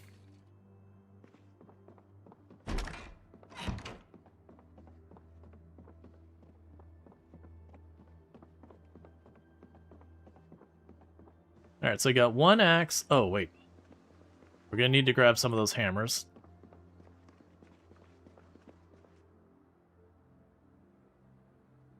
And 4 hammers. Cool, I was just making sure we didn't kick over to the next level. Alright, so if we start running out of weapons, we gotta grab tree branches. That's what I'm missing to make more weapons.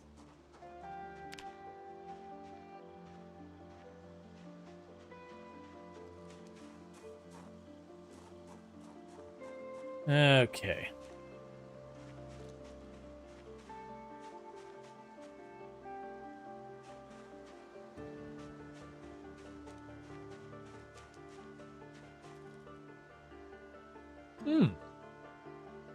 Alright, I've had really bad luck getting flint lately. Just finding one on the ground, not even on the road, is always a plus. And that was just enough to push me heavier than I want to go, but that's fine. Here, you can have my stale lemongrass.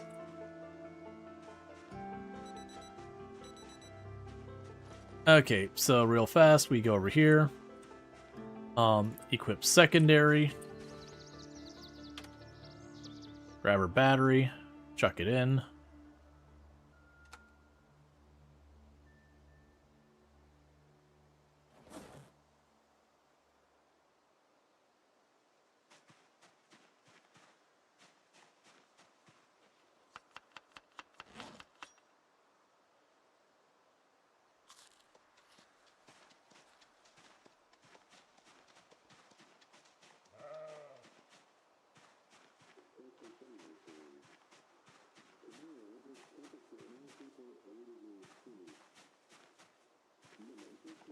Okay, I didn't see it mention the electric grid, but I wasn't paying that close attention. It's the flint that broke Rual's back, pretty much. Like, what I'm going to end up doing is when we get over there, I'll just drop my bag in the ground, grab a couple weapons out of it.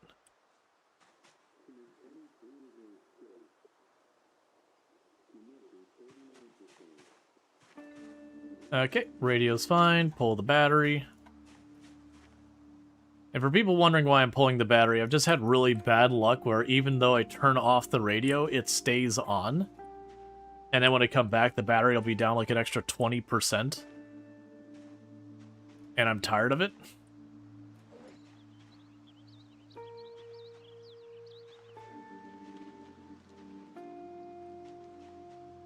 So I've gotten to the point I'm just yanking the battery each time. Okay, so we will drop our bag right here along this edge.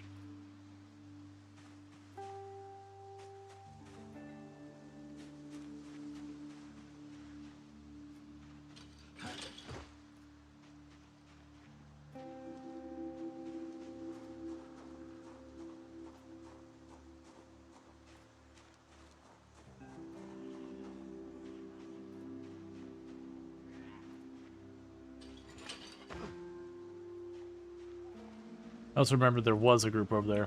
I don't see them anymore, though.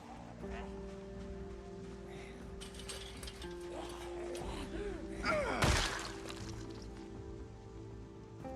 I didn't draw them past the fence because I wanted to fence fight them. It's more I don't want the fence right behind me. I'm just trying to work with...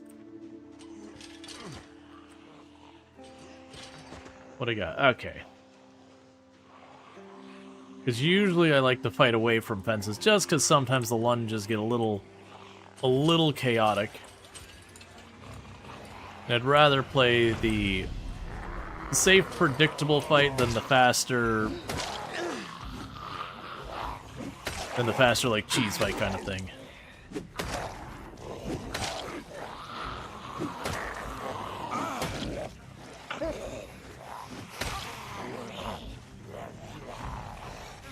That'd be the terrible way to go. You have the one solitary tree in the middle of a field. You just walk into it.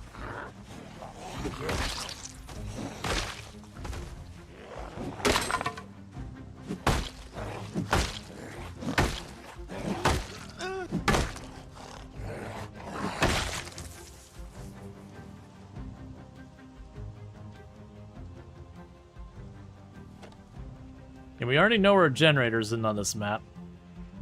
The only thing we're really missing is being able to get a gas. Did I break? Alright, well I don't have a screwdriver anymore, apparently.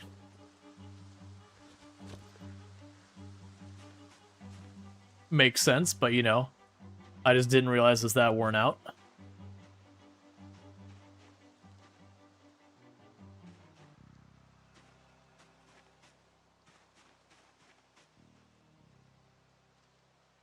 Give me that book. So as I back off to sit down, I have something to read.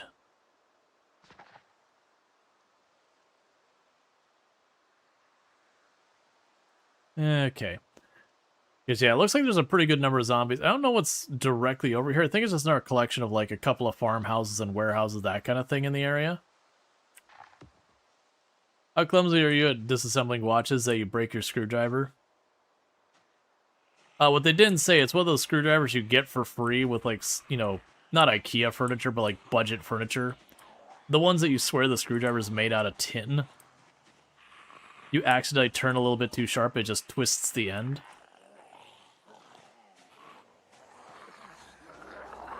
It's meant to be used one time and barely make it.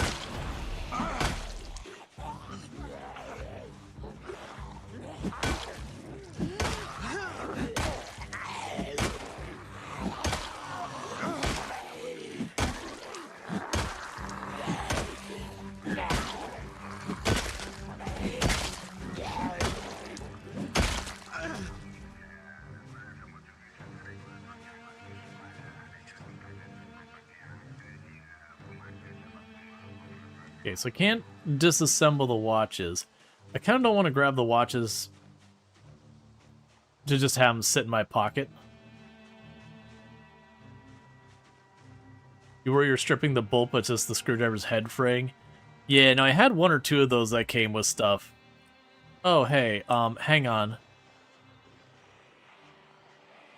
Alright, so we got some zombies moving. Looks like we aggroed about half the group. It's only 3, so that should be fine. Probably get some pretty good muscle strain out of this.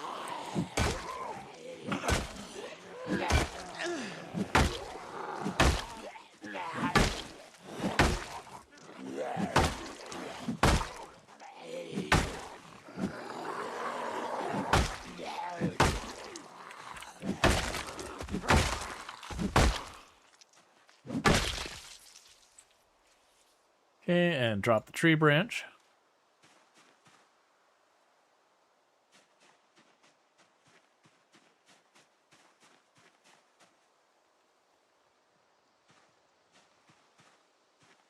There you are.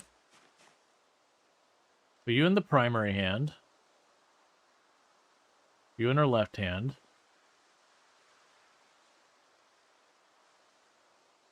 You won't worry about the rest right now. Okay.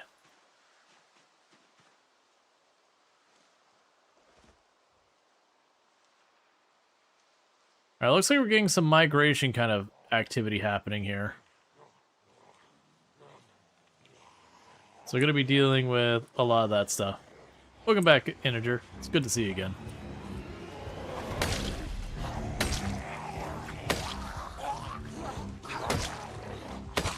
So unfortunately, we have way more than enough muscle strain.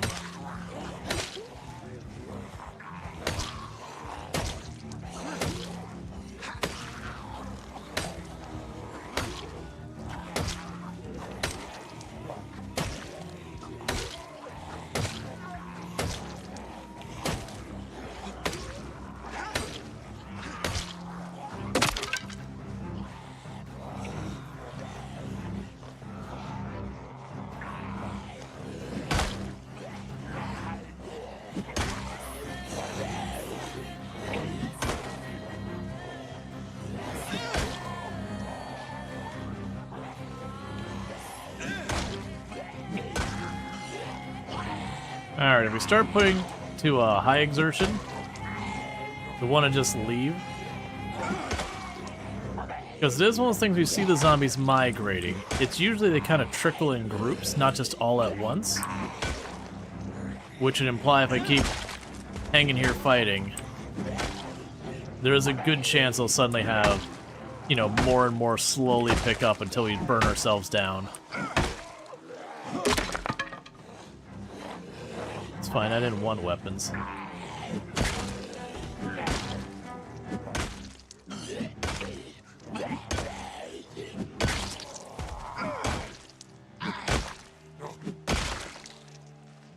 There you are. There you are. Key to one of the houses.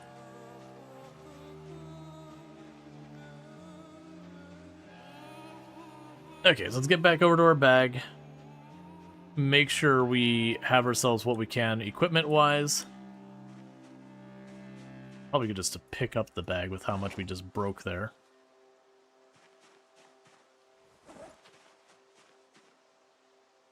Okay, and there's our hammer. Alright, so those 3 axes and 4 hammers we made. We've already burned through the bulk of them.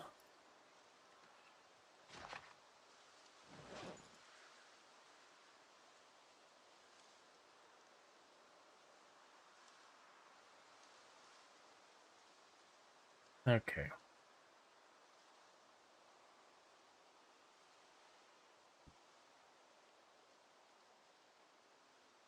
Come on, muscle strain.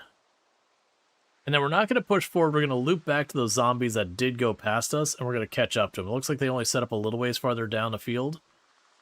Because, you know, if I get myself in trouble where I'm like, oh, I'm getting exerted, I'm getting tired, and I start walking back, and then find I'm cut off from home, that makes things way more complicated and riskier.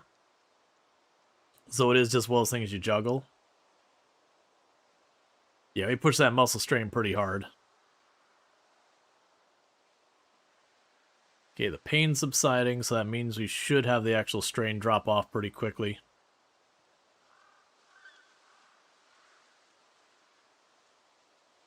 Yeah, this is the slow part, is just gotta get weapons, gotta get stats. And I'm sure people have figured out the meta stats. I believe the axe is way better from this consideration than the hammer. But that depends. Depends on me getting more flint more readily. I failed when I was holding shift getting up, which is the reason I jumped with that. It's like, oh no. But we still got away with it.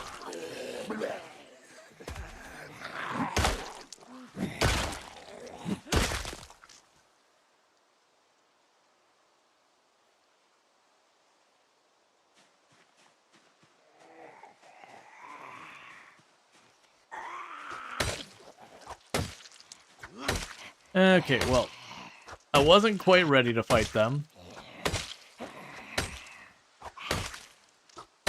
But they decided it was time. Okay, there's like 6 or 7 more. I run down here and kill this one. And I need to sit down and recover the muscle strain still.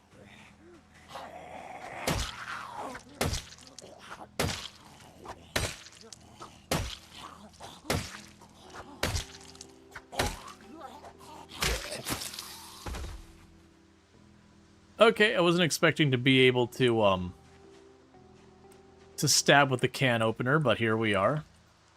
I did not... I know it's a short blade, but historically there's been a lot of short blades you couldn't stab with. Now granted, I have noticed there's a bunch of ones I usually expect not to be able to stab with, like the garden trowel and all that, and those work now, so it's like... Sure, why not? I don't want to think about it mechanically, because... it's a trowel, it's like that wide. But, you know, who cares?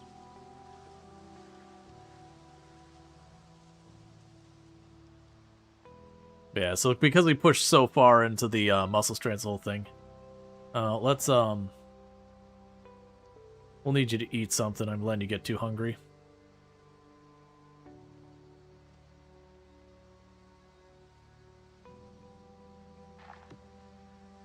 So, could you not try and creep up on me?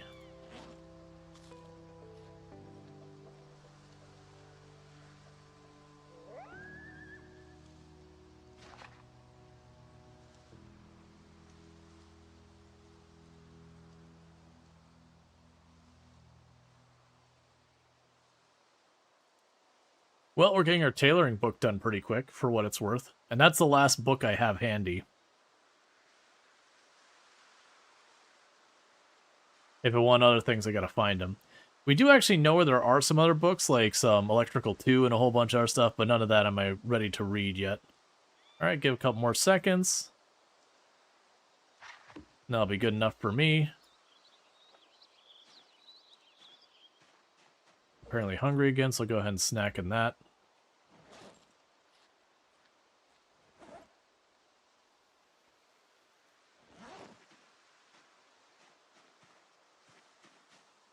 Okay.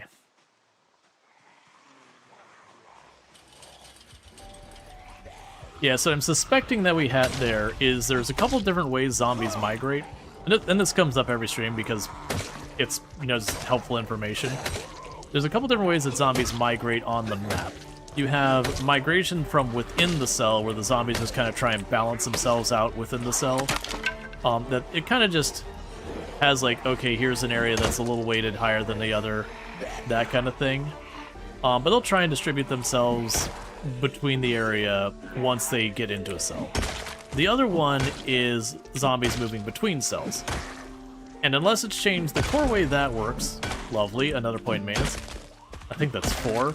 The core way that works is basically each cell kind of has a rough estimate of how many zombies are supposed to be there. Be like, okay, this cell's supposed to have about 10,000 zombies is the expected amount. And that cell's supposed to have about 500 zombies. And so what ends up happening is as you kill the zombies, very broadly speaking, it goes, okay, let me compare. I've got this cell it's at 100% of how many zombies it's supposed to have. It has all 200 zombies it's supposed to have. And this cell's supposed to have 10,000 zombies, and you've killed half of them, so it's got 50%. So it'll try and move some of those zombies from the cell that has all of its zombies to kind of balance them percentage-wise. Now, it doesn't instantly kick all the way up there. It's not like if I had 2 cells with 10,000, I suddenly deleted 10,000 from the other cell, 5,000 would just all march simultaneously over there. It'll be a thing where a couple of percent will go and start trying to cross over, which can be a lot of zombies. It can be the, you see the wave coming, you drop what you're doing, and you back off to kind of see what's going on kind of zombies. But since this cell had a whole bunch of zombies in it before, and we've been killing them, the neighboring cell is trying to balance it out and going, oh, I need to throw some more zombies over there. That's one of the reasons why people seem to think the game is deliberately drawing zombies to the player, like there's a homing beacon on you or whatever. That is not the case. Generally what draws the zombies to where the player is operating is, one, the player themselves. Hey, you're not dead. One is the player themselves. You're driving your cars, you're shooting guns, you're fighting zombies, your generator's running, you're doing all sorts of stuff that's making noise. So that will have a tendency to draw zombies that are wandering around to you, just broadly speaking. Especially like when you're driving up and down the highway, you'll pull those zombies and they'll get from like the cell that they're onto your cell, and then they'll distribute once they're on your cell. But then the other thing is, because you are effectively creating a vacuum of zombies in the middle, that redistribution is going, oh, there's this big hollow spot. I need to move the zombies there. But there are zombies attracted to light now too. If I recall, if that's something that's new to me. I'm not saying that's not something. There have been changes that I haven't kept up with. Historically, they were not attracted to light. Historically, the way it worked is when you flicked on the light switch, it was effectively playing a sound that only the zombies could hear. So you'd flick the light switch, and it would draw zombies close enough to you the same way as you, like... I heard the page crunch and thought it was a zombie. I'm a little on the haywire alert right now, just because a minute ago we had a zombie almost caught up to me because I wasn't watching carefully. But so it effectively played like a silent sound when you flipped the light switch. Now that could have changed, but historically they were not attracted to light. They did change it with, I believe, build 42, where light and darkness affected the zombie's ability to see you. Not that you go in perfect black and then the zombie couldn't see you at all or anything. Where I don't believe the zombies considered that in build 41. I could be wrong in that. So running around in a room that's well lit, running past the window, it's more likely the zombie would potentially see you. But I still would leave the lights on.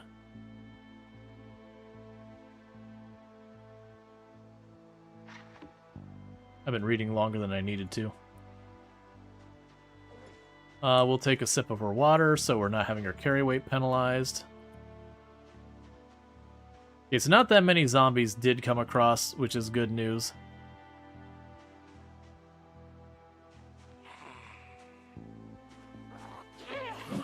Because most likely those warehouses up there are part of this cell. And I didn't fully clear the zombies in that area. Yeah, just regular magazine. Don't care.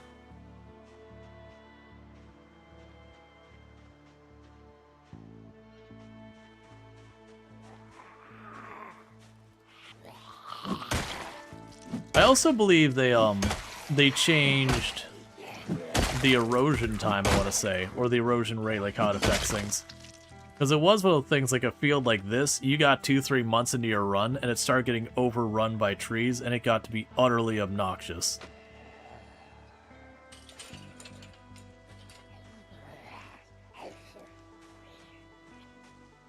Echo Ridge Bridge near the gas station. Yeah, so that's, there's a lot of people who, they'll think like other games, and they'll be like, oh, I'm going to set up at whatever place. It's got tall fences all around it, and, you know, it's just got this one entrance in there, like it's a very defensible position because, you know, with consideration to other games, that is fairly true. That, you know, a place with only one way in, one way out would be ideal for a lot of defending, and that's true of a lot of games. In Project Zomboid, that can be very dangerous, that exact same setup. Because with the migrations, they all want to spill through that one little gap when they go through. So what a migration might only be bringing, you know, 20, 30 zombies, but you end up with 20, 30 zombies all trying to force their way through that tiny little door in a short time frame. And it's usually not too bad, but then you consider places like Rosewood Prison.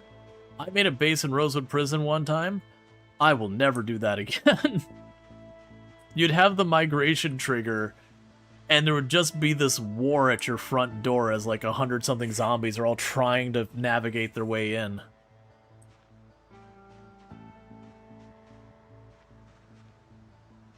So you just had this meat grinder at the front door. I had more than once that I was far enough away the zombies weren't aggroed so they wouldn't attack the door. And I'd wake up, walk out to the door, open it, and there'd be 20 zombies just standing by the door waiting for me.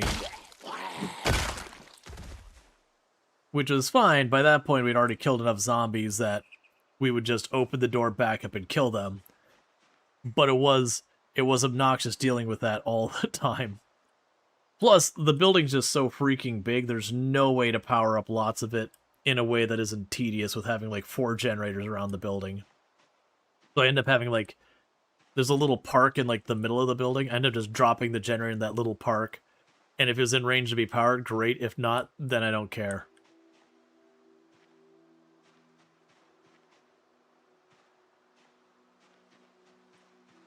Okay, well they wandered away. They made a good choice. Because if they hadn't, I was going to walk up there and deal with it. I'm not as worried about continuing to go up there and fight that. I want to be pushing gradually this way, because I've already looted those buildings.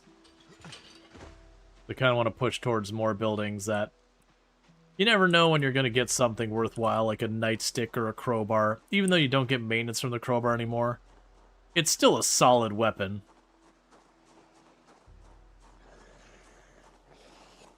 And again, with having like 4 maintenance now, getting a crowbar would probably give me plenty of kills, enough that I could get a couple more weapons.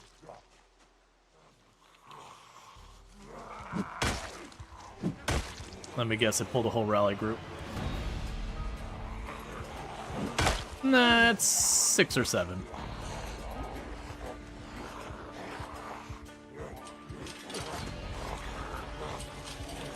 Oh, unless you're really watching... Hey... Unless you're really watching for it, you don't really know when the migrations... I've never bothered to sit there and like hover and be like, oh, it's, you know, migration o'clock. I can see that though, because I know that happens in RimWorld. People who play the game like lots and lots will get to the point that you can kind of know when a raid is coming. Not just the broadly being like, oh, it's been a while. But like literally being like, oh, it's been 3 days. I have this many days until my raid. You know, and there's an RNG to it, but you get the idea, like, you knowing exactly. It's kind of one of those things that could be fun, is give us another helicopter setting. To just, like, make it a much wider range of possible dates. Because you only have once, none, sometimes, or often.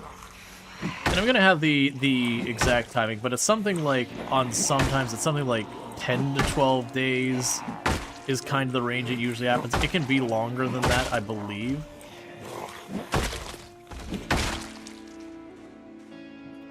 And it's often with something like... It switches from that to like 9 to 11 days. It's one of the reasons why when I've had once or twice people are like, oh, well, you're not running on off. It's like, dude, it's 1 day faster. It's like, the reoccurring thing is the part that matters. But it would be kind of fun for that to change to be like, okay... It can be 1 day to like 29 days or 30 days. So that the predictability of it's even worse. That like it's just a wild card. You could go a long time without a helicopter and, you know, probably get yourself into a false sense of complacency Or you could, on the other hand, just have like back-to-back helicopter days that, you know, you don't really have the time to clean up the mess that's dropped on you, so you're just fully evicted from your area and then have to reassess.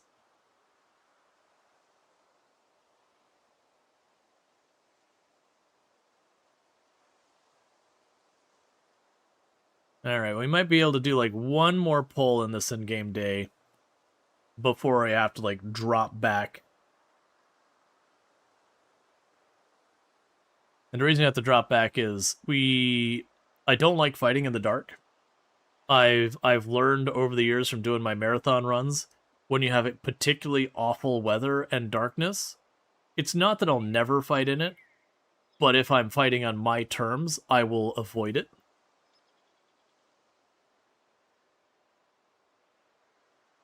Oh, or like helicopter during the night? Oh man. I feel like I would run it. Like, in all honesty, I would run that. I would be pretty salty when it happens. It's one of those things in games that there's certain mechanics that when they happen, you're like, aw, you didn't. 1 second, I'm gonna try and prevent hitting you all with another ad. We're gonna try and delay that as long as we can. And I can kick it back another 10 minutes. It should be plenty, because we already have 15 minutes till it happen. So yeah, it's like, I can keep it to going from about half hour from now, which will probably be wrapping up at the end of this in-game day, will be my plan. So, with that said, if you have been enjoying the stream, don't forget to drop your follow, because, you know, that's how you find your way back here in the future, and that's kind of how this whole streaming thing works. You know, you follow the channel, you tune back in, and you have a good time. Give it a roaming spotlight. I know they've done that kind of stuff. We used to have, what was the name of the mod? That, like, you had, like, the military helicopter, the police helicopter. Was it just helicopters expanded or something like that? And I do know, I think it was the police and the military one, they would have a light. And I believe the light was actually with the helicopter itself. Because for those who don't know, under the hood, a helicopter object shows up. It's invisible to you, but then it just circles around, you know, and all that. But there's just an object circling around making noise. And I believe that mod, all they did was they basically made the object have a light to it. But yeah, that was the one, cause right, it was there was like a newscopter that was just like the normal one. That was like the most benign helicopter. You had like a police helicopter, and the idea is the police helicopter would help you out. Like, if there was zombies, they would shoot the zombies, that kind of thing. So the police helicopter was kind of your friend. You had, like, a marauder or raider or whatever they called a helicopter, which would shoot you. After, you know, it'd show up for a little bit, and then it'd start shooting you. And then you had the military helicopter, and at the beginning of the game, the military helicopter would shoot just the zombies. But as the game went on longer and longer, eventually they would start shooting at you too. The idea was there being like an escalation on the quarantine zone kind of thing where, you know, when you're first there, they're trying to like help the people trapped in the quarantine zone, and eventually they kind of write you off as just another zombie in the making. It was not a mod I would recommend running like full bore back then in general, because it was just, if you got caught out in the open and the military helicopter showed up, you just die.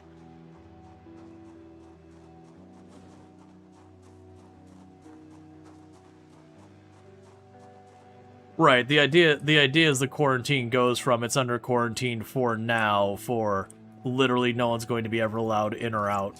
You know, like the area is effectively lost.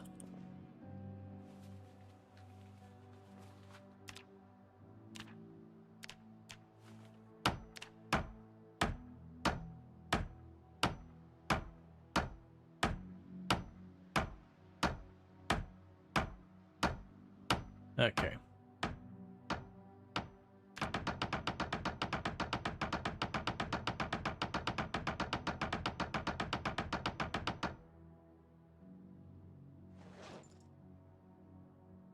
And put those away. If I want to make weapons, I need sticks.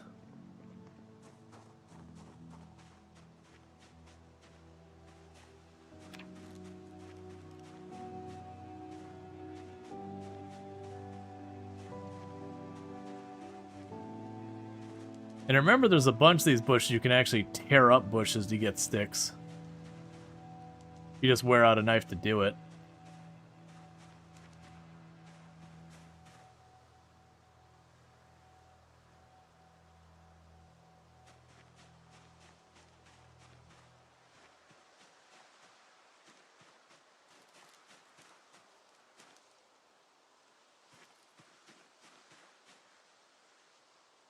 Probably not super necessary.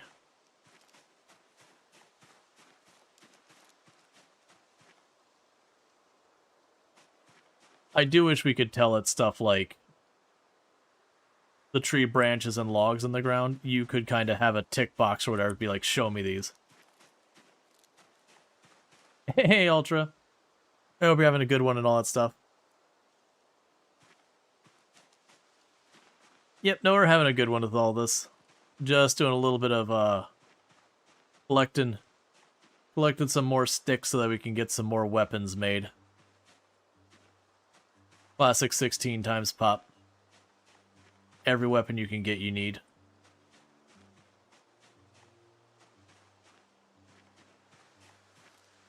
There's another one. I don't like that tree shaking next to me. I know it's because I bumped it, but still makes me scared.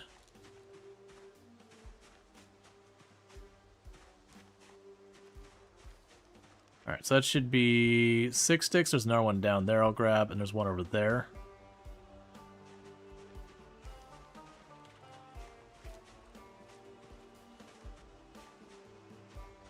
And then we'll head in. That should be plenty of weapons. It's probably more sticks than I have materials to make weapons. But that's fine. That just means the next time I go out, I'll have to grab stones or flint or probably not cloth for a good while. But you get the idea. The downside is that does mean I'm getting all of the sticks in our area. I don't know if those regenerate over time, and if they do, how long. Worst case, you can pull up some bushes and get sticks. It just destroys a knife. You can also take an axe and chop down trees, and it's effectively kind of trading, you know, a little bit of flint and wood for a bunch of wood. Because you'll usually get, like, the sapling, 2 or 3 or 4 sticks, a log, maybe.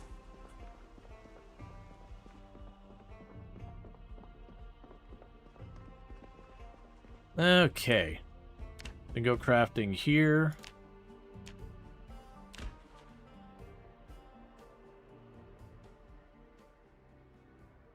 Change that order of operations.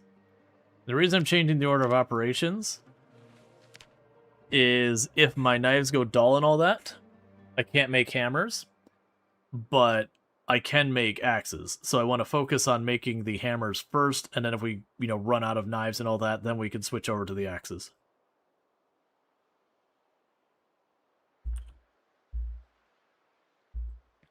That's probably where my my maintenance skill is all coming from, just crafting weapons. Probably why it's so... Well, then we got both the level 1 and level 2 maintenance books.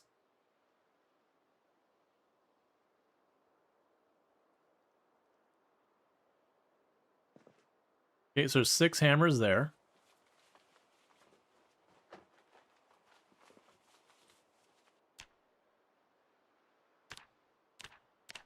There's the 2 axes.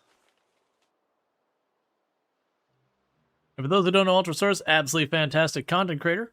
Also playing Product Zomboid lately. Definitely someone we're checking out. Fun times, good times over there. One of the channels I tune into the most outside of, you know, like stream, like after stream. Alright, so let's check out what we got going on here. I've got those 2 set up. What weapons do I have in here? I've got the 2 axes for now. How far can I push till we hit the next weight? Okay, there's our limit. We'll drop one of those off. Okay, let's drink some water. And fill our water bottle in the sink.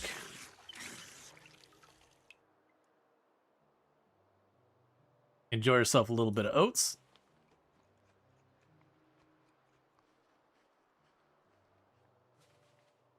And I don't want to use this ball peen, so I'm going to chuck that in there. And that should do. So we can go ahead and work our way on up.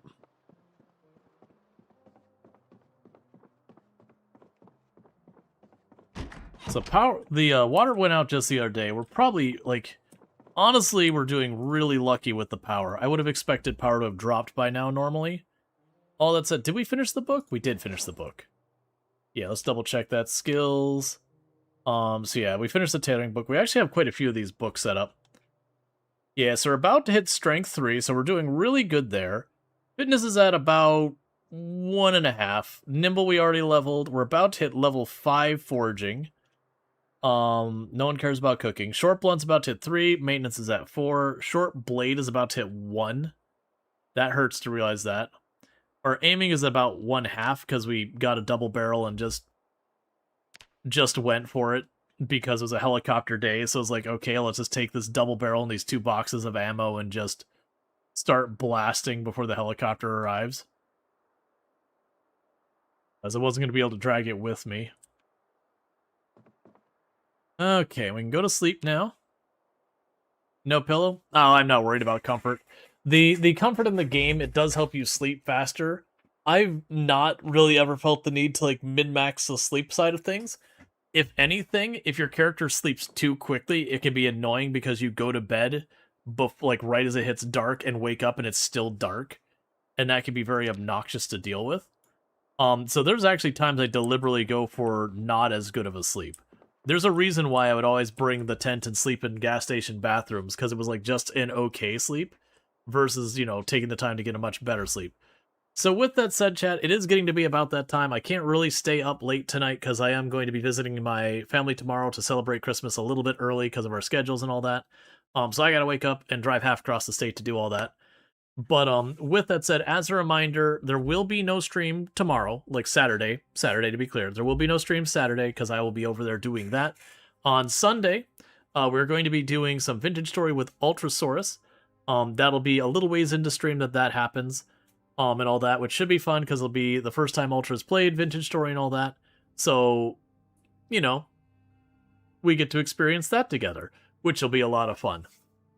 And with all that said, if you're watching over on YouTube, the stream will be dropping abruptly. I don't have a host ready, but thank you so much for tuning in over there. And for everyone over here on Twitch, again, don't forget to drop that follow if you enjoyed the stream. But if you're looking for more Project Zomboid on